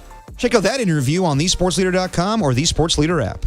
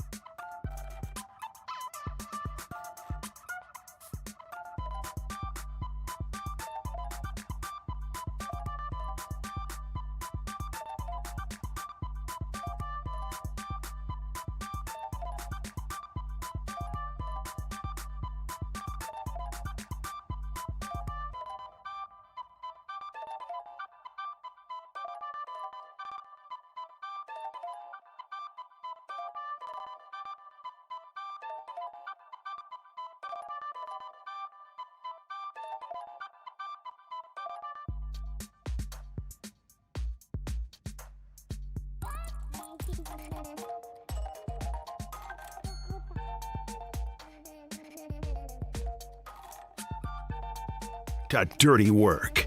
Adam Copeland and Derek Papa in the KNBR Casino Matrix Progressive Jackpot Studios. Casino Matrix Progressive Jackpots are here. Where are you? Just drop in. Please play responsibly. Call 1-800-GAMBLER.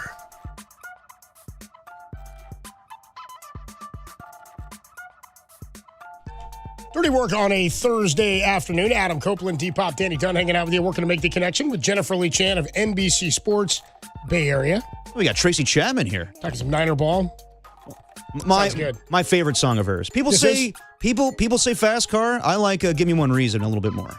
Yeah, give me one receiver that's healthy. Is what I'm looking for. That too. We can talk about. Give me one season of Ricky Pearsall. Give me one season of Ricky. Give me one season of Ricky. You already talked about and it. I'll turn right back around. Sorry, Jennifer. We got off on a good riff, and then here you are. So we had to stop vamping. Jennifer Lee Chan joins us, NBC Sports Bay Area, on the UMA guest line. How are you, Jennifer? Good to have you. Wow. I'm just wondering what I came in on. A little karaoke style? What's going on? A little bit. If we find a good reason to sing or to riff on a player in a song, we're going after it. So, terrible news about Ricky Pearsall, and one that I think is really a piece of frustration that has followed 49er fans around. One, he was a first-round draft pick, and you moved on from some other receivers. And two, we know how much usage Christian McCaffrey got last year. I know this receiver room looked deep on paper, but I was sort of hesitant to say so because it felt like it was based on a lot of ifs coming into the season. What do we know today about where Ricky Pearsall's health stands?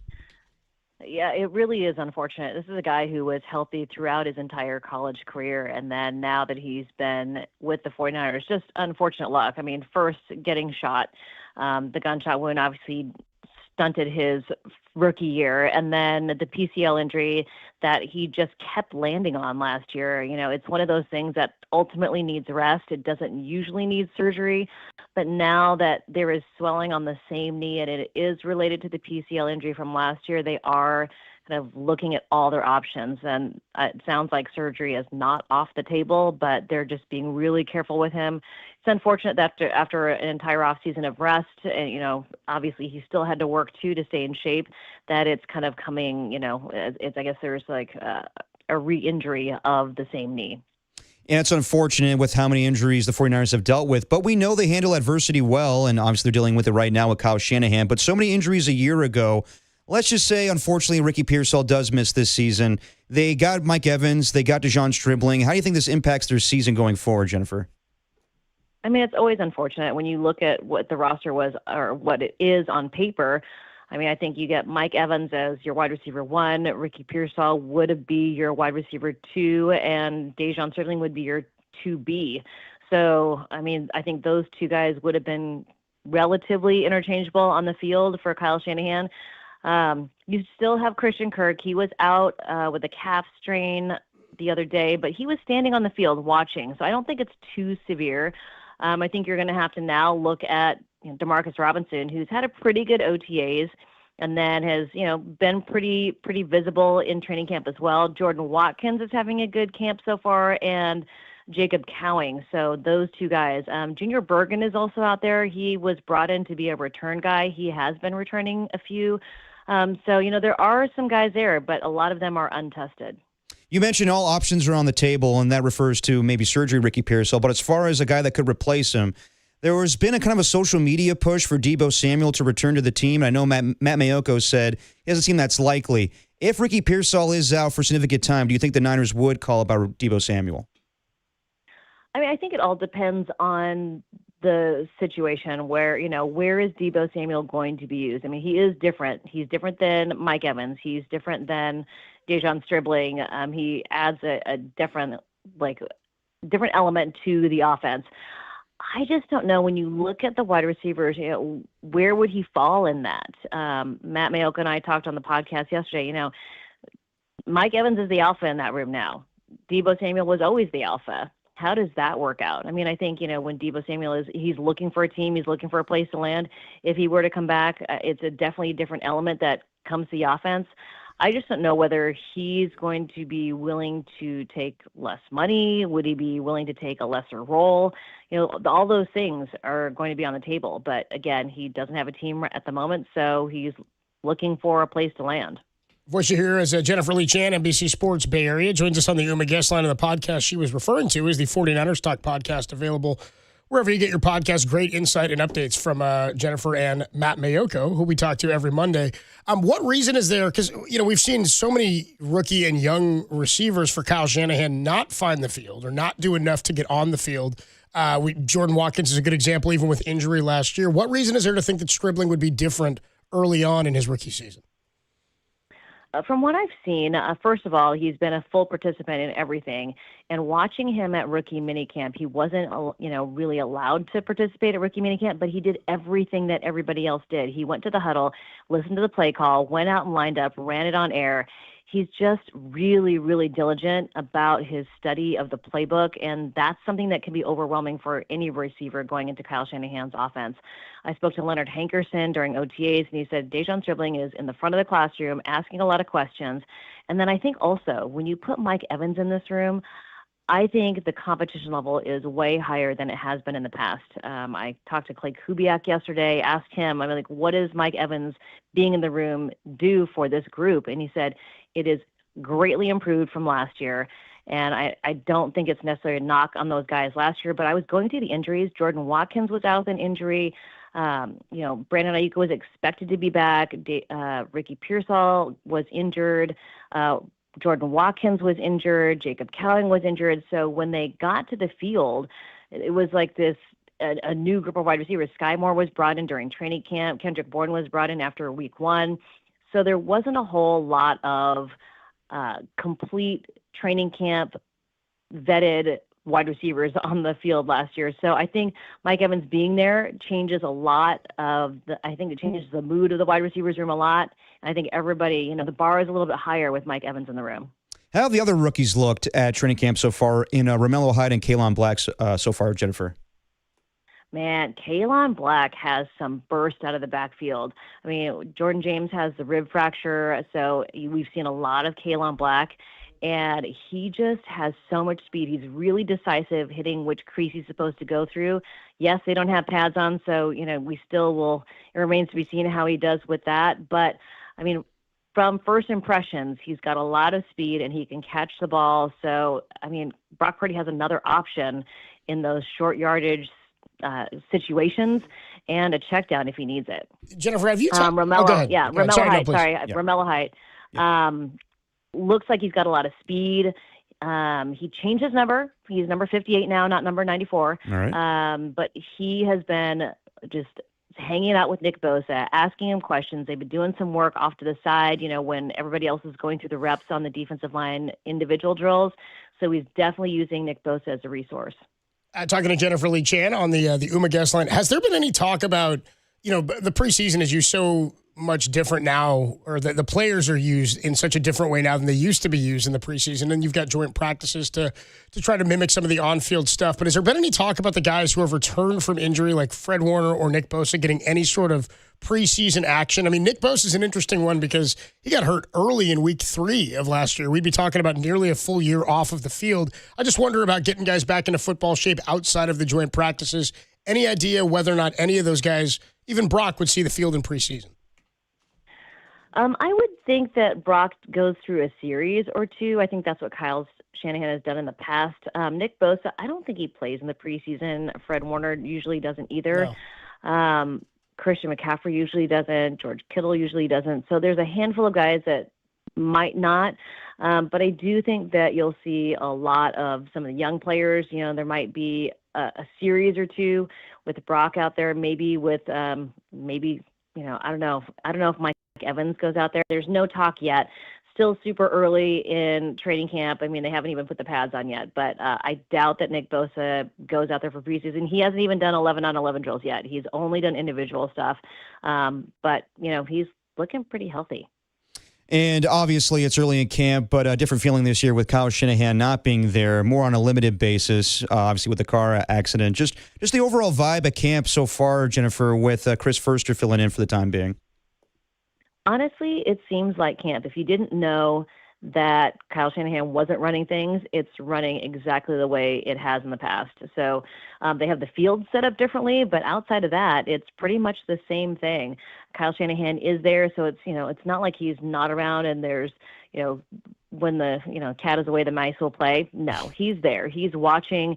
He's standing there with John Lynch for every practice that we've been there for, and they just stand there and watch. There was one almost kind of scary moment. Brock Purdy threw a deep pass about 50 yards down the field, right to the middle, was missed, and Kyle Shanahan and John Lynch kind of had to split and move out of the way for the receiver and the defensive back going through there. But yeah, Brock was like, yeah, I felt bad about that. Wish we would have, connected on that pass. But yeah, worried about his coach for a second.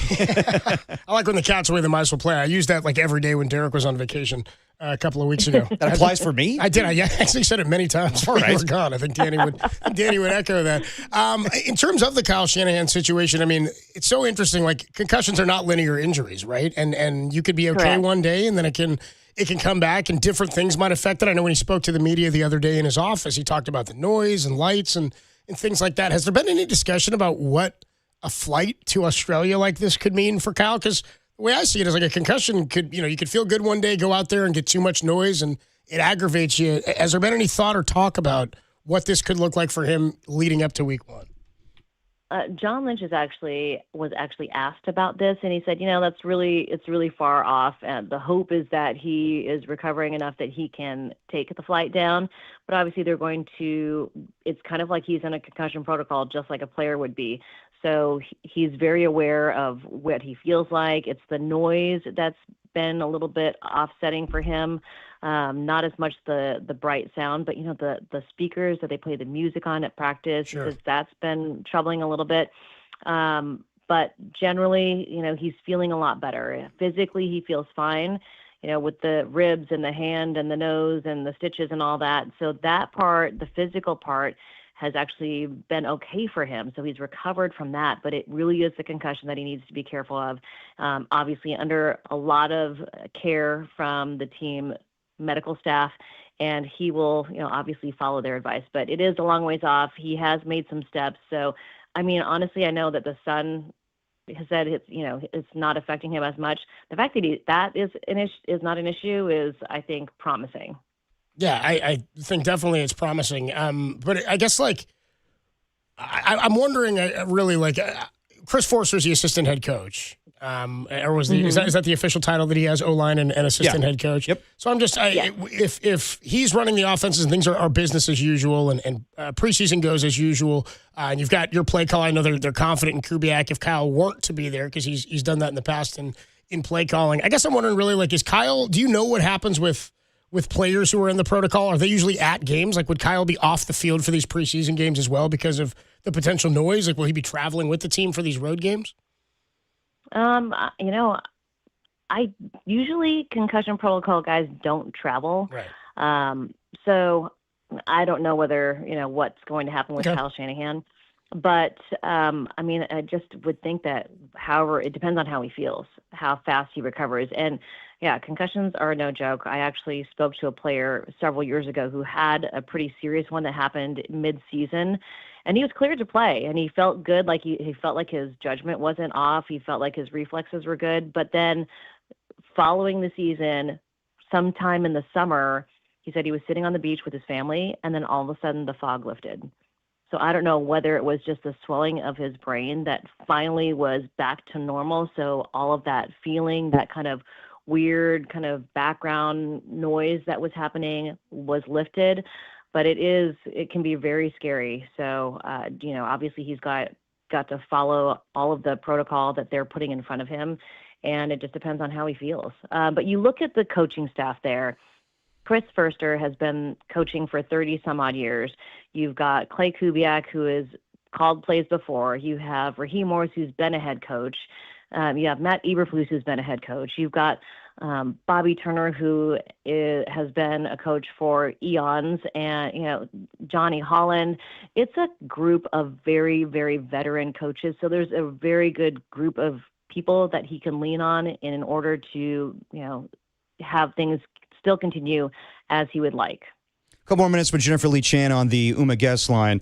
I mean, obviously the expectation is for the 49ers to go back to the postseason. It's a tall ask with their division right now with the Rams and Seahawks. Some people say that maybe they did do enough on the offensive line or defensive line, and now maybe with their wide receiver depth. To you, Jennifer, what's the biggest question mark going into the season?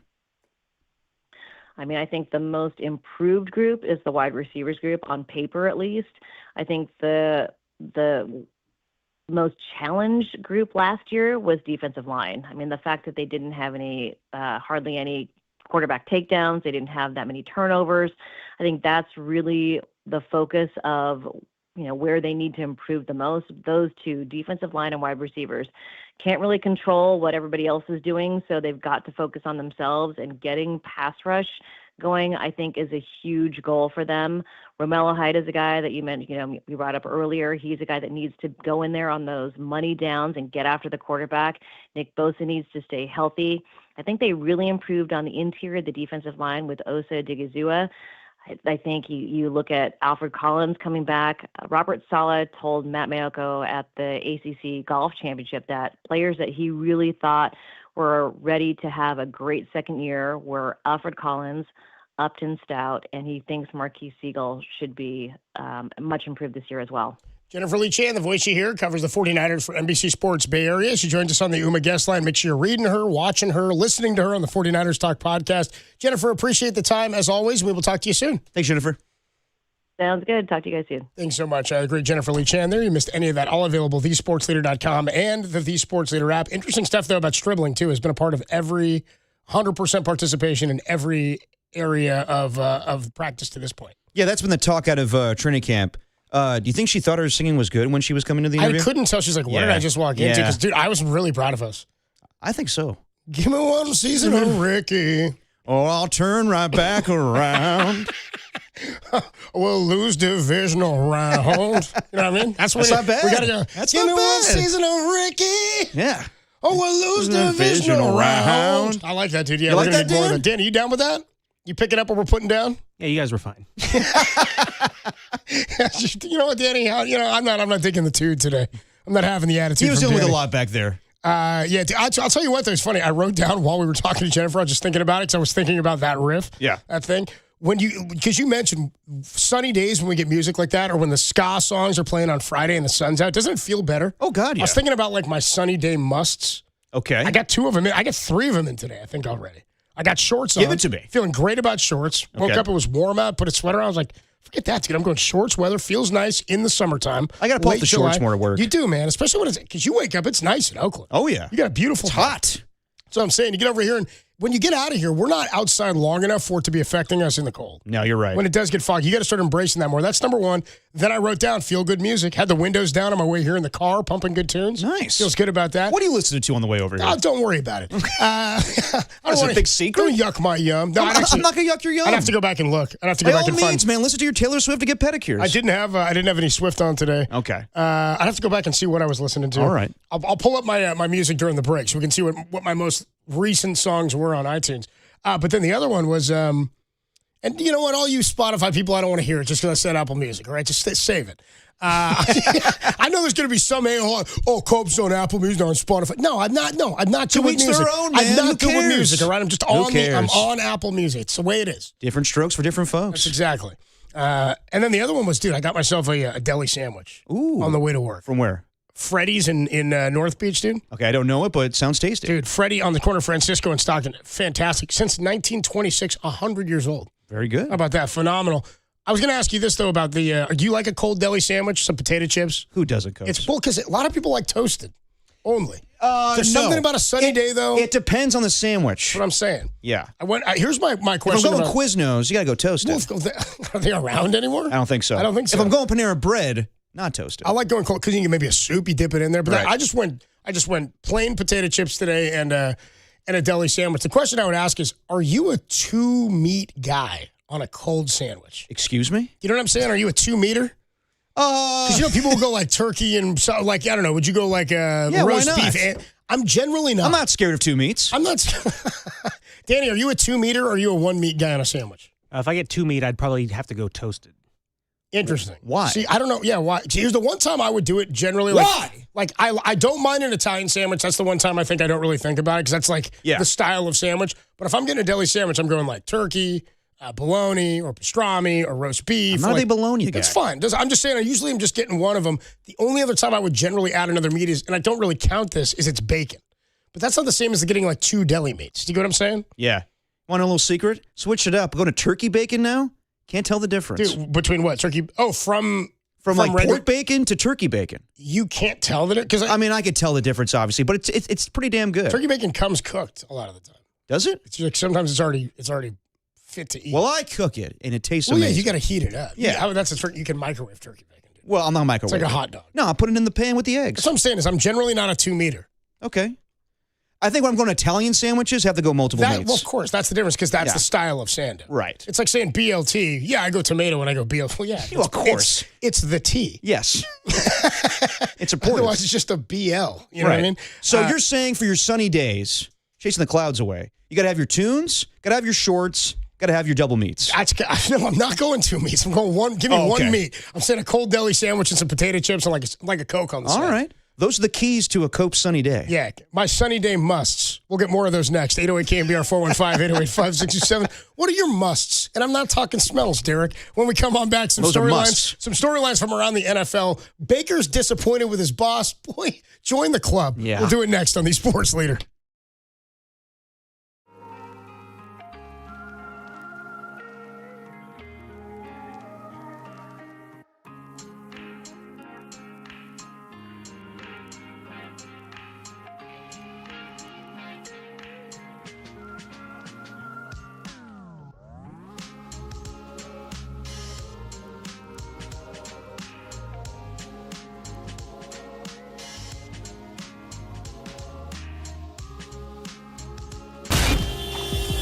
Time for your Bay Area Chevy dealers traffic update.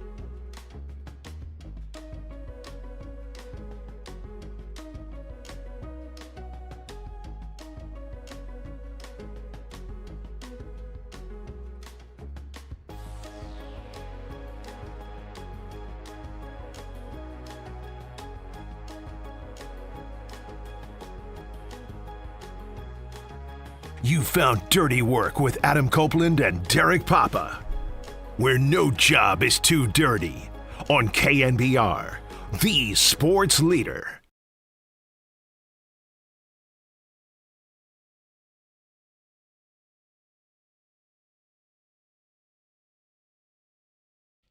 Dirty Work on a Thursday afternoon, too. This is all part of Copes' Feel Good Sunny Days. Damn right, man. Copes' Feel Good Sunny Day musts. Okay, so this is Chicks with Guitars 90s playlist. It's also like songs I would rock out to in my car seat when my mom was driving me around in the 90s. 650 said, Copes, your must is for getting doobies. Dude, that doesn't matter what the weather's like. Oh, come on, yeah.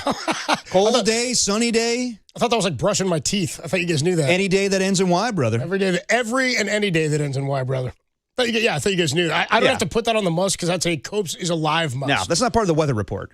No, it's part of my lung report. Ask my doctor.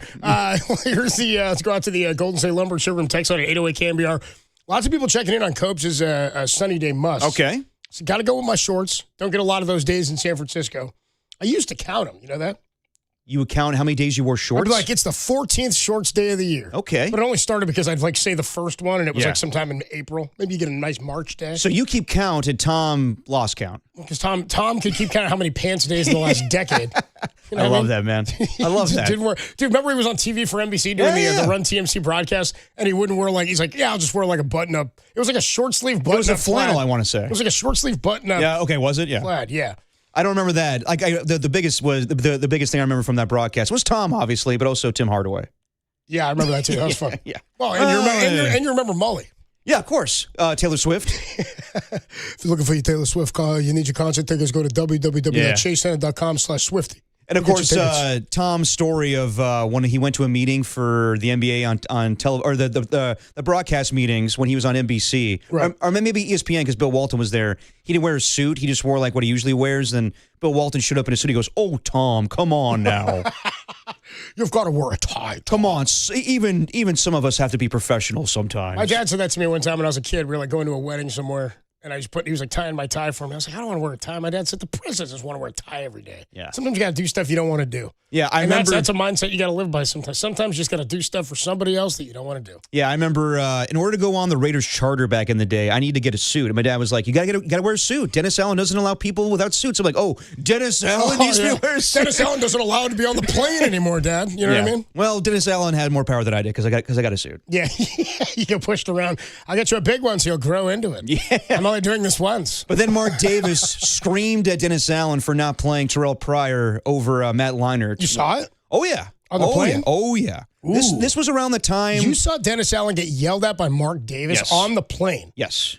Yeah, please tell us Okay, more, so this is around the time when Colin Kaepernick was filling in for Alex Smith. And, of course, Mark Davis thought everything had to be the same thing as what the 49ers were doing. So there was a game in Carolina. Maybe Carson Palmer was already... Yeah, Carson Palmer got hurt in that game. He hurt his ribs. We were waiting on the tarmac because he had to go to the hospital and come back. And Matt Leinart filled in the rest of that game. Mark Davis is screaming at Dennis Allen, I'm looking at the 49ers and their quarterback running all over the place. We can have Terrell Pryor in there? And then Carson Palmer comes on the plane. And then I remember my dad doing the Silver and Black show back in the day he did with Jim Plunkett. And before they were doing a taping of that, the PR guy, this was before Will Kiss came in and said, I want to let you guys know that we're going to make a quarterback change. Don't make a big deal out of it. And then Dennis Allen... It's not a big deal. We're changing quarterbacks. Just don't look the other way. And then Dennis Allen... Plunkett. Yeah. And then... Yeah, exactly. He's talking to Jim Plunkett. Can you imagine that dude? Greg Papa sitting there talking to Jim Plunkett. First of all, try telling Greg Papa he's not going to talk about something. Right. Yes, tell him that first. Yeah. Then look at who he's sitting next to, Jim Plunkett. And he's like, by the way, we're changing quarterbacks. But just don't even bother with it. Yeah. Don't even worry. It's the biggest news any football team could have. It was the biggest story at the time. Biggest news. No, because they were having a terrible season and Carson Palmer was hurt. But like, why are they going from Matt Leinart to Terrell Pryor? Terrell Pryor, yes, at the time, maybe a better quarterback, but whatever. Dennis Allen comes in and my dad goes, hey, we have some news you want to share with us? He goes, yeah, we're going to give the young guy a chance. And it sounded obviously like the owner was driving that decision. So, yeah, had to get a suit and had to listen to Mark Davis scream at Dennis Allen. That's crazy, dude. And it didn't lead to what he wanted, did it? Terrell Pryor started that game. And then next year, I think Terrell Pryor started the season in 2013, I want to say. So what's incredible to me is that interaction can happen. Yeah. And then we look at the lack of success for certain coaches. And they're fired by the same guy who yelled at them to play a player that they wanted them to play. Right. And that's absurd. Well, that's what happens when owners meddle. It's kind of what we're getting at with the Warriors, and we'll talk more about that. But in the NFL, this happens. Guys fly on the planes. They want their voices to be heard, and the best owners are the ones that empower their employees, their head coach, their GM, their president of football, and then get out of the way.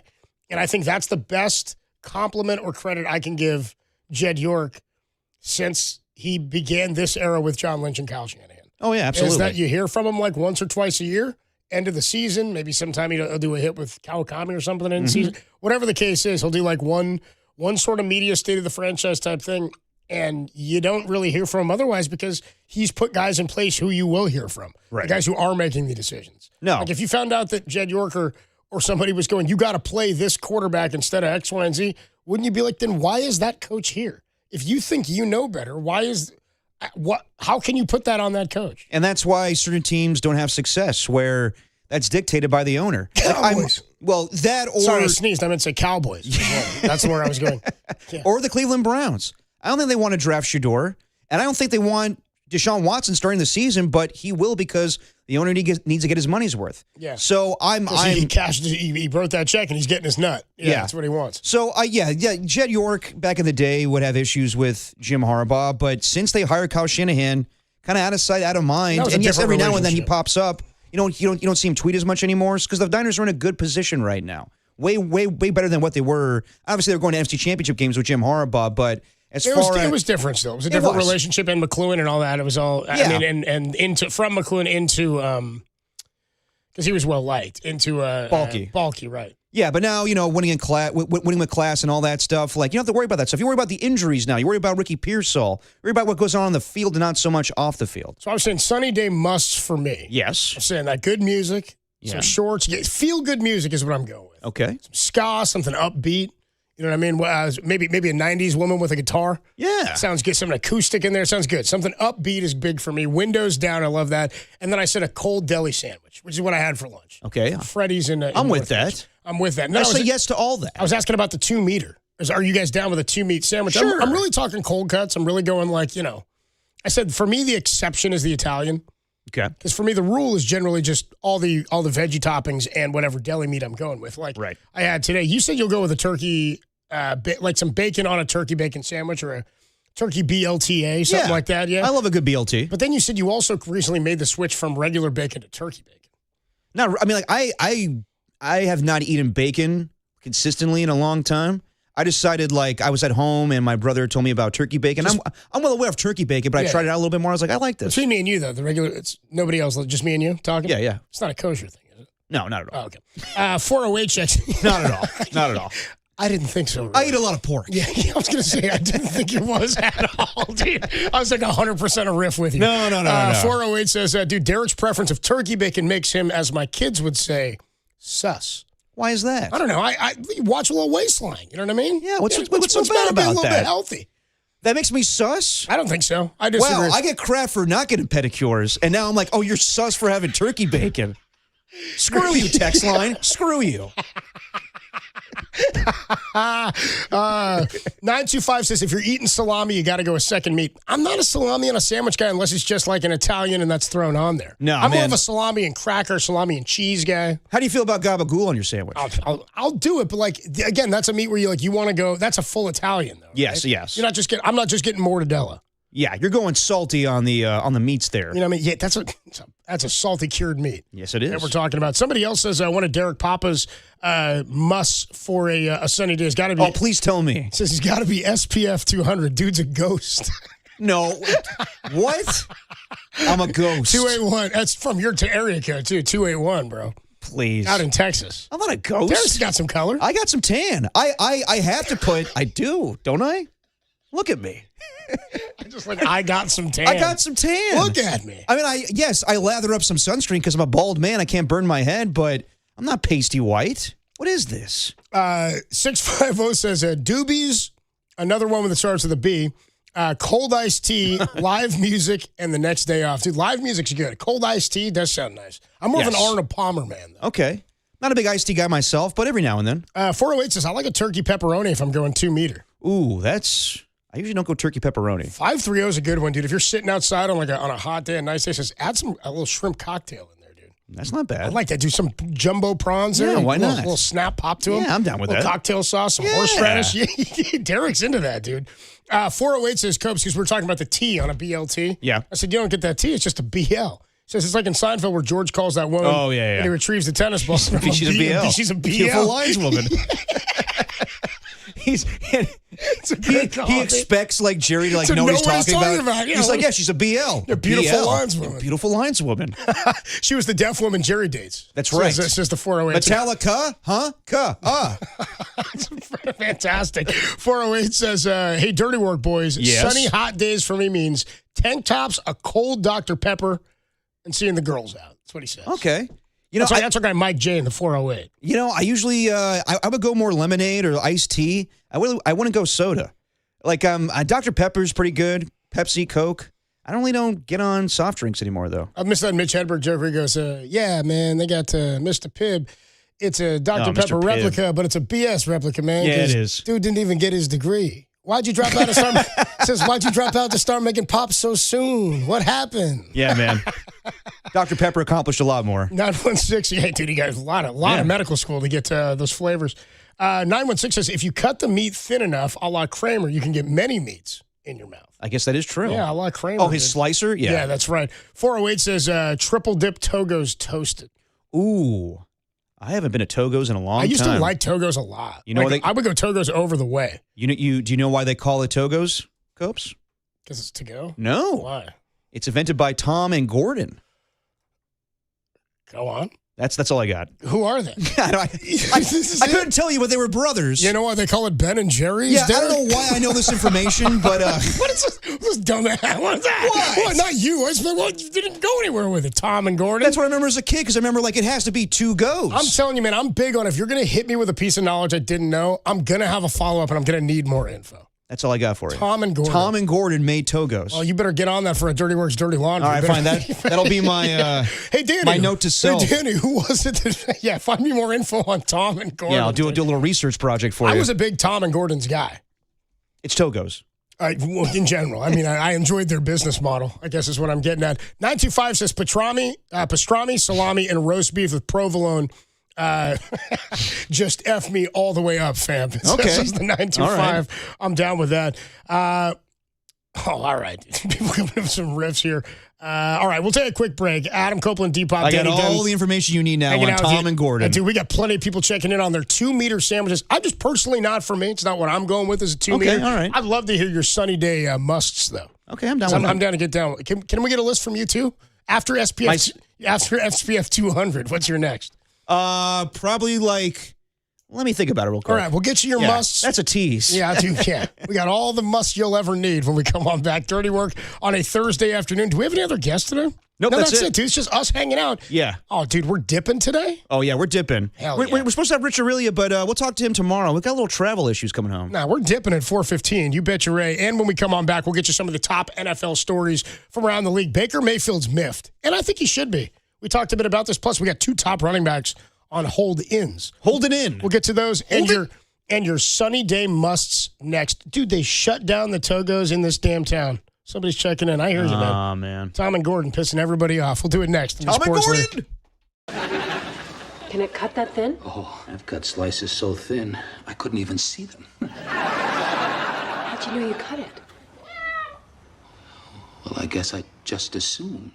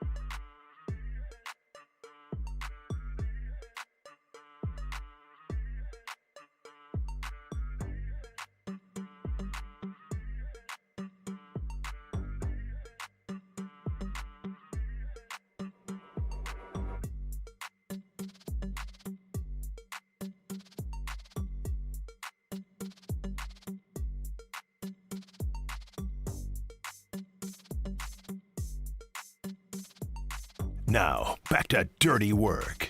Adam Copeland and Derek Papa on KNBR 104.5 and 680 AM. The sports leader. Dirty Work on a Thursday, just hitting all the musts, dude. Do you have to? Do you have to? Do you have to let it linger? Sounds good, man. I'm loving the theme today. Adam Copeland, D-Pop, Danny Dunn hanging out with you. Dirty Work on a Thursday. We do have Giants pregame in 2 hours, 5:40. Feels weird on a Thursday. To have a game? Well, we usually have a day game, and then we have no game. Usually get some Niners Nightly, and then we have a long show on Fridays. But not the case. I'm always like, nice, dude. We had a shorter show. We're off at 5:40, and then I'm here till 6:10 doing pre. Yeah, it's exactly. like longer than I'd have to be here anyway, you know? Yeah, Screw my show. Let me get out the door. You know what I'm saying? What am I doing? What's going on? By the way, we should point out, though MLB.com did have the Giants pitcher as TBD today, Robbie Ray is listed as the starter still. The lineup is out, and he is in it. All systems go for Robbie Ray. All systems go for By the way, Robbie Ray. Susan Slusser has some details with the whole Harrison Bader situation. Yeah, he was riding around on a scooter late at night. Giants are not happy. Those are the details? I'll get more details, but... Well, 808 came out. Does Derek have more details on Tom and Gordon's or on the Bader I do situation? have more details on Tom and Gordon. Okay, so Tom and Gordon, as you well know, or you just found out from Derek, those are the guys who started Togos. But did they used to have a toga bit as part of one of their ads? Not that I remember. No, maybe I'm just making that up as a kid. So Tom Newman and Gordon Reed opened the first Togos in Marquette, Michigan. The origin of the name is twofold. The two co-founders combined parts of their first names, the two from Tom and the go from Gordon. Additionally, the original shop had no seating. I was wondering how. So all of the orders were to go, actually. So it was both. It was both, actually. Dude, this is two guys sitting around for sure. And they're like, dude, you know what I was thinking? What if we just call it Togos for Tom and Gordon? Exactly, it's exactly it. We just won't have any seats over there. Be perfect. Yeah, exactly how it goes down. 808 KMBR 415-808-5627 is the number to call and the number to text. 925 says Jersey Mike's put Togos in the ground. I'm not a big Jersey Mike's. I've not had Jersey Mike's, I don't think. More grinders, more hoagies. Are they? Yeah. I don't know the term grinder. It's more East Coast type of sandwiches. My father's big on Jersey Mike's. You know what? I feel like I've heard him say that. Yeah. He is? Oh, yeah. Like I remember from his birthday, I gave him a, probably his favorite present, not the Buffalo Bills DVD. Hold on. You gave him a gift certificate to Jersey Mike's. You gave him a gift card to Jersey Mike's? Oh, he loved that. Did he really? Oh, yeah. We're going right now. I love my grinders. I love my hoagies. You're paying for your own. I'm using my gift card. Yes. This is on good. Derek's tab. How much you throw on it? Can't recall. $20, 25? No, more than that. Come on. Yeah? My dad eats a lot of Jersey Mike's. Does he really? It's one of his go-tos? He may buy two sandwiches at a time like I will do. Like today's, it's a lunch sandwich and a dinner sandwich. Will you buy two sandwiches, though? Two different ones? I wouldn't, but Greg Papa does. If I did that, I would go hot for dinner and cold for lunch. But I would just buy it separate. I wouldn't want to reheat it. Yeah, I wouldn't want to double up on two sandwiches in the same day, but alas. I like people just checking it now with their numbers. Somebody said number 7 Togo's hot. 503. Your favorite. Yeah, dude, two different people. 650, number 7 Togo's hot. 503 says number 26 from Togo's with provolone undefeated. I don't even know what these sandwiches are. I usually go meatball. I don't know the number on that one. 408's coming with their must here. Says, dude, 408 says on their sunny day musts, tall can of natty ice and shorts with no chonies. Oh. You're free balling, huh? Okay. Free balling. That's like where I was going, dude, exactly. 916 says Mitch Hedberg also had a riff about the club sandwich. He did. He'd say, how do you think they came up with the name for the club sandwich? I like mine with frilly toothpicks. Oh, me too, man. All right, you're in the club. That's not bad. I like my sandwiches with little frilly toothpicks. Me too. All right, let's start. Okay, real quick. You've been teasing it. Should I use like quick thoughts on NFL training camp storylines? Yeah. I'll read the text line. You do what you. Okay, all right. So you and I talked about it last week. Like the Buccaneers, could they be a team that you put as like one of the better teams in the NFC? And I would say no. Like they've been mediocre for quite some time now. And could the Niners benefit from them maybe moving on from Vita Vea? So Jason Light, their GM, doesn't want to pay Vita Vea top dollar at defensive tackle or Baker Mayfield. And you know what? I kind of agree with him because, yes, they win the NFC South, or last year they start 6-2, beat the 49ers, and then they finish 8-9. And Baker Mayfield, yes, he played at an MVP level at certain points last season, but you want your quarterback to play well through injury. Like that's a must if you're going to be an elite quarterback. Josh Allen had a broken foot last year. You wouldn't have known it. I'm trying to think of other examples, like Patrick Mahomes dealing with injuries. Burrow's playing through injury all the time. Exactly. Well, he's also knocked out of games, but Baker Mayfield does not play well when he's injured. He's the reason, along with their defense, of them kind of crapping the bed. So if you're Jason Light, you're seeing year in and year out, you keep winning the NFC South, but not really competing with the better NFC teams. Let's see what we have this year. But if it doesn't go well, or if it's the same old result, then I want to, change things. I want to rebuild. I want to fire Todd Bowles. I want to move on from Baker Mayfield. And you probably should trade Vita Vea before the season starts. So I get Baker Mayfield being upset today, saying this is disrespectful. Totally understand that. But at the same time, I don't feel comfortable giving him $50 million either. So I would make him write it out just as much as Jason Light would. I guess the question is he a top 10 quarterback in terms of salary? And the argument I would make is, this is what I said about Brock Purdy. It's the going salary or the going rate for a starting quarterback of his caliber in the NFL today. And I think when he says he felt slighted or felt that he was being disrespected by the offer that was made to him, it tells me he was not going to be a top 10 quarterback. And I'm not even saying he's got to be top 10, but he believes he's in the $50 million range. And I believe that that's where productive quarterbacks belong. Yeah. In today's game. I mean, he felt disrespected that it was a 2-year deal, not even $50 million annually. So I get it. He should feel disrespected. But at the same time, I get what Jason Light's doing, where why am I paying for Baker Mayfield at $50 million a year when I think we could possibly upgrade in this draft class? And that's a huge risk. But I get it where every year it's just kind of been the same thing for the Buccaneers. So I kind of get it. I kind of understand it. People checking in on the Golden State Lumber and Showroom text on 831 says, Coach, you misquoted a little bit at the beginning of the Mitch Hedberg joke, and I'm by right. all means. No, it's great. He says that. The joke goes, hey, I ordered a club sandwich, man, and I'm not even a member. I'm not even a member, man. Then he says, I like my sandwiches with 3 slices of bread. Me too. Let's form a club then. Yeah. I like mine with Philly toothpicks. He just dropped that one in there. That's nice. Somebody else checks in and says, dude, do not, he says, I don't know where Derek's getting his Togo facts, the 925. I'm looking at it right now. He says, guys, where is Derek getting his Togo's facts? Please Google it. It's not from Tom and Gordon. Yes, it is. You're telling me Wikipedia is wrong? They're never wrong. Togo's, do you know where it's from, by the way? Togo's got to start in Michigan. I don't think so, man. Well, then they moved to San Jose. Yeah, it says it got its start in 1971 in San Jose, near San Jose State University. Original shop was called Sandwiches to Go. Students quickly started calling it Togo's. Okay, what I'm reading right now is in 1964, 2 students at Northern Michigan University, Tom Newman and Gordon Reed, opened the first Togo's in Marquette, Michigan. Then they moved to San Jose. And yes, it's twofold. It's their name combination, but also they didn't have places to sit at their first location, so it was also 2 goes. I was waiting for it to be something like, it is named after the African country of Togo. I was waiting for something like that. Yeah. Does it involve 2 guys named Tom and Gordon? Tom, Newman, Gordon Reed. Wow, Newman and Reed. Yeah. They didn't go with New Reeds. No, not New Reeds. Or New Reedsman. Togos. Yeah, Tom Newman and Gordon Reed. Yeah, dude, I hate to tell you, 925. It does say those are the facts. It says they were at... and that's what I'm sticking Northern to. opened at Marquette. Yes. That's where they opened the first one in 1964. Don't come at me with your Togos facts. Come on.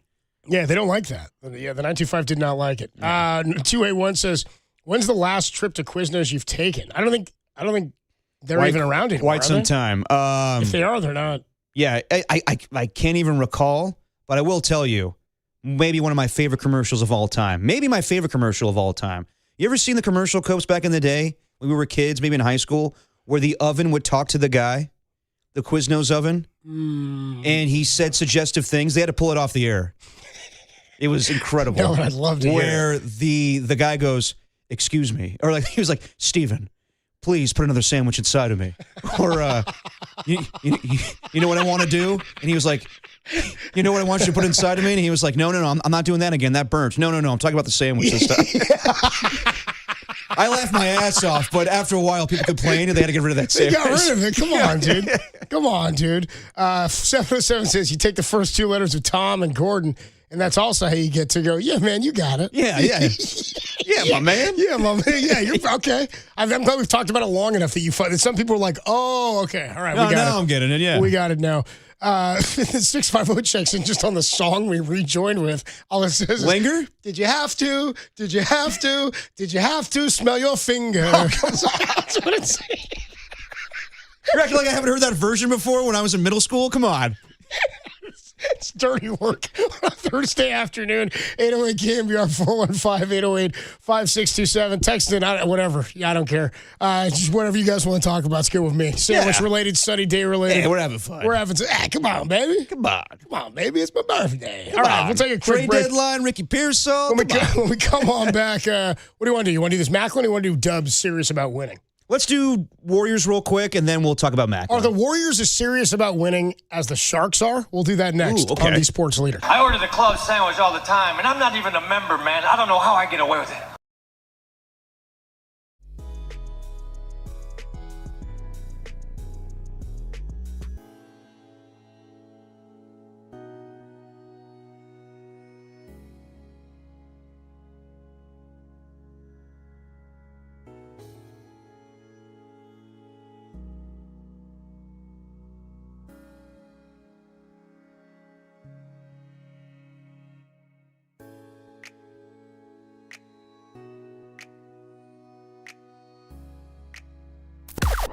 Now, from the O'Donnell Financial Group Sports Desk. Learn more at odfigroup.com. O'Donnell Financial Group, because planning is a process, not a product. Yesterday could have been Luis Ariz and Elian Ramos' last home games as Giants. Is tonight Robbie Ray's last game as a Giant? Giants take on the Padres. First pitch at 6:40, pregame at 5:40, only here on the Sports Leader.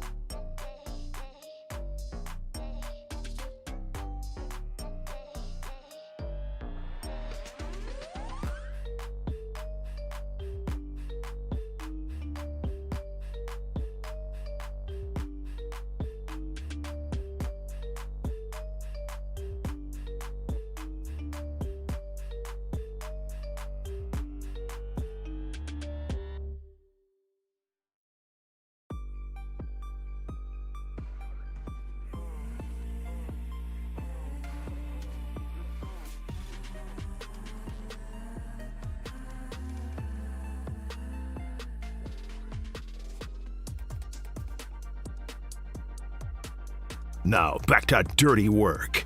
Adam Copeland and Derek Papa in the KNBR Casino Matrix Progressive Jackpot Studios.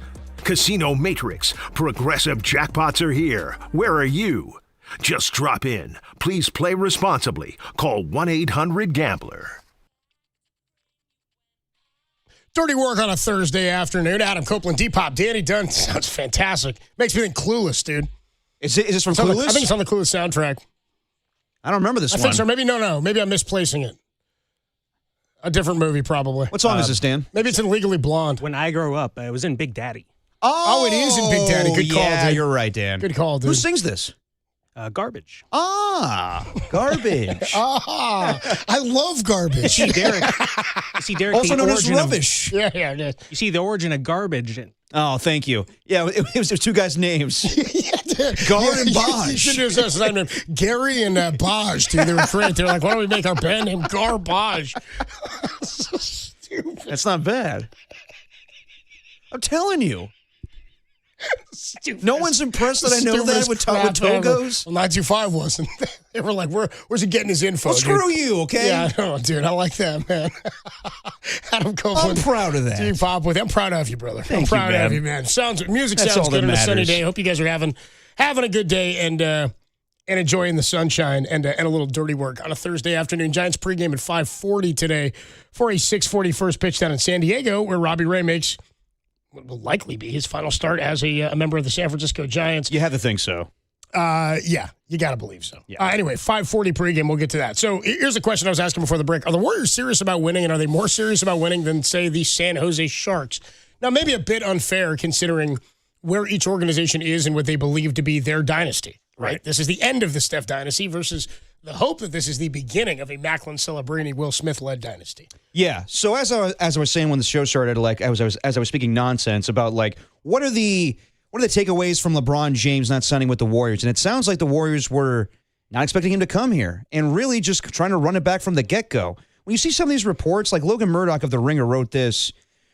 Should they have tried to trade Jimmy Butler and draft picks for Anthony Davis? At Summer League in Las Vegas, a small contingent of Golden State's front office pushed for that path, but AD's injury history and desire for a new extension ultimately convinced the brass to stay put. Why, though? Like, if you have a chance to get LeBron James and Steph Curry signing off on that and Draymond Green signing off on that, then I understand Jimmy Butler was huge when you acquired him, but why are we acting like Jimmy Butler's going to come back and be the same player? Like, he's 36, 37 years old. I'm not. I think in my mind, dude, he's great. But in my mind, I've kind of written him off because of when he'll be back and when you need help this season. Yeah, and I'm not acting like the Wizards wanted to make a trade by any means to take on Jimmy Butler's salary. You should be bullying the hell out of the Wizards. You should be. Give me your guy. Give me that player. Give me him now. Give me him. Yeah, but I don't think that they wanted to do anything. Like when Dwight makes Andy sell him his car. He said, give it to me. Knock down the price. I remember Knock that it episode. down. Oh, yeah. I do it a little Just bit. bullies him into it. Yeah, I remember Anyway, that back to what you were saying. I'm just saying, like, when it comes to, like, should we, are we anticipating Jimmy Butler making a full recovery? I'm not banking off of that. And, like Jimmy Butler before the injury, I thought was not the same Jimmy Butler that we saw from Miami. Yes, he was monumental to their success when they acquired him and going to the second round against the Minnesota Timberwolves, but I don't know. We keep hearing all these quotes from the Warriors where like, our plans changed because Jimmy Butler got hurt. They weren't a good team before Jimmy Butler tore his ACL. They were losing to Milwaukee and the Pacers when their stars weren't playing. So I don't know. I just think that they have these high hopes of let's just do the same team that we saw a year ago and somehow, some way, we'll be better than a play-in team. I'm not buying that whatsoever. Also, Logan Murdoch wrote, should they have gotten in on the Jaylen Brown sweepstakes? The Warriors had an opportunity to trade for the former Celtic before the deadline in February, but they couldn't build an organizational consensus that Brown would be the right player to carry the Warriors beyond the Curry era. Are you kidding me? Are you kidding me? If that is true, then who is going to be that guy? Pods? I don't think so. I mean, like, yes, and I also believe the Celtics had no interest in Jimmy Butler or Moses Moody or the draft capital. Or actually, maybe the draft capital, but the players you're putting in the trade, not enticing. But to say, like, we don't think Jaylen Brown could be that guy. Who is on this team right now? No, but, I mean, this is the thing. I think they're staying where they are, and they're saying, you know what, we're just going to sit here because Joe Lacob, who has decided to be more involved in the basketball operations of this team since letting Bob Myers walk out the door or forcing Bob Myers out the door because Myers didn't want to deal with this anymore. I think we underestimated, and I think Joe Lacob certainly underestimated the relationship that Bob Myers held with individual players to keep players at bay from vocal outbursts, issues, problems that happen. Now, again, the Jordan Poole thing happens. Wasn't that right after Myers left? No, that was while he was here. No, it was right after they won the championship. It was right after 2022, yeah. So they win that title. Then he gets traded later on under Dunleavy, correct? Yes, his first offseason. Right when he's in the job. Dunleavy's the one that ends up completing that trade. More to the point here is that Bob Myers was the glue that made this thing work. Yes, he was. And he was the buffer between Steve Kerr and Joe Lacob. And the pushing of, hey, this player's got to play here, Kuminga's got to play here. We just talked about Mark Davis yelling at Dennis Allen to play a specific quarterback. Right. I'm not saying that that's happened, but I have to believe that so much of what happened behind the scenes last year with the internal email about Steve Kerr getting leaked out and how Joe Lacob felt about it, the visibility of draft night where he's sitting there talking to Mike Dunleavy, and clearly there's a dispute going on between them right before the pick is entered or right after the pick has been made for Jaxa Lendeborg. Again, Joe Lacob's background is not in basketball. It's not. And I think any impact that he has on the on-court product that is outside of him cutting a check is problematic for the Warriors. I do not care personally about Joe Lacob's basketball opinion or acumen. Yeah. It's not relevant. It's not relevant. And to be fair, I know Kirk Lacob is well respected within the organization. Would he be hired by any other team based on his basketball acumen? That I can't say. Or is he there because of that? I mean, most likely, yeah, but I don't know. I don't know either. But my point is that you've pushed the basketball minds out the door, and now Mike Dunleavy's standing there doing what he's got to do. I don't even know if I can gauge how good Mike Dunleavy is, or if any of this is on him, if there are moves he wants to make. But Lacob says, no. I'm not willing to give up life after Steph just because Steph Curry wants happiness. And I go, you're only sitting here because of what Steph Curry's achieved. Of course. And you may say, well, and I'm sure there's ego in this as well. I'm sitting here because I was willing to give Steph what he needed to win. And I'd say, then why aren't we still? Why aren't we still doing it? Why do you believe you can retool this entire organization? You can say, yeah, Bob Myers drafted James Wiseman. Lacob wanted Wiseman too. Yep. Lacob absolutely did. Lacob wanted Kuminga. And now Kuminga's gone. You know what I mean? Because and you can blame Steve Kerr for all that. Your guy Lacob then brought Steve Kerr back. He didn't think it was all on him. He wanted in some capacity there to be stability here. I hear you. I do blame Joe Lacob for a lot of things that's gone on with the organization. I also don't want to diminish what he's accomplished with this team. But what Joe Lacob's accomplished? It's more so Steph Curry. It's more so Bob Myers and Steve Kerr. But he's part of the success. Again, I'm tired of praising. I mean, I think guys should be praised for cutting the check and being willing to spend for their team.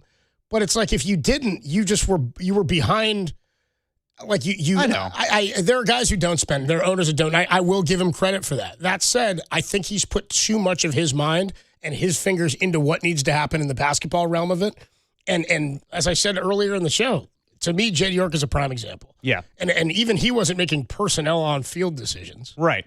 But I'm with you on that, where I don't think it's so much that Joe Lacob tells everybody this is what we need to do. It's my way or the highway. But he is a part of those meetings. He is saying, I don't want to give up our future in order to just, bank off of this 1 year with Steve Kerr and Draymond Green and Steph Curry. And honestly, it kind of feels like everybody else feels that way as well. Like, we can go into what Marcus said with us last Friday, and Draymond Green reacted to that, where does Steph Curry want to be star chasing? Yes and no. But I also think like Steve Kerr in his comments to Anthony Slater sounds like he's with Joe Lacob. He says, quote, you have to understand your place in the league and where everybody else is and what the future looks like. Mike is really smart and prudent. He understands the landscape, shows an agreement on that. We're all pretty much really on the same page in terms of being wise. Sometimes not making a move can be the best thing you do for your future. And you keep stacking up good moves, and eventually you pounce when you're ready. But when are they ready? They're running out of time here. Like, I respect what Steve is saying, but also...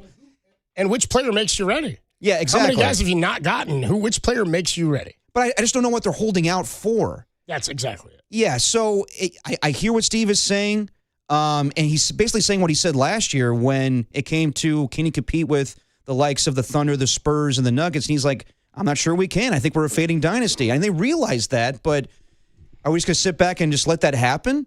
And believe me, I don't think they're winning another championship. I've been cool with them winning the 4. But at the same time, I'm all for nostalgia, but also like I want to see them go for it a little bit more than what they have. 510 checks in on the Golden State Lumber and Showroom text line says, I don't know how well you remember Rookie of the Year, But he says Joe Lacob kind of sounding like that stepdad or the mom's boyfriend from Rookie of the Year. Do you remember that? Like he's too big of a dude. He's like driving, as Danny would know, a little Miata, dude. And, he tries to take over managing Henry Rowan Gardner. Yeah. It's like the mom's boyfriend. But he's like such a sleazebag. He like shows up to take her out. And he's like, I believe the 2-week anniversary is the necklace anniversary. Oh. He like pulls a little necklace out, puts her on. So wait, is this It's the boyfriend of the mom in Rookie of the Year. So it's not the baseball player that moves in later on. You mean Chet Steadman? Yes. No, he drops that line on him. He goes, Chet Steadman is not your father. So that's what kind of sets him off. He goes, you're not my dad. He goes, Chet Steadman's not your dad. Who's the guy? God, what's his name? It's the crazy actor that plays the baseball player, right, in that movie? Oh, it's Busey plays Chet Steadman. Gary Busey. Yeah. He Love plays him. Steadman. He's insane, but love him. But yeah, he's the one who makes Henry go to the Pepsi commercial. And he wants to be hanging with his friends. He's trying to manage him. He also negotiates with the team to get Henry traded to the Yankees. Oh. They want to blow him up and make him a big star. Okay. And he's like, dude, I'm not doing that. I'm going to 7th grade.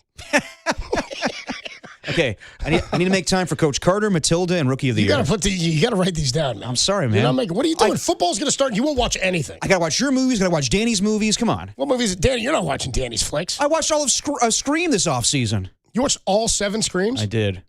Do they hold up? 7th one's terrible. The rest of them are pretty good. The 7th is the last one. I think that's the one I've not seen. It's not good.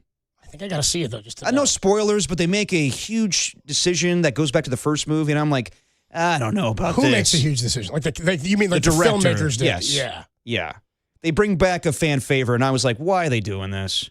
Special Officer Dewey? No. He's not Special Officer in that. That's scary. That's scary movie. That's Special Similar Officer character. Doofy. Doofy, yeah.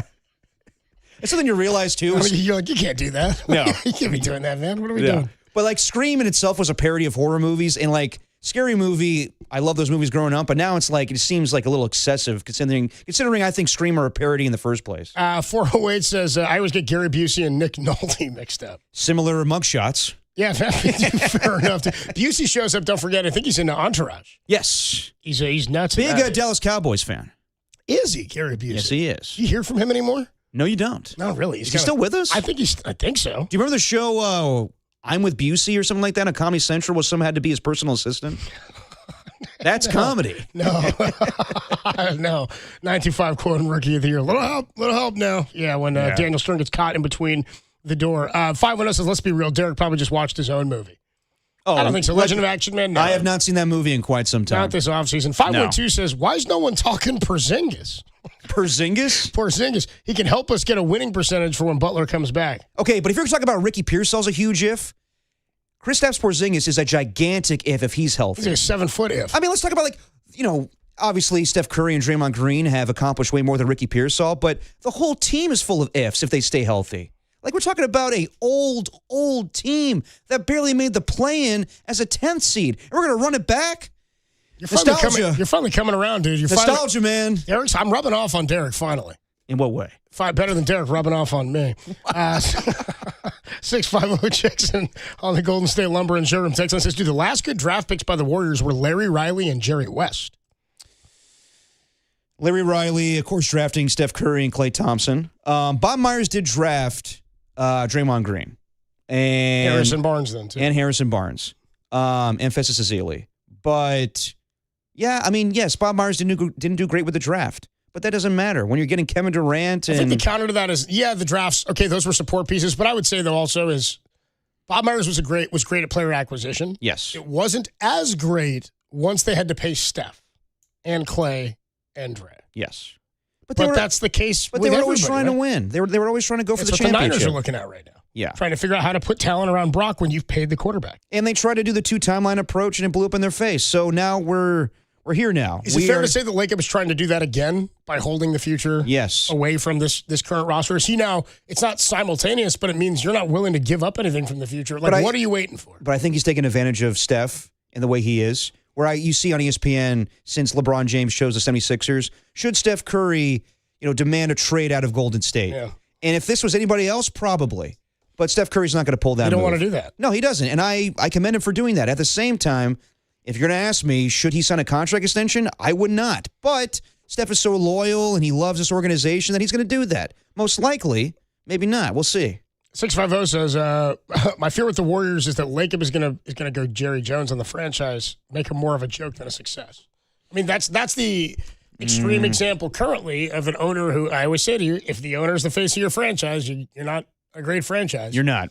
And after Steph, that's what Lacob's looking for is the face. And if there isn't one, people are going to turn to him and go, what up, bro? Exactly. Where's our guy? Who are we doing this with? Yeah.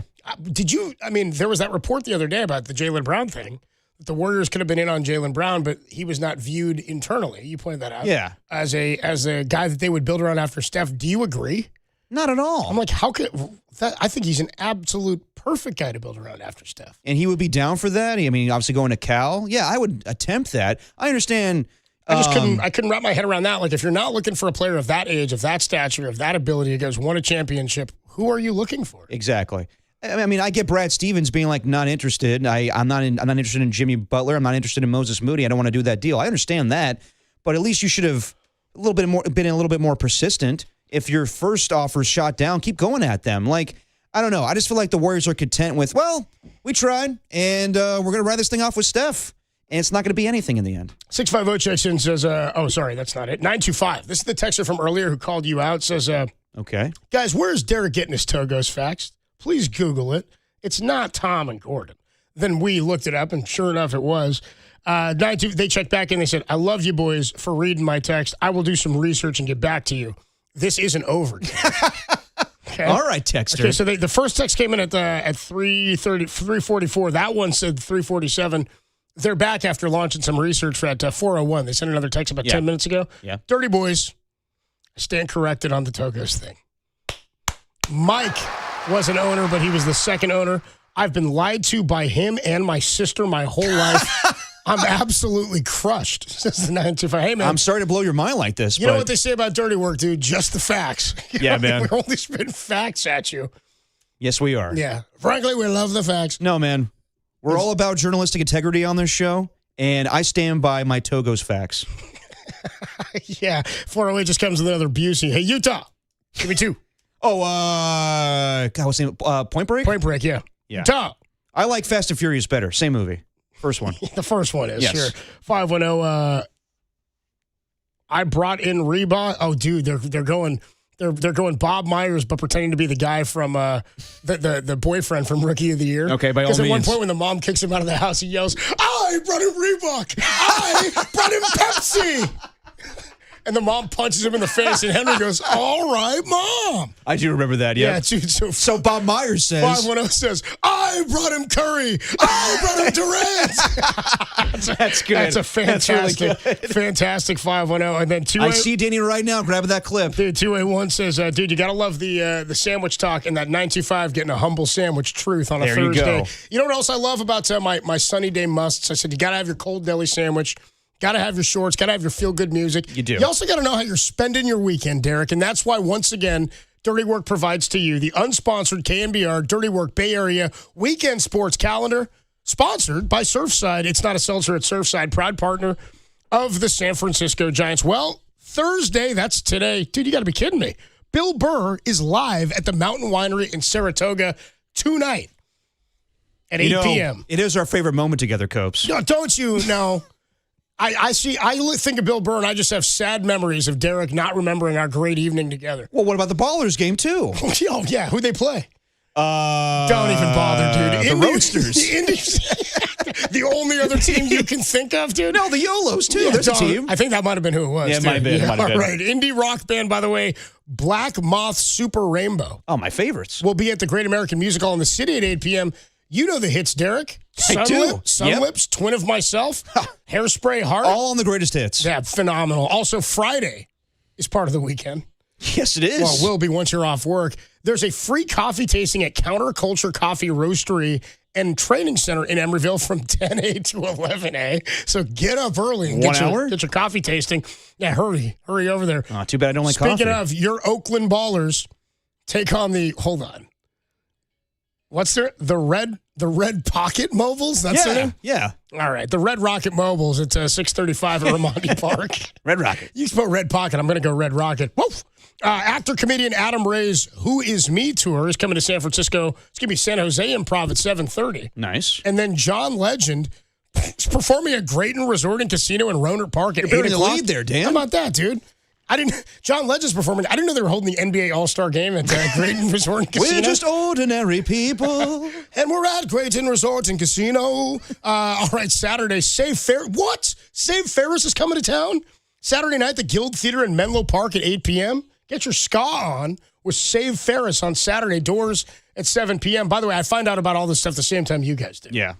Oakland Roots against the Pittsburgh Riverhounds, 7 p.m. at the Oakland Coliseum. Oh, the Hounds are in town? That's right. And then Sunday, the Golden State Valkyries against the Toronto Tempo. 5:30 at Not Chase. my tempo. That's your unsponsored Dirty Work Can Be our Bay Area weekend sports calendar.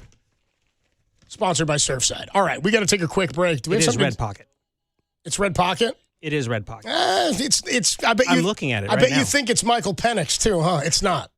It's Togo's, Dan. It's Phoenix. Tom and dude. Gordon. And don't forget the other thing we learned today. The band Garage, started by a guy named Gary and Baj. Yeah, I'm not going with that. Yeah, I'm going with that one. I need to check the facts on that one first. We'll take a quick 916 now quoting more lines from that guy from Rookie of the Year. I got to get more of that dude. I brought him Reebok. I brought him Pepsi. And then mom might say something like, "You psycho." I think she dropped some line like that. So he's the former boyfriend. That I guess was the agent? He's also, no, he becomes his man. He like decides, I'm going to manage Henry what once a he becomes. sleazeball. Yeah, he is, dude. He's working his way in. Don't forget also, I don't know if did you see Ozark? Yeah, of course. Do you remember Wendy Bird is having the affair with the guy in the beginning? Yeah. And that spank that Bateman's always watching? Yeah. Bro, that's the guy. Oh, really? That's the actor, dude. It's that dude. She falls for him? Well, dude, and then he falls off that balcony once the That's right. once the cartel gets There a you hold go, of him. Marty Bird. Attaboy, Marty. All right, we'll take a quick break. We'll come back with oh, dude, you know what we're doing? We're going head to head. Danny's double dips, dude. You ready, Danny? Did you know we were doing that today? Yeah, I knew. All right, we're dipping next. He's ready. It's 5 questions, 5 rounds, 1 minute apiece. We go head to head. Danny decides the winner. There's more rules, but we don't know what they are. We'll do it next. Danny's dips on a Thursday on the Sports Leader. Now, where were you? Checking me a ride home. Chet Stedman? I am so sick of hearing about Chet Stedman. Take it easy. You take it easy.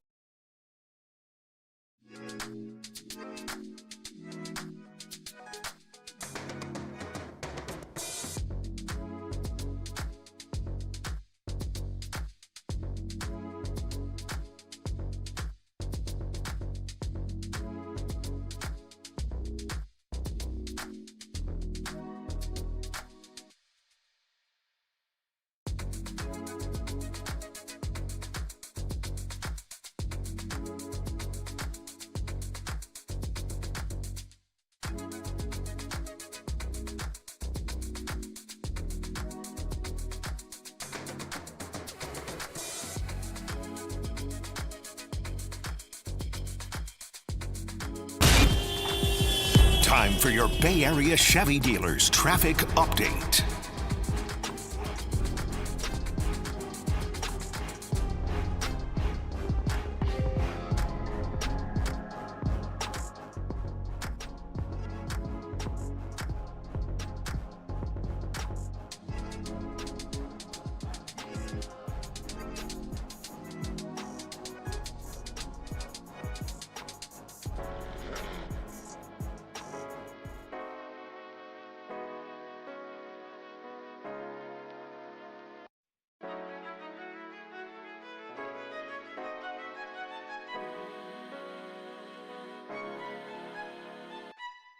Hey, what's going on, everybody? Adam Copeland here. My good friend Steve Moskowitz is hanging out on the line, and we talk to Steve regularly about tax issues and concerns, but Steve has also told us about new problems that have arisen and then things that he can help with. Scams are a big problem for a lot of people. It's scary stuff out there, Steve. Is there anything you can do if you've been scammed? Yes, we have big help for you if you qualify. First of all, if you get scammed, my heart goes out to you. It's horrible. I've seen people lose their life savings. And to make matters worse, add insult to injury, having to pay tax on the money they gave to the scammer. So now the question is, but could I deduct the scam loss on my tax return? Because that would give me a big amount of money back from the IRS. And the answer is if you qualify. Although most casualty losses were done away with because this is such a big deal, the IRS wrote this nice, long, very good memo explaining what you need to qualify, examples, and what we offer you is if you've been scammed, let's go ahead and see if you qualify. And if you do, if you qualify under this memo, you can write this off your taxes, and you may potentially qualify for a huge amount of money back from the IRS and state, which would be a great help in making up your loss that these scammers got from you. All that you have to do is pick up the phone and say, hey, Steve, do I qualify to write this off my taxes and get a big amount of money back from the IRS? Find out if you qualify. Steve can help. Just give him a call. The number is 1-888-TAX-DEAL, or you can find him online at moskowitzllp.com.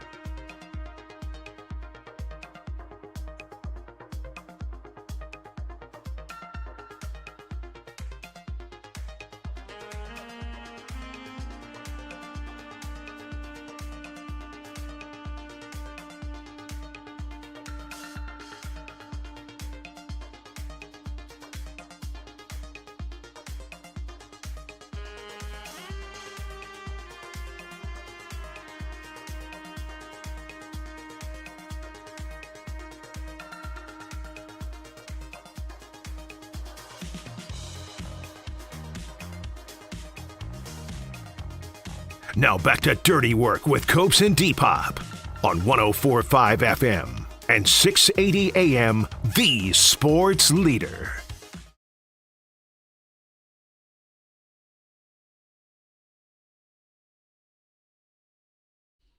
Yeah. Who sings this one, Dan? Edie Brickle? What's her name? Edie Brickle? Edie Brickle. This is one of my jams back in the day. As we're playing Chicks with Guitars playlist from the 90s. All day on Dirty Work. Dirty Work on a Thursday. Adam Copeland, Depop, Danny Dunn. I want to make sure we can stretch out for the dips. So we'll get into the dips in the next segment at the bottom of the hour at 4:30. But I will tell you, we are still giving away those tickets. Listen for the cue to call. If you want to go see T.I. on August the 15th at the Masonic in San Francisco, all you got to do is listen for the cue to call. And you'll know, I'm telling you, you'll know because I'll say this is the cue to call. But that was just a preview. Okay. I'll say it and then I'll give you the information. And the information will be something like, be caller 10 to the studio at 415-896-KMBR right now, and you'll win those tickets to see T.I. on August 15th at the Masonic. But this is not the cue to call. No, not right now. That's what it'll sound like when I do it. All right, we got some stuff to get into with the dips in just a few minutes, but a lot of people are checking in on threads we've had all day long. Okay. 925 checking more people in on Rookie of the Year on Joe Lacob being the dad. The boyfriend of the mom from Rookie of the Year. He's my son. He's my client. Is a line that he drops. 916 simply says, Bill Burr's awesome. Funny, down-to-earth guy. I'm surprised you're admitting in a liberals area like San Francisco that you listen to him. I think you don't really understand that Bill Burr's pretty middle. Yeah, I would say so. I don't think, I don't think he leans either way, to be honest. I don't think so either. 209 checks in says, a fun fact for you guys. The Giants... own Amy G is co-general manager of the Red Pockets. Oh, nice. Okay. I thought she was at the one where JT was out there, but maybe it's Red Pockets. Well, either way, that's awesome. Anyway, there you go. 925 says Derek doesn't like coffee. Somehow that doesn't surprise me. No, I've said that before. I'm not a coffee drinker. Says what surprises me is the infinite onion layers of Derek Papa. Unbelievable. Yeah, man. Yeah, every day we peel back another layer, dude. How about this one? Onions. Person's never texted in before. We were talking Togo sandwiches earlier. Yeah. Says, and we found out that because Derek knew, Togo's got their name from a guy named Tom and Gordon. Absolutely. Not to be confused with Tom Gordon, the former Yankee reliever. 669 checks in. By the way, never mind him.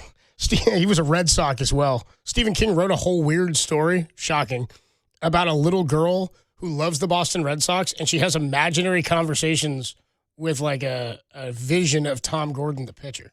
Okay. Is it good? Good is strong. So not good. It's a book. Okay. It's a book I've read. But it's Stephen King, so it's got to be It's not bad. solid. I was just like, what are we doing? Yeah. What a random story. I mean, stick to It's fine. goblins and ghouls and prisons. I mean, it kind of is. It's got like a spell He thing. loves his prisons. He's big, yeah. Prisons of the mind, too. Yeah. He's big on those.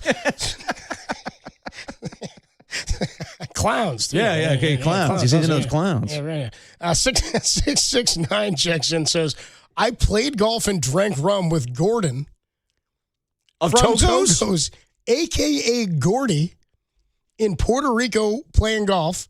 This guy is awesome, random AF, and from what he tells me, the original one was closer to San Bruno, but it was kind of effed up. Got it. How about that? All right. Small world. 510 says, hey, Derek and Adam, Chef A here. What up, Chef A? What up, Chef A? Any comment on the fact that Matt Williams is now coaching women's baseball, the Firebells? Okay. San Francisco Firebells. Actually, Chef A, I'm pretty sure That's new to me. Were you not here for that? I think it showed up in a dial or in a grab bag at some point. Well, I was gone. Yeah, it might have been while you were gone. Matt Williams was hired, and there's an official name now. They're the San Francisco Firebells, purple and orange. Oh, nice. Colors. I did not know about this. Yeah, Matt Williams going to manage. Props to Matt Williams. The two new props to San Francisco getting a women's baseball team. That as well. Actually, hardball baseball. It's pretty cool, dude. 530 checks in, says, R.I.P. Mitch Hedberg. I partied with him a long time ago after the show in Sacramento at the Punchline. Is it Punchline in Sacramento? That guy broke the mold. I think he was very Stephen Wright. Kind of in that moment. Very, yes. What I would say is... I want to hear that story more than Marlins, man. Yeah, I told you I met Mitch. You did? Yeah, dude. You didn't party with him? No, but I was, not supposed to be in the comedy club I was in. I was 14. That's awesome. Yeah, I went because I was a maniac about him. Yeah. I was like 14, and I auditioned for the talent show at Moreau when I was a freshman in high school to do stand-up comedy. So I wrote my buddy Jeremy and I. Jeremy's now a cartoonist for The New Yorker. Just a brilliant cartoonist and artist, and was hysterical. Jeremy Nguyen, shout him out, dude. He's fantastic. Yeah, he's a cartoonist for The New Yorker now. Nice. And he wrote, we kind of auditioned together. So like he would be my opening act. So we both wrote we were like 5 minutes for him. We both were obsessed with Mitch. So it was kind of the same sort of stuff. But my dad, as a surprise for me, took me to, I think we were at the Punchline in San Francisco. He performed and got me in, and because my dad performed there a bunch. And Mitch, after his set, I got to meet him after the early show in the back. I had like a Coca-Cola or Shirley Temple or whatever, and just hung out. And then I was doing the talent show the next night. Okay. And my dad tells him, and I was so embarrassed. My dad goes, "Hey, yeah, he wrote a whole set in your style." And he goes, "Oh man, tell me a joke, man." And he's exactly how you'd think, dude. Had hair over his face, sunglasses on, and the one I told him was, what did I say? I said, "I bought Converse shoes. They weren't talking." It's literally how all of his jokes were. Yeah. I went to get some chow fun because eating chow is fun, man. I like It's just that kind of stuff. I was 14, Yeah. you know what I mean? But he got a laugh. He's like, I like that, man. I like There you that. go. He They gave say me- never meet your heroes unless it's Mitch Hedberg. I brought a copy of his CD that I had. Yeah. That, by the way, the opening joke of that CD is he's like, yeah, I'm doing a recording, man. This CD is going to be in stores. Only way I could get my old CD into a store is if I would take it in and leave it. Sir, you forgot this. No, I did not. Please alphabetize it. But he signed my CD, signed the box of it, Yeah. and gave me his phone number in Minnesota where he's from and said, you ever got any nice. questions or you want to talk comedy, give me a call, man. I never That's called awesome. him, but that's awesome. No, he was really, really cool to me. He passed away way too young. Yeah, he did. He passed away in 07 or 08. Yeah. I think it was right around April 1st. And so I think people at one point thought it was an April Fool's thing. Yeah. I think his mom had to come out and confirm he was born with a heart defect or something like Yeah, that. I learned about him. I remember Comedy Central doing the top 100 comedians of all time, and he made the list, and I got into some of his jokes, and then want to say like a couple weeks later, he died, and it was just like, damn, that's incredibly sad. 732 says, very important, ask Papa, Ginger or Marianne? I think that's the wrong Papa to ask that to. Are we talking about Gilligan's Island? Yeah, no, the other one. Yeah. I don't. Why would we ask you this? Marianne. Agreed. The girl next door. Come on, bro. 707. Don't forget, too, in the original Gilligan's Island, they'd be like, they wouldn't name the whole cast in the beginning. They'd be like, the movie star and the rest. They didn't include the professor or Marianne. Why not? In the original opening song to Gilligan's. This is not a 3-hour tour version. Yeah, it is. Oh, it is? It was the whole original song, instead of saying the professor and Marianne. This is just like for Murph or whoever's out there listening. Yeah. But yeah, they say the professor, or they go the movie star and the rest. It just drops it off. It's time to ask Papa anything. Anything. That's one of Danny's favorite segments. Yeah? Did you create that, Danny? Marianne. Yeah, Marianne. We'll open it up again when we got more to ask him. 530 says, Indonesia has the coffee bean that is eaten, digested, and then pooped by the mammal in a something. Maybe you were scarred by coffee as a child in Indonesia. Is there a riff? That could be the case when I lived there for a week. But no, I just don't like coffee. Don't like the taste. 415 says Flash Gordon, Tom Gordon, better as a Royal is what they're chatting Okay. about. Yeah. You know, I did have a cold brew while I was in Houston. Did you? I want to try it out, and just not for me. Did you get anything in it? Just straight cold brew coffee? No, it was like a vanilla flavor at Starbucks, and it was, I drank the whole thing, but not my cup of tea, if you will. Not your cup of tea. Yeah. Cup of coffee. Cup of coffee in the big time. 808 KMBR 415-808-5627 is the number to call and to text. We do it each and every week, and if we put it off any longer, he's going to lose his mind. It's Danny's Double Dips. 5 topics, 5 questions. We go head-to-head. We battle yet again in the dips. Did I win last week 3-2? I think so. I think so. Derek looking to get off the schneid, as I did last week. All right, Dan. We'll dip next, only here on The Sports Leader.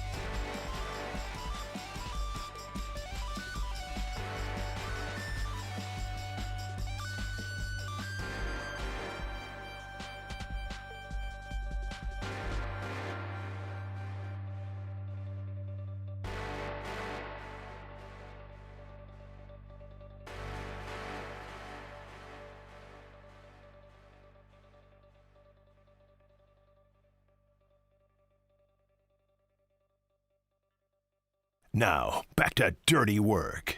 Adam Copeland and Derek Papa on KNBR 104.5 and 680 AM. The Sports Leader.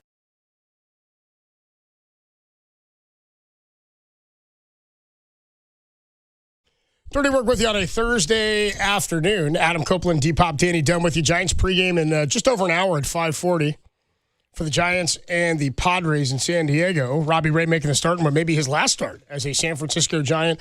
Yeah. Remember last segment I was telling you about the cue to call? Yeah. This is the cue to call.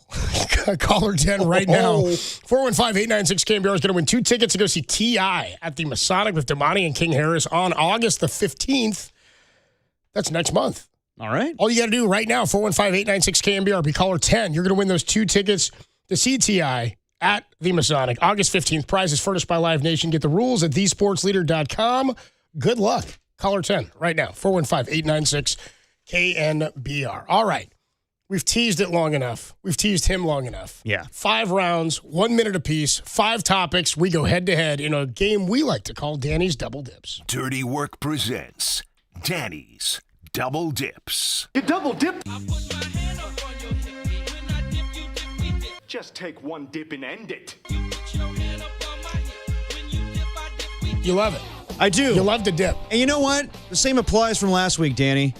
You can say that Copes wins this thing in the same vein as like Morgan Freeman in Shawshank when over and over again he gets denied parole. Rehabilitated? Winner? Huh.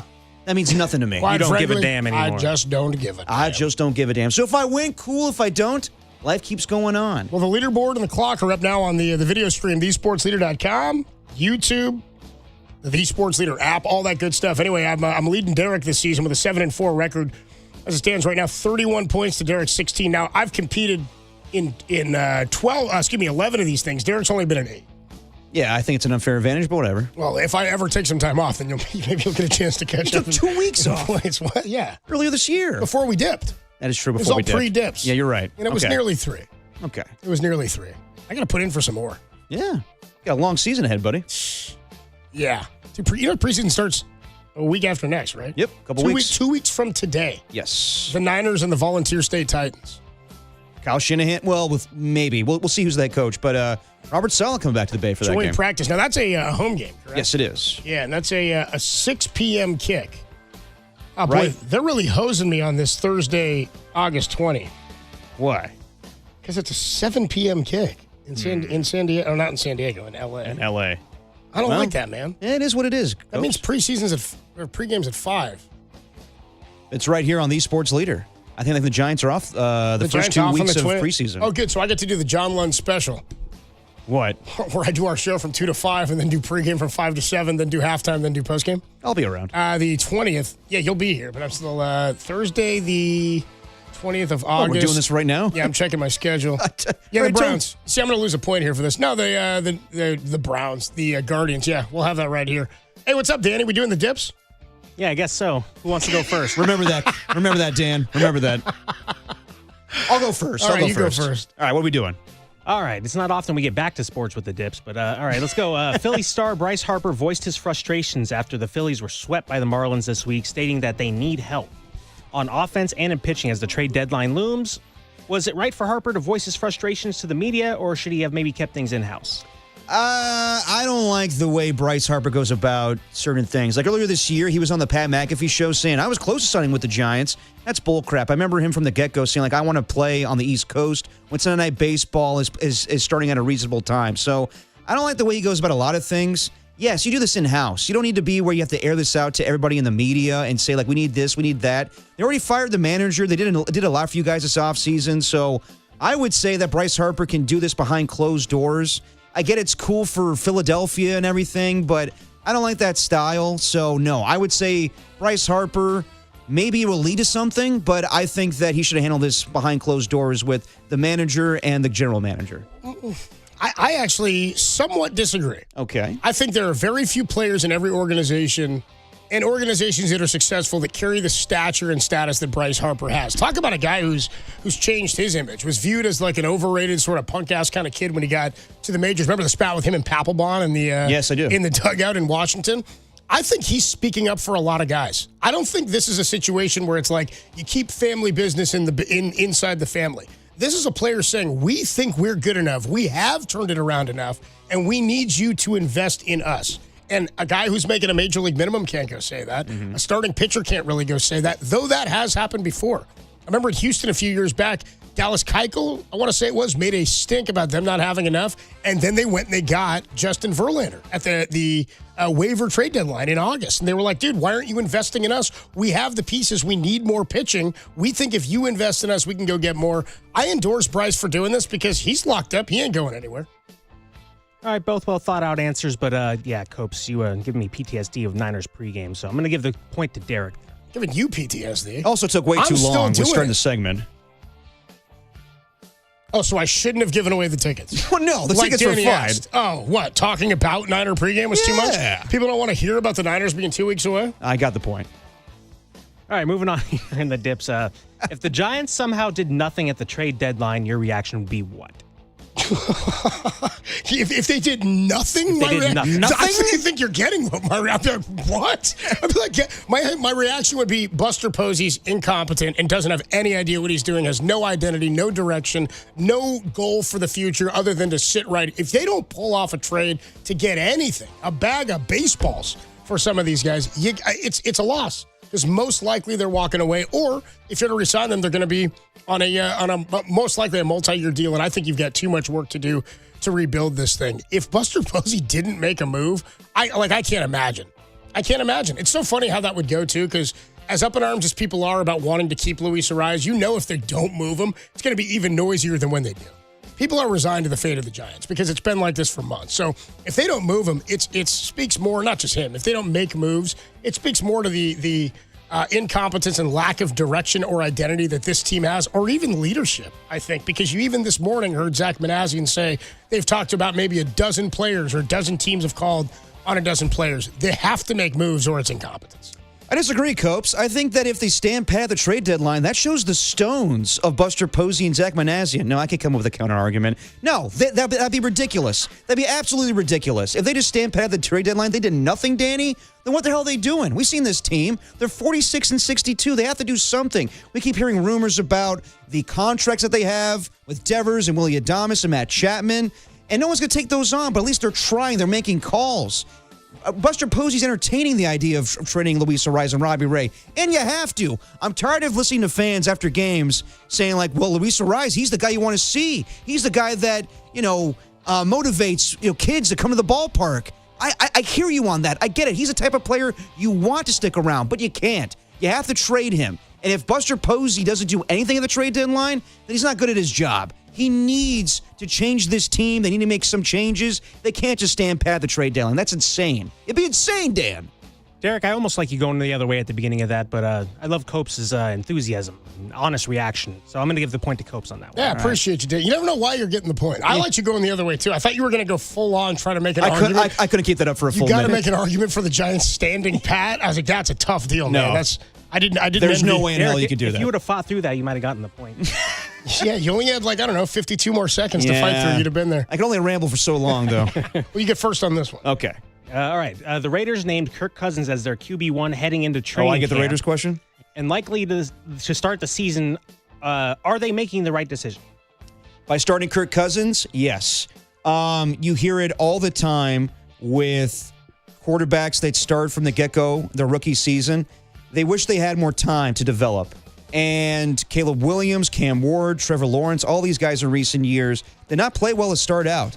And we keep hearing from Clint Kubiak and Tom Brady and even Kevin O'Connell. You have the quote all the time, Copes, where it's where organizations fail quarterbacks more than quarterbacks fail organizations. I get it that Fernando Mendoza is the first overall pick, but he's not the same prospect that these other quarterbacks have been in recent years. So he needs the time, he needs to learn, and the perfect mentor is Kirk Cousins.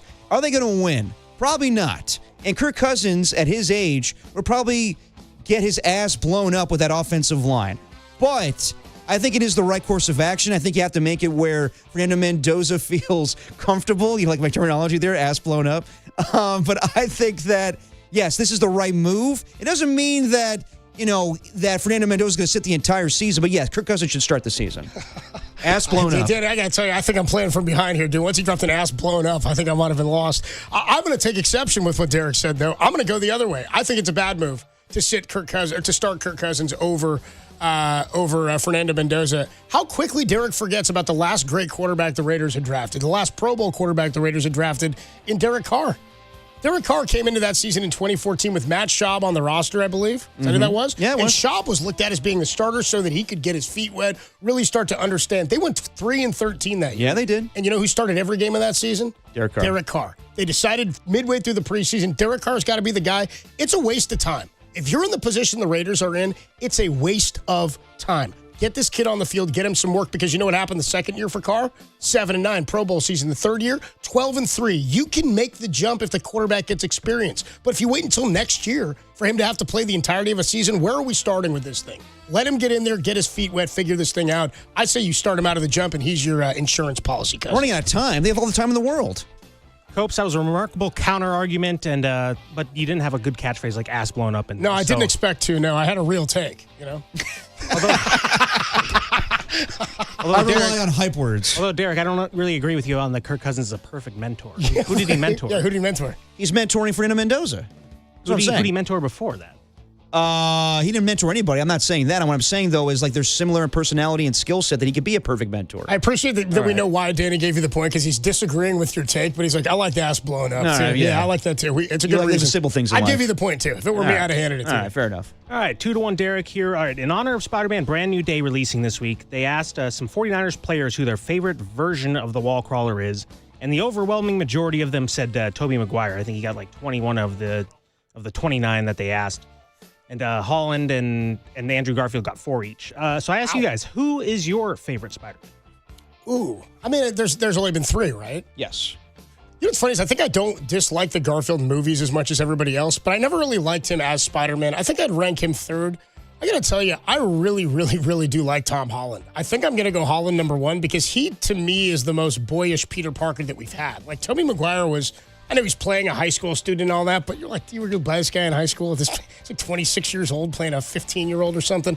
I really do like the origin story of Peter Parker in that movie. It's probably also how, in the original Spider-Man, it's probably also how they've rolled out Tom Holland, where he didn't get a total origin movie. We didn't need all that again. Just like I didn't need a whole Superman coming to Earth in the ship again. We know the story. We know he got bit by a radioactive spider. We know Uncle Ben passes. But I like that they changed the narrative for this one.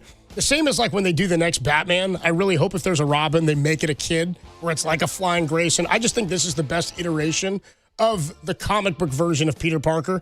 And really that's what it's about. It's the wittiness and boyish nature of Peter as Spider-Man. Okay, I don't know the comic books as well as you guys, but Spider-Man to me, when I think of the perfect actor to play this guy, it's Tobey Maguire, Tobes McGobes. And at the time, he was the nerd. He was the boy next door, like in Pleasantville. And to be Peter Parker, that hits so well. And yes, you can make the argument, well, he was 26, 28 when he got that movie. He's more believable than Flash Thompson, who's what, Joe Maglione? Who's like got muscles, looks like he's 40, beating up Peter Parker? That's kind of the point, yeah. That makes no sense whatsoever. I like those movies a hell of a lot more. I grew up with them. I didn't grow up with Andrew Garfield. I didn't grow up with Tom Holland. And yes, they may resemble the boyish Peter Parker, but to me, I love Sam Raimi's Spider-Man. I love the first one, the second one. Things got weird with the third one, but no, to me, Tobey Maguire will always epitomize Peter Parker to Derek Papa. Have you seen the first one recently? I have not. I don't know that the visuals don't hold up great. But Willem Dafoe has an amazing performance. Dafoe is great, but the Green Goblin himself is very video game-like, and there's a couple of set scenes. He's very Power Ranger. There's also there's a couple of scenes where like there's an explosion and he's like hanging with I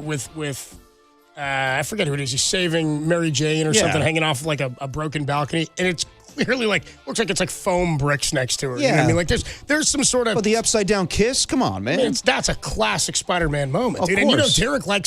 Derek likes his heroes kissing the babes. Yeah, dude. come on, man. George Clooney or Tobes McGobes. Okay, Danny, who's the point? Where you going? I love the enthusiasm, Derek, but that's your daily dip. So Thank Copes you. gets the point on that one. Perfect. Why? Because I went first. Oh, okay. It's a daily dip, dude. You still don't know the dip. You might not get it again, Derek. Ever a point? I mean, dude, I haven't had the daily dip hit for me, and it's probably been a month since I've even gotten a free Shouldn't point. the daily dip hit after you give your take? It did. Well, I stopped you. It didn't hit. Yeah, no. You have to give your take, and then he mocks us. He's like, no, it didn't really matter what you said. It was good. Yeah, after you were done with your take, I was going to hit it, but then Copes hopped in there. So, by the way, can you guess how old Tobey Maguire was when he filmed the first Spider-Man? 26, 28? He was 27, yeah. Okay. Oh, right in the middle. There you go. 27. 26-year-old when they filmed, 27 when it was released. Okay. He's playing a 17-year-old. Yeah, but you know what? I believe it. And with great power comes great responsibility. With great age comes playing a young man. Now, do they say that in the other movies? Yeah, I think it pops up a couple of different times. Is that a comic book quote, or does that come from the original movie? In the Garfield ones, they try to phrase it in a different way. And then it comes up again with Aunt May says No Way Home. Yeah. In No Way Home, Aunt May I'll says say this. Yes, you can have different iterations of Spider-Man. No one's topping Willem Dafoe or J.K. Simmons as J. Jonah Jameson. Great performance. They couldn't. That's why he had to come back and play J. Jonah. No way. He's apparently not into it, but the phrase does originate from the comics. Okay. Yeah. All right. I don't think it's spoken by anybody though. I think it's just a caption slogan? it's a slogan of when he gets when he starts to get his Spider-Man. I believe it's in Amazing Fantasy 15, the first ever appearance of Spider-Man. All right. 2-2 for all the marbles. What's more likely to happen first? Brandon Ayuk plays another snap in the NFL, or we see a photograph of Aaron Rodgers and his wife? What happens first? Am I going first or Copes? No, you are on this one. I'm gonna say Brandon Ayuk plays in an NFL game, and it'll be a gigantic risk for any GM that agrees to do that. You know, we saw Adam Peters talk about this the other day. I think we have it in the Sound Soiree later on. He laughs at the question. A guy has a very creative way of asking, does someone's social media impact in your guys' interest? And he goes, yeah, it usually doesn't, but in some cases it does.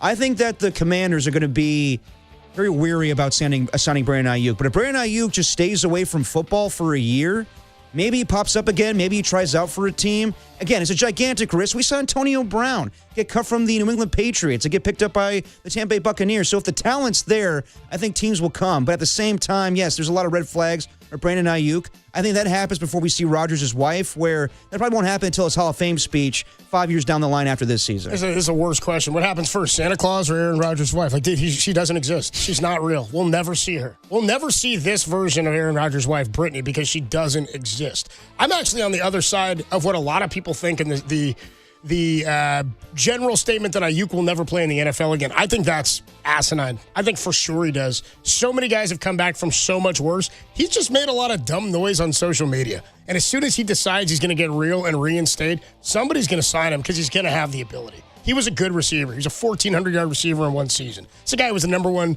receiver on a Super Bowl team.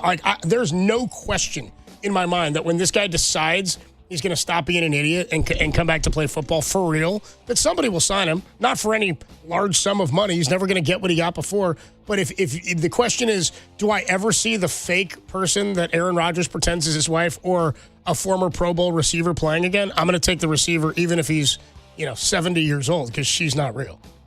All right, Dan. Both well thought out answers. Derek, I'm going to give you the win on this one because you don't give a damn anymore. Damn right, Danny. Did you decide that before? Did you decide you were giving him the win before because he doesn't give a damn? Yeah. No, I just decided it right now. He doesn't know the rules of the game. He doesn't give a damn. You don't know either. Yeah, I mean, I know what the daily dip is.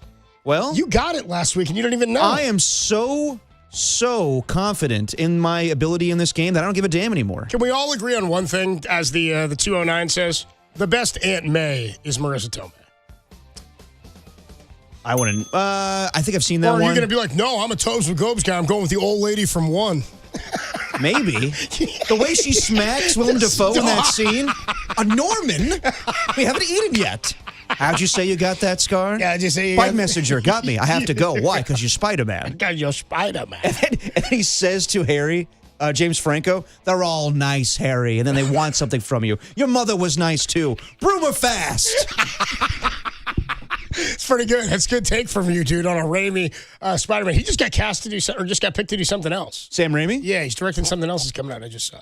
Yeah, he made Spider-Man. That's a great tease. He made doing Spider-Man. Else, yeah. You know, he got denied to do the original Michael Keaton Batman. So he made his own movie. I brought this up before. Darkman. That's right. They made a movie called Darkman. What's it about? Starring Liam Neeson. Well, he's a burn victim, but he also becomes a superhero. That sounds like my origin story. How did you become a burn victim, Darkman? I was making fettuccine. And then I had to fight crime. I got burned, and I got a very special set of skills. And I help out everyone. Hello, brown cat. Yeah.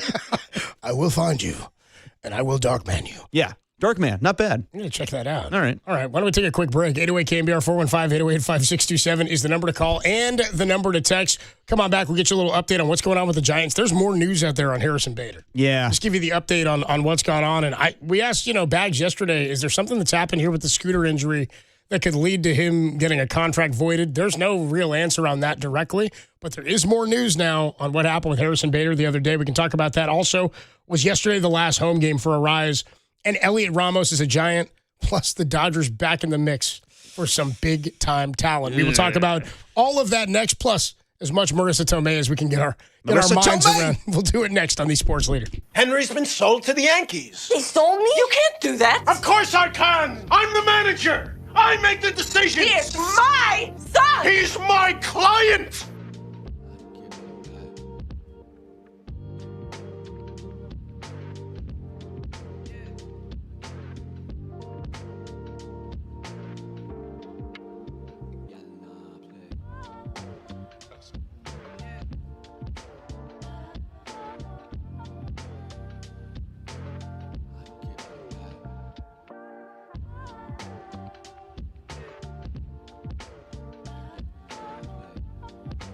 Hey, what's going on, everybody? Adam Copeland here. Look, I'm crazy about my pizza. I'm picky. I'm wild about it. I go nuts for pizza, and that's why I always like to check out Tony's Pizza Napolitana in North Beach.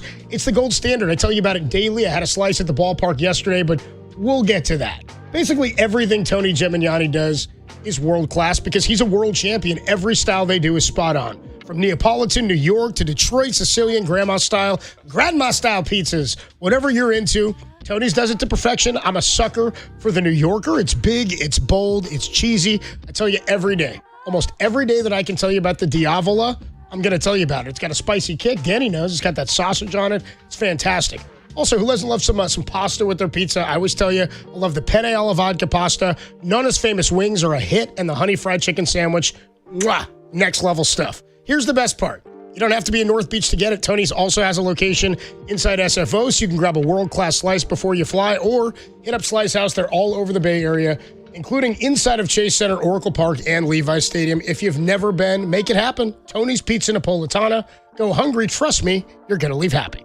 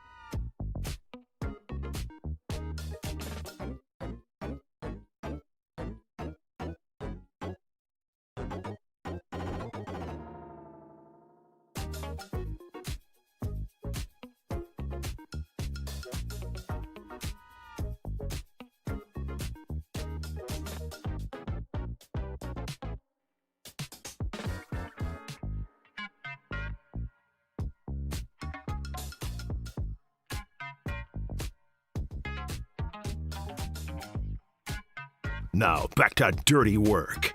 Adam Copeland and Derek Papa in the KNBR Casino Matrix Progressive Jackpot Studios.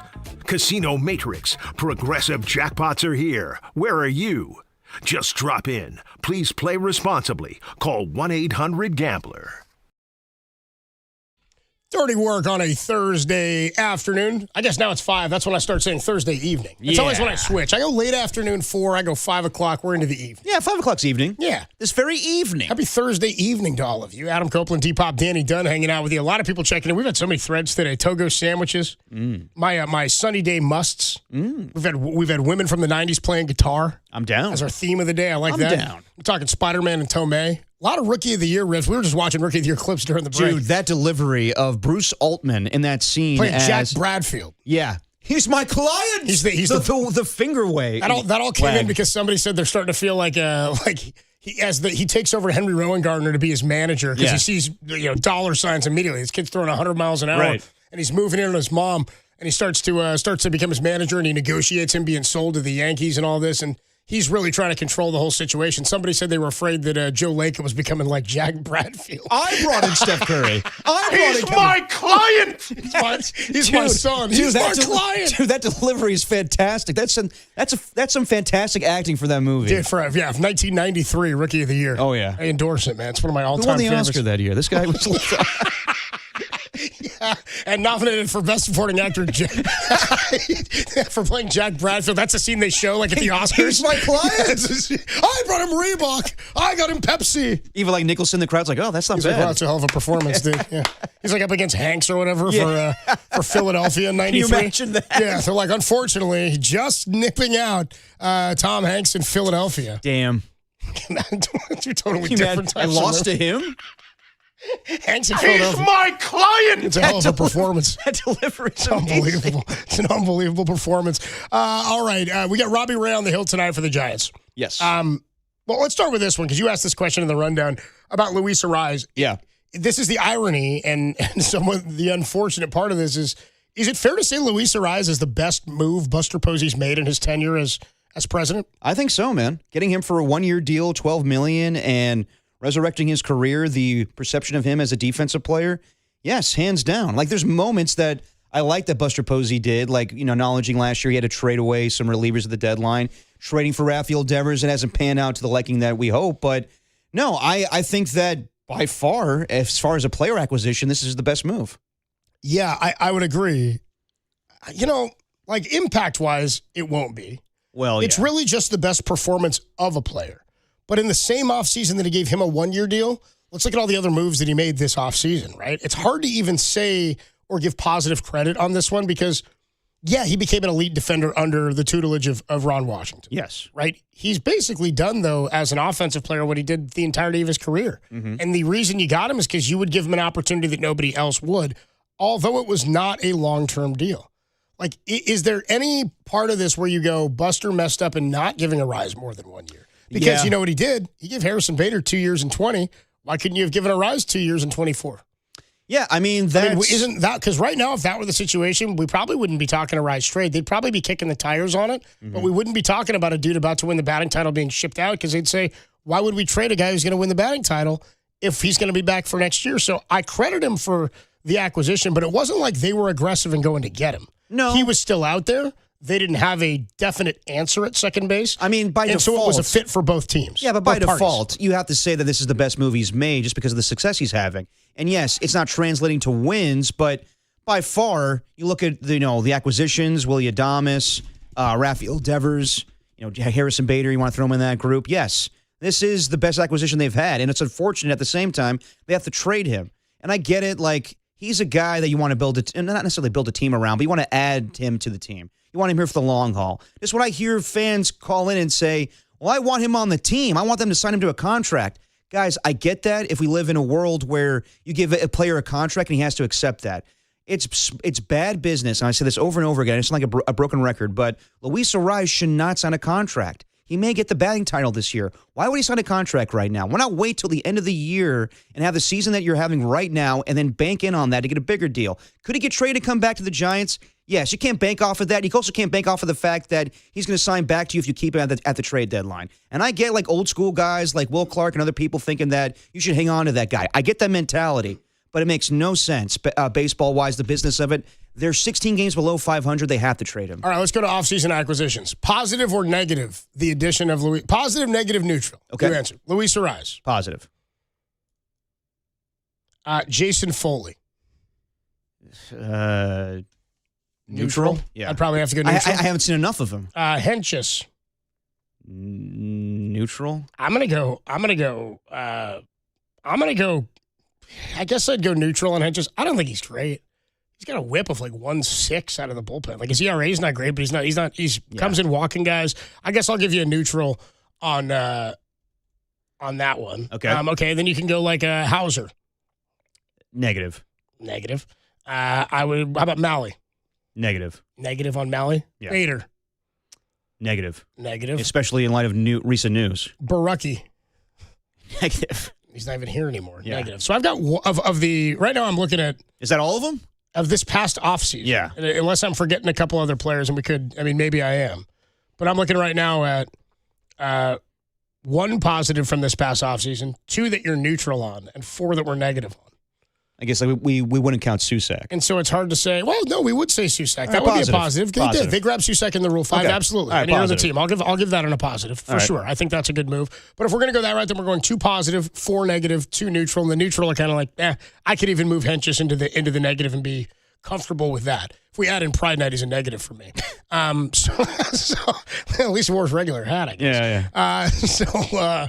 It's tough again for me to say, that's the best. It's sure statistically the best move he's made. But is it a good move when you weren't good enough elsewhere that you got to let go of your best move? And that's the irony. That's where I'm like, how do I feel? How am I supposed to feel good about that? Oh, good, you signed the batting title winner. What a guy's won 3 of them. How could you have? What a brilliant idea to get a batting title. But champion. honestly, Copes, when they did sign him, people were like, I don't like that move. He doesn't hit for power. He's a liability on defense. I liked it. Yeah. I liked it. So I give him credit for that, but at the same time, it's the irony of this team is so bad, you have to trade him away. Yeah, it's a luxury we can't afford. And you probably should have given him the Harrison Bader deal in hindsight. Like, yes, he should be here for another year, but it's an expiring contract along with Robbie Ray. And Robbie Ray resurrected his career as well with the Giants. That's a Farhan move. But, yeah, you got to trade these guys away. It's unfortunate, but it is what it is. Yeah, I would say it is the best move he's made, but it's tough for me to really give credit for it when it's like it was convenient for both sides, but it also tells me Buster didn't totally have the faith in a multi-year deal for him. No, and honestly, should he have? Probably. Look what happened. But he had at faith. The time, though. At the time, it made sense. 1 year, $12 million. The point is, they didn't have a second baseman going into the year, and until Casey Schmidt did what he did, it's not like they thought they had a second baseman coming out of the year. Right. Yeah. No, I think that it's just by default. Like, it's not a lot of great moves. Like, when the moves happen, they're announced. Willie Adames, Rafael Devers, like, all right, Buster, not bad. I don't blame him for any of these moves. They just haven't panned out. With Luis Arise being the one that's like, all right, you know what? He was successful, but it didn't translate to win, so that's unfortunate. Do you think that Buster thought this team was capable of competing for the postseason? Yes. So, okay, let's pretend they... But he also... But they went cheap on the bullpen. And we're seeing in football right now where there's multiple teams that... they're telling their fan base, we're here to compete for the playoffs. But in reality, they are not they're not, focusing on something they really need. And that was the Giants with their bullpen. So they want to get by with the offense. That's the one thing they could go to this offseason when reporters ask what happened this season. He goes, well, the bullpen. I don't know if Buster Posey's going to own up to that because so many people are fixated on that now. But I think that he had hopes of them making the postseason. He just knew they had to go cheap on the bullpen. And in the end, it bit their ass terribly. Blowing up their ass, bite their ass. Yeah, focusing on asses today. Yeah, blew up their ass, man. That's what happened, dude. I like that you said that earlier with Kirk Cousins. With Kirk Cousins, dude. I just so let's if Buster thought this team was capable of being in the mix for the postseason, and you had Luis Arise doing what he's doing offensively, even if he couldn't have projected defensively what he became. Okay. Let's say you make the playoffs this year, and you don't have to trade players away, and you're trying to add. Then after this year, Luis Arise is a free agent, right? Yes. You'd still be probably looking at battling with somebody else to sign him or looking for a multi-year deal. Yeah. And you will have played yourself. On rule, outside of aging players or backup defenders or maybe fifth starters or relief pitchers, I don't like 1 year deals. I don't get it. I don't really understand why that deal made sense at 1 year for $12 million. Even if he wasn't going to work out at second base, didn't you want his bat? Didn't you not have a proven second baseman in the organization at this point? I hear you on that. I think it was later in the season. It feels to me less. This is why it feels harder to give credit for this signing. Yeah. Because I'm like, well, what did you do? You got an obvious player to me that nobody else wanted because nobody else would give him that chance. And you said, well, we're so thin there, we may as well give this guy a shot to do this. And now it's worked out, and you didn't give yourself an option, an opt-in, a player, a mutual. There was nothing done there. And so I wonder how much credit I should give when there are other worse talent players that you give bigger deals to for multiple years, and there's no real rhyme or reason. Like, why 2 for Bader? It's harder to find infielders and a second baseman than it would be to find an outfielder. Yeah, why 2 for Bader? Yeah, I'm with you on that. But it's kind of the same mentality years ago when Farhan went out and got Chapman or Blake Snell and gave them 3-year contracts with opt-outs after the first year. And you're questioning, why would you do that deal? I didn't like that with Farhan either. I don't like those because it's basically a 1 year where the player gets to bank on that.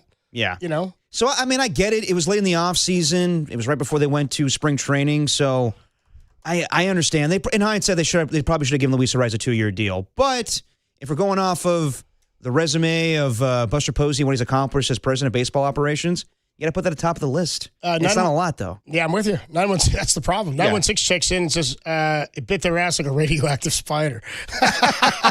We're going back to Spider-Man 1 with Sam Raimi with... he's on a field trip, and then he's like, Defoe? oh, no, someone bit me. No, but you said, what's the line from Defoe? Where did you get that scar? Was he asking? Bike messenger, clip me. I have to go. Why? Because I found out you're Spider-Man. That's what Bader said, too. He's like, fire truck, clip me. Yeah. Where'd you get that scar? Okay, so it's pretty clear that So Harrison Bader came out. He was riding a scooter. We all know he had a scooter accident. Remember, Bag said to us yesterday, never a good sign when you hear from a player about a player from a team, and it says, yeah, this happened late Saturday, early Sunday. Yeah. At like 2 a.m., it sounds like. Well, it sounds like more reports have come out on this. It's been reported that Bader got into a scooter accident. Witnesses pegged this around 1:50 a.m. over near the marina near Balboa Cafe. Yeah. Acting like a true guy from the marina on a scooter. And apparently he ran into this is bizarre because this happened. I pointed out to you yesterday. He hit the back of a fire engine. Ooh. Like he ran into a parked fire engine. And I told you there was an article that I read that Justice De Los Santos of the Merc had recalled or called up on social media from 2014 where same thing happened late at night, ran into a parked car and was found unconscious in the street, was suspended from the University of Florida baseball team. So when we talked to Bags yesterday, we asked, like, is there anything in the contract or anything with this incident that they could either reclaim money or void a deal or something like that? You hear a lot more of that in the NFL nowadays. Oh, yeah. But usually when there's an off-court thing, like we all remember when Monte tore up his ankle on the moped. We know when Madison Bumgarner got hurt. Yeah. The only reason you're using a fake name is because you ain't supposed to be doing it. Yep. Right? When You he's wanna out get in there, trouble, yeah. When he's out there on the dirt bike and all that, doing rodeo, Mason Saunders, he's doing all that stuff. What a weird story. Bizarre, but we've seen this stuff before. Why did Jeff Kent lie about falling off his truck? Yeah. Instead of saying he was popping wheelies on You his want to save your motorcycle? money, I get it. Because you're not supposed to be doing it. Yeah. So when that stuff happens, there's all these questions. Now, scooters are different. You're riding that around town. It's a transportation thing. That said, you're not supposed to, I'm not sure what they say. I'm just going to say this as a statement. You're not supposed to bicycle if you partook earlier in the evening. Yeah. You're not supposed to be behind the wheel or on top of a wheel or spinning the wheels of anything. Yeah, and it sounds like that was the case here. So if you've imbibed. Yeah, the Giants have all the right to void his contract if this is all true. Bottom line. And I'm not going to act like Harrison Well, I don't Bader's... know about bottom line, but I'm just like, here's the thing that Bag said. Because Bag said, this is where it gets funky. He goes, he already had a foot injury. It's not like Monte had a wrist injury or an ankle injury. But he himself is saying that's the reason why I haven't come back. Like, yes, so we're going to get checked out again. I'm already dealing with the plantar fasciitis, but also is there my another scooter accident attributed to this. Is there another? Yeah, but he's saying it's made it worse, but he's already been out for a period of time. They're saying it's hard to tell how much a scooter injury, how much this injury paired with the other one. I totally hear you. I don't want to make a blanket statement like they can absolutely or should absolutely, because I don't know that we know enough of the detail. Well, that's why initially when they put this out there in the press release, I was like, does he need the scooter to get around? But it's a totally different deal where... No, he's just scooting. Yeah, exactly. So I think they have a case here. I just don't know if they will in the end. But yeah, it's a bad look for Harrison Bader. It's been a bad look for a season, too, where he hasn't done a lot. Let's go out to the phone lines. Bob's in Saratoga. What's up, Bob? You're on the Sports Leader. How you doing, man? Doing well. I'm 90 years old, and I played ball for 80 years, including 15 weeks in fantasy camp over a 15-year period. And I was very lucky to have Willie Mays, Orlando Cepeda, Juan Marichal, Vida Blue, all these great guys who were my coaches. Yeah. And Bobby Bonds was the greatest, But anyway, I have a different approach. I think when you do a rebuild, and whether we will admit it or not, we are in one. You got to have a key player who's the cornerstone of that rebuild. And I think that's Arise. He does not strike out. He's a 4-time All-Star. And I would never trade him for anything less than a full-time All-Star because we're losing. We're going backwards by doing something like that. He'd be the one guy. And incidentally, Bill Lasky, who I got to know very well, agrees with me. So everybody else should be, looked at or offered. But he's our best player. We got to start somewhere, and he wants to come back. He doesn't want to be traded. So but Bob, here's the question I would ask though: is if he wants to come back and you want him back, couldn't you trade him, get something right now, and then re-sign him this offseason? Like, what's keeping you from doing that? It's too risky. Why not do it now? I mean, he's not expensive. I don't think. Well, I disagree. I think he will be more expensive. And if you were his agent, you wouldn't re-sign right now unless he demanded and said, no, I'm not going anywhere. I want to sign and stay here right now. But the agent would say, you could still do that this offseason and you'll probably get more offers. And then we can play that money. There's all the business that comes into play here, too. That's the thing is he has said, not outright, I'll sign an extension. He said, I would love to be here. I wanted to come here. It was a great opportunity to get to come here, and they gave me the chance. I don't think it's that risky. I think if you trade him and he really loved being here, you can go back and offer him a contract this offseason. But as you just said, they're in a rebuild. They're spending a lot of money in a lot of other places, and they have too many other big holes. I would totally agree with re-signing him if you got rid of Chapman, Devers, or Adames. But you're not truly in a rebuild when those guys are locked up for the next 5 to 7 years. You spent too much money, and you don't have pitching. Yeah. Well, we can't. There's not much we can do about that. But the one thing that I think we need to do is keep our best player because he's a leader in the clubhouse. The players look up to him. The manager looks up to him. We need a guy like that. We don't really have one, and he's not expensive. So I wouldn't take any risk on trading him now. Keep him, and then as soon as we can legally sign him, give him a very fair salary. You can sign him now. You can sign him right now. Yeah, but they're not going to. I appreciate the call, Bob. They're not going to. They won't. I know what Bob's saying, and I hear what he's saying, but. Yeah. And I don't even agree with all of it in terms of do I think he's a player to build around? I do not. I think he's a guy you want on your roster. I want him here. But they failed too many other places. You can't afford to keep him unless they say we're willing to spend all the money in the world, and they're not. They're not. We know they're not. Yeah. No matter how much they're charging us, they're not. The players they want to build around are Bryce Eldridge and Casey Schmidt. Well, and Devers for the next 7 years. Yeah, and Devers as well. Seriously, that's and Bags brought up a good point about Schmidt yesterday too. He said, let's not start Casey and our Schmidts quite yet. Did Bags say that? No, I'm just paraphrasing. I mean, I hear what Bob is saying. It's wishful thinking to think that he would come back after you trade him. It's also wishful thinking to think that he's going to sign with you once the season's over. And again, just because you want to sign him to a contract doesn't mean he'll take one. Yeah. So. Guys, I get it. Like, you want to trade away the bad players? Teams don't want the bad players. They want the good players. You have to trade away Luis Arraez. Started work on a Thursday evening. Adam Copeland, Depop, Danny Dunn. Been a fun show today, man. We got Giants pregame in about 20 minutes, but we got to take a quick break because when we come on back, we're going to bring to you some of the best sounds from across the sports world that you might have missed in a Dirty Work Sound Soiree. Ooh. We'll do it next on the Sports Leader. How did you say that happened? Bike messenger knocked me down. Excuse me, I've got to be going. Why? Something has come to my attention.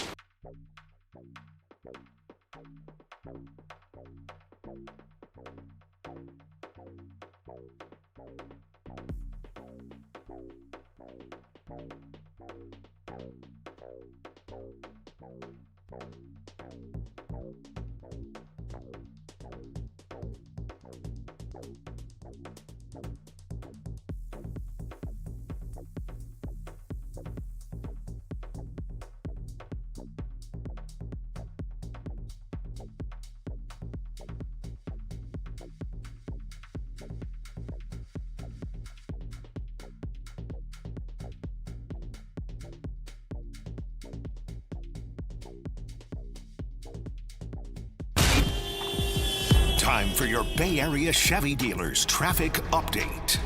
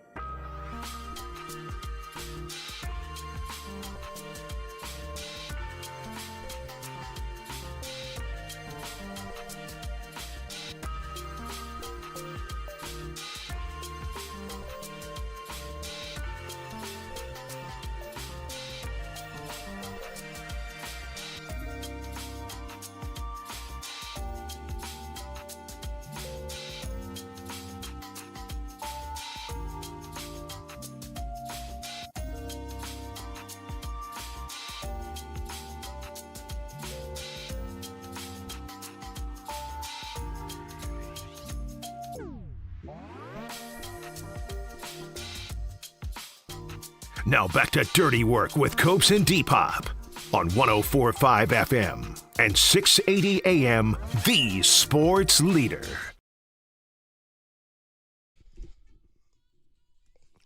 Nice. Well done. And I'll say, hey, telling you, man. My partner's got pipes, dude. Derek can hit notes, and I cannot get to. Yeah, I but said, hey. It has to go with the music. Otherwise, on the YouTube stream, people are like, Derek, stop, Well, people please. on the YouTube stream can't hear the music.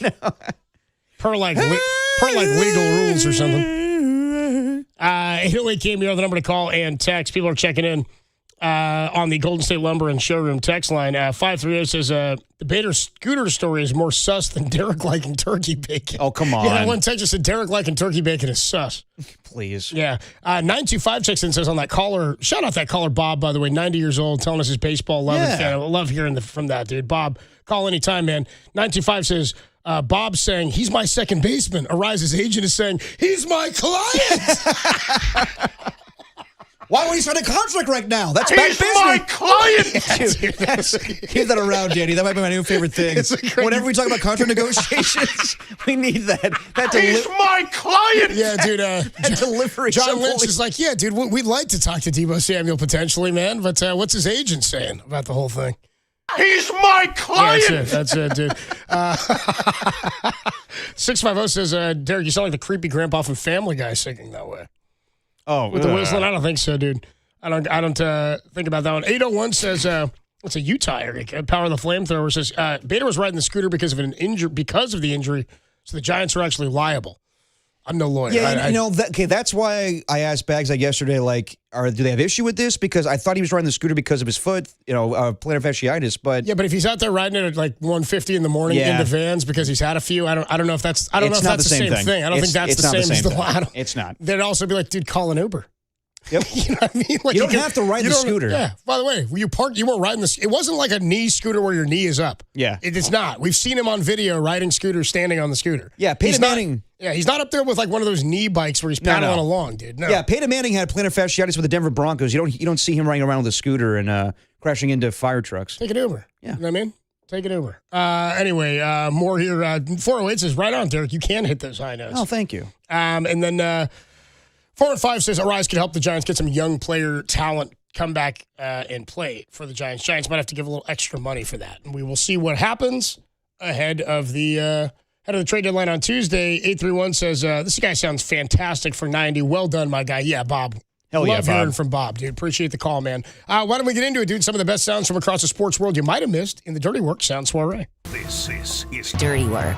Sound Soiree. No, I've whipped up this nasty little soiree.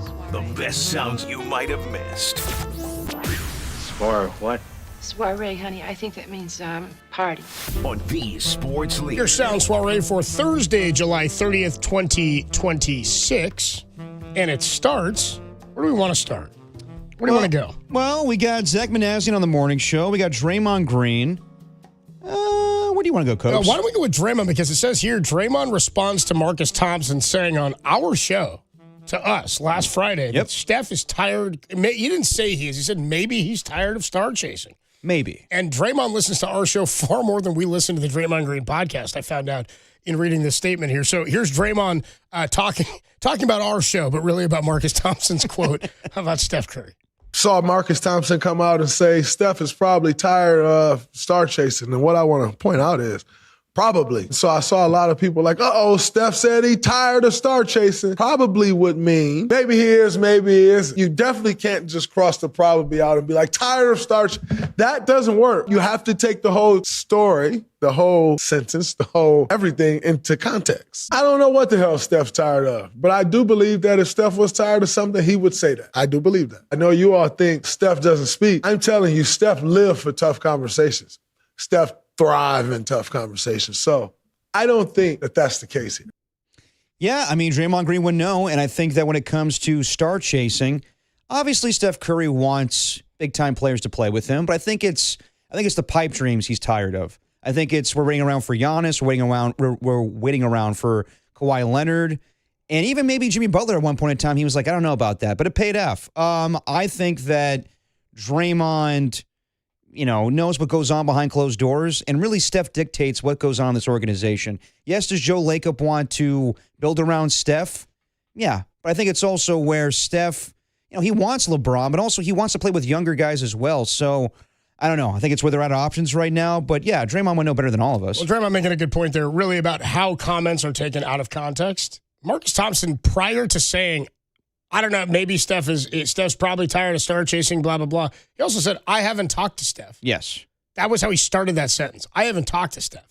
And then the next day he did, or 2 days later he did at the Moses Moody thing. Yes. But when he was on with us on Friday, said he had not. Said, I haven't talked to him. Maybe he could be tired of star chasing for all we know. Like right. Maybe he thought, oh, man, I'm out of this and I got to ramp back up. But that's the headline that was taken and has been out there. Nobody said he's tired of it, which is why then when Marcus talked to him, I take those comments more to heart about Steph. Make no doubt about it. Steph wants AD playoff run, is what Marcus said. He does, but also he acknowledged that the plan changed when Jimmy Butler got hurt and Moses Moody got hurt. So I think there's a little bit of a mentality that Steph has as well, where it's like, we could have been a good team had these guys stayed healthy. And I disagree with that, but it is what it is. Moving on here. Here's why don't we go to this one? Adam Peters. All right. The former 49er executive, general manager now of the Washington Commanders. He's sitting up there talking to the media with Dan Quinn, the head coach of the Commies, and he's asked indirectly about Brandon Ayuk.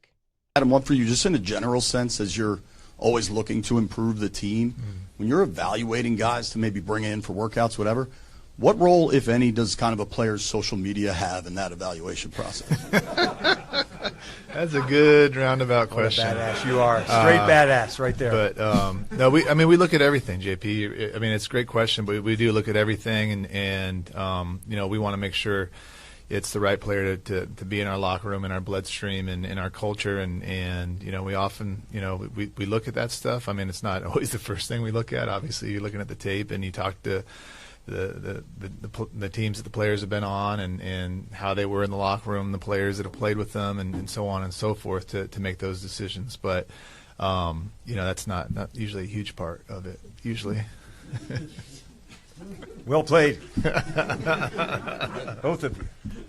It was well played. That's a great way to frame that question where you're not asking directly about Brandon Ayuk. I think you got some idea of what Adam Peters thinks, where they probably were in on Brandon Ayuk, and he was there when the 49ers drafted him. But, yes, in this case, a lot of social media posts. So we'll see what happens. I doubt they pick him up now. I also say that Adam Peters works with Bob Myers, the Commanders organization, with Josh Harris. Kind of got Bob Myers vibes. The way his voice, the way he laughed there, too, kind of reminded me of Bob Myers. Yeah, I don't know. He kind of had that Bob Myers, the sort of dry laugh. Yeah. I mean, I think Ayuk's playing again in the NFL. I don't know if it's happening this year, and it's certainly ain't happening until he reinstates or files for reinstatement. He's like, I'm not doing that, but I'm playing football. Why wouldn't you? I don't know if he gets it. I don't know if he doesn't get it. All right, one more here in the Sounds Break. He's got to take a break before Giants pregame. Two of the guys that we were most excited about working together this year, Jim Harbaugh and Mike McDaniel. We got video of it up on our stream here on YouTube and on thesportsleader.com and the app. It's Mike McDaniel. And, it's Jim Harbaugh and Mike McDaniel having a conversation at training camp. I was clamoring for some audio like this. I've not seen it. Here we go. Coach, you feel the juice, Coach? You feel the juice? Yeah, we just got too many ball guys. You can't help yourself. It's awesome, man. It's awesome. Look at us run to the line of scrimmage. I think of it like all the investment that's been made. Right. You know? It's like putting money in the bank. Now it's time to start withdrawing. I've never wanted training camp to start more. Okay, so that sounds like a generic conversation. Sure. They're talking about like analogies, whatever, but I am thoroughly entertained with their personalities. We're getting Hard Knocks this Tuesday with the Seattle Seahawks. I'm sorry, that may be incredibly boring. Mike McDonald's not a thrilling personality, nor is Sam Darnold. So I think the NFL missed out on having the Chargers with Jim Harbaugh and Mike McDaniel. I agree. I don't know how this wouldn't be the best duo of guys to watch. Just the two of them, the odd couple. The best storylines of this to watch. Hell, even the New York Giants would have been fun with John Harbaugh taking over there as a first-year coach. And they've gotten rid of all those parameters that makes you qualified to be a Hard Knocks team. We got to take a quick break. We got Giants pregame coming up in less than 7 minutes, a 5:40 pregame for a 6:40 first pitch. That is your Sound Soiree for Thursday, July 30th, 2026. This is Dirty Work, and it's only here on The Sports Leader.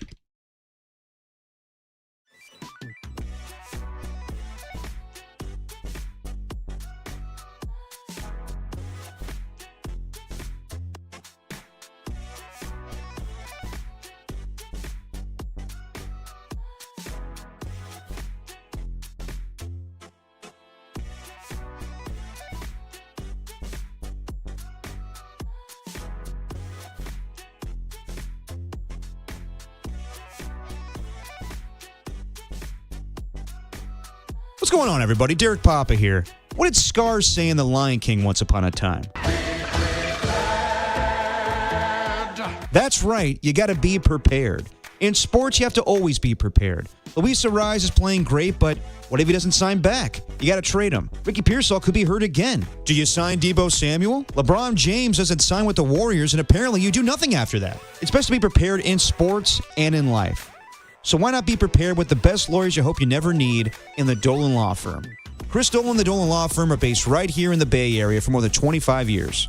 Award-winning personal injury and employment attorneys fighting for you where you live. Go to DolanLawFirm.com and learn more about your rights.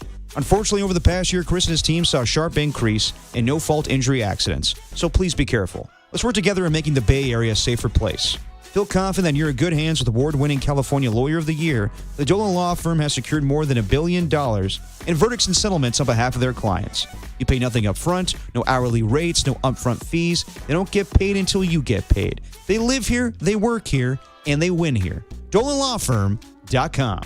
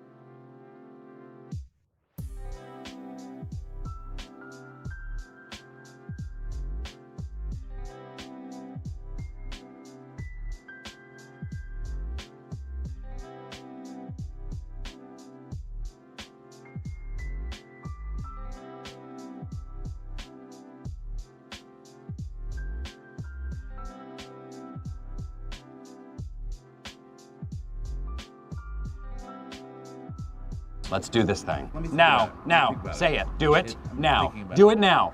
Do it. Shake my hand. You will sell me this car. Shake my hand. Time for dirty work to put the show to bed. Are you crazy? I don't need a bed. On the sports leader. Now you will go to sleep, or I will put you to sleep.